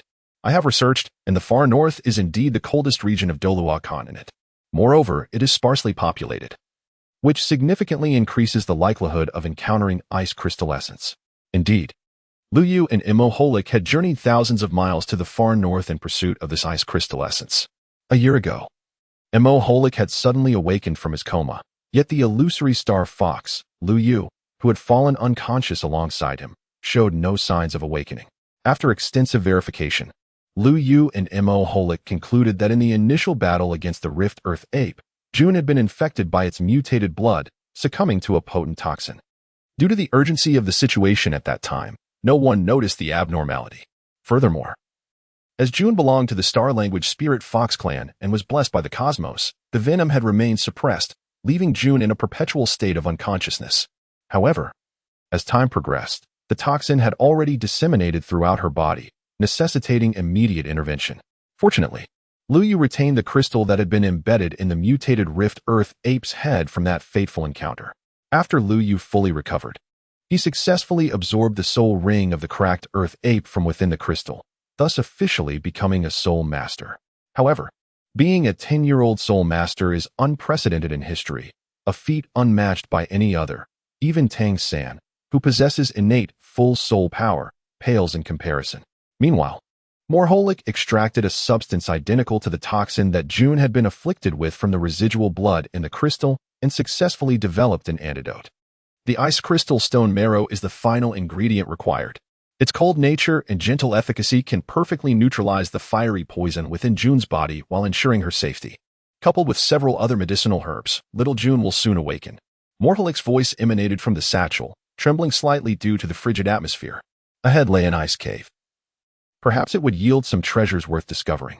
With a mere thought, Lu Yu's black gold mask enveloped his entire head, as the defensive attributes of the Black God armor allowed it to adapt to numerous extreme environments.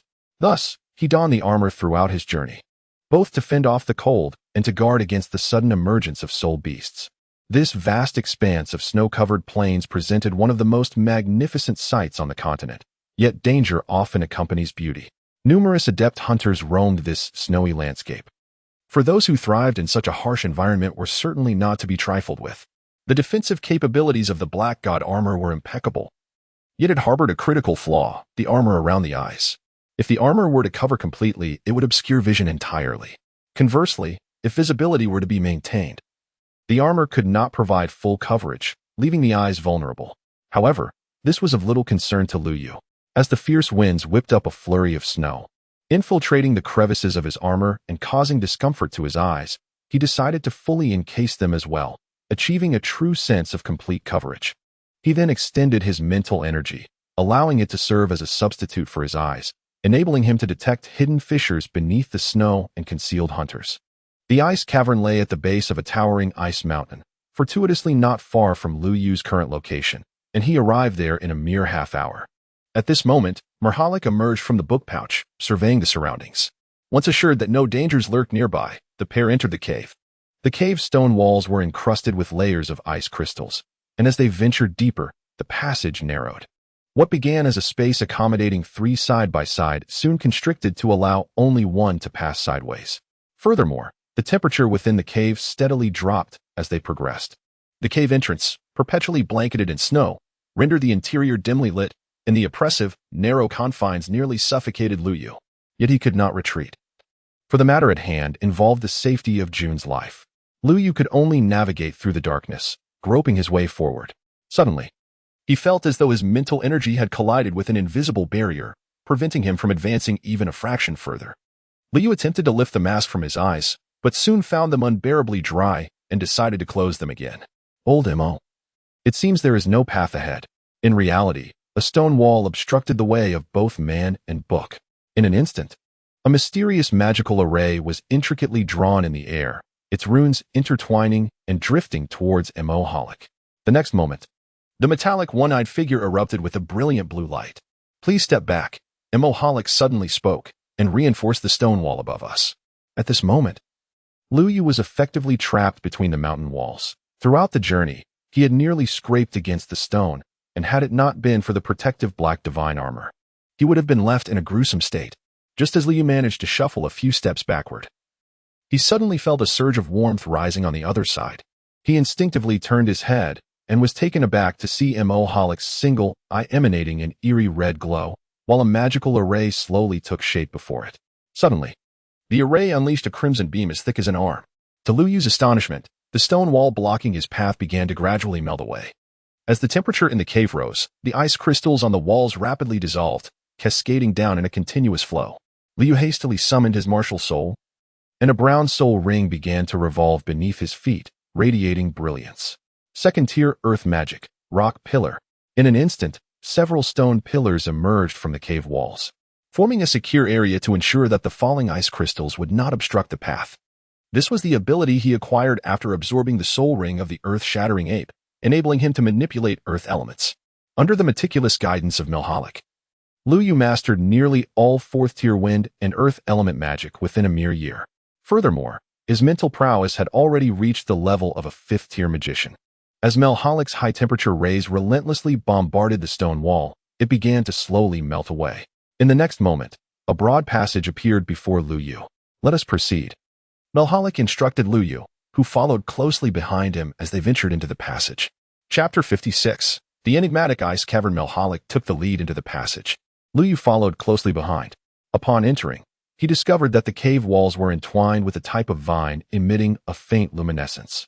This was the Arctic glimmer vine, a rare plant that offered no soul rings and was scarcely known to many. Yet, Lu Yu recognized it at a glance.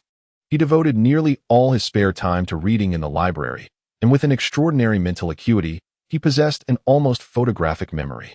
Consequently, he consistently excelled in his studies at the academy, advancing through the ranks and graduating 2 years early, a remarkable achievement at the Notting City Academy.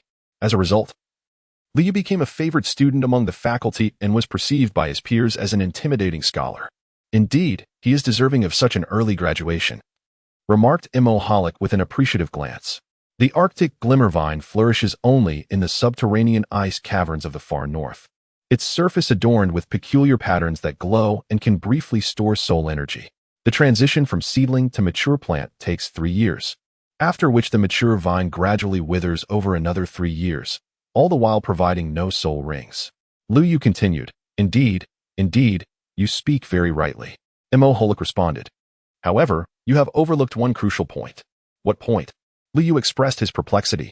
Indeed, this peculiar organism thrives solely in the subterranean ice caverns of the far north, but specifically in those that harbor the black ice worms.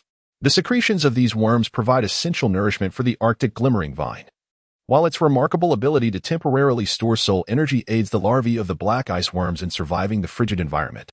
Additionally, black ice worms have a penchant for constructing their nests adjacent to the ice crystal mother, which possesses the capability to nurture the ice crystal marrow. Lu Yu continued. In other words, we are not far from the ice crystal marrow. Lu Yu exclaimed with excitement. This was an exceptionally auspicious sign for him, indicating that all his efforts over the past days had not been in vain. Salvation was imminent in June. However, as he ventured further into the cavern, an unsettling feeling began to envelop him. The cave was eerily silent, although this was a desolate region in the far north. It was reasonable to expect signs of the Arctic glimmering vine, which should have attracted the presence of the black ice worms. Yet, upon casually inspecting several vines, Lu Yu found not a single trace of eggs, let alone any adult worms. This revelation dashed his hopes of discovering the life signs of the black ice worms that would lead him to the mother of the ice crystal stone. Suddenly, a thunderous roar echoed from behind him. Lu Yu turned back and was astonished to find that the narrow entrance through which he had come was now completely obstructed by layers of fallen debris and ice. With no option left, he could only venture deeper into the abyss. Old Mo, Lu Yu softly inquired, Do you not find the silence of this cave somewhat unsettling? Mo Holic nodded in agreement. Indeed, it is widely acknowledged that the presence of ice crystal mother typically indicates an extremely frigid environment. However, the deeper we venture into this cavern, the warmer it becomes, which is decidedly abnormal. Is it possible that we have arrived at the wrong location, and that this place lacks the so-called ice crystal mother altogether? Lu Yu pondered, Let us venture further within. Perhaps we shall uncover unexpected treasures. Additionally, we might discover alternative exits. If we find nothing of what we seek, we shall retrace our steps. Mo Holic replied. Lu Yu ceased his speech, preparing the broken crossbow with ample provisions for any unforeseen circumstances. The dark cavern flickered with a ghostly luminescence, the light refracted by the crystals below, casting a kaleidoscope of colors that was truly captivating. Yet beneath this beautiful facade often lurked unknown dangers. Indeed, this was the most prudent course of action. Should he advance further without uncovering anything, he would have no choice but to retrace his steps. The dimly lit cave seemed to distort the very concept of time. With a book in hand, he wandered through the cavern, unaware of how long had passed, until at last, a beam of light broke through the entrance ahead. Following the illumination, a magnificent stone hall unveiled itself before Lu Yu. Below, houses were arranged in meticulous order. These structures encircled the central, solemn altar like stars surrounding the moon, layered in a unique yet systematic manner, resembling a colossal blooming flower that exuded a mysterious and enchanting aura. Each pathway twisted like a serpentine stream, deftly weaving between the closely set houses, occasionally intersecting and merging with other paths, and at times extending alone into the distance. These pathways varied in width and form, yet collectively they wove a complex yet orderly web, binding the entire area together. Lu Yu found the arrangement of these houses somewhat familiar, yet he could not quite recall where he had seen such a layout before. Embedded in the stone walls above the hall were several luminous crystals, illuminating the city, and the light Lu Yu beheld emanated from them. After exchanging a glance with Mo Holic, Lu Yu leaped down from the heights in unison. At that moment, a surge of energy enveloped him, providing a cushion for his descent. As he approached, Lu Yu realized that these structures were not mere houses but rather towering edifices. All the windows and doors were intricately carved rather than functional. Each tower reached nearly 20 meters in height, crafted entirely from an unknown black stone. There were no visible seams. Each tower appeared to be hewn from a single colossal block of stone. Such an endeavor would undoubtedly be a monumental undertaking on the blue planet of Lu Yu's past, requiring immense human and material resources. However, in the land of Doloa, where soul masters abound, it merely necessitated the assembly of a sufficiently large team of soul masters. Yet, for an ordinary person, gathering such a vast number of soul masters would be an arduous task. Therefore, the forces behind the construction of these towers must be extraordinarily powerful, particularly given the opulent designs etched upon them, which were far beyond the means of ordinary affluent families. In the literature that Lu Yu has perused over the years, it is noted that while there exists a custom of constructing tombs in the realm of Doloa continent, these are typically family tombs belonging to the nobility, generally erected within the confines of their familial territories. In contrast, common folk merely seek a suitable location to excavate a pit for their interments. However, one must recognize that this locale is situated in the formidable northernmost expanse.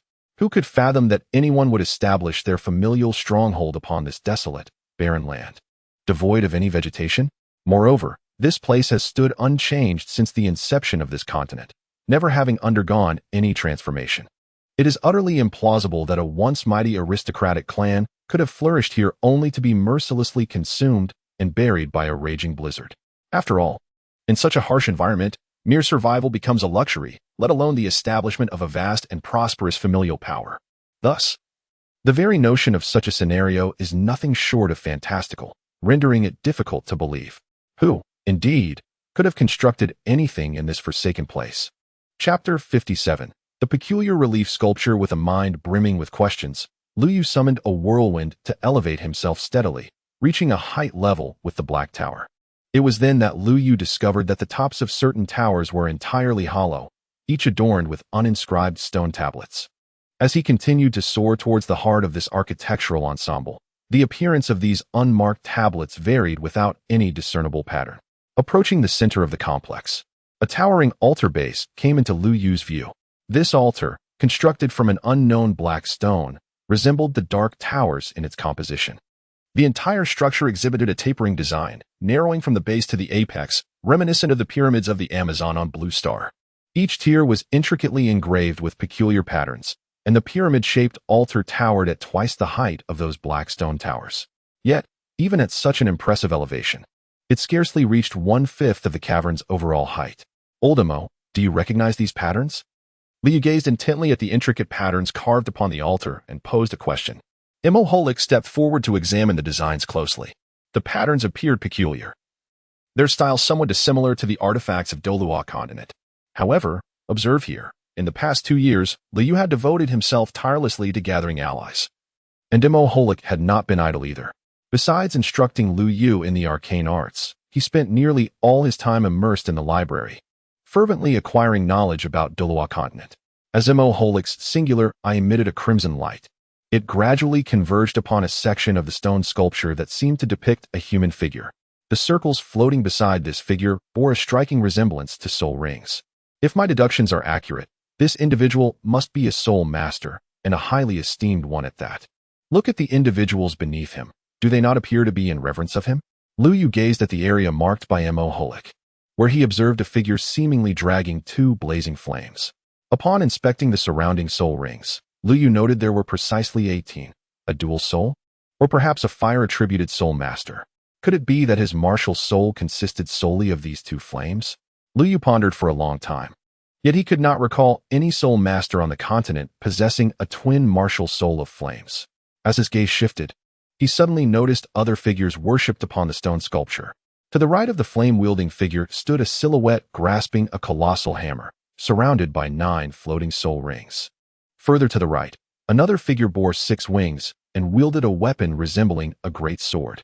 To the left of the flame figure, a figure extended its arms outward, above which was a tower-like emblem, encircled by 9 similar soul rings. Above these figures hovered a celestial being resembling an angel. Lu Yu, look at this. At that moment, Imo Holik also noticed the scene, the red beam emanating from his single eye gradually moving towards the angelic presence. This bas-relief seems to mirror your second martial soul perfectly. Moreover, the location is quite peculiar. Could this possibly be your ancestral grave? Have you unearthed your family tomb? Upon hearing this, Lu Yu felt a wave of frustration. Get lost. You are the one who has desecrated your ancestral grave. Yet, Mohalik calmly replied, I am merely a creation of this book.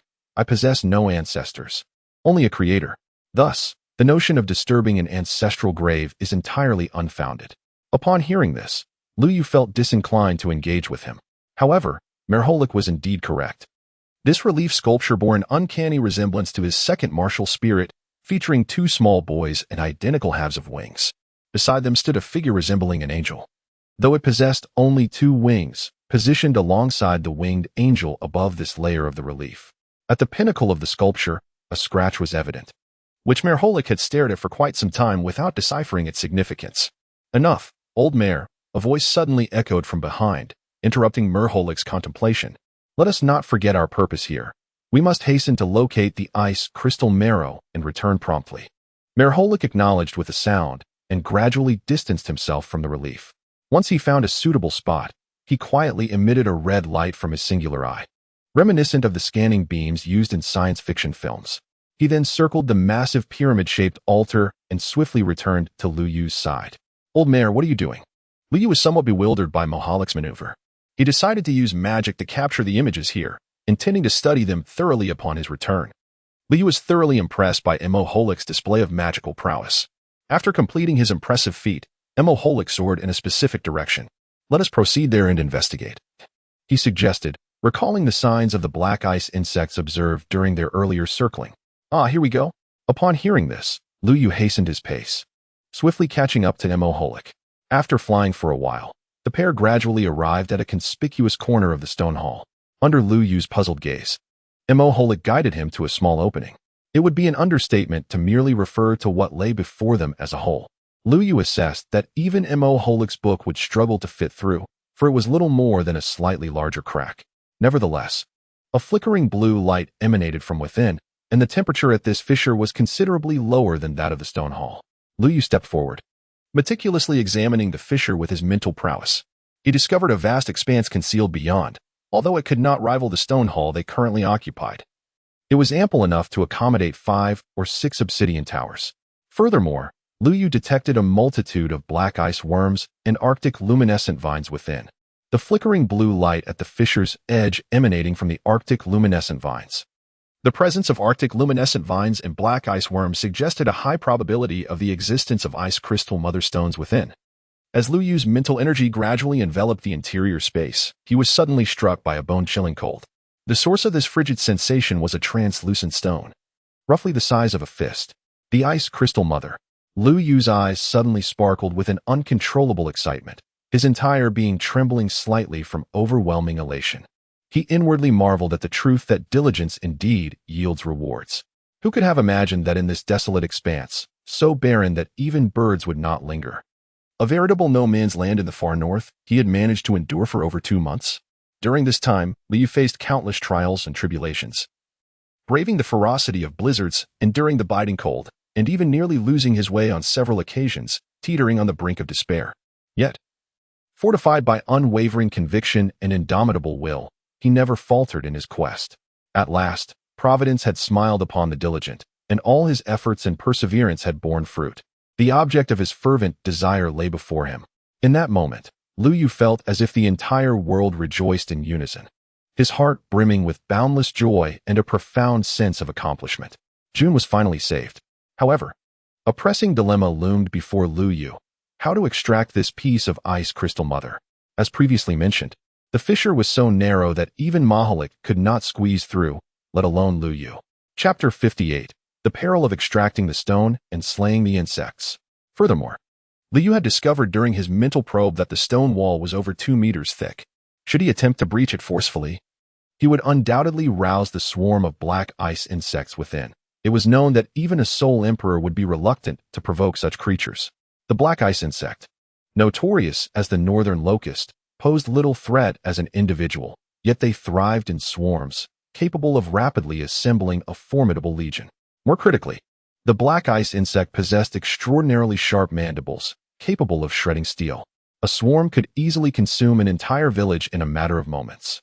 While investigating the cavern within the fissure, Lu Yu had been unnerved by the dense congregation of black ice insects, fortunate that they were currently in a dormant state. As long as there were no strong external stimuli, they would pose no danger. However, should the swarm be provoked, both Lu Yu and Merholik would be in grave peril. What to do? The entrance is too narrow, I cannot squeeze in.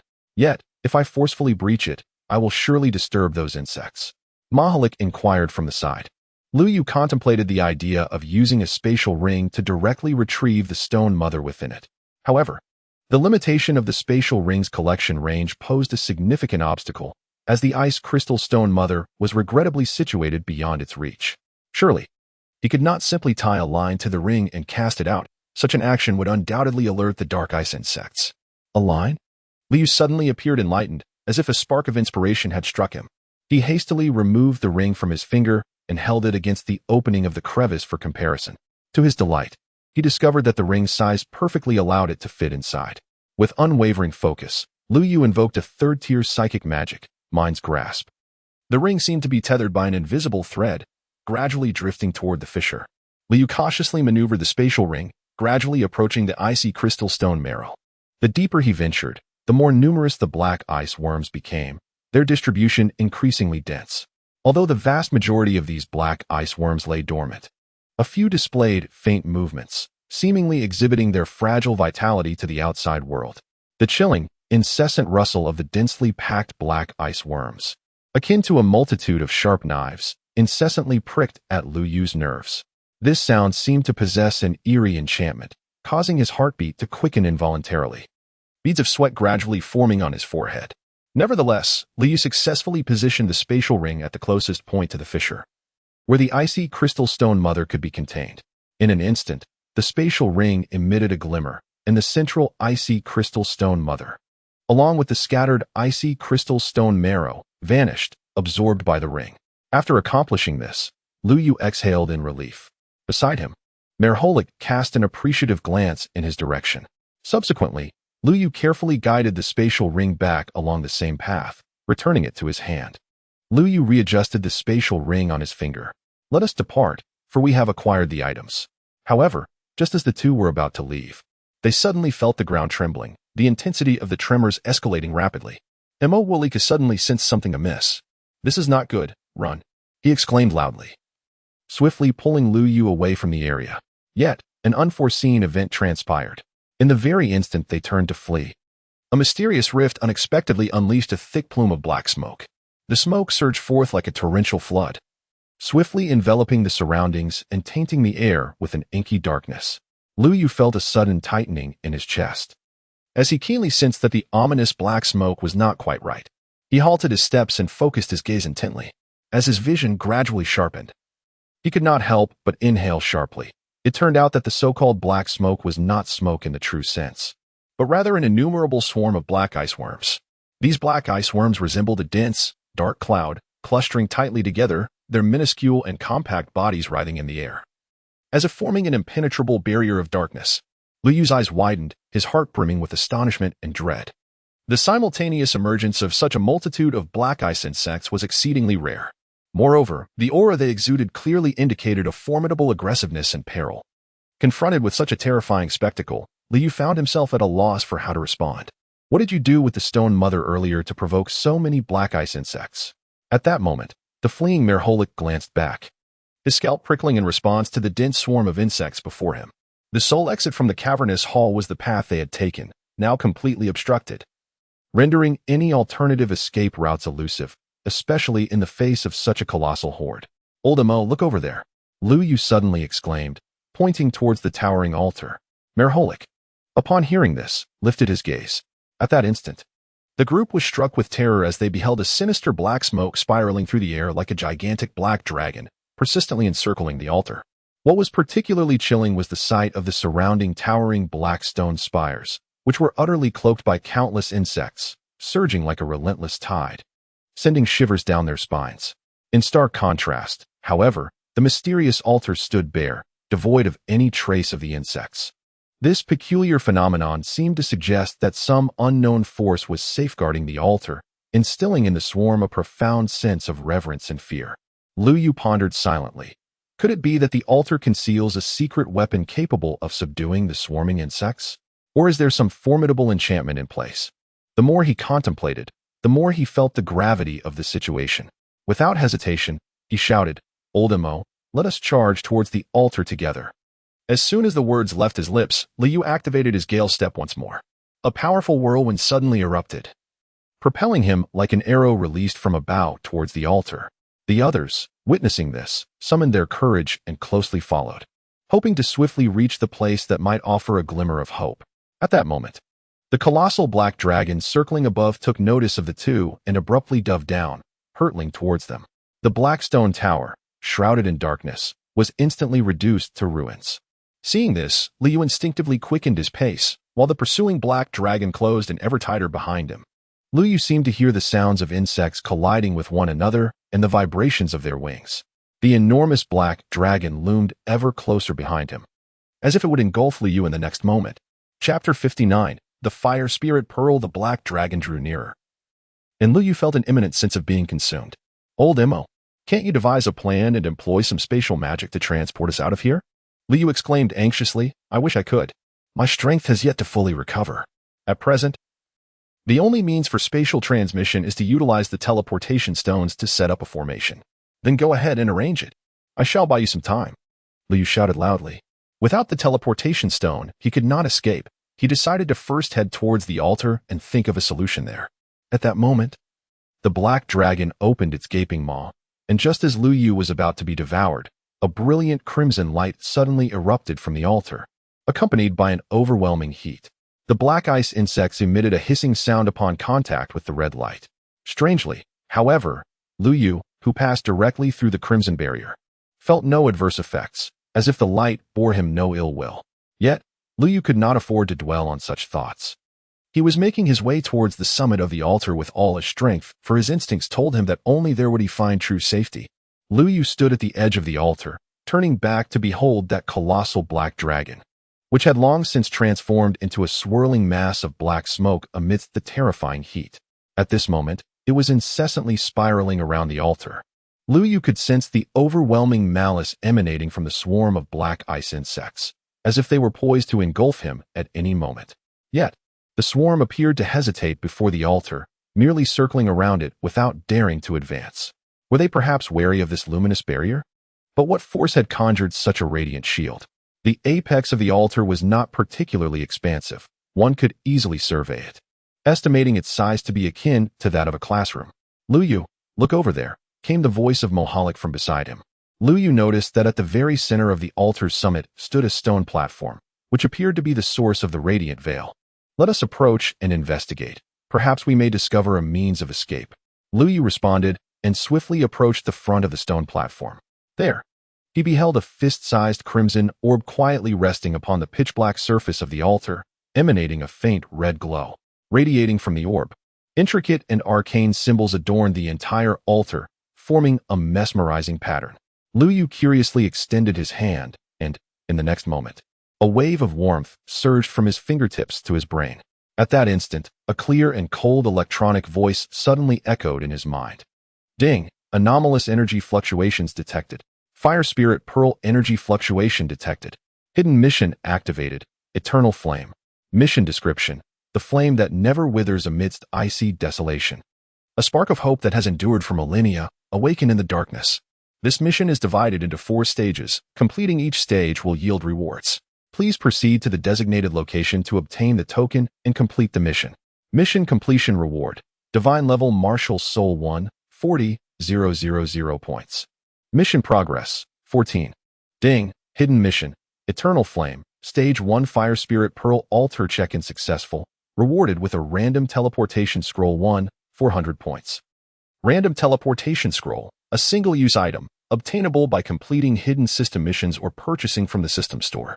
Effect: randomly teleports specified items or beings to a completed check-in location. Note: the destination cannot be selected. Use with caution. Upon reading the system's introduction, Liu felt a surge of joy. It was as if his thoughts had manifested into reality. The teleportation scroll was the perfect tool for their current predicament. Hey, why are you grinning like an idiot? Hurry up and think of a way to get out of here. Merholik shouted at Liu, who was lost in a silly smile. In such dire circumstances, how could he still be so amused? As the radiance of the red pearl began to dim, who knew how long this crimson barrier would hold? If they didn't devise a plan, once the barrier vanished, they would be left to the mercy of the black ice insects. Old Emo, don't panic. I have a solution. Liu suddenly inquired. Have you found the teleportation stone? Merholik exclaimed in surprise. No. Why are you so foolishly joyful then? Upon hearing Liu's resolute response, Merholik's spirits instantly plummeted. However, I still possess this. Liu presented a black scroll before Merholik, waving it enticingly. What is this? Wait. Mo Holik's eyes gleamed with excitement as he beheld the object in Lu Yu's hand. A teleportation scroll. How do you possess such a thing? These scrolls are immensely rare on the Austin continent due to their association with advanced spatial magic, as well as the stringent material requirements and the difficulty of preservation. Moreover, they require almost no preparation time, making them invaluable in critical moments of peril. The emergence of a teleportation scroll invariably incites contention. Don't concern yourself with that. Simply know that we can escape this wretched place, Lu Yu replied, moving towards the stone platform. One hand unfurled the teleportation scroll while the other clutched the Fire Spirit Pearl. The Fire Spirit Pearl, even in a state of energy depletion, was capable of manifesting a formidable defensive barrier. Its power when fully charged would undoubtedly be remarkable, and Lu Yu was not one to overlook such a treasure. Mo Holik quickly discerned Lu Yu's intentions and swiftly glided to the satchel at his waist. The once resplendent glow of the Fire Spirit Pearl began to fade, as if subdued by an enigmatic force. Simultaneously, the vibrant red shield, akin to a protective barrier, appeared to lose its vitality. Its color waning, and the searing heat it radiated diminishing steadily. The swarm of black ice bugs, initially daunted by the formidable heat, now sensed a shift in the atmosphere. Undeterred by the looming threat of the barrier above, they unfurled their wings and surged forward like a tempest of darkness, charging directly towards the shield. Sensing impending victory, the bugs congregated into a tumultuous tide, recklessly launching their assault against the target. The cacophony of their shrill cries assaulted Lu Yu's ears as the relentless sounds of their collisions echoed around him. The barrier quivered under the onslaught, fissures beginning to mar its surface, as though in the next instant, the black ice bugs would shatter the shield. At that critical juncture, Lu Yu, standing cautiously beside the stone platform, extended his hand and gently grasped the Fire Spirit Pearl, which emanated a mysterious light. The moment he lifted the pearl, the crimson barrier enveloping the entire space was abruptly torn asunder by an invisible force, vanishing without a trace. Simultaneously, a multitude of black ice bugs surged forth like a relentless tide, crashing in from all directions with overwhelming ferocity. They swarmed, a cacophony of claws and shrill cries, as if intent on devouring everything in their path. Lu Yu was taken aback by the sudden scene before him, momentarily at a loss for words. Just at that critical moment, the scroll in his hand erupted with a dazzling white light. Chapter 60, The General Store. In that instant, Lu Yu's figure vanished from the spot. At the Notting City Junior Soul Master Academy, the bell signaling the end of class rang, heralding lunchtime. The students in the classroom surged out like caged beasts, rushing eagerly toward the cafeteria. At that moment, a young boy dressed in blue slowly rose, the 24 sparkling beads on his jade belt glimmering. His unhurried demeanor stood in stark contrast to the frantic rush of his peers toward the dining hall. "San-gu, aren't you going to eat?" A voice called from the doorway, surprisingly belonging to Wang Hu. Since Xiao Lai's graduation, the students who had once followed him began to rally around Lu Yu. Although there were dissenters, many were deeply moved by Lu Yu's principle of harmony and friendly relations, especially after witnessing his moral authority. Go on. Do you think San is like you, always thinking about food?" At that moment, Xiao Wu's voice rang out from the back of the classroom. Although Tang San had acknowledged Xiao Wu as his younger sister, she only called him San-gu in private. In public, she still referred to him as San. On the surface, Xiao Wu remained the undisputed leader of the academy, with Tang San as her second in command. Yet, everyone tacitly understood that he was the man standing behind the formidable leader. Upon seeing Xiao Wu, Wang Hu greeted her and, sensing the dynamic, discreetly stepped aside, leaving the two alone. Just as Tang San was about to speak, a sudden brilliance erupted in the classroom. Moments later, he heard a thud. As he slowly opened his eyes, he noticed an unfamiliar figure had appeared in the classroom, rising gradually. Gazing at the familiar face, Tang San couldn't help but exclaim in surprise, "Yugo?" Hearing the familiar voice from behind, Lu Yu turned in confusion, only to find Tang San and Xiao Wu staring at him, bewildered. "San, Xiao Wu, how did you end up here? Wait, where exactly am I?" Lu Yu surveyed his surroundings, gazing at the familiar desk and podium. It dawned on him that he had been transported to the academy. Realizing he had completely escaped danger, Lu Yu let out a sigh of relief and collapsed onto the ground. 2 years later, in the heart of a city known as Soto, located in the Central Plains. This city, famed for its granaries, belonged to the Balak Kingdom and held a status second only to the capital, Balak City, both of which were heavily fortified. Even within Soto, the Spirit Hall was classified as a Level 3 Spirit Hall. The Baloch Kingdom was part of the Tiendo Empire. More precisely, one of the 4 kingdoms and one principality that had gained independence from it. Were it not for the Tiendo royal family's military might, the empire might have long since faded into the annals of history. The neighboring Xinglua Empire faced similar tribulations, highlighting the internal turmoil within the empire. At this moment, a boy and a girl appeared at the gates of Soto City. They appeared to be around 11 or 12 years old. The boy, dressed in simple attire, wore a blue tunic and a jade belt adorned with 24 gemstones, giving him a clean and neat appearance. Although somewhat handsome, he exuded an overall impression of ordinariness. In contrast, the girl radiated brilliance. Her long, scorpion braid cascaded down to her calves. She wore a snug pink top that perfectly showcased her developing figure, and her petite waist evoked envy among many. With sparkling large eyes and delicately curled eyelashes framing her rosy cheeks, the word adorable seemed tailor-made for her. The girl raised her hand to wipe the beads of sweat from her forehead, complaining, "Master is truly something else. There are several Spirit Master Academies that would accept us unconditionally, yet he insists we report to this Shrek Academy, which doesn't even have a recognized rank. And the journey is so far."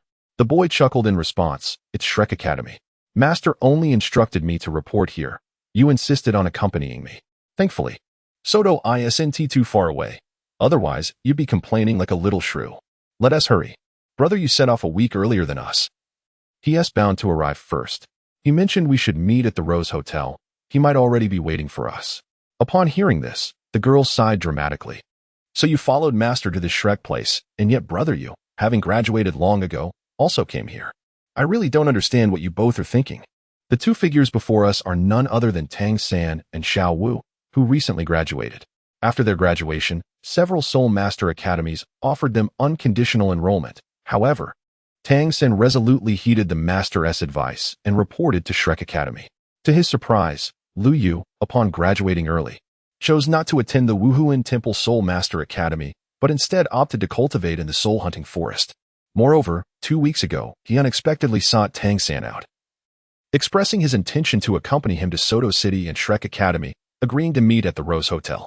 Meanwhile, in front of a dilapidated grocery store in Soto City, a cloaked figure stood at the entrance, gazing upwards at the weathered sign that read Flanders Grocery. A faint smile graced his lips. The young man slowly removed the hood of his cloak, revealing a visage that appeared meticulously chiseled, clean, and handsome. His silken silver hair cascaded like the shimmering stars of the galaxy, flickering with a subtle yet enchanting glow. This long mane, unadorned by any deliberate styling, was casually tied into a single lengthy ponytail, allowing it to fall gracefully across his broad back. This seemingly simple hairstyle perfectly showcased the youth's carefree and unrestrained spirit, imparting a unique charm that was both neat and captivating. The young man standing before the grocery store was indeed Lu Yu. 2 years prior, after he had brought back the ice crystal stone marrow to heal June, he remained in the soul hunting forest to train in the 8 gates Duanjia. Now, he had mastered the opening of the first 4 gates. Just a week ago, he felt it was time to bid farewell to Tang San and Xiao Wu and arrived early in Soto City. However, upon his arrival, Flanders Grocery was still closed. So he first went to the Rose Hotel to complete his check-in task. At last, today the grocery store was open. Liu stepped into the grocery store, where the goods were haphazardly arranged, imparting a sense that it might close its doors by tomorrow. Lu Yu waited for a considerable time, yet not a single soul appeared. Indeed, was the avaricious Flanders still slumbering? Thus, he began to wander about the shop on his own. Chapter 61, Dai Mu Bai. Lu Yu wandered aimlessly in the grocery store. In the next moment, a crystal encased in stubborn stone caught his eye. If he was not mistaken, this object should be a type of hair crystal, reminiscent of the one used by Tang San in the original narrative to craft the dragon whisker needle, which had given Zhao Wujie quite a bit of trouble. Suddenly, the voice of Mo Holik echoed in Lu Yu's mind. "What's wrong? Did you see that iron lump in the corner?" "Yes, I see it." Upon hearing this, Lu Yu turned his gaze and indeed found a dark, unremarkable iron block hidden behind the quartz. It was a valuable item. One should retrieve it. That grimy iron lump was covered in dust and positioned in a corner, making it difficult to notice. Additionally, there was a bracelet on the nearby shelf. It would be prudent to purchase it. The voice of Mo Holik resonated once more. "Old Mo, are you certain these 2 items are without issue?" They appear to be nothing more than an ordinary bracelet and iron, lacking any distinctive qualities. Liu expressed his confusion. Trust me. Purchasing it will undoubtedly be beneficial for you, Mulhalik asserted with unwavering conviction. Boss. Liu called out several times without receiving a response. Flandra, truly, is quite lethargic. As he surveyed his surroundings, he noticed a silver-haired youth with a ponytail standing before the shelves, dressed in simple garments and draped in a tattered cloak. He appeared far from affluent. Esteemed guest, may I inquire what you desire? Flandra approached, though his greeting was rather perfunctory, his voice raspy and languid. Had it not been for the small size of the shop and their solitude, Liu might have struggled to discern his words. Observing this scene, Liu's lips curled slightly upward, but he quickly suppressed the expression. He pointed to a crystal on the table and inquired, how much for this? Flandra glanced at the crystal with an air of indolence. 100 gold soul coins, no negotiations. Upon hearing this, Liu hesitated slightly. What, is your money insufficient? Liu took out a bag of gold coins from his spatial ring and presented it to Flandra. There were exactly 100 gold coins inside. A spatial ring. Upon seeing that Liu possessed such a rare soul guide, Flandra couldn't help but feel a surge of astonishment. He inwardly speculated that this seemingly ordinary young man, who appeared quite handsome, must belong to a prestigious family. No, it is insufficient. Flandra languidly spoke again. Insufficient? I have precisely 100 gold coins in this bag. How can that be insufficient? I do not doubt the 100 coins you possess, yet for my crystal, 100 gold coins will not suffice. I require 200 gold coins. Although Liu had mentally prepared himself in advance, he was still taken aback by Flandra's brazen demeanor. 100 gold coins. Liu negotiated with determination. 300 gold coins. Buy it if you wish, but do not waste time here if you do not. Flandra's hoarse voice resonated once more. 200 gold coins. I shall take this crystal along with the 2 other items. At this, Flandra scoffed with disdain. Boy, is this how you conduct business? I am selling you a piece of information, the news of a master. Upon hearing this, Flandra's interest was piqued, his previously chaotic eyes glinting with intrigue. How can I trust you?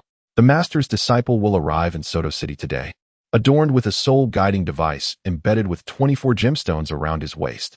Of course, you may choose not to believe it. Liu spoke softly. Master's disciple? Very well. I believe you. Take the items. 3 items for 100 gold coins. Liu's lips twitched slightly, feeling a twinge of guilt. Wasn't it true that in the original work, Tang San had offered his services without requesting any payment? Exiting the general store, Liu made his way directly to his next destination, the Rose Hotel. Calculating the time, he reasoned that Tang San and Xiao Wu should be nearing their rendezvous with Dai Mubai at the hotel. As fate would have it, just as Liu arrived at the entrance, he spotted 2 figures, one clad in blue and the other in pink, entering the hotel. Stepping into the Rose Hotel, he was greeted by an enchanting aroma that invigorated his senses, providing a sense of delight and tranquility. The hotel's interior was primarily adorned in hues of rose red, white, and silver, creating a warm and elegant atmosphere that was immediately pleasing. Tang San approached the front desk and inquired, Hello, we are here to find someone. The attendant behind the counter quickly straightened up, glancing at Tang San and then at Xiao Wu, a look of envy crossing his face. However, upon hearing Tang San's words, his expression shifted to one of slight awkwardness. Good day, sir. I regret to inform you that our guest registration information is confidential and thus, I cannot disclose any details about our guests. However, if you wish to wait for your friend, we do have a room available where you can rest while you wait. The attendant offered a suggestive glance towards Tang San. Is there truly no way to check? That person is a very important friend of mine. Tang San pressed. I apologize, sir, but we have strict regulations regarding guest privacy. I hope you understand. The attendant's face bore a hint of regret. Brother San, we've been traveling for days and I'm utterly exhausted. Why don't we just stay here for the night and wait for Brother Yu? Perhaps we might even run into him. Xiao Wu suggested, and Tang San found some merit in her reasoning. Then please arrange for us to have 2 rooms, he requested. I'm terribly sorry, sir, but we are fully booked. We only have 1 room left, but rest assured, it is quite spacious and can comfortably accommodate 2 guests, the attendant replied, his tone laced with subtle implications. Very well, let us take that 1 room then. After all, we've been sharing a bed for 6 years, Xiao Wu remarked nonchalantly. As the attendant prepared the necessary paperwork, a sudden burst of laughter interrupted the proceedings. A man approached the counter, flanked by 2 provocatively dressed women. The women, adorned in black cheongsams with high slits that nearly reached their thighs, revealed glimpses of their fair skin as they moved. The fabric of their tops was minimal, leaving much to the imagination. Xiaowu glanced at them, then at herself, a flash of envy evident in her eyes. Remarkably, the two statuesque women bore identical features, revealing their status as twins. The man between them stood at an impressive height of 6 feet, with broad shoulders and a narrow waist. His handsome face carrying an air of ruggedness, his golden hair falling loosely behind him. Upon closer inspection, one could note the peculiarity of his double pupils. He approached the counter and coldly remarked, "You must be new here. Are you unaware of the rules?" The attendant, treading cautiously, inquired, "May I ask who you are?" "Call your manager out." The man scoffed. "Brother, one must adhere to the principle of first come, first served. It appears we arrived before you." Tang San replied nonchalantly. "What does that matter? Do you know who I am?" The man turned, mockingly eyeing Tang San. "Brother, you brought someone here. You're hardly a saint yourself. What did you say? Have the audacity to repeat that." The man's words instantly provoked Xiaowu. "What did you say? Have the audacity to repeat that." Dai Mubai's words similarly enraged Xiaowu. Tang San was gentle-natured, but Xiaowu's fiery temper could not tolerate such disrespect, particularly when this insolent fellow dared to insult Tang San in her presence. To her surprise, Dai Mubai merely cast a cold glance at Xiaowu. "I sense a fluctuation of soul power from both of you. How about we engage in a duel? You both can team up against me. If I lose, this room is yours. If I win, you must vacate. What say you? Do you dare?" At that moment, Xiaowu's fists clenched tightly. She could no longer suppress her fury. Today, this scoundrel must learn a lesson. Otherwise, she would no longer be Xiaowu. "All right." Before she could finish, a voice from outside interrupted her. "All right, I accept your challenge." Everyone turned towards the entrance to see a cloaked figure approaching. The newcomer, clad in black attire, appeared to be around 13 or 14 years old, standing approximately 1.7 meters tall. Striking silver hair was casually tied in a ponytail, flowing behind them. Their silver eyes gleamed like sharp swords, keen and resolute. Skin as fair as jade elicited envy even from the girls present. "You go." Tang San and Xiaowu exclaimed with delight upon seeing the newcomer. This individual was none other than Lu Yu, who had been waiting outside the hotel for quite some time before rushing in just as tensions were rising. To his delight, the moment he entered, a familiar electronic voice echoed in his mind. Detected key plot character, Dai Mubai. Unlocking related tasks. Task 1. First encounter with Blade. Defeat Dai Mubai upon first meeting. Reward, 2,000 points. Task 2. Defeat Dai Mubai unlocked after completing Task 1. I accept your challenge. "And who are you?" Dai Mubai sneered. Upon witnessing Dai Mubai's demeanor, Lu Yu, even without the system's prompt, felt an overwhelming urge to knock him down, thinking to himself, "Goodness, that expression and tone are simply begging for a beating." No, I meant a one-on-one duel between us." Lu Yu spoke. "One-on-one? Just the two of us?" Dai Mubai seemed to find this proposition utterly ludicrous. "Kid, don't blame me for not giving you a chance. If you regret it now and decide to team up, my previous words still stand. Brother, you quickly teach this insufferable fool a lesson, so he can't emerge again to wreak havoc," Xiaowu said furiously, only to be restrained by Tang San. "We must have faith in Brother Yu. Do you not recognize his prowess?" Dai Mubai cast a cold gaze at Lu Yu. The twins beside him exhibited no trace of concern. Instead, they looked on with admiration, discreetly stepping aside. A glint of sharpness flickered in Dai Mubai's eyes. His right fist suddenly rose, propelling forward directly towards Lu Yu's chest with a straightforward yet unembellished strike. Lu Yu felt the impact on his arm. Dai Mubai's punch exhibited impeccable strength and speed, an achievement unattainable without extensive combat experience. This is precisely as it should be. Lu Yu propelled himself off the ground, surging forward like an arrow released from its bow. He raised his right hand, delivering a simple yet powerful punch. The impact resonated with a dull thud as Dai Mubai was abruptly halted in his tracks, stumbling back 3 or 4 steps before he could regain his balance. The disdain and indifference in his eyes vanished, replaced by astonishment. He had not anticipated that this seemingly diminutive youth possessed such formidable strength, realizing he had underestimated his opponent. "Well, if you can withstand my punch, it signifies that you are worthy of being my adversary," Dai Mubai proclaimed with a commanding tone. "However, if you cannot endure even a single blow from me, you are still quite lacking to be my rival," Lu Yu replied calmly. These words provoked Dai Mubai, and in an instant, his demeanor shifted. No longer merely charging forward, He leaped high into the air like a tiger pouncing on its prey, descending upon Lu Yu in the blink of an eye. This maneuver was his signature technique, with limbs extended in a way that appeared to reveal vulnerabilities. Yet, each moment was accompanied by subtle adjustments, allowing him to react instantaneously to his opponent's next move, a feat that few could withstand thus far. Facing the oncoming threat, Lu Yu remained entirely composed. He planted his legs firmly, slightly bending his knees, raising both hands to shoulder width and pressing downwards.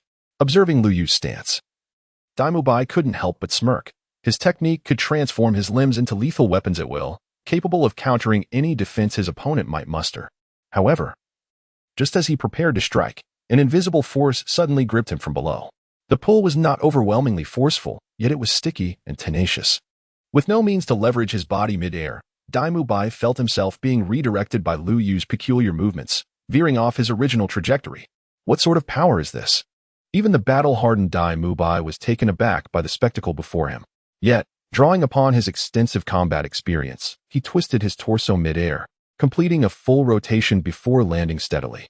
Is that the control crane seizing dragon technique? Tang San, who was spectating, was equally astonished by Lu Yu's display. Had he been the one engaged, he would have employed the same technique to counter the airborne assault. Wait, that's not quite right. UGE's technique merely resembles control crane seizing dragon, but the underlying principle is fundamentally the same, using minimal force to overcome greater strength. Suddenly, Tang San recalled the instance in the grove of the Holy Soul Village when Lu Yu practiced a peculiar form of boxing. Each punch appeared languid and weightless, almost as if the old man Zhou, who sunbathed at the village entrance, could deliver a more forceful strike. Yet, beneath that seemingly feeble exterior lay immense power. At the very moment Dai Mubai touched down, Lu Yu sprang into action. Activating the muscles in his legs, he unleashed a powerful thrust from his calves, closing the distance to Dai Mubai in a heartbeat. Subsequently, he struck with both palms in a sudden, forceful motion. Taijiyang hand. All of this transpired in the blink of an eye. As Dai Mubai's feet touched the ground, he barely had time to react before he was struck by the full force of Lu Yu's palm. A tremendous impact slammed into his chest, sending him hurtling backwards, stumbling 4 or 5 steps before he finally managed to stabilize himself. In the next moment, a glint of malice flickered in his eyes, as his dual pupils seemed to gleam with intensity. With a fierce shout, he clenched his fists tightly, channeling tremendous power through his legs, propelling himself towards Lu Yu at an astonishing speed, akin to a cannonball being fired from its chamber. As he unleashed a powerful punch, the air around him erupted with a series of explosive sounds, a testament to the immense force contained within. In Chapter 63, Wu Huan Attachment, as his fists collided, Dai Mubai's right leg sprang into action, executing a direct kick towards Lu Yu's chin from such a close distance, showcasing remarkable flexibility. Confident in his subsequent attack, Dai Mubai believed that both his punch and the kick aimed at Lu Yu's jaw possessed enough strength to render his opponent defenseless. However, reality did not unfold as he had hoped. As Lu Yu faced the relentless onslaught of fists and feet, he advanced rather than retreating, his hands moving with remarkable speed to intercept Dai Mubai's strikes. Simultaneously, he swept his hands downward, creating a dragging motion. The sticky sensation that had previously enveloped Dai Mubai resurfaced, causing his fists to be deflected to the side, rendering his aim ineffective.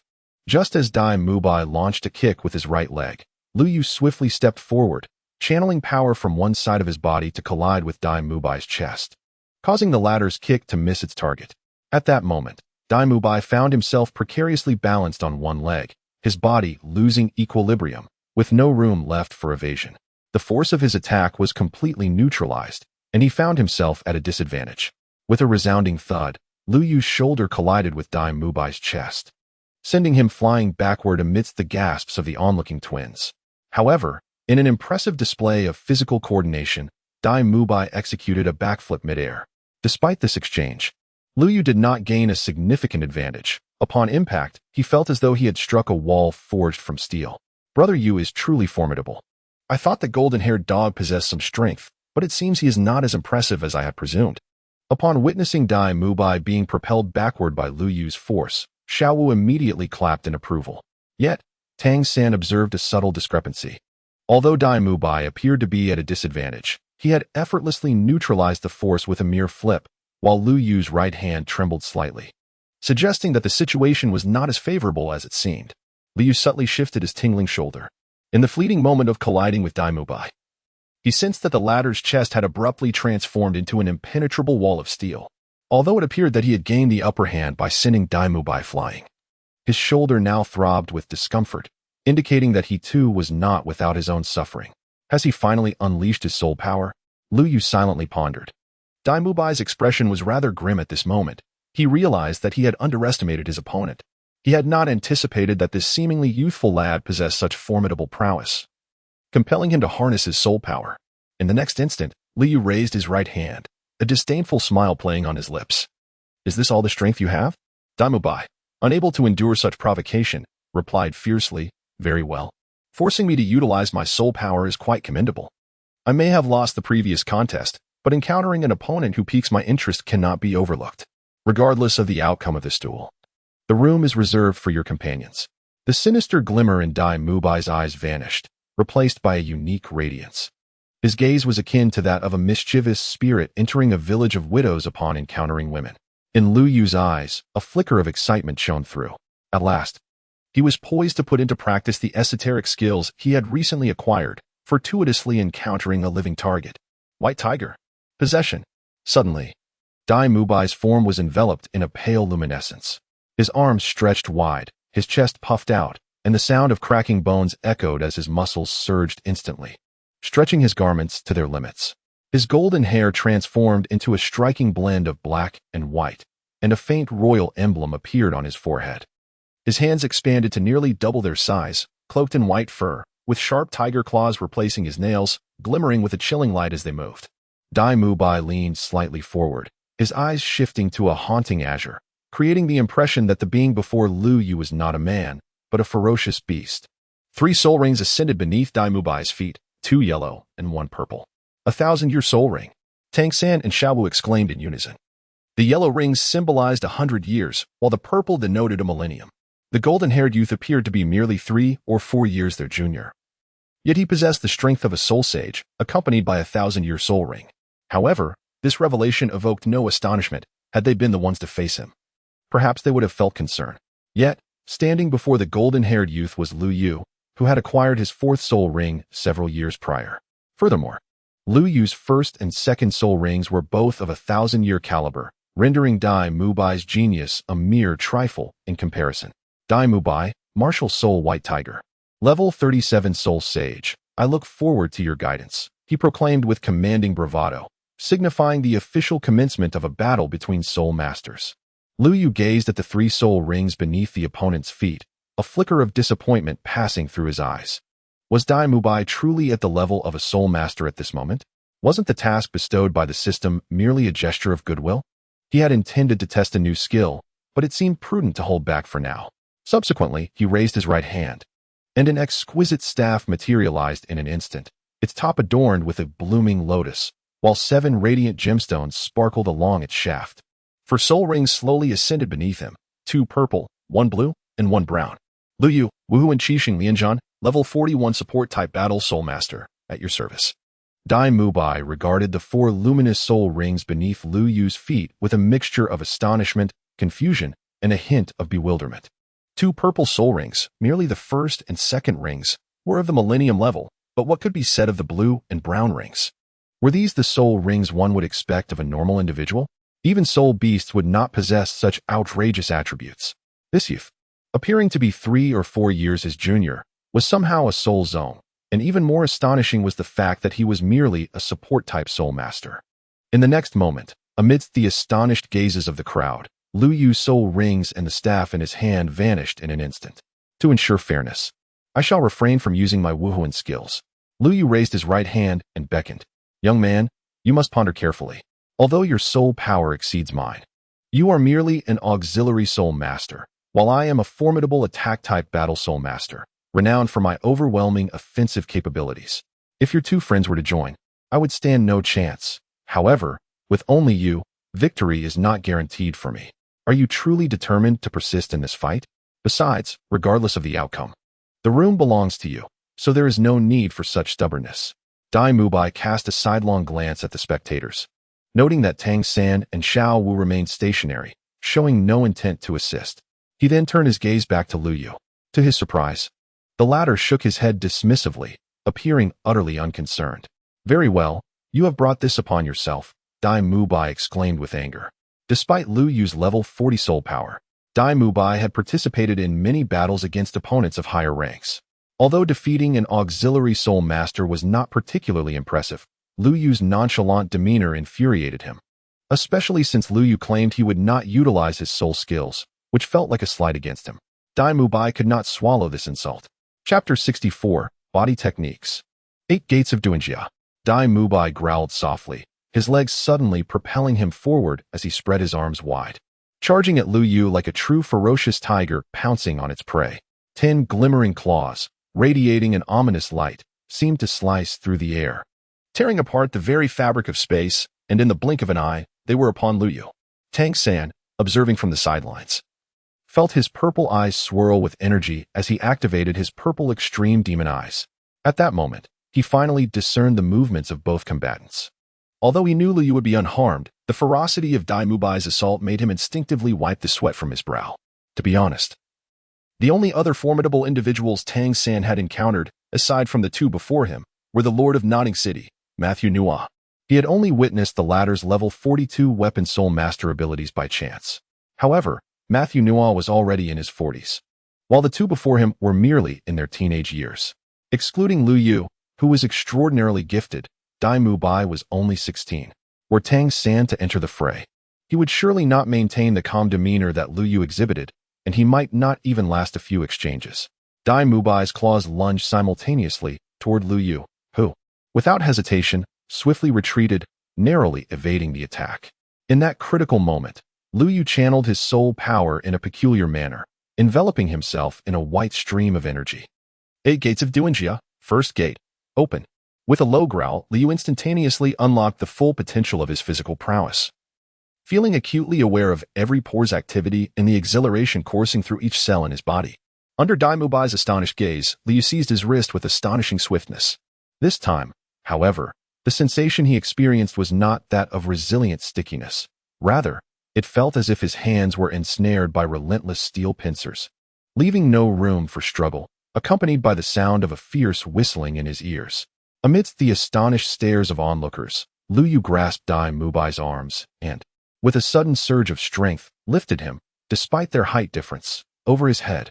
Dai Mubai's body arced through the air before crashing heavily to the ground with a resounding thud, sending dust swirling and creating a substantial crater in the earth. Lying at the bottom of the pit, Dai Mubai's expression was one of bewilderment and disbelief. He could hardly fathom that Lu Yu had tossed him aside like a sack of potatoes. The surrounding crowd was left dumbfounded, their eyes wide with disbelief as they beheld Lu Yu, who had previously appeared delicate and fragile, now displaying such terrifying strength. The moment Dai Mubai hit the ground, he instinctively sprang to the side, his wrist slightly reddened and a tingling sensation coursing through him, prompting him to question whether this truly was the power of a mere support-type soul master. The transformation in Lu Yu's demeanor felt as though he had become an entirely different individual. As a formidable assault-type soul master renowned for his strength and speed, Dai Mubai felt an undeniable pressure during their confrontation. Lu Yu's seemingly frail form concealed astonishing power that not only withstood his assault, but also retaliated. This unexpected shift piqued Dai Mubai's interest in Lu Yu, making him realize that this striking young man might harbor untold abilities. Could it be that the shift he had just witnessed was a result of soul power? However, upon closer inspection, he found no evidence of soul power, as Lu Yu's martial soul and soul rings were both retracted, giving no indication of their presence. Yet, astonishingly, an overwhelming surge of soul power swirled around Lu Yu, akin to an infinite reservoir. This formidable energy exuded an oppressive aura that rendered one breathless. Rapidly regaining his composure, Dai Mubai, known for his impatience and fierce competitiveness, was propelled into action. A brilliant white light erupted, and his eyes transformed into a striking white hue. The radiance of his first soul ring blazed forth, enveloping him in a protective white aura that deterred any approach. In quick succession, the light from his second soul ring flared brilliantly, accompanied by a commanding roar, as he expelled a sphere of white light from his mouth. This was none other than Dai Mubai's first soul skill, the White Tiger Barrier, and his second soul skill, the White Tiger Radiant Wave. A slight smile graced Lu Yu's lips. This was indeed intriguing, Yet he remained unfazed, aware that such power would not suffice to harm him. In an instant, Lu Yu's figure vanished, and when he reappeared, he had already left his previous position. With a resounding boom, the spot where Lu Yu had stood moments before was obliterated by a white sphere of light. To the onlookers, it merely seemed as though Lu Yu had taken a step to the side before his form abruptly disappeared, re-emerging several meters away. However, under the enhancement of the purple extreme demon eye, Tang San perceived an entirely different spectacle. After stepping aside, Lu Yu swiftly launched himself forward with the other foot, alternating in such rapid succession that even the purple extreme demon eye could only capture a fleeting afterimage. This was the culmination of Lu Yu's arduous journey through the soul-hunting forest, a testament to his unique comprehension and creativity in martial arts, which led him to develop an extraordinary technique known as the ghostly step. This technique was as elusive as a specter, making it exceedingly difficult for foes to anticipate his movements. It not only enabled Lu Yu to traverse the battlefield with remarkable speed, evading attacks, but also allowed him to launch unexpected counterattacks. It could be said that the ghostly step was the crystallization of Lu Yu's countless life and death trials and an essential pillar of his strength enhancement. Especially when he activated the 8 gates of Duanjia, even opponents of equal or superior cultivation levels struggled to discern Lu Yu's figure.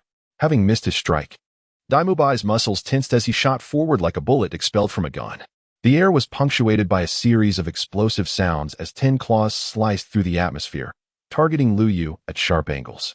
With a soft thud, Dai Mubai's tiger claw struck Lu Yu forcefully, piercing through his body. Yet, to his astonishment, no blood flowed from the wound. A wave of panic surged within Dai Mubai. Had he made a mistake? Such an error seemed inconceivable given his prowess and experience. Just then, he noticed that Lu Yu's form began to dissipate slowly, like an ephemeral illusion. It dawned on him that he had merely struck a residual image left by Lu Yu. Dai Mubai's eyes widened in disbelief as he beheld the scene before him. He could scarcely fathom that Lu Yu's speed was so extraordinary that he could leave an afterimage in the blink of an eye, evading his assault. He silently thanked his quick reflexes for detecting the anomaly in time. Had he not, he might have fallen victim to Lu Yu's ambush. With this thought, Dai Mubai's expression grew more vigilant as he fixed his gaze on Lu Yu's figure, ready to confront the impending attack. "Brother Yu," Xiaowu exclaimed, her voice a mixture of shock and concern, as she witnessed Dai Mubai's claws penetrate Lu Yu's form, only to see Lu Yu's figure dissipate into the air. She turned in astonishment towards Tang San, only to discover that his eyes had inexplicably transformed into a faint shade of purple. Yu Ji's movements were extraordinarily peculiar. Drifting like a specter, his steps enigmatic and elusive, reminiscent yet distinctly different from the ghost shadow perplexing steps of the Tang sect. The ghost shadow perplexing steps, a unique and unparalleled skill, lived up to its name, being light and agile, confounding those who tried to fathom it. Typically, disciples of the Tang sect would pair this technique with hidden weapons, allowing for more devious angles of attack to deliver fatal blows to their adversaries. However, each step of the ghost shadow perplexing steps contained profound truths, requiring a solid foundation in the inner cultivation methods of the Tang sect to unleash its full potential. Yet, Tang San observed that Lu Yu's every movement relied heavily on his formidable physical prowess. Moreover, the trajectory of his steps was even more unfathomable, with angles that shifted in bewildering ways. Even with the enhancement of the purple extreme magic eyes, Tang San could barely catch a glimpse of Lu Yu's figure. At that moment, Dai Mubai's patience had been thoroughly exhausted. Although each of his attacks was imbued with tremendous strength, he always fell just short of grasping Lu Yu's clothing, as if the latter had been toying with him from the very beginning. A fierce light flickered in his demonic eyes. "Very well, if that is the case. Allow me to demonstrate the power of my third soul ring." The third soul ring beneath his feet gleamed momentarily, and the soul power surrounding Dai Mubai surged violently, distorting even the air itself. His ghostly pupils transformed into a blood-red hue, and then, astonishingly, Dai Mubai's body underwent a second transformation. Tang San, feeling the tumultuous soul power around him, couldn't help but draw a sharp breath. Is this the effect of a Millennium Soul skill? Under Lu Yu's mockery, Dai Mubai finally unleashed his third soul skill, the White Tiger Vajra transformation. At this moment, his appearance shifted once more in the eyes of the onlookers. His muscles swelled dramatically, stretching his already taut clothing to the point of bursting, revealing a terrifying muscular silhouette. The exaggerated surface of his muscles was now adorned with black stripes, making him resemble a true tiger, albeit with less fur. Dai Mubai was enveloped in a radiant glow of golden and pale white light, and his once sharp claws transformed into silver blades, his heavy eyes radiating a bloodthirsty ferocity, as if he were the king of all beasts. Beside him, Xiao Wu, sensing the terrifying soul power, summoned her martial spirit, her adorable rabbit ears perking up. In an instant, a small blue grass sprouted from Tang San's palm. Each blade of grass was delicate, yet covered in serpent-like patterns. The blades morphed from flat to cylindrical shapes, and beneath them sprawled a dense array of barbs. A surge of white light erupted from Tang San, and several thick blue-silver grasses sprouted from the ground, coiling around the two like living serpents. This was the mutation of the blue-silver grass that Tang San had absorbed from the mandala snake soul ring, as advised by his master. At this moment, Lu Yu finally revealed his form. What? Aren't you going to continue hiding? Dai Mubai's lips curled into a slight smirk as he disdainfully remarked. Although your soul power surpasses mine by a considerable margin, I am about to unleash my third soul skill, the White Tiger's Diamond Transformation. To acquire this skill, I paid a grievous price, slaying a 1,000-year-old diamond tiger. In this form, both my strength and defense have been significantly augmented, and I can maintain this state for half an hour. It was through this very technique that I achieved my first ever victory against a foe of a higher rank. Standing in the midst of the dilapidated hall, his eyes glinted with a terrifying ferocity. I hope you will treat this contest with the seriousness it deserves. Suddenly, he let out a deep, thunderous roar, a sound reminiscent of the king of beasts echoing through the jungle, imbued with majesty and power, leaving all who heard it in awe. His robust physique surged forth like a cannonball, aimed directly at the opposing Lu Yu. In an instant, 10 razor-sharp claws were unleashed, causing a series of explosive sounds to erupt in succession. 8 gates of Duanjia. Second gate. Rest gate. Open. At first glance, Lu Yu appeared to remain still. Yet the air around him shifted dramatically. He clenched his right fist tightly before launching it forward with great speed. This seemingly ordinary punch also produced a sonic boom in the air. Just as Dai Mubai's white tiger claw was about to strike his chest, Lu Yu chose to confront the attack head-on. With a resounding crash, an unexpected turn of events occurred at the moment of contact. A figure was propelled backward like a cannonball, crashing heavily to the ground. Upon closer inspection, it was Dai Mubai. He now appeared quite disheveled, his upper garments torn to shreds, leaving only tattered rags clinging to him. His lower body was equally ragged, and the once bulging muscles quickly reverted to their original state. A gentle breeze swept by, causing the remnants of his clothing to flutter, seemingly on the verge of falling away. In stark contrast, Lu Yu remained unscathed. His black attire merely dusted, his silver hair casually tied back in a ponytail, swaying gracefully in the wind. With one hand in his pocket, he regarded Dai Mubai with a calm demeanor. We are here to report to Shrek Academy. We shall meet again. Wait, how did you know I am from Shrek Academy? Dai Mubai managed to rise from the ground with some difficulty. Despite the intensity of their recent clash, he understood that his opponent had held back. Otherwise, he would not be standing here conversing. However, bringing 2 girls to a hotel at such a young age, one can only say that young Master Dai is living rather luxuriously. Aren't you afraid of being caught? Lu Yu did not provide a direct answer. Instead, he feigned nonchalance and made a few casual jibes before presenting a parcel wrapped in black cloth to Tang San, then turned and left without a backward glance. This left Dai Mubai in a state of utter bewilderment, alongside a disheveled hotel front desk and a tardy hotel manager. The manager was internally lamenting his misfortune upon receiving news that someone was attempting to wrest a room from young Master Dai at the Rose Hotel. The shock was palpable. After all, young Master Dai was their hotel's golden goose, a veritable cash cow. To offend him could jeopardize their business prospects. Thus, upon receiving the news, he hurried to the hotel lobby at the swiftest pace, only to witness 2 figures embroiled in a fierce altercation, leaving him without an opportunity to intervene. Consequently, the hotel became a battleground before his very eyes. Chapter 66. Shrek Academy. What truly sent a chill down his spine was the realization that one of the combatants was none other than their esteemed patron, young Master Dai. With him in such a state, the hotel could hardly escape blame. Manager Wang, a voice called, pulling the manager from his panicked reverie. Ah, young Master Dai. Are you all right? It was evident that Manager Wang, a seasoned veteran of the hospitality industry, quickly regained his composure. Young Master Dai, whatever the issue, please articulate it. Professionalism aside, he was merely an employee. Everything here is on me. Give them the room, Dai Mubai declared, appearing quite disheveled, yet nonchalantly tossing a considerable sum of money, exuding a blend of recklessness and grace, particularly in Manager Wang's eyes. As Dai Mubai raised his hand, the twin sisters who had been spectating promptly stepped forward to support him, unfazed by the intimate contact between his arm and their fair bosoms. You two are here to report to Shrek Academy as well, aren't you? We shall meet again soon, he remarked before departing. As they watched him leave, Xiaowu scoffed. This person is utterly perplexing. After being thrashed by Brother Yu, he still dares to threaten us. He is a coward. He seems to be only 3 or 4 years older than us, yet he brings a girl dressed like that to a hotel. He is definitely not a good person. Brother San, we must avoid any dealings with him at Shrek Academy, she added. Tang San smiled slightly, gazing in the direction Dai Mubai had departed. I find him rather intriguing. Moreover, we are the ones staying here. The altercation was ours as well. You witnessed his prowess. Had it been me instead of Brother Yu, I would have been no match for him. His combat skills and awareness are impeccable among his peers, indicating that he harbors other secrets. Intriguing? Xiaowu retorted. At such a young age, bringing a girl to a hotel is hardly innocent. Regardless of his talent, his character is undoubtedly questionable.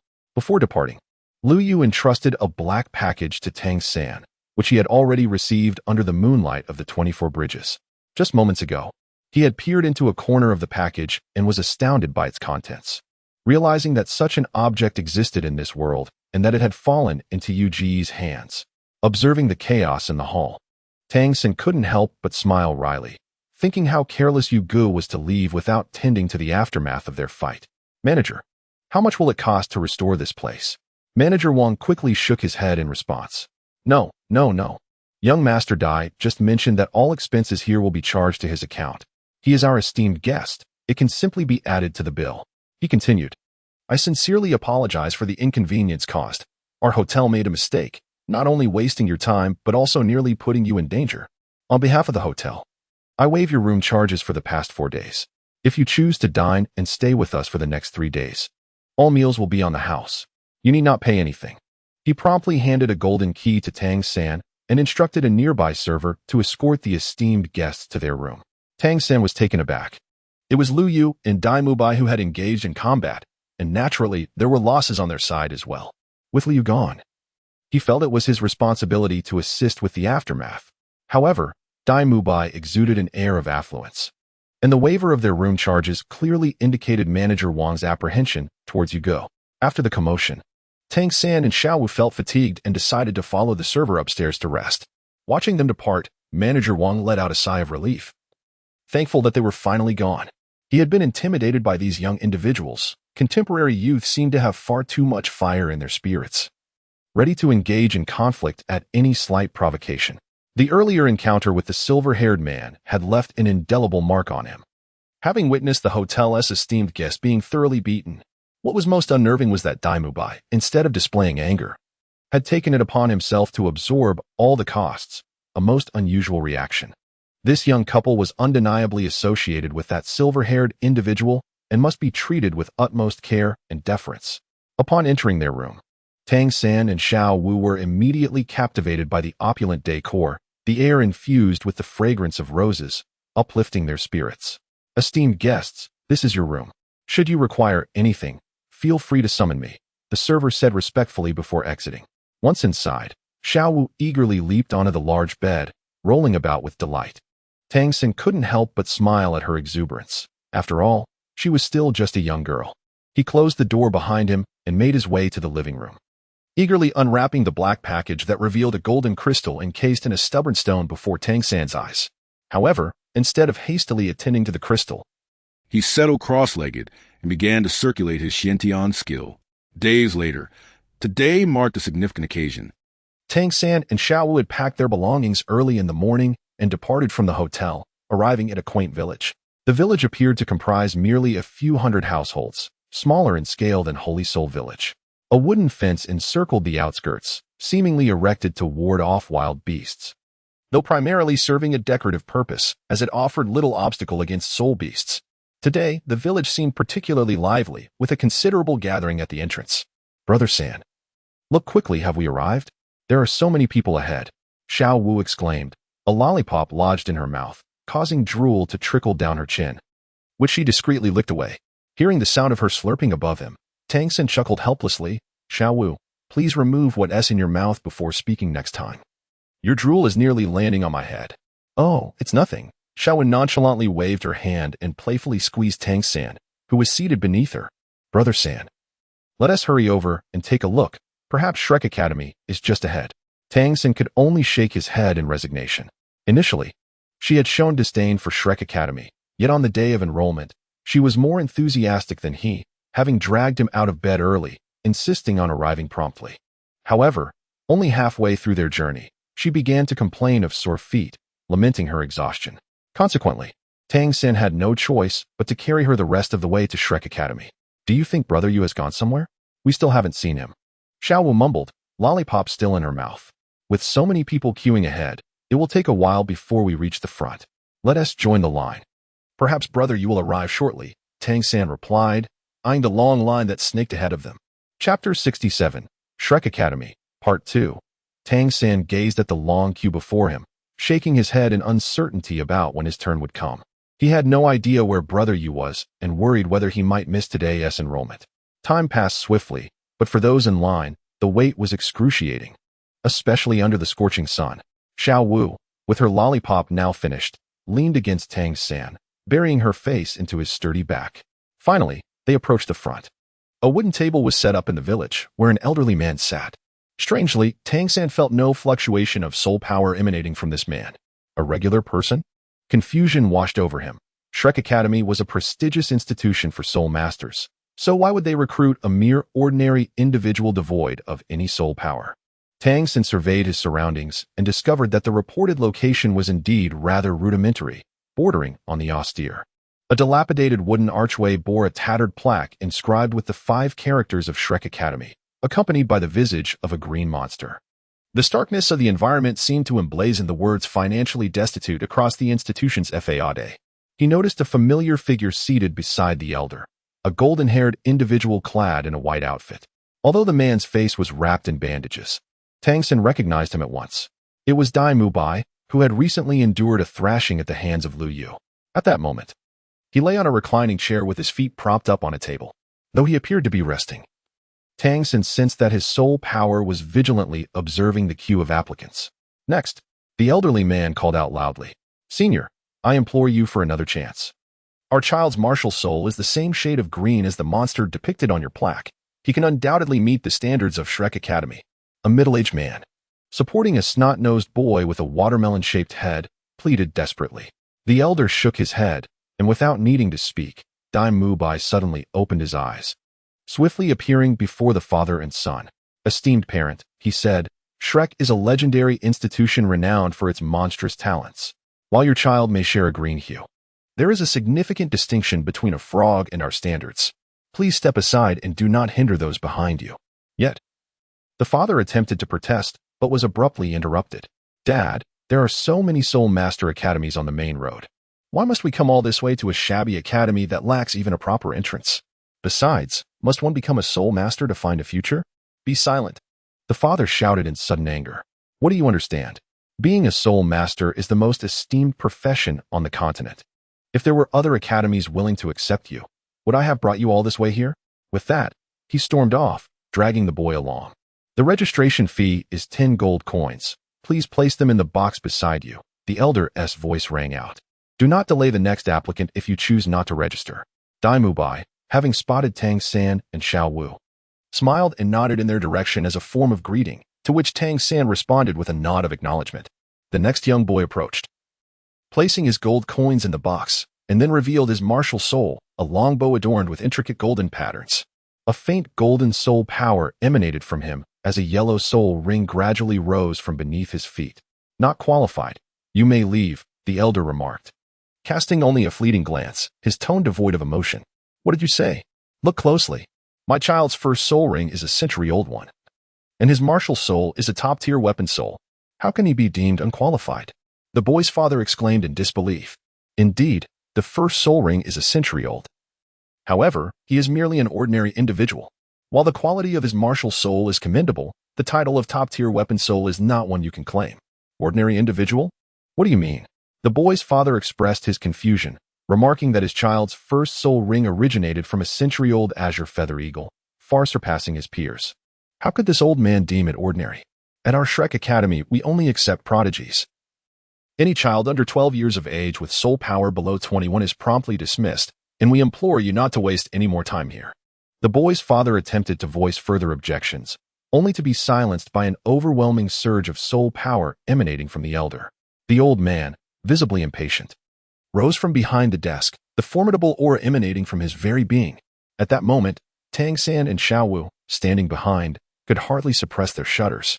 The elder suddenly radiated a brilliant light, and a long staff adorned with intricate patterns materialized in his grasp, as 6 soul rings slowly ascended beneath his feet: white, yellow, purple, and black. Tang San was astounded. The elder was indeed a soul emperor.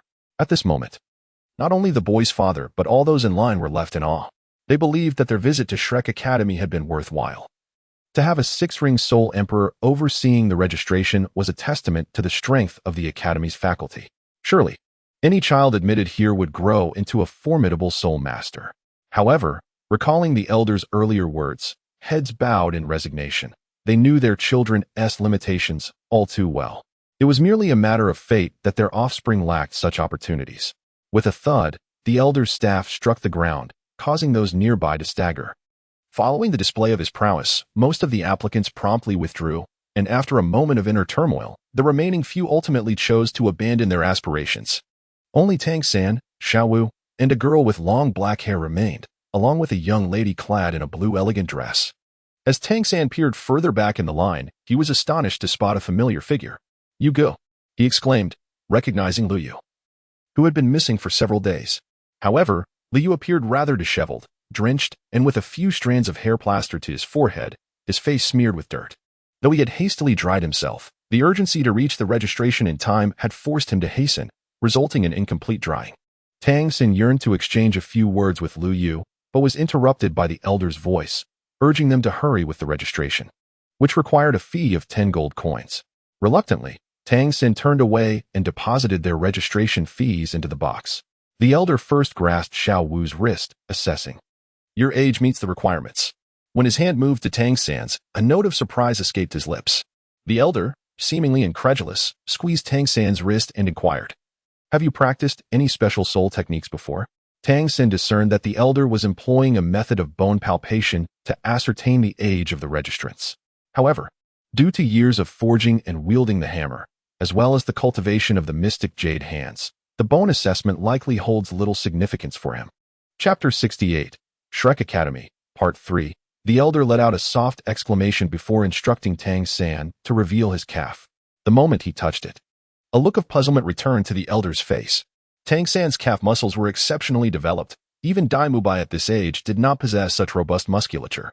"Very well. The bone age is appropriate," the elder nodded. "Now, display your martial souls." The two exchanged glances and simultaneously summoned their soul power. A blue and a pink wave of soul energy burst forth, and 400-year soul rings illuminated in unison, rotating gracefully. Long, adorable rabbit ears appeared, and soft white fur enveloped Xiao Wu as her martial soul. The gentle bone charm rabbit manifested. In contrast, Tang San merely sprouted a humble blue-silver grass from his palm. As he channeled his soul power into it, the blue-silver grass quickly flourished, its cylindrical leaves adorned with intricate patterns. "Is this the blue-silver grass martial soul?" the elder remarked in astonishment. He had never encountered such a peculiar variant of blue-silver grass before. "And it can cultivate at such a rapid pace? Quite impressive. You are deemed qualified. Please proceed." The elder spoke slowly, motioning for the next individual. A girl with long black hair stepped forward, depositing 10 gold coins into the box. "Your bone age is acceptable. Now unleash your martial soul," the elder instructed after the assessment. The girl nodded gently, indicating her readiness. Taking a deep breath to focus her mind, she summoned the soul power within her. Instantly, a formidable force surged forth, forming a silver soul power shield that enveloped her completely, akin to an indomitable suit of armor. Simultaneously, a colossal silver figure materialized behind her, resembling a towering mountain. Its form radiated with a silvery glow, exuding an aura that inspired awe. Upon closer inspection, one could see the uncanny resemblance between the figure and the girl. Its features and stature mirrored hers, yet it bore an air of solemnity. This figure was her martial soul, one of her most potent weapons. In its left hand, the martial soul gripped a massive shield, intricately inscribed with a multitude of runes that shimmered with dazzling silver light. At the center of the shield, a crystal-clear gem sparkled softly. In its right hand, it wielded an exceptionally sharp spear, its blade glinting ominously, sending chills down one's spine.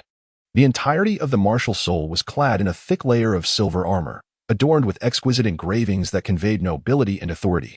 The surface of the armor shimmered with an enigmatic glow, enhancing the martial soul's imposing presence. The elder, taken aback by the girl's martial soul, found himself momentarily speechless, as if haunted by a dreadful realization. "May I pass?" The girl's voice snapped the elder back to reality, his previously languid expression now alert. "You have passed." Next appeared a young girl clad in a resplendent blue gown, her neatly cropped hair grazing her ears. She stood slightly shorter than the previous girl. At that moment, Lu Yu, who was positioned behind her, noticed an unusual expression on the elder responsible for registration, a look of surprise and profound perplexity. Observing the elder's hesitance to extend his hand, the girl withdrew her own and inquired, "May I proceed with the registration?" Her voice, a softer melody compared to the previous girl, was enchanting and soothing to the ears. "Is your family aware of your presence here?" The elder seemed to hesitate. "Education knows no boundaries. Since I meet the admission criteria of your esteemed institution, there should be no reason for my application to be declined," the girl asserted confidently. Ultimately, the elder nodded in acquiescence, let her in. From his vantage point, Lu Yu, having overheard this exchange and observed the elder's reaction, could ascertain the identity of the girl before him, Ning Rongrong, the young lady of the Seven Treasure Glazed Tile School. It appeared there was some minor gossip regarding her relationship with Tang San, although the specifics eluded Lu Yu's memory. Next, the elder's voice resonated once more. Drawing Lu Yu's thoughts back to the present, he stepped forward, placing 10 gold coins into the box. Beside him, Dai Mubai, upon recognizing the familiar face, couldn't help but twitch his lips, though the bandages obscured his expression from others. Seeing Lu Yu smile amiably and nod in acknowledgement, he was left with no choice but to awkwardly return the gesture. The elder, as before, began to examine Lu Yu's wrist, only to discover that this child's hands were even more delicate and tender than those of the boy with the blue silver grass. "Please expose your calves." Lu Yu, following the elder's instructions, rolled up his pant legs, revealing his smooth and fair calves. His calves, as pristine as ivory, showcased a natural and flowing muscular contour, radiating a healthy sheen. These legs not only captivated the eye, but also harbored boundless strength and agility. They resembled flawless works of art, each detail meticulously crafted, reflecting Lu Yu's unique charm and disposition. The elder, feeling the exquisite texture beneath his fingertips, could not help but feel a surge of astonishment. He had initially anticipated that Lu Yu's legs would be more robust and powerful, yet the actual sensation was utterly different from his expectations. Though appearing slender, these legs concealed remarkable strength and resilience. Lu Yu's leg lines are smooth and natural, with skin that is firm and elastic. When the elder gently presses, one can perceive the powerful muscle groups concealed within. These muscles are closely arranged, their texture resilient and robust, as hard as steel. The elder secretly marvels at the remarkable density of these leg muscles. Typically, such high muscle density is only found in physically trained soul masters who have undergone rigorous training for an extended period, and such soul masters are exceedingly rare on the continent. Moreover, considering the youth's age, even if he had been training since birth, achieving this state would be no simple feat. It is evident that Lu Yu is not such a soul master, leaving the elder perplexed about his identity. Who exactly is this enigmatic young man? How does he possess such exceptional physical prowess? The elder's mind is filled with questions, and his intrigue in Lu Yu deepens. Perhaps this young man harbors more undisclosed secrets waiting to be unveiled. "Well, show your martial soul," the elder commands. Dai Mubai, standing nearby, is taken aback by the elder's words, for this elder usually maintains an aloof demeanor, ignoring everyone around him. Yet today, he unexpectedly praises someone. This is truly rare. Upon hearing this, Lu Yu began to channel his soul power, and in an instant, the celestial starlight enveloped him. A staff adorned with intricate arcane runes materialized in his hand, glimmering with 7 radiant gemstones, atop which a green lotus slowly rotated, emanating a vibrant aura of life. In the next moment, the onlookers appeared to witness something utterly terrifying. their mouths agape in disbelief. Chapter 69, Shrek Academy, Part 4.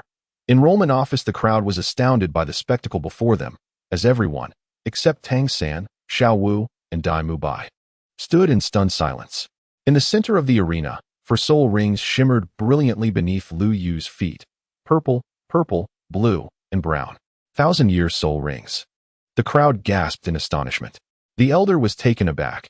Having lived for many years, he prided himself on traversing much of the continent in his youth. Yet he had never encountered such peculiar soul rings. What shocked him even more was that both Lu Yu's first and second soul rings were purple, indicating that they were both 1,000-year rings, despite him being a 4-ringed soul master. It was worth noting that even a prodigy like Dai Mubai had only just attained the status of a 3-ringed soul sovereign at this time. While this child appeared to be no more than 12 years of age, perhaps just 3 or 4 years older than Dai Mubai, based on his bone age assessment. Senior, I have heard that your esteemed academy only recruits monsters. May I inquire if my situation qualifies me as one? Lu Yu inquired, a subtle smile gracing his lips. Indeed, you certainly qualify. You are nothing short of the king of monsters, the elder replied, an unusual smile breaking across his face. To be candid, the elder began to suspect that this boy might be a prodigious talent released by a reclusive, noble family for training. However, even for an aristocratic family, nurturing a child with a first soul ring of a purple 1,000-year soul ring was no simple feat. Such achievements could not be casually claimed. The age of the soul rings a soul master could absorb was directly correlated to the physical capabilities of the master. A newly ascended 10th-level soul master could, at most, absorb a soul ring of a century's age. Reflecting on the muscle density he had just assessed in this boy, the elder shook his head, pondering the extraordinary physique required to achieve such prowess. Lu Yu approached Tang San and stood in a line with him, awaiting the completion of the admissions for those behind them. Just behind Lu Yu was a girl clad in black, her dark hair cascading casually over her shoulders. With fair skin and dressed entirely in ebony, she appeared to be of a similar age to Xiao Wu, comparable in appearance to the elegantly dressed Ning Rongrong. Yet she exuded an aura of frigid aloofness. This chilliness starkly contrasted with her voluptuous figure, emanating a sense of detachment that felt as though it flowed from her very marrow, cold and piercing. This indifference was not a learned behavior, but rather an innate characteristic, deeply ingrained within her essence, imparting an overwhelming sense of chill to those who beheld her. Her gaze was akin to a stagnant pool, devoid of ripples, lacking any spark of life or emotional fluctuation. Those profound, dark eyes seemed to harbor endless secrets, yet remained impervious to scrutiny. At that moment, Lu Yu had formed a tentative hypothesis regarding the girl's identity. Could she be Zhu Zhuqing? Suddenly, he sensed a pair of eyes fixated upon him. Instinctively, he sought the source of this gaze, only to discover that it belonged to the aforementioned girl with flowing black hair. Strangely, he perceived a palpable sense of combativeness in her eyes. If memory served him right, this girl was indeed the Valkyrie, yet he could not recall having encountered her before. A mental whirlwind ensued, but he could unearth no memories pertaining to her. Zhu Zhuqing was the last to complete her registration that day.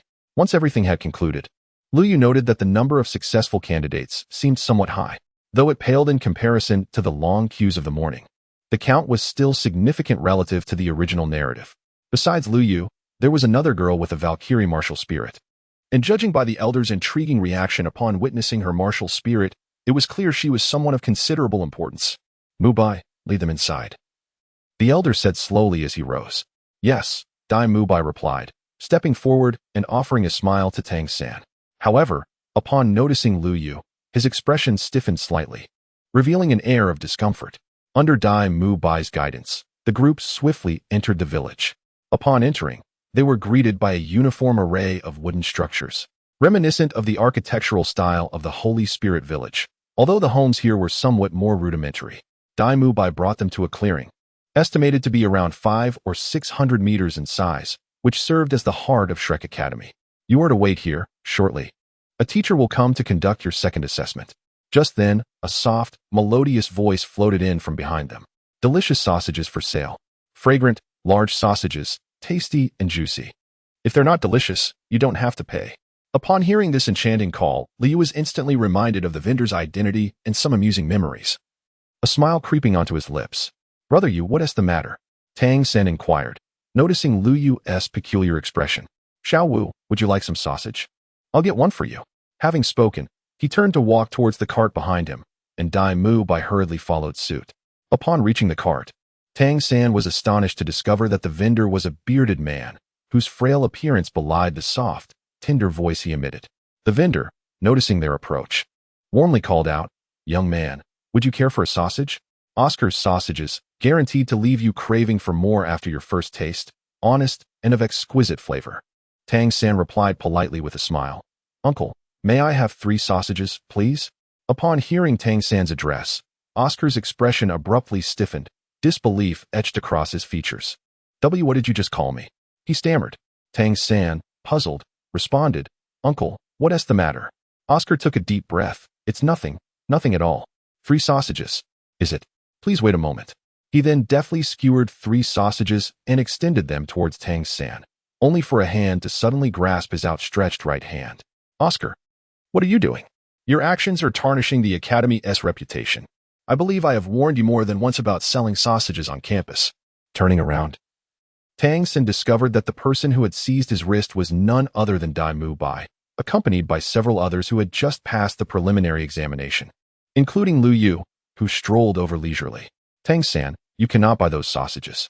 Just as Tang San was filled with confusion, Lu Yu approached him and whispered a few words in his ear.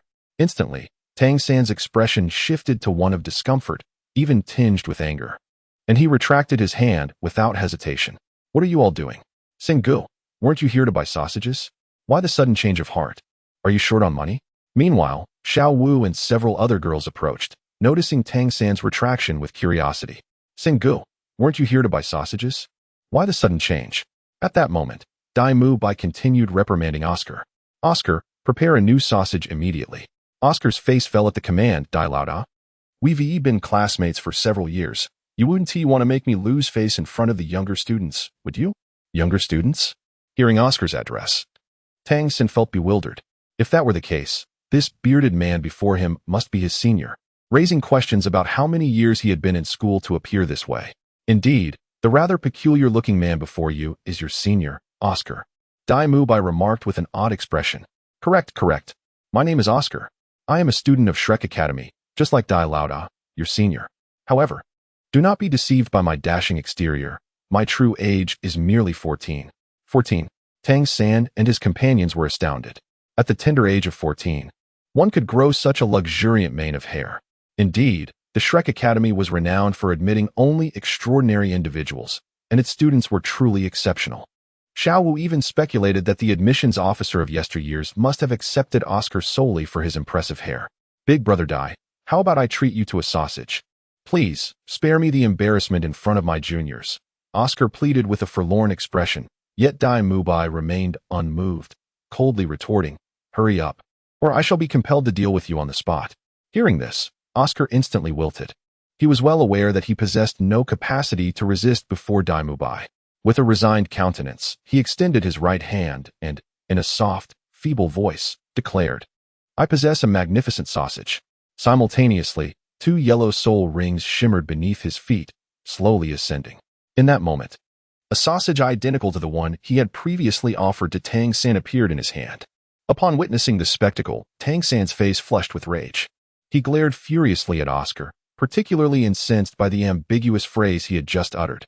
The thought of nearly purchasing that sausage to present to Xiao Wu made him wish he could swallow Oscar whole. Perceiving Tang San's ire, Oscar hastily clarified, This junior. I am a food-type auxiliary soul master. To activate my soul power, I must recite a special incantation. Although my incantation may seem peculiar, I assure you the quality of the sausage is beyond reproach." Meanwhile, Xiao Wu listened in confusion, unable to comprehend the conversation. Why did Tang San become irate upon Oscar's utterance of a spell? It was well known that Tang San had a reputation for his good temper. What transpired to provoke such an unusual outburst from him? "Third brother, what's wrong? Why are you angry? Is there something wrong with his sausage?" Tang San suppressed his anger and turned away from Oscar's lecherous visage, whispering in Xiao Wu's ear the words Lu Yu had previously shared with him. Xiao Wu's face instantly flushed crimson upon hearing Tang San's explanation. "You boys are truly insufferable, always thinking of strange things." Oscar, sensing the tension, was met with a fierce glare from Dai Mu Bai, prompting him to hide behind the counter. avoiding Dai Mubai's piercing gaze. It was tantamount to courting death to maintain eye contact with him. At that moment, Lu Yu stepped forward, addressing Oscar. "Hello, senior. May I trouble you for a sausage?" "Brother Yu." Tang San was taken aback by this request. Surely Lu Yu was aware of the sausage's dubious origins. Moreover, Oscar had just publicly demonstrated it. What was Brother Yu intending to do? Dai Mubai was about to interject, but was halted by Lu Yu's raised hand. At that instant, Oscar cautiously peered from behind the counter, inquiring, "What did you just say?" He could hardly believe his ears. Previously, whenever others learned the origin of his sausages, regardless of age or gender, they would all retch in disgust. Even the children in the village, who were reluctant to eat, were threatened by their parents with tales of purchasing sausages from the notorious Shrek Academy. As a result, Oscar's business could hardly thrive in the village. Yet now, someone dared to challenge the norm. Oscar slowly rose to his feet, casting a timid glance at Dai Mubai, who wished to persuade Lu Yu, having just witnessed the situation. "Do you truly intend to purchase Oscar's sausages?" Lu Yu waved his hand, signaling Oscar to hand him a sausage while he extended a gold coin towards him. In a flash, Oscar swiftly presented a well-prepared sausage to Lu Yu, saying, "Ah, no need for payment. This one is on the house." After uttering those words, Oscar quickly retreated beneath the counter, peering out with his small, shifty eyes. Subsequently, under the gaze of the crowd, Lu Yu gradually brought the sausage to his lips and took a gentle bite. Instantly, as his teeth made contact, the juices burst forth. "How is it, Brother Yu?" inquired Tang San cautiously. "Not bad. It tastes better than an ordinary sausage," Lu Yu mumbled, his words slightly muffled by the food. The moment the sausage entered his mouth, Lu Yu felt a surge of soul power and physical strength, awakening him considerably. At that moment, a cold voice interrupted. "Could you please get me a sausage as well?" Lu Yu turned to see that the voice belonged to the black-haired girl, a Valkyrie with a powerful martial spirit, who shot him a glance. What was this? When had he ever provoked her? This behavior left Lu Yu utterly bewildered. Ever since he met her, she had seemed to harbor significant animosity towards him, though not the kind that was irreconcilable, but rather akin to competing with him. Noticing Dai Mubai turning his head away, clearly uninterested in Oscar's affairs, Oscar boldly stood up and fetched a sausage for the girl, again without collecting payment. No longer hiding beneath the counter, he stood openly, though his gaze remained fixed on Dai Mubai. After taking a bite, the girl found the taste unremarkable but pleasant enough, causing her to eat with ease. Observing this, Oscar looked triumphantly at Dai Mubai, seemingly flaunting his business acumen. At that moment, the group, led by Dai Mubai, regarded Lu Yu and the girl with expressions of incredulity, as if they were the true anomalies. Dai Mubai then shot Oscar a fierce glare, admonishing, "If you wish to sell sausages, take it outside. Do not tarnish the reputation of the academy." He turned to the others and declared, "Come, I shall lead you to the next assessment location." Chapter 71, Shrek Academy, Part 6. "Come, I shall lead you to the next assessment location," Dai Mubai said, turning to guide the group in another direction. As they walked, he explained to the others that although Xiao Ao's martial spirit was rather peculiar and rather unseemly in appearance, he was quite commendable, perhaps due to his food-based spirit. His hair was somewhat unruly, and after a few days without grooming, it had become quite unkempt. Dai Mubai led the group to a table where a crystal was displayed, intended for testing soul power. However, it could only measure soul power levels below 30. Exceeding that threshold would cause the crystal to shatter. This is the soul power crystal. Before you proceed to the next stage, we must first assess your soul powers. If your level exceeds 25, you may enroll directly. If not, you will have to undergo additional tests. Who wishes to go first? You need not participate, Dai Mubai said, glancing at Lu Yu. This device is only effective for soul masters below level 30. Exceeding that will result in an explosion of the crystal. Meanwhile, Oscar seemed to be struck by a revelation. What level are you?" he exclaimed, staring at Lu Yu in astonishment. The boy appeared to be around 11 or 12 years old, slightly taller than Oscar. Yet his soul power could potentially exceed 30. 41. Dai Mubai interjected, having had the fortune, or misfortune, of experiencing Lu Yu's prowess firsthand. He certainly could not let Oscar discover that he had been bested by Lu Yu, as that would tarnish his reputation at the academy. 41. Oscar gasped in disbelief. He had not anticipated such strength from this young lad, and judging by Dai Mubai's tone, it seemed Lu Yu had previously put him in his place. The thought of someone capable of besting Dai Mubai filled Oscar with excitement, causing his already dubious features to brighten. "I say, Junior, once you join the academy, feel free to seek me out for anything you wish to know. And rest assured, Senior Oscar will provide ample sausages. Oscar, Dai Mubai remarked, detecting the mischievous undertone in Oscar's voice, which signaled that he was undoubtedly up to no good. In response to Dai Mubai's indifferent tone, Oscar stepped forward, puffing out his chest and standing proudly behind Lu Yu, casting a haughty glance at Dai Mubai. Dai Mubai, observing Oscar's smug demeanor, chose to ignore him and redirected his attention to the individuals currently testing their soul powers. Seeing Oscar in such a state, Lu Yu found it somewhat amusing. Was Oscar truly this ridiculous? Ever since arriving in this world, he had noticed a significant divergence from everything he understood about Doloa continent. The enigmatic village elder, the ruins behind the village, and the group of mysterious cloaked figures. Had these elements changed due to his arrival? Lu Yu murmured to himself. Junior, what are you talking about? If there's anything you don't understand, feel free to ask your senior. Despite Dai Mubai's usual authoritative demeanor, the real decision-maker in this academy is still me. Unable to tolerate Oscar's antics any longer, Lu Yu said, Senior, the soul power test over there is about to commence. Let us proceed to observe. With that, he strode directly to Tang San and his group. Dai Mubai handed the crystal to Tang San, instructing him to infuse it with soul power. Tang San nodded, accepting the crystal and promptly channeling his internal energy into it. In an instant, the milky white crystal transformed into a dazzling spectacle, akin to a diamond, with its radiance nearly enveloping every facet. This was a manifestation of soul power approaching the 30th level. He then passed the crystal to Xiaowu, harboring complete confidence in her abilities. Xiaowu infused the crystal with her soul power, and once again, a brilliant light burst forth, 29 levels. Onlookers fell silent, astonished. At merely 12 years old, achieving such a remarkable level of soul power was an extraordinary talent beyond their comprehension. Xiaowu then handed the crystal to Ning Rongrong, who also experienced a similar eruption of light, though not as brilliant as Tang San's or Xiaowu's, indicating her soul power was approximately at the 26th level. Suddenly, Ning Rongrong felt the weight in her hand diminish, as a shadowy figure appeared beside her, the fiery-bodied girl. The crystal had somehow materialized in her grasp.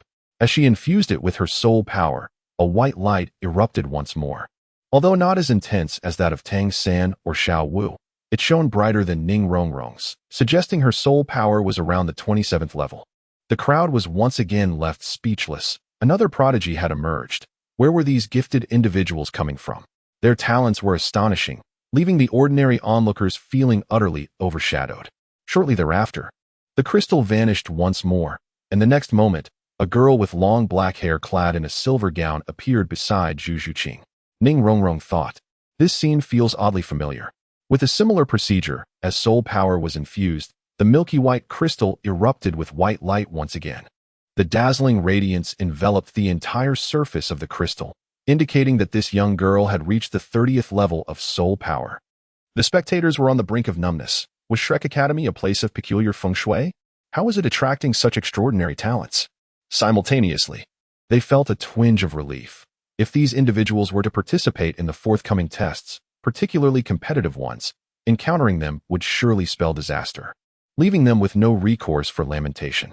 All right, you all come with me. Dai Mubai took the lead, but suddenly, a voice of dissent emerged from the crowd. A few individuals, whose soul power had been verified to exceed level 25, expressed their acceptance of participating in the subsequent tests. However, one individual pointed directly at Lu Yu, who stood beside Tang San, questioning, but what gives him the right to participate? Another voice chimed in, indeed, he hasn't even tested his soul power. What if he's just pretending? This statement elicited further murmurs of agreement and skepticism from the crowd. Dai Mubai, upon hearing these remarks, couldn't help but chuckle. Of all the individuals you could challenge, you choose the strongest? Isn't that simply inviting trouble? He added, please wait here for a moment. I shall return shortly. With a resigned smile and a shake of his head, he swiftly made his way to a wooden cabin. When he returned, he held a crystal in his hand, which was similar to the white crystals previously used by Tang San and his companions, albeit in a different hue.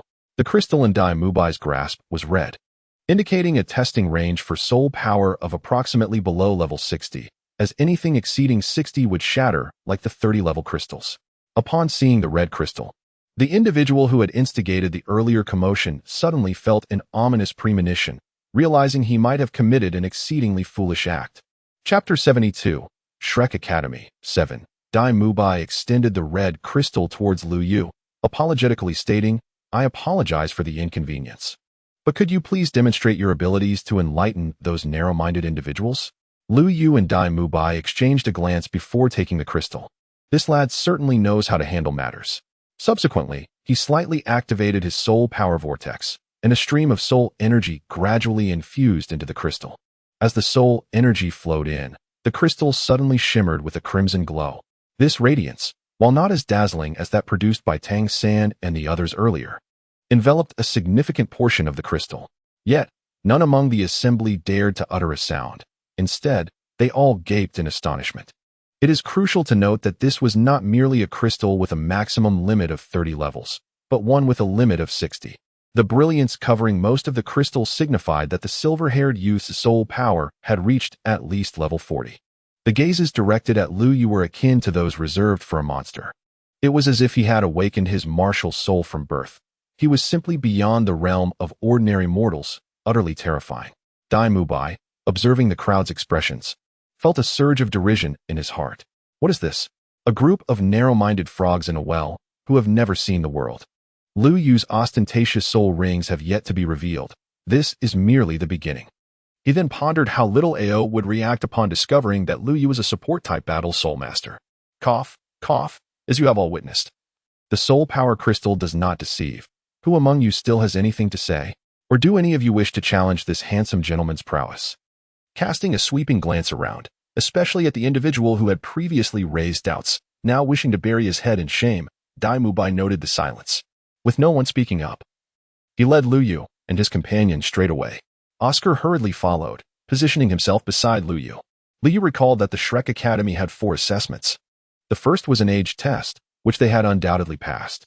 The second assessed the quality of one's martial soul. Only those with a martial soul of immense developmental potential and a correct cultivation direction could be selected, or, as in the case of Oscar, those with particularly unique martial souls could also qualify. Moreover, there existed a third category, individuals like Lu Yu, Tang San, Xiao Wu, Ning Rongrong, Zhu Qing, and the girl in the silver dress, who, despite being merely 13 years old and possessing soul power exceeding level 25, could directly bypass the second and third assessments to participate in the final evaluation. This exemplified the principle of raw strength overpowering technique. The third assessment tested a soul master's control over their martial soul. Passing the first 2 tests demonstrated sufficient strength and promising potential. However, inadequate control over one's martial soul would lead to elimination. This stage aimed to filter out those who were unstable and prone to unpredictable outbursts. Lu Yu found himself particularly intrigued by the 4th assessment, which focused on practical combat experience, designed to eliminate the pampered aristocrats raised in sheltered environments. Those who emerged from this rigorous selection process would undoubtedly be extraordinary. The selection criteria were exceedingly stringent. I would like to inquire about the total number of students currently enrolled at Shrek Academy, the girl in the silver dress suddenly asked, her voice imbued with both vigor and gentleness. Deming Bai, walking ahead, turned back and replied with a smile. I can assure you that Shrek Academy possesses a unique advantage that no other institution can match. The number of teachers exceeds that of the students. At this statement, a momentary silence enveloped the group. Was it truly a legitimate academy where the faculty outnumbered the pupils? Was this even a benefit? Observing the startled expressions, Deming Bai couldn't help but chuckle ruefully. Well, the standards set forth by the dean are exceedingly high, far beyond what an ordinary person can achieve. Let me put it this way. This year marks the highest enrollment since the academy's inception, bar none. Over the past 20 years, we have admitted only about 20 students in total, and for 2 consecutive years prior to your arrival, we had no new admissions. The fact that we have accepted 6 of you this year is unprecedented. Currently, including myself, there are only 3 students enrolled. 3, exclaimed Tang San, Xiao Wu, and Ning Rongrong in unison. Lu Yu also felt a twinge of surprise. Though Shrek Academy had few students, its graduation requirements were notoriously rigorous. But how can the academy survive with so few students? Without sufficient funding, wouldn't it be on the brink of closure? Tang San questioned, marveling at how Shrek Academy had managed to endure with such a meager student body. It seemed almost miraculous. Deming Bai sighed. Indeed, Tang San makes a valid point. This is precisely why Shrek Academy is situated in a village. It incurs lower expenses. This could be considered another distinctive feature of Shrek Academy. It lacks funds. I suspect you might be wondering why we maintain such high admission standards despite our inability to attract students. The crowd nodded in agreement. Daimubai continued. I have previously inquired about this matter with the dean. The dean stated that it is better to have no students than to admit mediocre individuals. He would rather not enroll anyone than allow subpar talent to tarnish the academy's reputation. Furthermore, the dean has asserted that he would prefer students to fail to graduate than to let any inferior beings out into the world, thereby damaging the academy's honor. Consequently, the graduates from our institution have achieved remarkable success, with one even ascending to the position of elder in the Spirit Hall. This is primarily because those of mediocre strength do not graduate. What, then, are the graduation standards of the academy? Tang Sen inquired once more. Daimubai responded. To surpass level 40 in spirit power before the age of 20, and to possess the capability to independently hunt for spirit rings. This elucidation left the audience astounded, as they realized that, over the past 2 decades, only a handful of students had successfully graduated. The requirement of reaching level 40 in spirit power before turning 20, along with the necessity of independently hunting spirit beasts for spirit rings, was indeed astonishing. In contrast, the graduation criteria of most prestigious spirit master academies on the continent merely stipulate a spirit power level of 30 and the possession of 3 spirit rings. Shrek Academy, however, has elevated these standards significantly.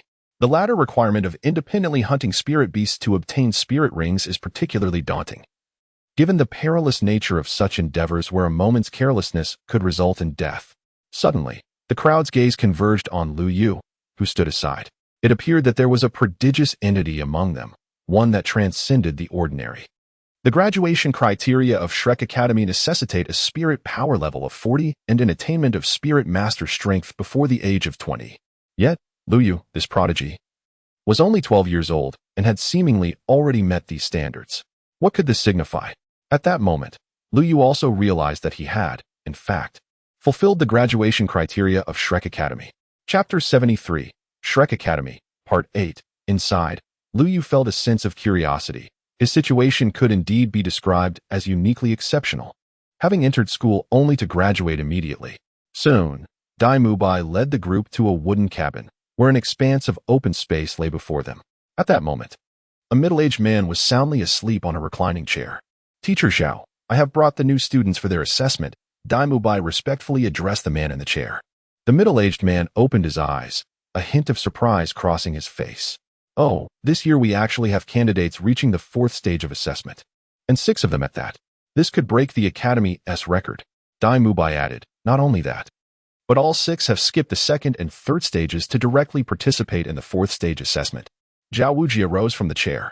Despite not being particularly tall, his robust physique exuded an imposing presence akin to a mountain.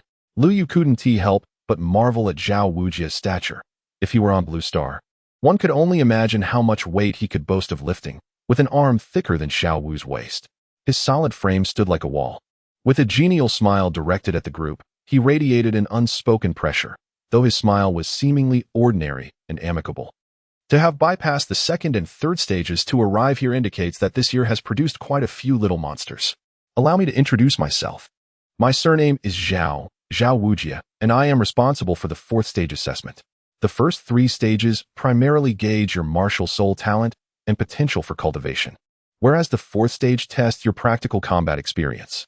I can assure you that many students have faltered at my hands in previous years. His gentle gaze swept over Lu Yu and the others.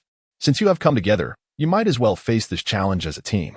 You now have a fragrant stick of incense's worth of time to get to know one another and discuss tactics. While individual strength is crucial for soul masters, effective teamwork often proves to be even more vital, especially in critical moments where it could mean the difference between life and death. Of course, the content of the 4th stage assessment is quite simple. You must work together to withstand my onslaught for the duration of a single incense stick. Even if only one of you remains standing at the end, you will still be deemed successful. Naturally, I advise against employing any underhanded tricks. In the face of absolute power, all schemes are futile. Furthermore, I will be lenient and attempt to ease my blows. However, should any of you choose to flee in cowardice, know that Shrek does not accept weaklings. Daimubai, slightly puzzled, interjected, Teacher Zhao, isn't that a bit inappropriate? Fear not, Zhao Wujie retorted. The principal is absent, and I am the highest authority here. You shall heed my words. Without allowing Dai Mubai to continue, he produced an incense stick, igniting it and casually inserting it into the ground with a firm placement. The assessment begins, Zhao Wujie announced in his deep voice, then reclined back onto his chair. Whoever devised this method surely knew comfort. At that moment, Dai Mubai approached the group with a resigned expression. Alas, you've drawn the short straw this time. What happened? Could it be that Teacher Zhao is akin to that old man at the village entrance, a soul emperor? Xiao inquired, glancing at Dai Mubai, who appeared utterly perplexed. No, Dai Mubai replied, shaking his head. Then what is there to worry about? Xiao said, feeling somewhat relieved upon hearing this. Is Teacher Zhao a soul sage? Liu speculated, observing Dai Mubai's still serious demeanor. He couldn't quite recall the specific events from the original work at this point, only remembering that Tang San had made Zhao Wujin suffer with the spirit dragon beard needle, followed by a late-night visit from Tang Hao, who had given him a sound thrashing. Dai Mubai nodded gravely. Originally, you were supposed to face me, but today, for reasons unknown, Teacher Zhao has decided to take matters into her own hands. Upon hearing Dai Mubai, the group's spirits plummeted. A level 70 soul sage? How could they possibly contend with that? If a confrontation were to ensue, they would undoubtedly be overwhelmed and eliminated without question. Xiao Dai, I've taken note of your disparaging remarks about me. Zhao Wujin's booming voice echoed from a distance, causing Dai Mubai to feel a wave of annoyance. He chose to ignore it and continued. Now, let us go around and introduce yourselves along with your martial spirits and strengths, starting with you, Tang San. Tang San nodded. I am Tang San. My martial spirit is Blue Silvergrass, a level 29 control system soul master. Next was Xiao Wu. I am Xiao Wu. My martial spirit is the Softbone Enchanting Rabbit, a level 29 assault system soul master. Following her was the girl in a blue dress. I am Ning Rongrong. My martial spirit is the Seven Treasure Glaze Tile, a level 26 support system soul master. Then came Zhu Qing, emanating a cold aura. I am Zhu Qing. My martial spirit is the Nethercat, a level 27 agility system soul master. Next was the girl with long black hair. I am Qi Qi. My martial spirit is the female warrior, a level 30 assault system soul master, with only 2 soul rings. Finally, it was Lu Yu's turn. I am Lu Yu. My martial spirit is the celestial star staff, a level 41 support system soul master. As soon as Liu Yu finished speaking, except for Tang San, Dai Mubai, and Xiao Wu, the others gazed at him in disbelief, as if he were a monster. What? Especially Oscar and Ning Rongrong, who began to doubt their own hearing. Could you repeat that? What did you say you are? Oscar asked incredulously. Lu Yu, Martial Spirit Celestial Star Staff, level 41 support system soul master, Lu Yu replied. A touch of exasperation evident as he reiterated his earlier statement. Oscar was left even more bewildered. As a fellow support system soul master, he was younger yet already a soul sovereign.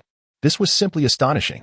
Ning Rongrong was equally taken aback. Previously, when Lu Yu revealed his martial spirit at the village entrance, she had assumed he was at least a formidable assault system soul master. Now, to hear him claim to be a support system soul master was perplexing, especially considering that her own martial spirit, the 7 Treasure Glaze Tile, was among the finest of its kind. How had he cultivated to such an extent? Beside them, Zhang Qiqi was taken aback upon hearing this revelation.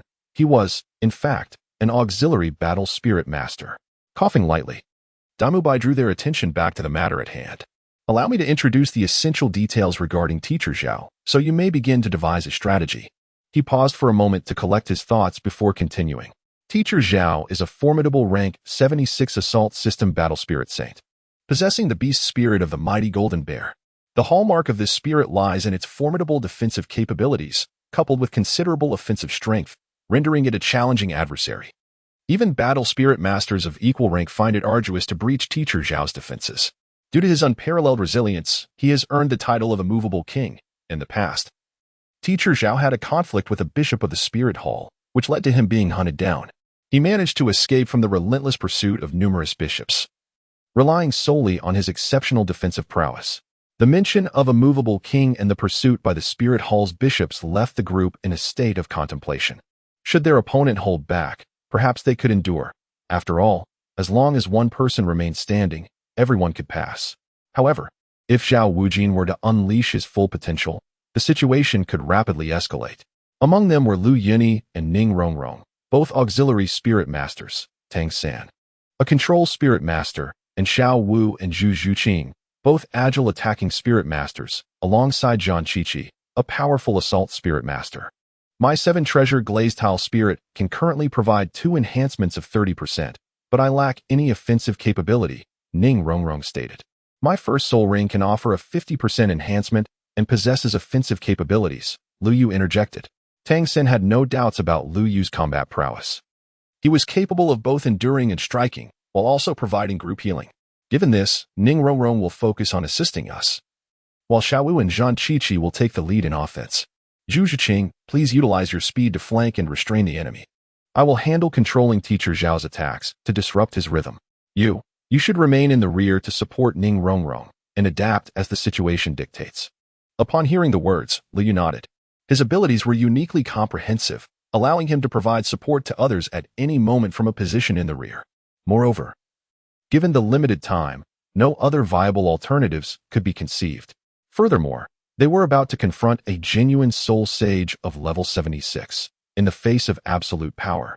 Any schemes or machinations would be in vain. However, it was certainly preferable to facing certain defeat by remaining passive. Have you reached a consensus? Boomed the resonant voice of Zhao Wujie from behind. The group turned to see that the incense was nearly burned out. Dai Mubai nodded to Zhao Wujie, signaling that they were ready to commence. Observing this, Zhao Wujie rose from his reclined position, stretching his arms overhead in a languid manner. His robust physique, adorned with aesthetically powerful muscles, seemed to harbor boundless strength. This was an unequal battle, with both sides operating on entirely different levels of power. Even with the presence of the prodigious Lu Yu, little could be altered. Subsequently, Zhao Wujie retrieved another stick of incense, pinching it between his fingers before igniting it.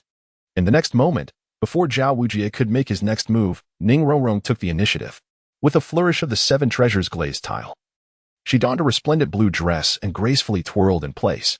Suddenly, a magnificent array of colorful light emanated from her being, and a splendid 7-colored pagoda gradually materialized. Gently rotating above her hands, 2 yellow soul rings ascended from beneath her feet, rising slowly.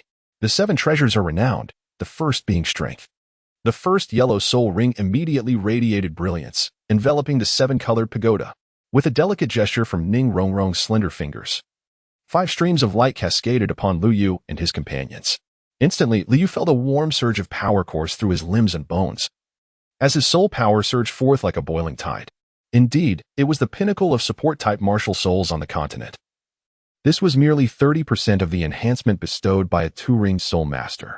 Should one encounter a higher-ranked soul master of the 7 treasures glazed tile, the augmentation would be truly formidable. However, such knowledge was a closely guarded secret of their sect. Perhaps if the opportunity arose, a visit to the 7 treasures glazed tile sect might yield some small fortune. By heavens! Zhao Wujie exclaimed in surprise, realizing that there was indeed a member of the 7 treasures glazed tile sect among this cohort of students. He then casually planted the incense into the ground. The 7 treasures are well known, the second being speed. At this moment, Ning Rongrong parted her crimson lips, and the 7-colored light erupted once more, enveloping everyone anew. In contrast to the previous illumination, Lu Yu felt as if his body had become remarkably lighter. Just then, Zhao Wujie sprang into action. He slightly bent his legs and crouched down, then suddenly struck the ground with his fists. Not good, Tang Sen exclaimed in astonishment. For soul masters of the 7 treasures glazed pagoda are typically targeted first due to their exceptional auxiliary enhancement abilities, coupled with their negligible combat prowess. Zhao Wujie's strike was evidently not aimed at Ning Rongrong. Rather, his intention was to disrupt all and to interrupt Ning Rongrong's incantation. Alas! The inherent flaw of the 7 treasures glazed pagoda's martial soul is the necessity of reciting a spell prior to casting, should the incantation be interrupted. The spell would be rendered ineffective. A black vine was instantaneously thrust forth, swiftly ensnaring Ning Rongrong's waist and lifting her into the air. Simultaneously, Lu Yu summoned his martial soul, a resplendent staff appearing in his grasp, as 4 soul rings gradually ascended from beneath him. The 3rd azure soul ring erupted with dazzling brilliance. Utilizing wind magic, wind manipulation, and gale steps simultaneously, the silver-haired figure soared gracefully into the air, hovering beside Ning Rongrong. Subsequently, Lu Yu brandished his staff once more, unleashing a powerful wind magic spell. A tempest roared around them, and the onlookers realized they had been enveloped in a cerulean circular aura, their bodies lifted skyward by the howling winds. With a deafening thud, the earth trembled violently, and a wave of yellow ripples surged outward. After delivering a punch, Zhao Wujie sensed something amiss. Why had the winds suddenly picked up? Raising his gaze, he was taken aback to find all 6 newcomers suspended in midair. His attention was drawn to Lu Yu and his 4 peculiar soul rings. A 4-ring soul master. This batch of newcomers harbors such extraordinary talent. Moreover, what is the nature of his soul rings? As Zhao Wujie stood bewildered, Lu Yu's soul ring shimmered once more. The first soul ring glowed brightly, and the azure petals atop the Qixing Lian staff unfurled, enveloping the 6 in a layer of starlight. The first soul skill of the Qixing Lian staff, Starry Praise, enveloped everyone in a warm embrace, causing their soul power to surge forth anew. Simultaneously, their mental acuity felt rejuvenated, rendering the surroundings clearer in their minds, and their sensitivity to changes heightened. Zhao Wujie, witnessing this spectacle, was once again astounded. The silver-haired lad was indeed an auxiliary combat soul master. A 12-year-old with 4 soul rings, this prodigy had already met the graduation standards of the academy. Flandra would surely be overjoyed to have such a monstrous talent join this year's intake. At that moment, Dai Mubai and Oscar, who were observing from a distance, were equally astonished by the unfolding scene. Is it a speed-oriented enhancement? Dai Mubai pondered silently. Meanwhile, the airborne individuals felt the transformation within their bodies. Astonished to discover that Lu Yu's soul ring enhancement was all-encompassing, boosting not only their soul power but also their mental strength and physical abilities, yielding at least a 50% enhancement. Chapter 75, Confrontation. Zhao Wujie. As Ning Rongrong's 30% increase combined with Lu Yu's 50% boost, the morale of the group surged exponentially. Even if they could not withstand a single strike from Zhao Wujie, they could at least evade for the duration of an incense stick, thanks to the flight capabilities provided by Lu Yu.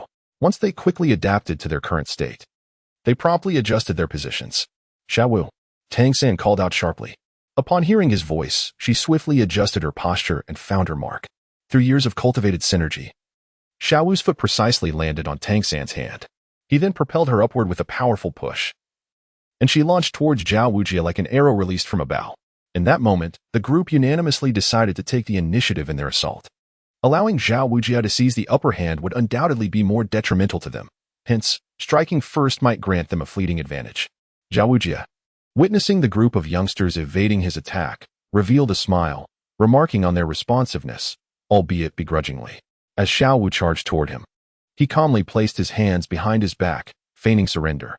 Upon observing this, Xiaowu rapidly adjusted her form, bending her legs and curling her body. Just as she neared Zhao Wujie, her martial spirit manifested, and she simultaneously placed both feet on either side of his neck. A muffled thud resonated. Yet Zhao Wujie stood unfazed, his physique remaining unshaken. Instead, he grinned, dismissing her feeble attempt as merely a tickle. "Little girl, have you not eaten? You lack strength." Zhao Wujie taunted, his smile wide. "You have more opponents than just me," Xiaowu retorted with a cold huff, her feet seemingly glued to Zhao Wujie's form. She deftly pivoted, her body twisting in midair. Alone, her strength would not have been sufficient to budge Zhao Wujie's robust frame, but she was not alone. Suddenly, numerous tendrils erupted from Zhao Wujie's body, each adorned with countless tiny barbs. In an instant, he felt a tightening sensation as the ghostly vines, under Tang San's command, constricted with tremendous force, releasing a wave of paralyzing toxins. To his surprise, the tiny barbs pierced through his defenses. Zhao Wujie was momentarily astonished, recognizing that this cohort of students possessed considerable talent. In the next moment, he felt his feet lift off the ground, and upon regaining his senses, he was astounded to find himself airborne, ensnared by the ghostly vines that bound him like a human-shaped dumpling. Under Xiao Wu's influence, his body began to spin in the air.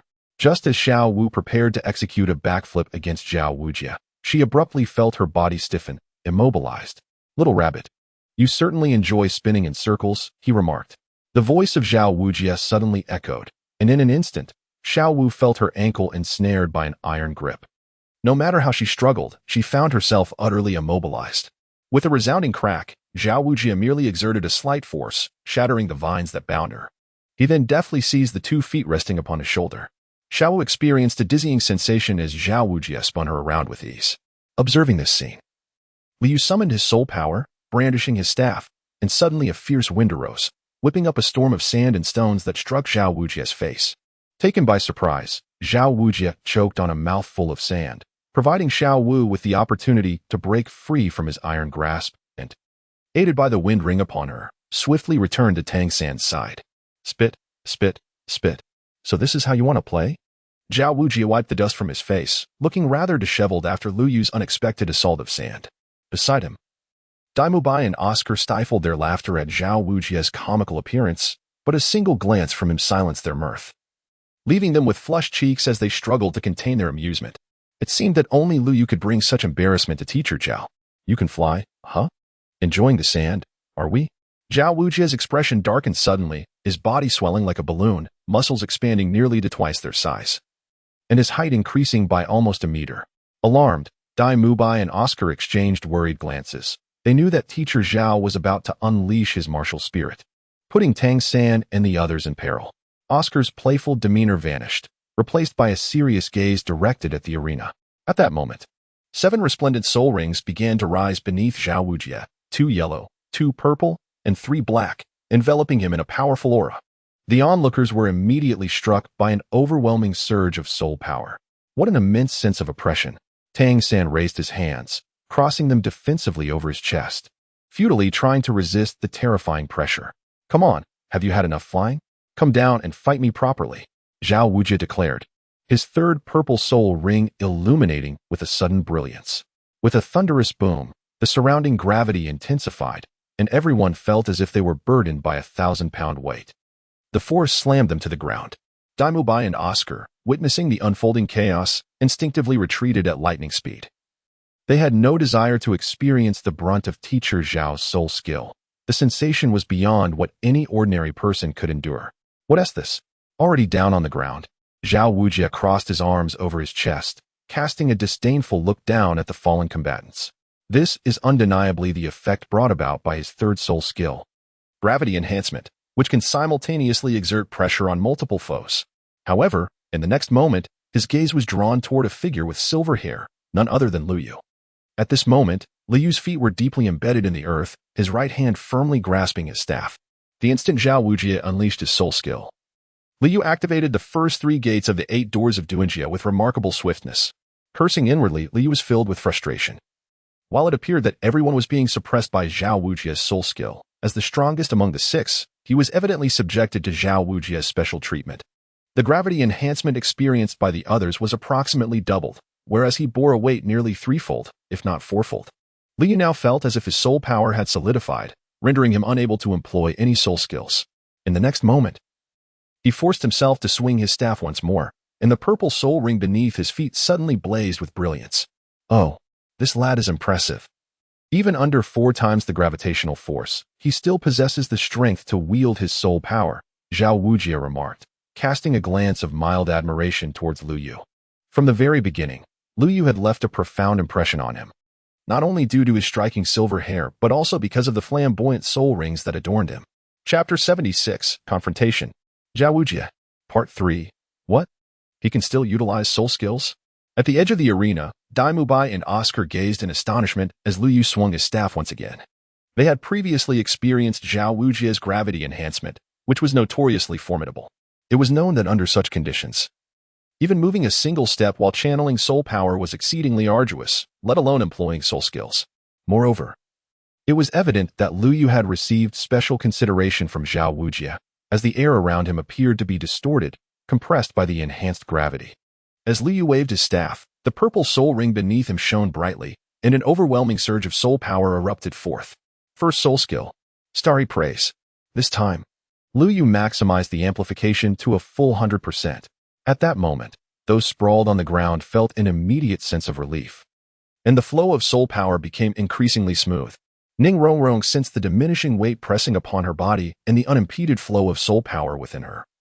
Astonished that Lu Yu's physical prowess was far beyond that of an ordinary support soul master. Ding ding ding ding ding, a flurry of sounds erupted behind Zhao Wujie.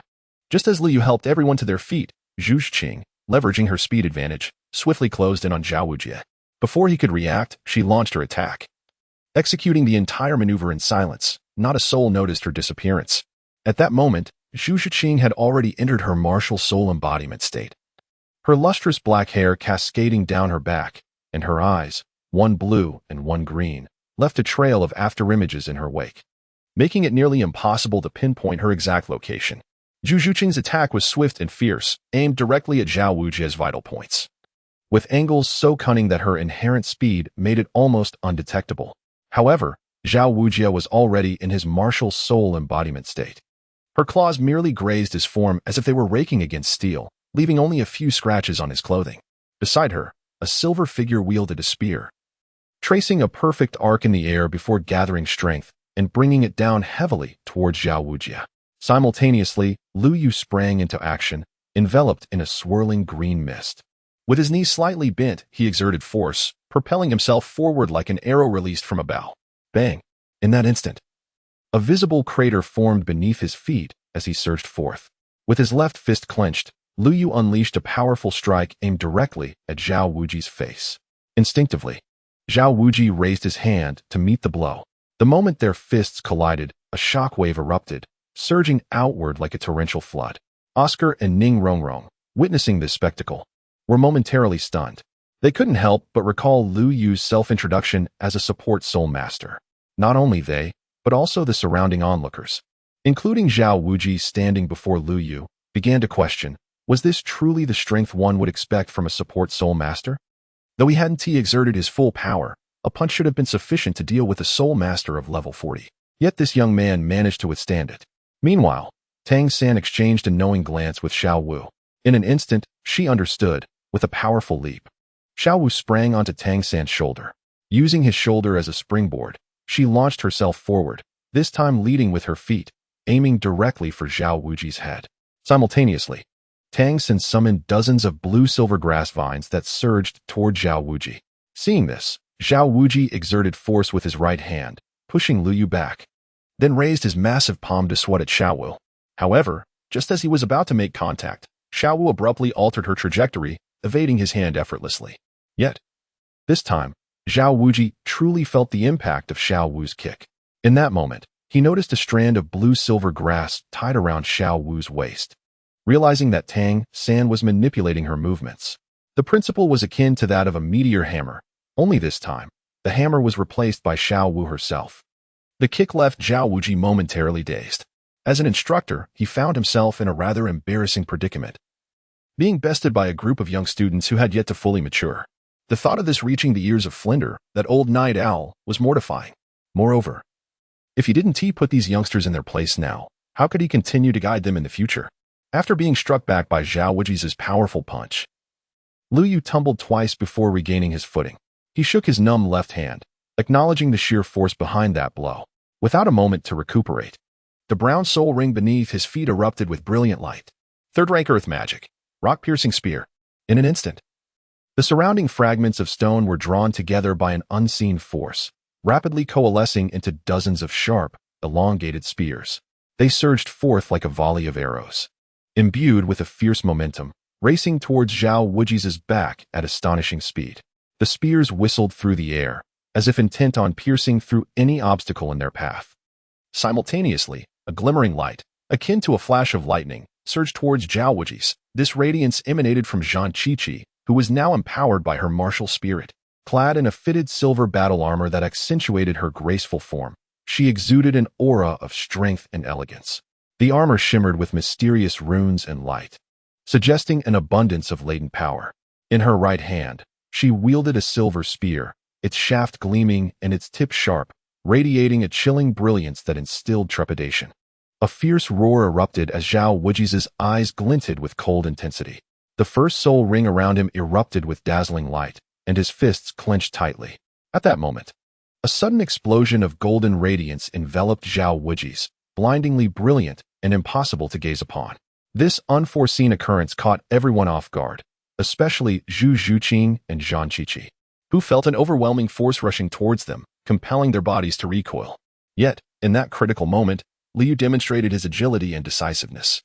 Channeling the full might of his gale steps, he moved as swiftly as lightning, instantly appearing behind Zhu Zhiqing and Zhang Qiqi. He extended his arms, catching them securely and preventing their fall. Despite Lu Yu's successful intervention, The force of the shockwave was immense, leaving both women shaken. Zhu Xing, being comparatively weaker, succumbed to the overwhelming impact, fainting in Lu Yu's embrace. Her eyes shut tight, her pallid complexion revealed the extent of her injuries. In contrast, Zhang Qiqi, bolstered by her martial spirit's defenses, managed to withstand part of the onslaught. Nevertheless, she could not suppress a muffled groan, blood seeping from the corner of her mouth, indicating that she too had suffered significant trauma. Chapter 77, Confrontation. Zhao Wuji's. At this moment, Xiao Wu found herself in a precarious situation. Having delivered a kick to Zhao Wujia, she was also the closest to him among everyone present. Despite the blue-silver grass entwined around her waist, the ferocity of Zhao Wujia's assault was overwhelming, leaving the others utterly unprepared. The blue-silver grass, a manifestation of Tang San's spirit, was completely shattered, and Xiao Wu was sent flying, landing in Tang San's embrace. The blood trickling from her mouth indicated the severity of her injuries. Currently, only Lu Yu, Tang San, and Zhang Qiqi remained standing. However, Zhang Qiqi was gravely wounded, merely coherent enough to remain conscious. Thus, only Lu Yu and Tang San possessed the ability to continue fighting. The close bond between a martial spirit and its master meant that with the blue-silver grass utterly destroyed, Tang San's condition was also dire, particularly upon witnessing Xiao Wu's grievous injuries. His heart felt as though it were being scorched by an unrelenting fire. Lu Yu had just observed that this was merely the first soul skill unleashed by his opponent. Although it was only a century-old soul skill, it was executed by a genuine soul sage. With his formidable strength and impeccable timing in the release of the soul skill, Zhao Wujia's strike effortlessly shattered the encirclement of several individuals.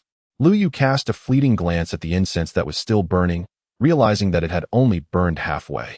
Remarkably, 2/3 of the participants had already been eliminated before the assessment was even halfway through. On the sidelines, Ning Rongrong grew anxious. As a support soul master with no offensive capabilities, all she could offer was enhancement, lacking any healing abilities. In the next moment, tiny stars suddenly appeared in the arena, prompting everyone to look around in wonder. They soon discovered that Lu Yu was situated in the area most saturated with starlight, where his first purple soul ring illuminated with a radiant glow and began to rotate slowly. This starlight, it turned out, was Lu Yu's first soul skill, Starry Sky Tribute. Subsequently, the myriad stars transformed into small meteors, trailing long tails as they dove into the bodies of the participants, deftly avoiding the massive form of Zhao Wujia. As the starlight continuously infused into his body, Tang San felt a warm current flowing through his limbs and bones, gradually converging towards his wounds, astonishingly mending his injuries. What? Zhao Wujia exclaimed, his mouth agape in astonishment as he observed the starlight enveloping the others. He had initially presumed Lu Yu to be merely an ordinary assault-type soul master, but it now seemed that his physical prowess was extraordinary, capable of withstanding Zhao's attacks without sustaining injury. Moreover, his first soul skill not only healed wounds, but also enhanced the strength of others. Such comprehensive abilities were truly remarkable. Is this kid's capability not overly versatile? Zhao Wujia mused inwardly, realizing that this year he had indeed stumbled upon a treasure. It is known that even the 7 Treasures Glazed Tile School's inherited martial soul excels primarily in support and enhancement. A soul master like Lu Yu, who could both engage in combat and endure damage while also healing injuries, was an unprecedented existence. What is this fellow's background? Zhao Wujia began to develop a keen interest in Lu Yu, deciding to closely observe the youth and uncover any hidden abilities and potential he might possess. After all, such a prodigy was a rare find. With proper cultivation, he would undoubtedly become a source of pride for the academy in the future. However, despite his impressive abilities, the assessment was far from over. Zhao Wujia glanced at the incense that had burned halfway, and a slight smile tugged at his lips. With a low shout, his second soul ring erupted in dazzling brilliance, and he moved with a speed that belied his massive stature. In an instant, a colossal hand appeared before Tang San, who, cradling Xiao Wu, found himself unable to evade the impending blow. He could only brace himself, absorbing the impact with his back. With a cough, blood spewed forth, and Tang San's complexion turned deathly pale as he struggled to remain standing. He glanced at Xiao Wu in his arms and felt relieved that she was relatively unharmed. Yet he was acutely aware that he had lost the capacity to continue fighting. Zhao Wujia turned to look at Lu Yu and Ning Rongrong, a smile still gracing his lips. Hey, do you two still require my assistance? Ning Rongrong lowered her head, aware that her 7-treasure glazed tile could only provide amplification, rendering her combat capabilities nearly non-existent. She could hardly withstand a single strike from Zhao Wujie. "Teacher Zhao, I wish to challenge you." At that moment, a voice unexpectedly echoed, and Ning Rongrong gazed incredulously at Lu Yu. After Lu Yu's treatment, Zhang Qiqi was awakening, and Lu Yu handed Zhu Zhuqing over to Zhang Qiqi. At this instant she, too, looked at the silver-haired youth with astonishment. Then, a figure approached Ning Rongrong. "Please, assist me for a moment," Tang San said softly as he entrusted the unconscious Xiao Wu into her care. He then moved to Lu Yu's side. "I will join as well," Tang San declared resolutely. Zhao Wujie, witnessing this scene, couldn't help but feel incredulous. "You two youngsters must think carefully. Just moments ago, the 6 of you could barely withstand a single blow from me. Now, with merely the 2 of you, do you believe you can endure half a stick of incense?" To be honest, even if these few children couldn't last a full stick of incense, he would still enroll them in Shrek Academy, particularly the prodigious Lu Yu. Such talent would be an egregious oversight to ignore. Moreover, historically, few new students had managed to endure under his hand for an entire stick of incense. The best-performing Dai Mubai barely managed to last half that time, and Oscar's entry was solely due to the peculiarity of his martial soul. Each of these 6 individuals surpassed the capabilities of the 3 colleges currently in attendance, particularly Lu Yu, who seemed almost inhuman. "We concede this half-stick of incense," Lu Yu remarked, shaking his head. "What are you forfeiting?" Zhao Wujie responded, a hint of disappointment in his voice. He had anticipated encountering promising talents, but found only timid youngsters who surrendered so swiftly. "No, please light another stick of incense. We wish to battle for a full stick of incense's duration," Lu Yu asserted, shaking his head with a calm demeanor yet a resolute tone, as if he possessed complete confidence in the impending confrontation. Tang Xin nodded in agreement beside him. Upon hearing this, Zhao Wujie's previous disappointment evaporated, replaced by an expression of astonishment. "Are you certain? Young man, while your talent is formidable, having reached the soul master level at merely 12 years of age, the gap between us cannot simply be bridged by talent. Should anything unforeseen occur during our combat, leaving you with lingering injuries could significantly impact your future development. I am certain, but I have a condition.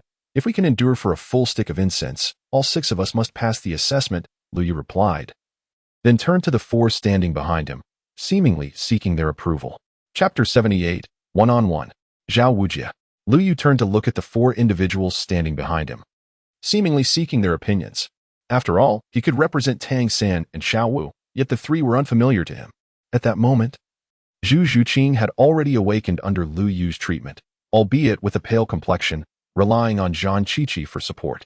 Subsequently, the 4 of them nodded slightly in acknowledgement towards Lu Yu. Zhao Wujie, observing the resolute expression in Lu Yu's eyes, nodded in agreement, stating, "Very well. I accept your terms. As long as you 2 can endure for the duration of an incense stick, you will all gain entry into the academy.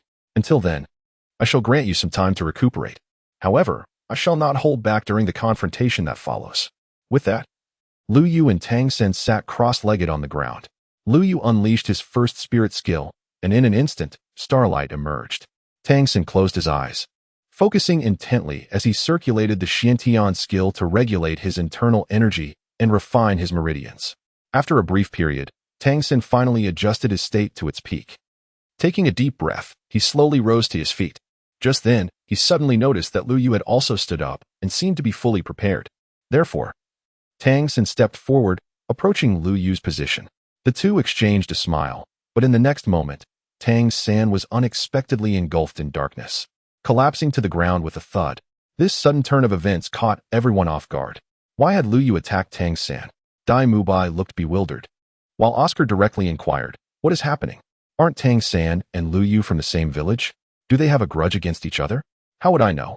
Dai Mubai responded, equally perplexed. In the midst of the crowd's bewildered gazes, Lu Yu calmly withdrew his hand, unnoticed by anyone, that beneath his sleeve lay a concealed black short staff, which was none other than the shortened black gold dragon-patterned rod. The force with which he had just struck Tang San would likely have rendered him unconscious until the following morning. Just moments ago, a familiar, chilling electronic voice resonated in Lu Yu's mind. Detected character Zhao Wujie. Unlocking exclusive character task.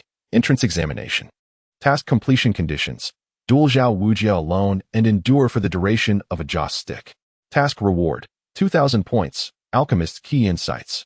It had been promised as a one-on-one challenge, and Lu Yu mused that he alone sufficed. He gazed at Zhao Wujie with a placid demeanor. What a bold lad. Zhao Wujie laughed heartily. Let me see just how much you can bear.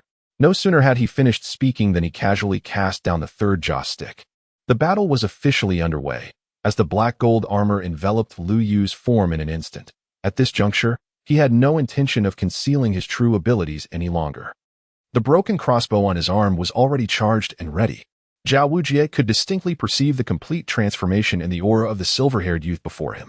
If previously Lu Yu had seemed akin to a small, ferocious spirit beast, now he resembled a predator, retracting its fangs in preparation to deliver a fatal blow to its prey. Zhao Wujie could not fathom how such a significant change had occurred in the boy before him. He activated his first soul ring, unleashing his initial soul skill, Indomitable King Body, and strode toward Lu Yu with great strides. Though his speed was not overwhelming, each step resonated like the tremors of an earthquake. Suddenly, a flash of cold light sliced through the air like lightning, causing Zhao Wujie to startle, instinctively retreating. Just as he regained his footing, he felt a chill run down his spine as a lock of hair drifted to the ground. Upon closer inspection, he realized that a strand of his hair had been severed by that previous flash of cold light. At that moment, Zhao Wujie became aware that Lu Yu was wielding a knife, the blade marred by a multitude of cracks, suggesting it would shatter upon the slightest contact. What a swift blade, Zhao Wujie muttered reflexively. Meanwhile, expressions of astonishment adorned the faces of Ning Rongrong and Zhu Xing, their mouths agape, as brimming with disbelief. However, this astonishment did not linger long, as they quickly regained their composure. After all, throughout this day, Lu Yu had astonished them in myriad ways, allowing them to gradually acclimate to such unexpected developments. Just moments before, while all eyes were fixed on Zhao Wujie's imposing approach, an intense white light suddenly flashed, instantly capturing the attention of the crowd. Following this, Zhao Wujie swiftly retreated, creating distance between himself and Lu Yu. In that same instant, a uniquely designed knife appeared in Lu Yu's hand. Its blade shimmered with a cold light, and the hilt bore mysterious runes. Its emergence provoked curiosity. What manner of weapon could so effortlessly counter Zhao Wujie's assault, even forcing him back? However, the attention of Dai Mubai and Oscar, who were also spectating, was entirely captivated by the top of Zhao Wujie's head. Their gazes were fixated on it, their faces betraying an uncontrollable amusement. At that moment, while the sides of Zhao Wujie's head were adorned with normal hair, the center and front were completely bald, presenting a classic Mediterranean hairstyle, reminiscent of a monk with the middle shaven. This sight provoked a nearly irresistible urge for Dai Mubai and Oscar to laugh aloud, yet they dared not be too boisterous, suppressing their mirth until their faces flushed with embarrassment. Meanwhile, Zhao Wujie was wholly engrossed in the battle, oblivious to their peculiar behavior. It was not until he sensed a slight chill atop his head that he finally grasped that something was amiss. Instinctively, he reached up to touch his head and then abruptly raised it, only to meet the sight of Dai Mubai and Oscar, their faces suffused with barely contained laughter. In that instant, realization dawned upon him, and embarrassment and indignation washed over his features. Oscar, Dai Mubai, come to me for extra practice tomorrow night. I shall personally provide guidance. Zhao Wujie admonished the two, and upon hearing this, the smiles vanished from their faces in an instant. Oscar fared better, his thick beard concealing his discomfort, but Dai Mubai's countenance resembled one who had just ingested Oscar's sausage, appearing utterly constipated. The two were now like mute individuals suffering in silence, unable to voice their grievances. After all, it was Lu Yu who had given him the haircut, not them. Why? Then, were they the ones subjected to extra practice? Yet, they dared not express their ire. For who knew how Zhao Wujie would react if he heard their complaints? Perhaps he would add an extra package of practice sessions on top of that. Subsequently, Zhao Wujie cast a glance at the true instigator of this mischief, Lu Yu, who was also wearing a face of suppressed laughter. So, you wish to play this game, do you? You shall not blame me for my ruthlessness henceforth. Lu Yu couldn't help but stifle a laugh at Zhao Wujie's hairstyle, though he dared not express it. Just moments ago, he had aimed a strike at Zhao Wujie's neck, expecting him to raise a hand in defense.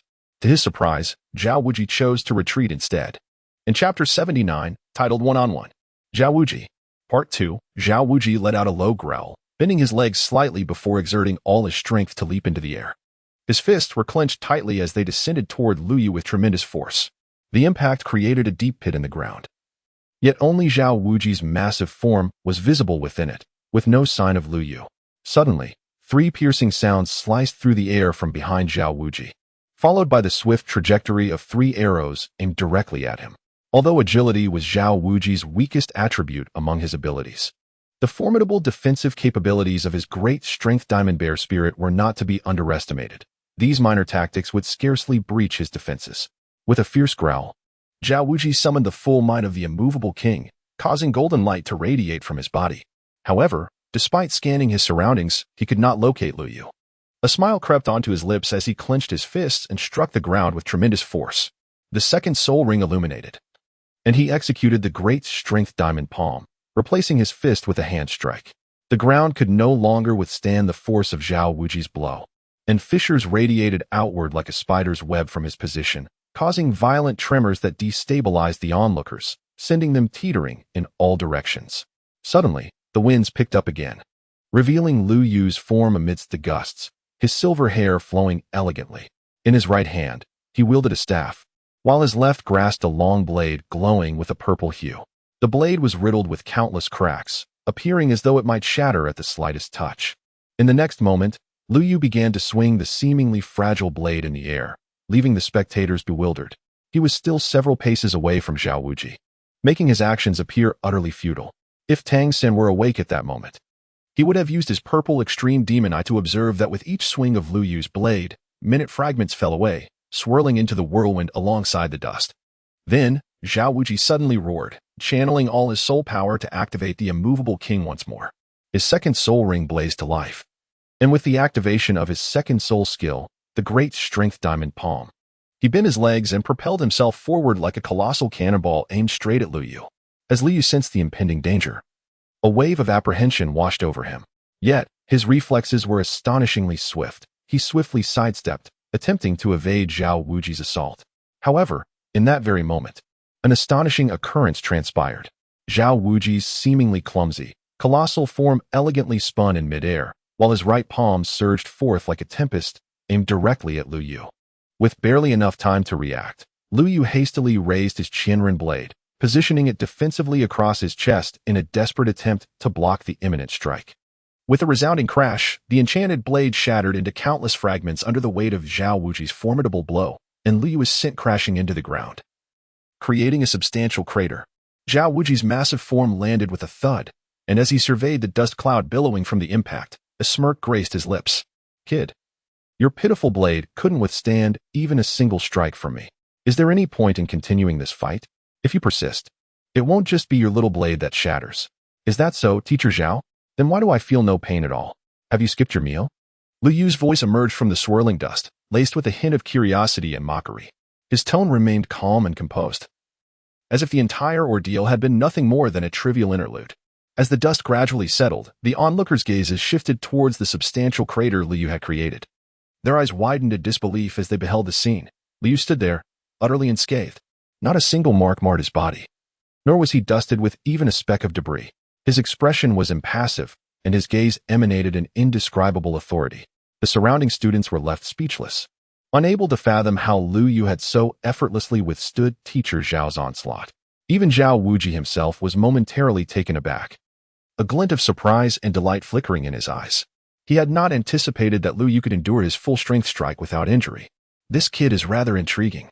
Meanwhile, at the edge of the arena, Dai Mu Bai and Oscar were rendered motionless upon hearing Lu Yu's audacious remark about Zhao Wuji skipping a meal. Their eyes widened in disbelief as they gazed at Lu Yu, akin to witnesses of a creature from another realm. Throughout their time at the academy, they had personally experienced the terror of Zhao Wuji. Each grueling training session under his watch left an indelible mark on their memories. Now, this uninitiated youth dared to mock Zhao Wuji with such boldness, an unprecedented act in the annals of the academy. They exchanged glances, a surge of admiration blossoming within them. This Lu Yu was truly remarkable. Not only was he immensely powerful, but his audacity to challenge authority was unparalleled. Such reckless bravery was beyond their comprehension.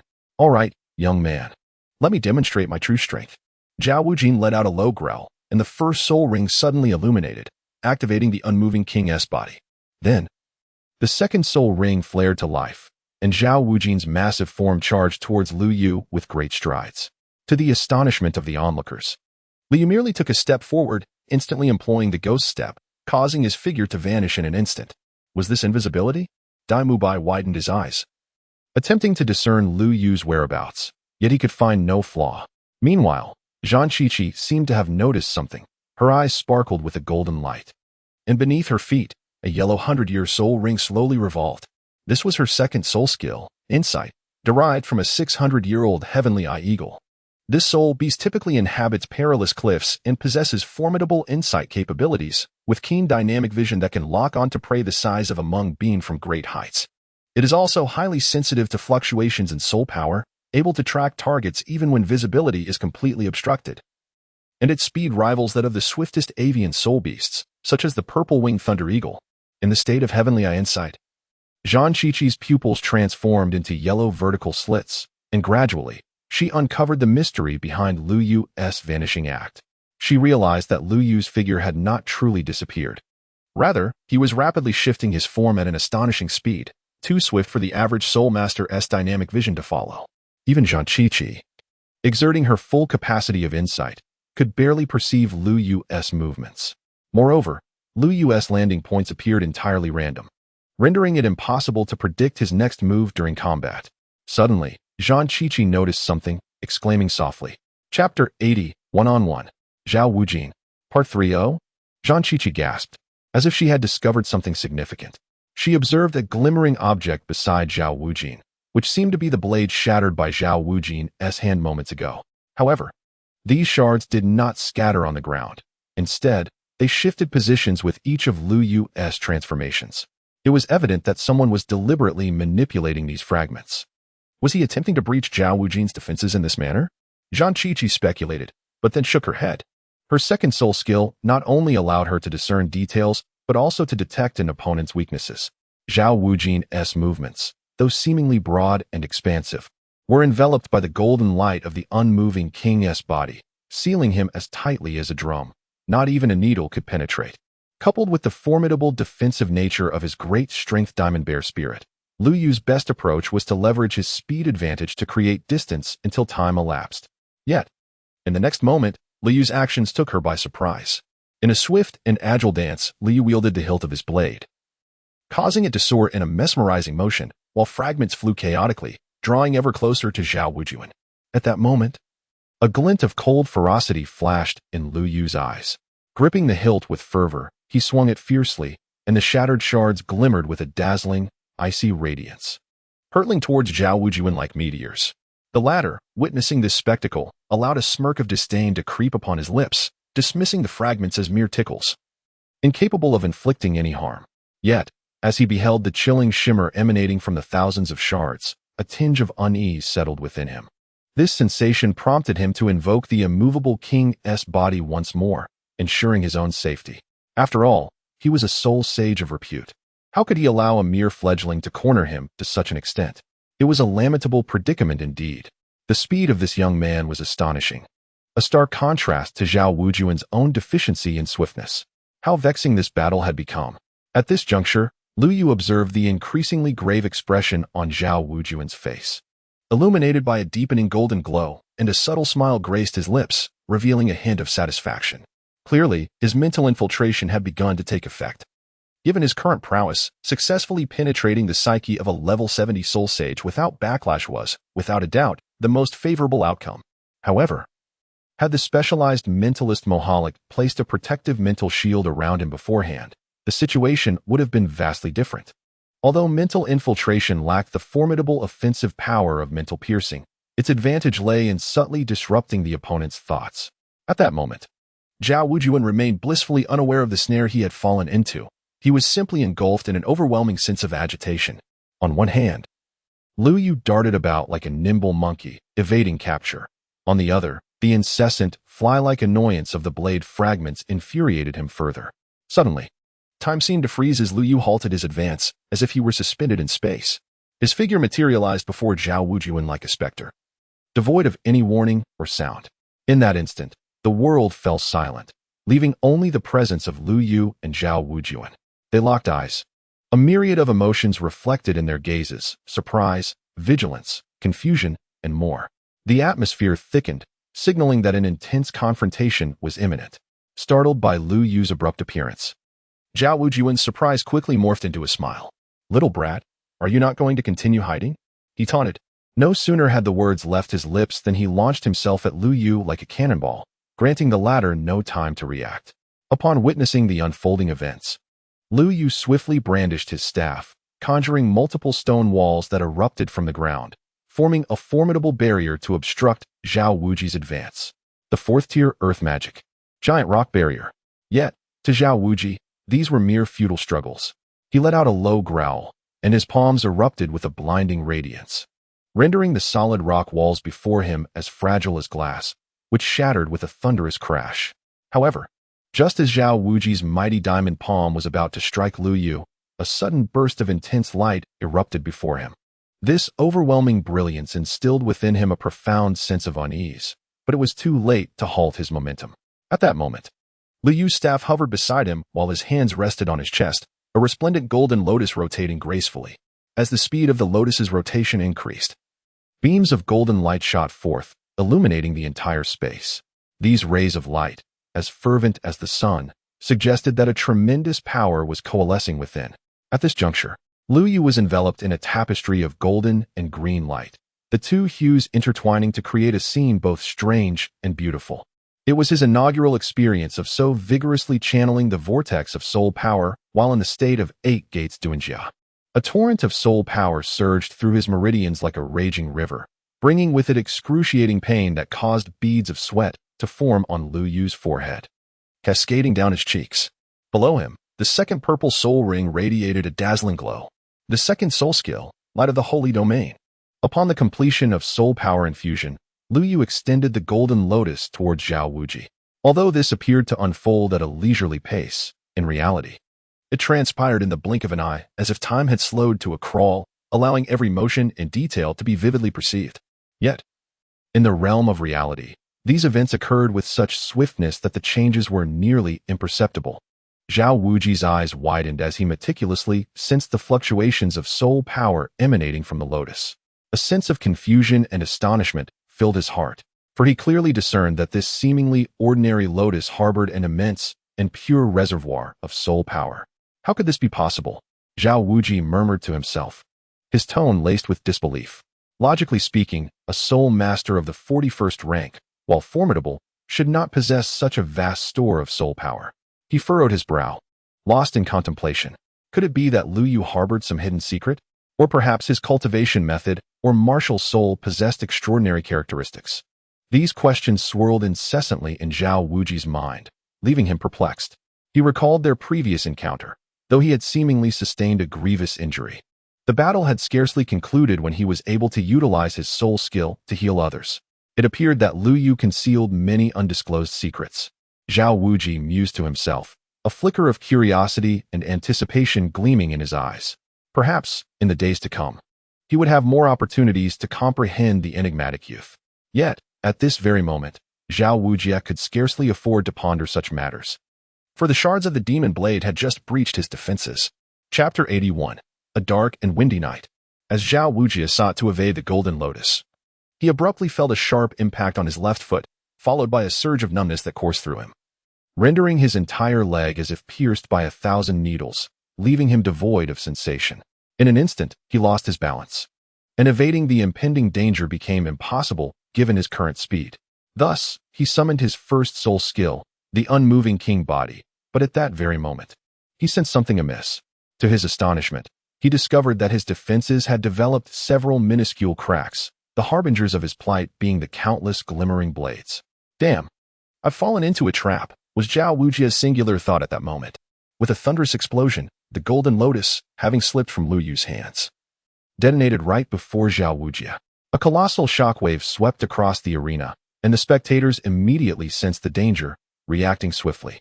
Dai Mubai unleashed his white tiger barrier, hastily pulling Oscar back, while Zhu Zhuqing, Xiao Wu, Ning Rongrong, and Wang Qiji summoned a massive shield to protect themselves. Alongside the overwhelming shockwave came a terrifying heat, incinerating the grassland into charred earth in an instant.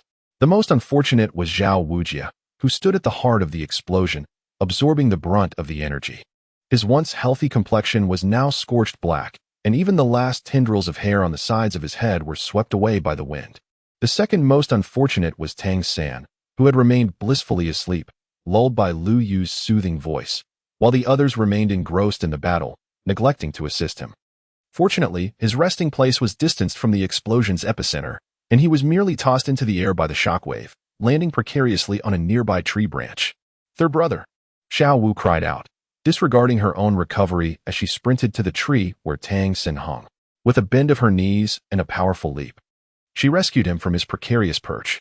Meanwhile, the architect of this chaos, Lu Yu, had executed a ghostly step the moment he released the Golden Lotus, swiftly retreating to safety. Although he too was caught in the aftermath of the explosion, he had donned the Black God armor beforehand, suffering no significant injuries, though his internal organs felt as though they had been violently displaced. Zhao Wujia stood at the center of the arena, his body cloaked in darkness. "Good show.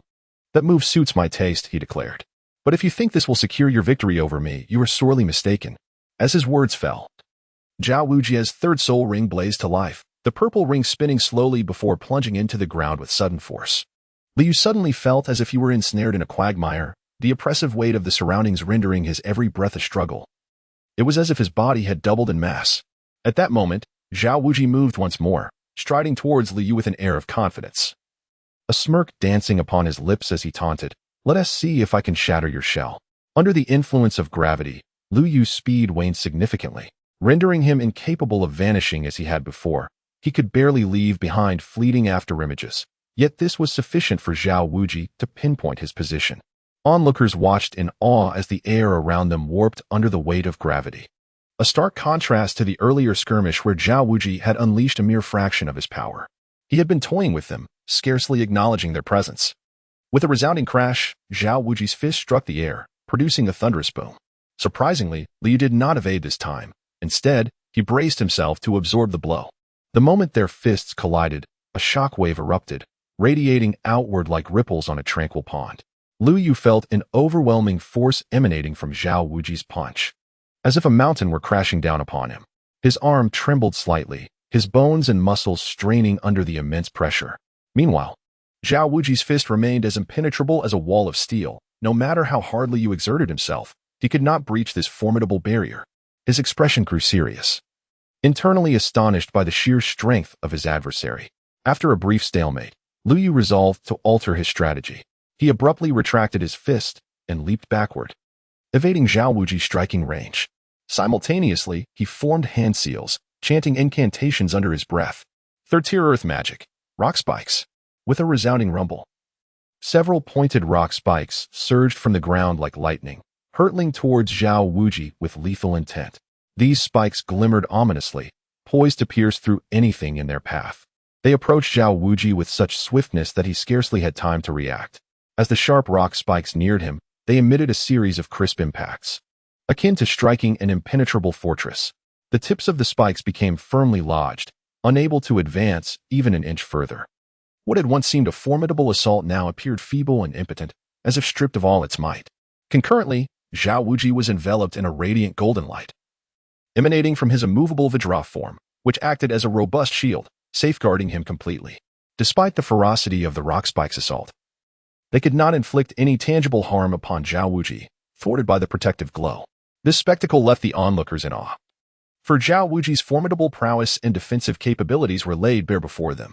He stood like an unyielding mountain, steadfast against any attempts to breach his defenses. This extraordinary resilience granted him an undeniable advantage in the heat of battle. Upon witnessing such a scene, Lu Yu felt no surprise, for he was acutely aware that the formidable power of these rock spears could hardly penetrate Zhao Wuji's defenses. It was but a futile dream. Thus, this maneuver was not intended to slay Zhao Wuji, but rather to ensnare him, rendering him immobile for a brief period. This would afford Lu Yu ample time to execute his subsequent plan. With this thought, a faint smile of triumph graced Lu Yu's lips. He swiftly formed hand seals, and as the vast soul power surged, the azure lotus atop his staff began to unfurl. Soon, a resplendent golden lotus emerged, its golden petals seemingly imbued with tremendous soul energy. Lu Yu raised his hands in a supportive gesture. Zhao Wuji, upon witnessing this familiar sight, felt as though his eyes might fall from their sockets. What the hell? Here it comes again. He cursed inwardly, grappling with the realization that this peculiar boy's reservoir of soul power was indeed staggering. He had presumed that after the prior manifestation of the Golden Lotus, Lu Yu would be nearly depleted. Chapter 82. A Dark and Windy Night, Part 2. Zhao Wuji's astonishment grew as he recognized the familiar scene. The boy's soul power seemed boundless. He sensed that the energy within this Golden Lotus was significantly greater than the last, at least double. Just as he contemplated evasion, a familiar tingling sensation coursed through his legs. This time, it was not merely one leg, but both were rendered numb. A closer inspection would reveal a black dragon-patterned staff wedged between his legs. This sinister staff was the source of Zhao Wuji's paralysis. While the black gold dragon-patterned staff could not directly incapacitate an opponent of Zhao Wuji's caliber, the infusion of soul power to strike other areas could indeed induce a numbing effect, effectively hindering Zhao Wuji's movements. Helplessly, Zhao Wuji could only watch as the Golden Lotus drew nearer. Damn it, this battle is infuriating, he thought. Lu Yu's crafty tactics were relentless, and as a dignified soul saint, he found himself in a most undignified predicament, especially considering that his opponent was merely a 12-year-old child. The shame of such a revelation would surely tarnish his reputation. Boom. The familiar blinding light and explosive roar resonated once more. Zhao Wuji expertly activated his immutable king body, while Lu Yu swiftly employed his ghost steps, evading the epicenter of the explosion. He had no desire to be caught in his own trap. The thought of perishing by his own hand before achieving victory was too humiliating to bear. In an instant, the entire clearing was engulfed in the dazzling light and thunderous sound of the explosion, followed by a searing wave of heat that swept over the onlookers. As silence fell after the tumult, a large crater was revealed at the center, where a shadowy figure lay spread-eagled at the bottom. Lu Yu, stepping lightly with his ghost steps, appeared at the edge of the pit. "Teacher Zhao, shall we continue?" he inquired, holding a burnt incense stick in hand. At that moment, Zhao Wuji, hearing Lu Yu's mocking tone, felt an overwhelming surge of frustration, yet all he could muster was a weary sigh. Continue? To hell with it. In an astonishing display, Zhao Wuji leaped from the depths of the pit to the surface, his massive form creating an illusion for Lu Yu as if he were confronting an imposing wall, one charred black by flames. "This assessment has been passed, I suppose," Zhao Wuji began, but suddenly paused, his expression turning grave. "Teacher Zhao, you wouldn't reconsider, would you? You promised that if I alone endured the scent of incense, we would all be deemed successful. You wouldn't go back on your word, would you?" Lu Yu raised the final word, deliberately emphasizing it. "What nonsense! I, Zhao Wuji, am a man of my word. I have no intention of playing games with a mere child," Zhao Wuji retorted, his face dark as a storm cloud. Abruptly, he felt something slick slip from his face. Extending his large, dark hand, he touched it and was met with a sticky sensation. He was bleeding. In that moment, Zhao Wuji realized, to his astonishment, that he had been wounded by a mere boy.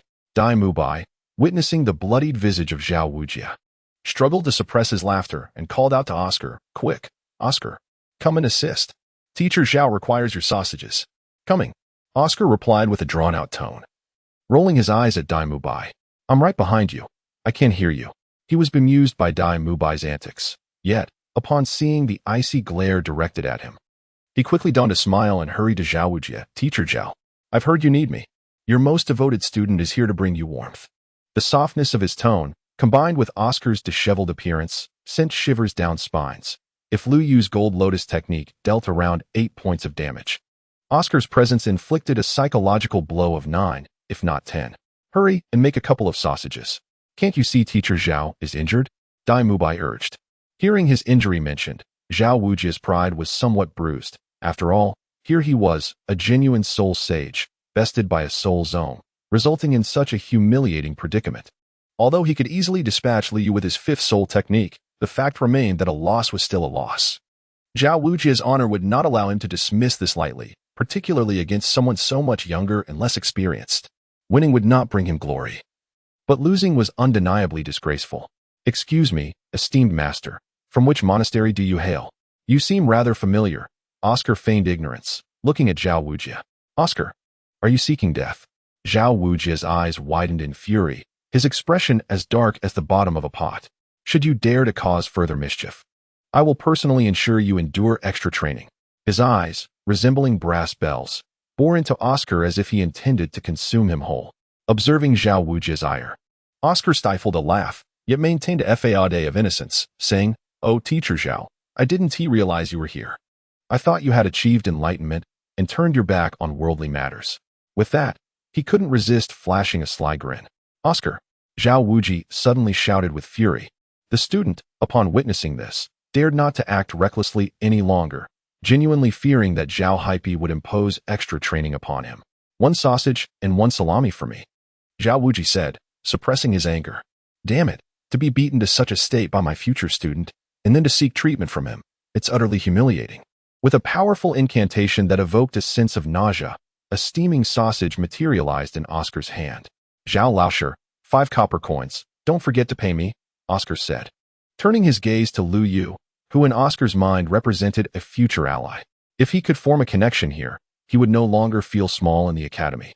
Even Dai Mubai would think twice before bullying him. "This handsome lad, would you like an Oscar-branded special sausage? Exclusively crafted, no additives. And I'm giving it away for free." Oscar grinned mischievously. "No, thank you," Lu Yu replied, instantly losing his appetite upon seeing Oscar's lewd demeanor.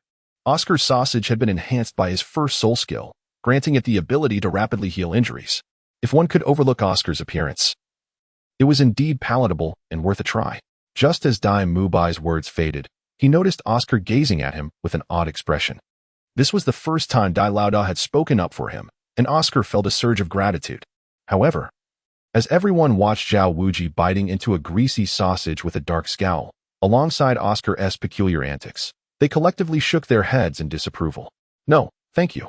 Chapter 83, A Night of Darkness and Wind, Part 3. "I have a small salami," Oscar declared with an oddly suggestive spell. A flash of white light gracing his hand as a small salami appeared.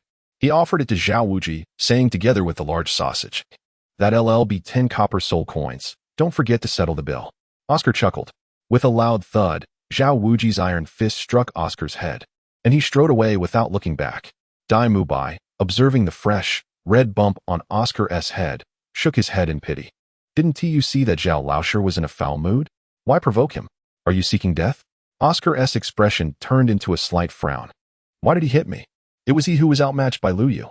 Before he could finish his sentence, Zhao Wuji shot him a chilling glare, causing the remainder of his words to be swallowed back down. "Mubai, you are responsible for settling these new students in and preparing for the official start of classes tomorrow. Make sure Lu Yu fills in these pits by morning, and it must be identical to how it was before." Zhao Wuji tossed this command over his shoulder as he departed. "Ugh, do you think Zhao Laosher has lost his mind today? Why is he always at odds with the new students?" Oscar remarked once he was certain Zhao Wuji had truly walked away. "Lost his mind? I think it's you who has gone mad," Dai Mubai retorted. "Are you not afraid of being overheard by Teacher Zhao while adding extra practice? Do you wish to endanger your life? Hurry and assist Tang San." Dai Mubai and Oscar sighed, casting a glance at the women supporting one another. Then looking at Dai Mubai, who was being helped by Lu Yu. "Why must I be the one to work and assist a male?" As night descended, Lu Yu sat cross-legged on his bed, which was modest in size, barely a dozen square meters. On another bed lay the unconscious Tang San, while opposite him sat the rather unsavory Uncle Oscar, who wore a lecherous expression. When will this handsome lad awaken? Oscar could no longer contain himself and broke the oppressive silence that hung in the air. The moment Lu Yu entered, he sat down to cultivate, which left Oscar astonished. "Isn't this a bit too intense for someone who hasn't even started school yet?"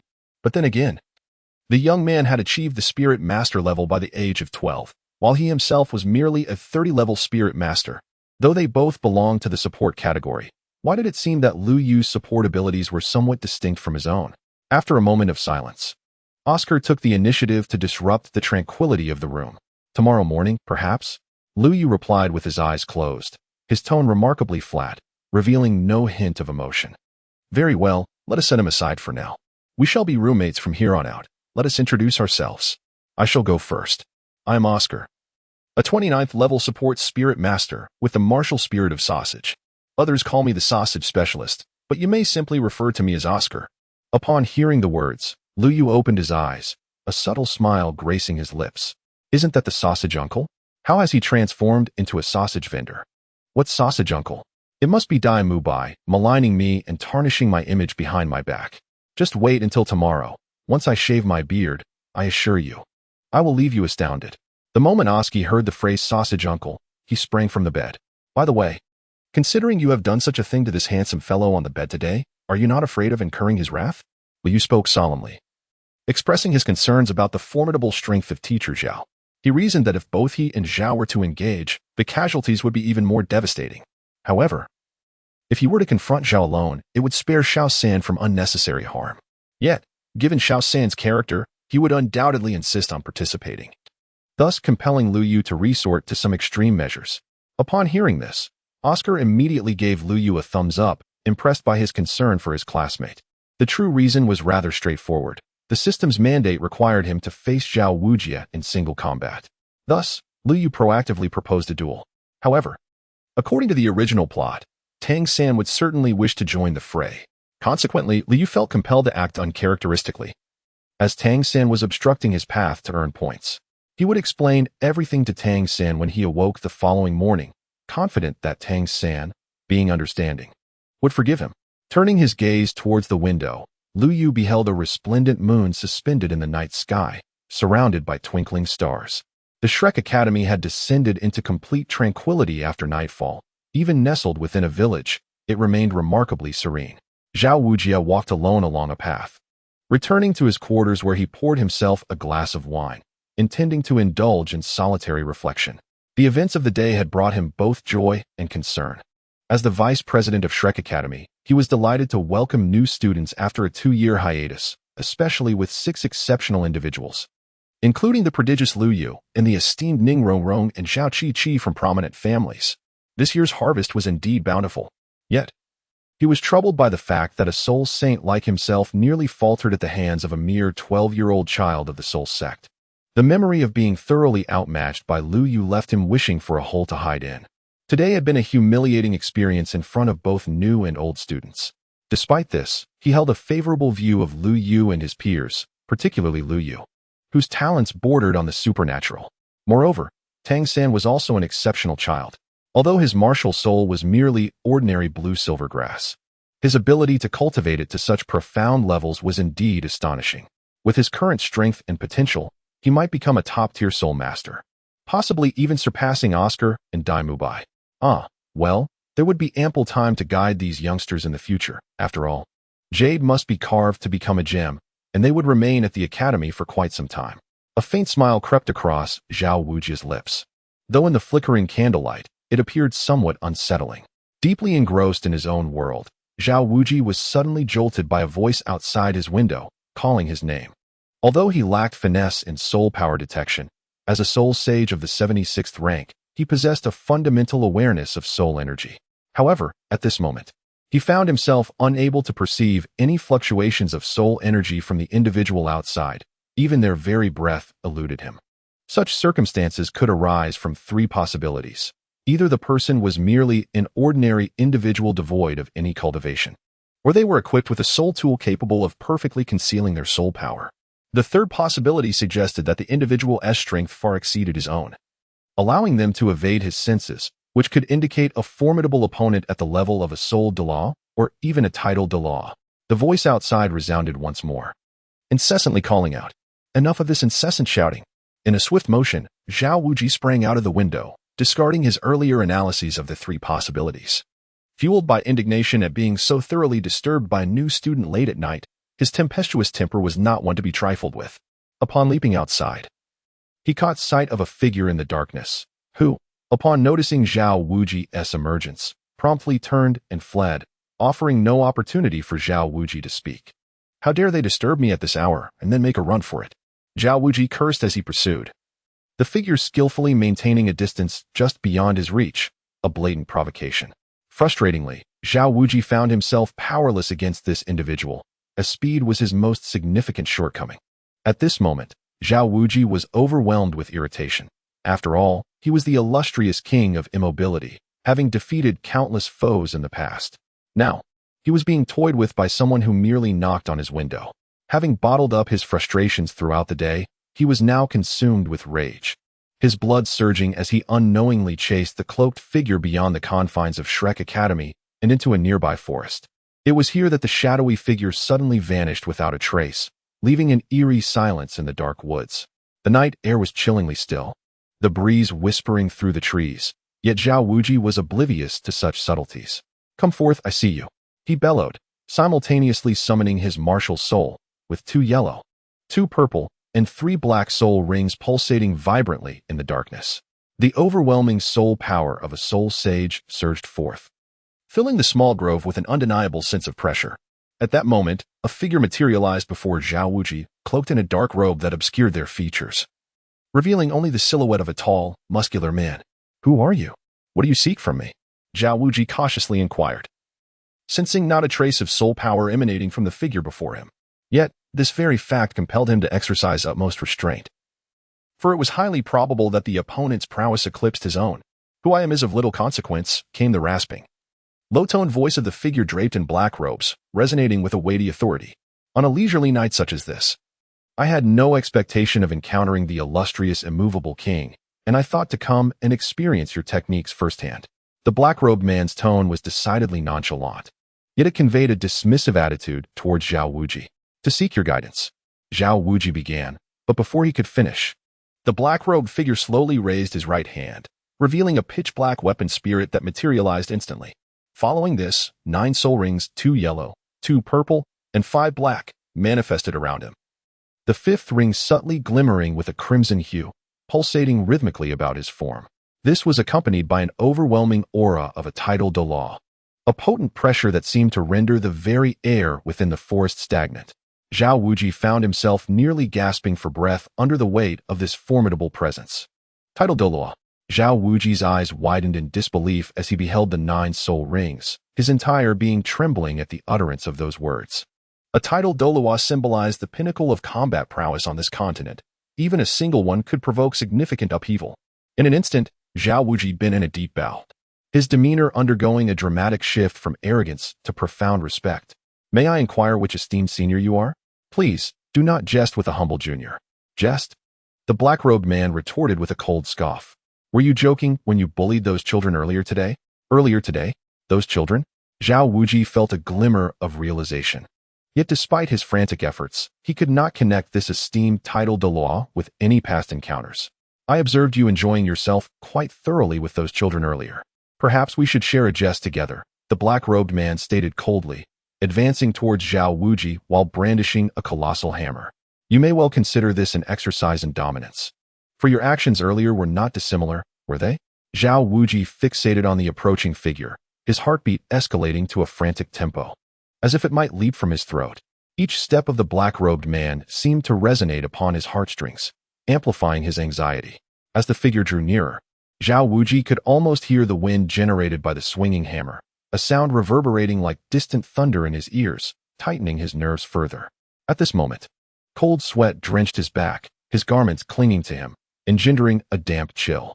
Beads of perspiration began to form on his forehead, trickling down his cheeks and splattering onto the ground. His gaze remained fixed on the figure clad in black robes and the hammer he wielded, a tempest of fear and unease brewing within him. As his heart raced with thoughts about the identity of the mysterious individual, his mind suddenly went blank, unable to conjure any recollections. Abruptly, the black-robed figure halted a few paces away from Zhao Wuji.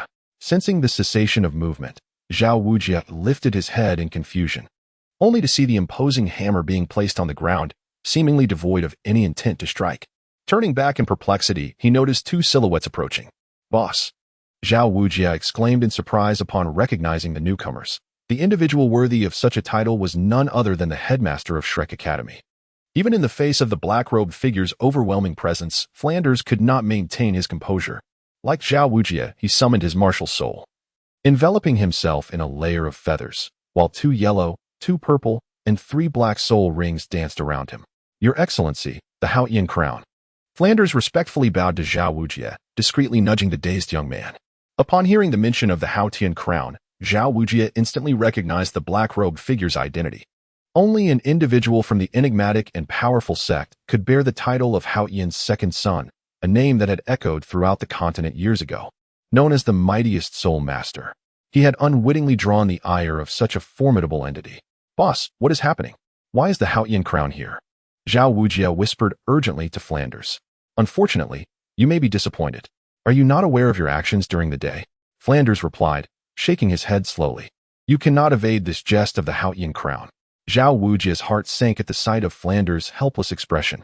The owl martial soul. What are the golden triangle's flying corners? If you are here to plead for this black egg, you need not bother. I have come to stir up trouble.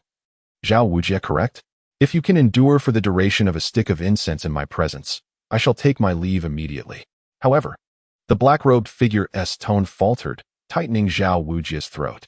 If you cannot, you must fulfill a task for me. It is as simple as that. The black-robed man stated nonchalantly, his words piercing Zhao Wujia's heart like steel. It seemed he could not escape his fate today. Your Excellency, the Haotian crown. Could you enlighten me on how I have offended you? At this moment, Zhao Wuji has relinquished all hope. He merely yearns to comprehend the cause of his demise. Flander, displaying remarkable perceptiveness, has gracefully stepped aside, granting space to the illustrious Lord Haotian and Zhao Wuji. However, to the latter, this gesture appears profoundly lacking in loyalty. The brothers are being assaulted, and rather than offering support, the elder brother chooses to vacate the area. What sort of conduct is this? The familiar sound of rushing wind once again fills Zhao Wuji's ears, followed by a resounding thud. This is accompanied by the brutal contact of a hammer against human flesh and the anguished wails emanating from the depths of one's soul when enduring excruciating pain. In the face of this distress, Flander opts for avoidance. The incessant cries of Zhao Wuji echo around him. Fortunately, Flander shields his ears, adopting the philosophy of out of sight, out of mind. As long as he cannot see or hear, his brother remains unscathed. Bang, bang, bang. What may seem like a mere incense stick's duration has, in truth, allowed Zhao Wuji to compel Lord Haotian to cease his assault after only a few breaths. The figure in the black robe stands with his cloak billowing in the wind, appearing remarkably smooth and unwrinkled, his breath steady. As if the recent events were nothing more than a casual stroll after a meal, wielding the massive hammer without the slightest hint of fatigue. In stark contrast, Zhao Wuji appears utterly tragic, his body limp upon the ground. His once dark head, blasted by Lu Yu's golden lotus, has now swollen grotesquely, resembling that of a pig, with blood continually seeping from the corners of his mouth. Despite the immense hammer, Zhao Wuji's face has merely been contorted into a pig's head, while his body endures only minor injuries. The control over his martial spirit is nothing short of perfection. Flander casts a glance at the prostrate Zhao Wuji, internally marveling. Truly, he is the illustrious Lord Haotian. Zhao Wuji, do you comprehend? Lord Haotian speaks with an air of nonchalance. Upon hearing this, the fallen man swiftly rises to his feet. Thank you, Lord Haotian, for your guidance. The figure in black, satisfied, responds, I hope you will pay more attention to the matter I entrusted to you earlier. I shall take my leave now. With this statement, he turns to depart. Farewell, Lord Haotian. Flander and Zhao Wuji respectfully bid farewell as they stand in place, watching the figure in black retreat. Your Excellency, the unmoved king.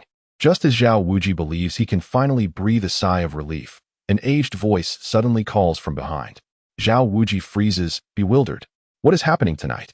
Is it never-ending? One after another, has he inadvertently stirred a hornet's nest? At the moment he hears this elderly voice, both Zhao Wuji and Flander pivot to face the source, only to find another figure in black standing quietly nearby. Much like the previous Lord Haotian, this individual's black robe conceals his face thoroughly, allowing only vague features to be discerned from his silhouette. This person appears considerably more frail than the earlier Lord Haotian, almost fragile in appearance. Yet in this moment, Zhao Wuji dares not categorize this figure as weak. Today he has resolved to behave. At this moment, a singular thought consumed his mind. Regardless of the methods remaining, let them all be unleashed. To die early is to be reborn early. Even if I cannot prevail now, I shall still be a valiant man in 80 years. Yet, he lowered his voice and cautiously inquired of the elder Flander beside him, Pray tell, who is that noble figure accompanying you? He had observed the earlier exchange between Flander and the mysterious figure in black, hoping for a plea on his behalf. Zhao Wuji timidly asked, though his words were slurred, hindered by the blow from the hammer moments prior. To his dismay, Flander shook his head in bewilderment, indicating that he too was unaware of the elder's identity. This gesture nearly provoked Zhao Wuji to ire. Having been assaulted, he expected some support in his defense. He had witnessed Flander approaching with the cloaked figure, and now, Flanders' refusal to assist left him questioning the bond of brotherhood. Zhao Wujie voiced his frustration once more. His speech still impeded. In truth, Zhao Wujie had wronged Flanders. He did not recognize the figure at all. Upon sensing movement in the woods beyond the village, he had rushed to find Zhao Wujie conversing with the robust figure in black. The black-clad individual had remained undetected throughout their encounter, which was most unsettling. Flanders was, after all, a genuine 70th-level soul sage. Although not a specialist in reconnaissance, his perceptual acuity surpassed that of Zhao Wujie, who was more brawn than brains. If the cloaked figure had harbored any hostile intent, Zhao Wujie would have been in grave danger. As the two engaged in their subtle exchanges, the figure in black let out a gentle laugh. Though the laughter was warm, it sent chills down the spines of Zhao Wujie and Flanders. It was truly disconcerting to have such a formidable presence suddenly laugh at you in the dead of night, especially one capable of bringing you to your end with ease. Do not blame the esteemed dean beside you, the cloaked figure said with a voice as gentle as a kindly old man basking in the sun at the village entrance. I apologize. My old father's memory fails him at times, and I hope you can overlook any discourtesy. Chapter 86, A Dark and Windy Night, Part 6. My old father's memory fails him at times. The figure in the black robe spoke with an air of benevolence. Yet this only intensified Zhao Wujie's trepidation. The earlier encounter with the esteemed Hao Yan had been akin to jest on the surface, but the underlying ruthlessness had been palpable. Beside him, Flanders shared a similar state of mind, the primary distinction being that he was untroubled by the prospect of physical retribution. Instead, his mind raced, desperately attempting to extract any fragment of information regarding the venerable individual before him, even the slightest insight into the type of soul master he represented and his offensive capabilities, in order to gauge the potential extent of Zhao Wujie's injuries. After all, Zhao Wujie was one of the few practical combat instructors at the academy. Should he sustain severe injuries and be unable to teach, the burden on the director would undoubtedly increase. For hiring an instructor with rich practical experience from outside would not come cheaply. I am but an old man from decades past. There is no need for you to ponder my identity. I imagine you were merely toddlers in your short pants back then. The black-robed figure stroked his beard and continued. To be brief, I have come today primarily to seek a venue for my grandson. Your earlier display, Your Excellency, was quite resounding.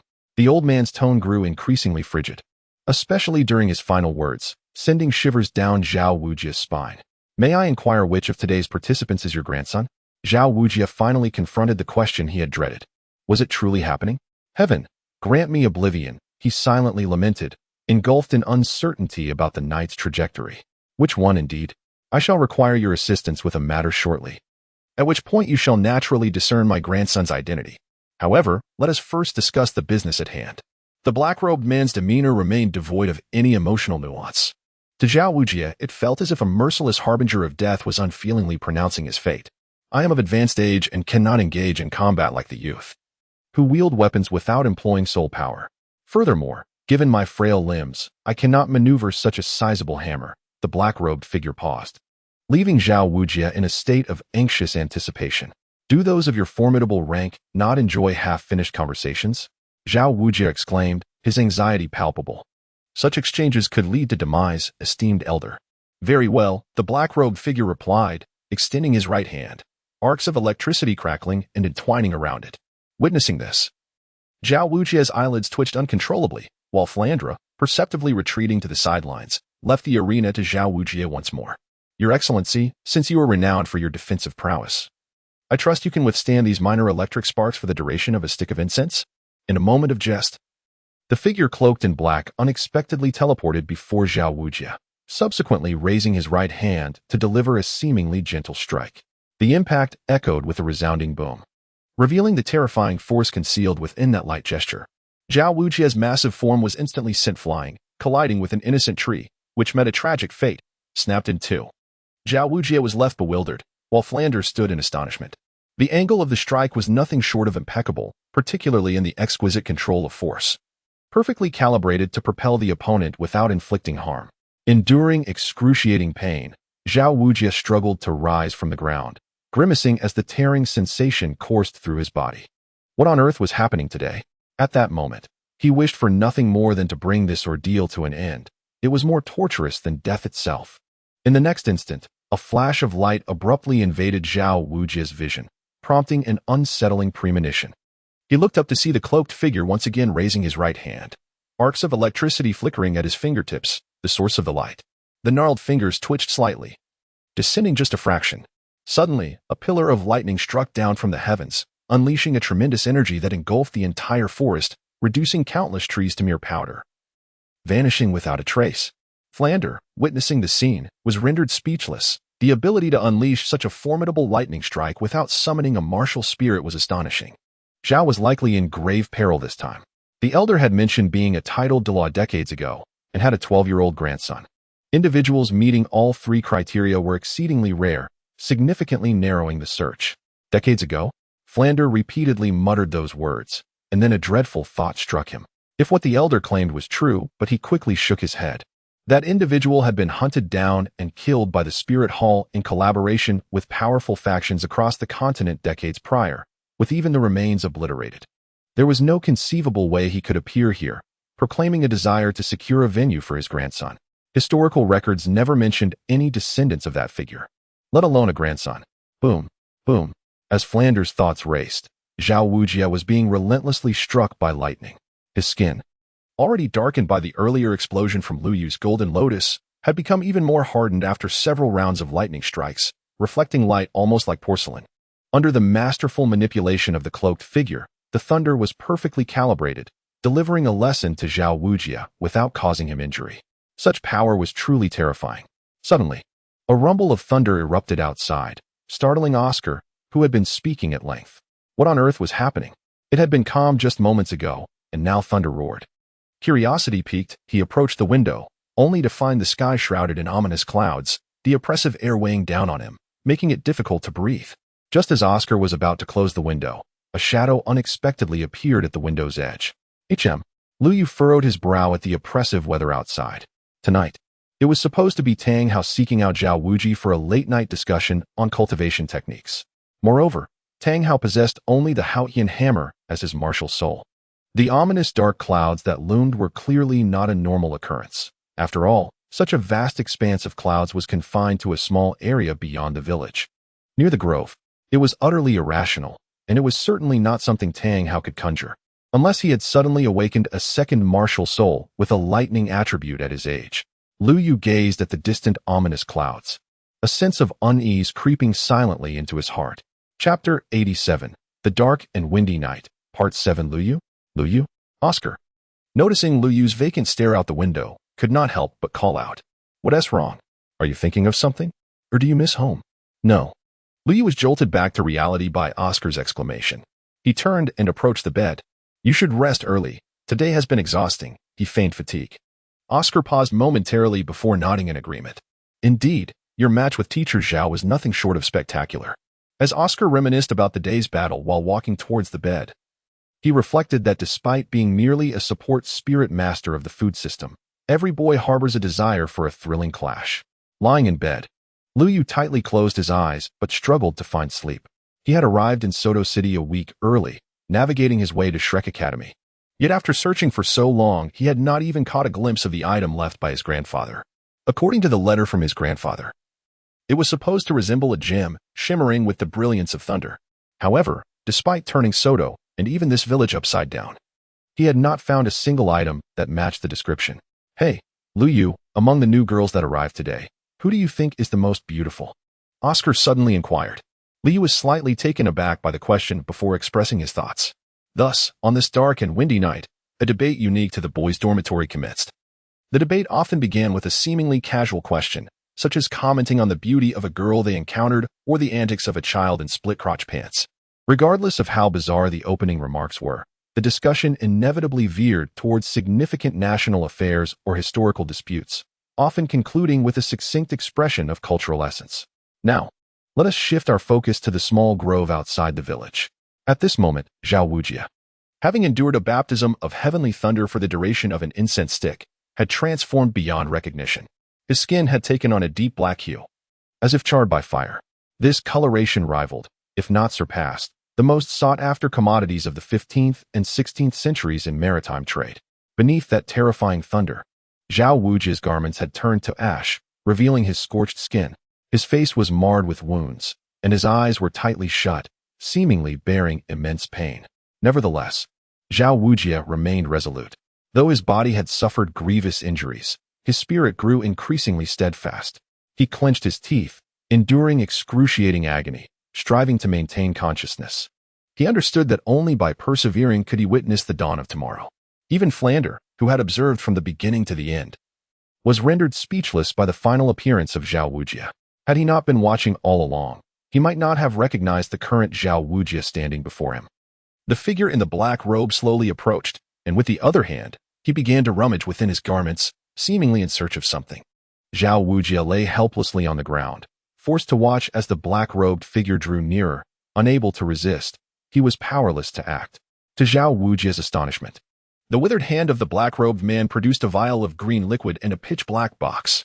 "Drink this, and by tomorrow morning, your injury should be nearly healed." He then presented the dark box before Zhao Wujie.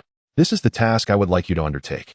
Zhao Wujie's gaze remained fixated on the box, his heart brimming with curiosity and anticipation. The box was entirely black as ink, exuding an aura of depth and mystery. Externally, it was evidently crafted from a certain type of wood, though Zhao Wujie could not discern which. The surface of the box was adorned with intricate and enigmatic patterns, intertwining to form a unique design. These motifs appeared to embody some profound significance, yet Zhao Wujie found himself unable to grasp their mysteries. They resembled ancient scripts or symbols, but it was beyond Zhao Wujie's comprehension. "Please, Your Excellency, deliver this box and its contents to my unworthy grandson. However, do not let him know it is I who requested this of you." The elderly man's benevolent voice echoed once more. This time, the coldness in his tone had vanished, and the aura of soul power he emanated had receded. In that moment, the black-robed figure's demeanor mirrored that of a kindly village elder. Yet Zhao Wujie and Flander dared not let their guard down, for they had both experienced the elder's formidable might. "May I inquire, esteemed elder, who is your grandson?" Zhao Wujie managed to rise cautiously, despite his lingering trepidation. Although he harbored a vague suspicion, he felt compelled to ask. The black-robed man leaned down and whispered a few words into Zhao Wujie's ear, prompting a look of dawning realization on his face. "Of course, if you feel aggrieved by tonight's events, you are free to seek revenge on that insolent brat. Rest assured, I will not intervene." The black-robed man stated before gradually making his way into the distance. Strangely, though the elder's pace was slow, reminiscent of one in their 70s or 80s, Zhao Wujie and Flander merely blinked, and the elder's figure had vanished without a trace. After his departure, the dark clouds that had hung in the sky dissipated as if erased by an unseen hand, revealing a clear night sky once more. Zhao Wujie uncorked the vial and consumed its contents in one go. Who exactly is this venerable elder? He pondered in awe. How is it that I have never heard of a soul master of the lightning attribute possessing such strength at this age? Lightning soul masters can be regarded as a particularly unique class among elemental soul masters. Since they belong to the category of elemental soul masters, they share all the inherent flaws of their kind. For instance, they require specific environments to fully unleash their potential. Take, for example, the elder who just struck Zhao Wujie. The dark clouds he conjured were a means to better control the power of thunder. This is also why the clouds dissipated after his departure, as they were part of the domain he created. Additionally, lightning soul masters bear a flaw that is absent in other elemental soul masters. Chapter 88. The beginning of school. The destructive power of lightning attribute soul masters is unparalleled among elemental soul masters, yet this comes with immense strain on the body, especially for older lightning soul masters who have accumulated countless old injuries over the years. Therefore, while powerful lightning soul masters are not uncommon on the continent, few manage to remain formidable for such an extended period. Though Flander had his suspicions regarding the identity of this elder, he dared not assert them. I, however, have a bold conjecture. Do you recall the pursuit order issued 50 years ago by the Spirit Hall in collaboration with various sects against the titled Doloa? 50 years ago. That pursuit order? Upon hearing this, Zhao Wujie furrowed his brow in concern. He had some knowledge of this order, which was a truly shocking tale, steeped in legend. Back then, the formidable individual faced an onslaught from numerous powerful adversaries across the continent, fearlessly engaging in an intense battle. Throughout this grueling conflict, he exhibited unparalleled strength and courage, battling ferociously for 3 consecutive days and nights. Ultimately, he succeeded in slaying 3 elders of the Spirit Hall, along with dozens of other powerful sect members. Despite confronting such formidable foes, this elder managed to retreat unscathed, suffering only minor injuries. Such an achievement is awe-inspiring. Yet few have heard of this event on the continent. In fact, the exploits of this elder have become largely forgotten over time. You don't mean the Thundercloud Doluo from 50 years ago, do you? A hint of astonishment flickered across Zhao Wujie's dark visage.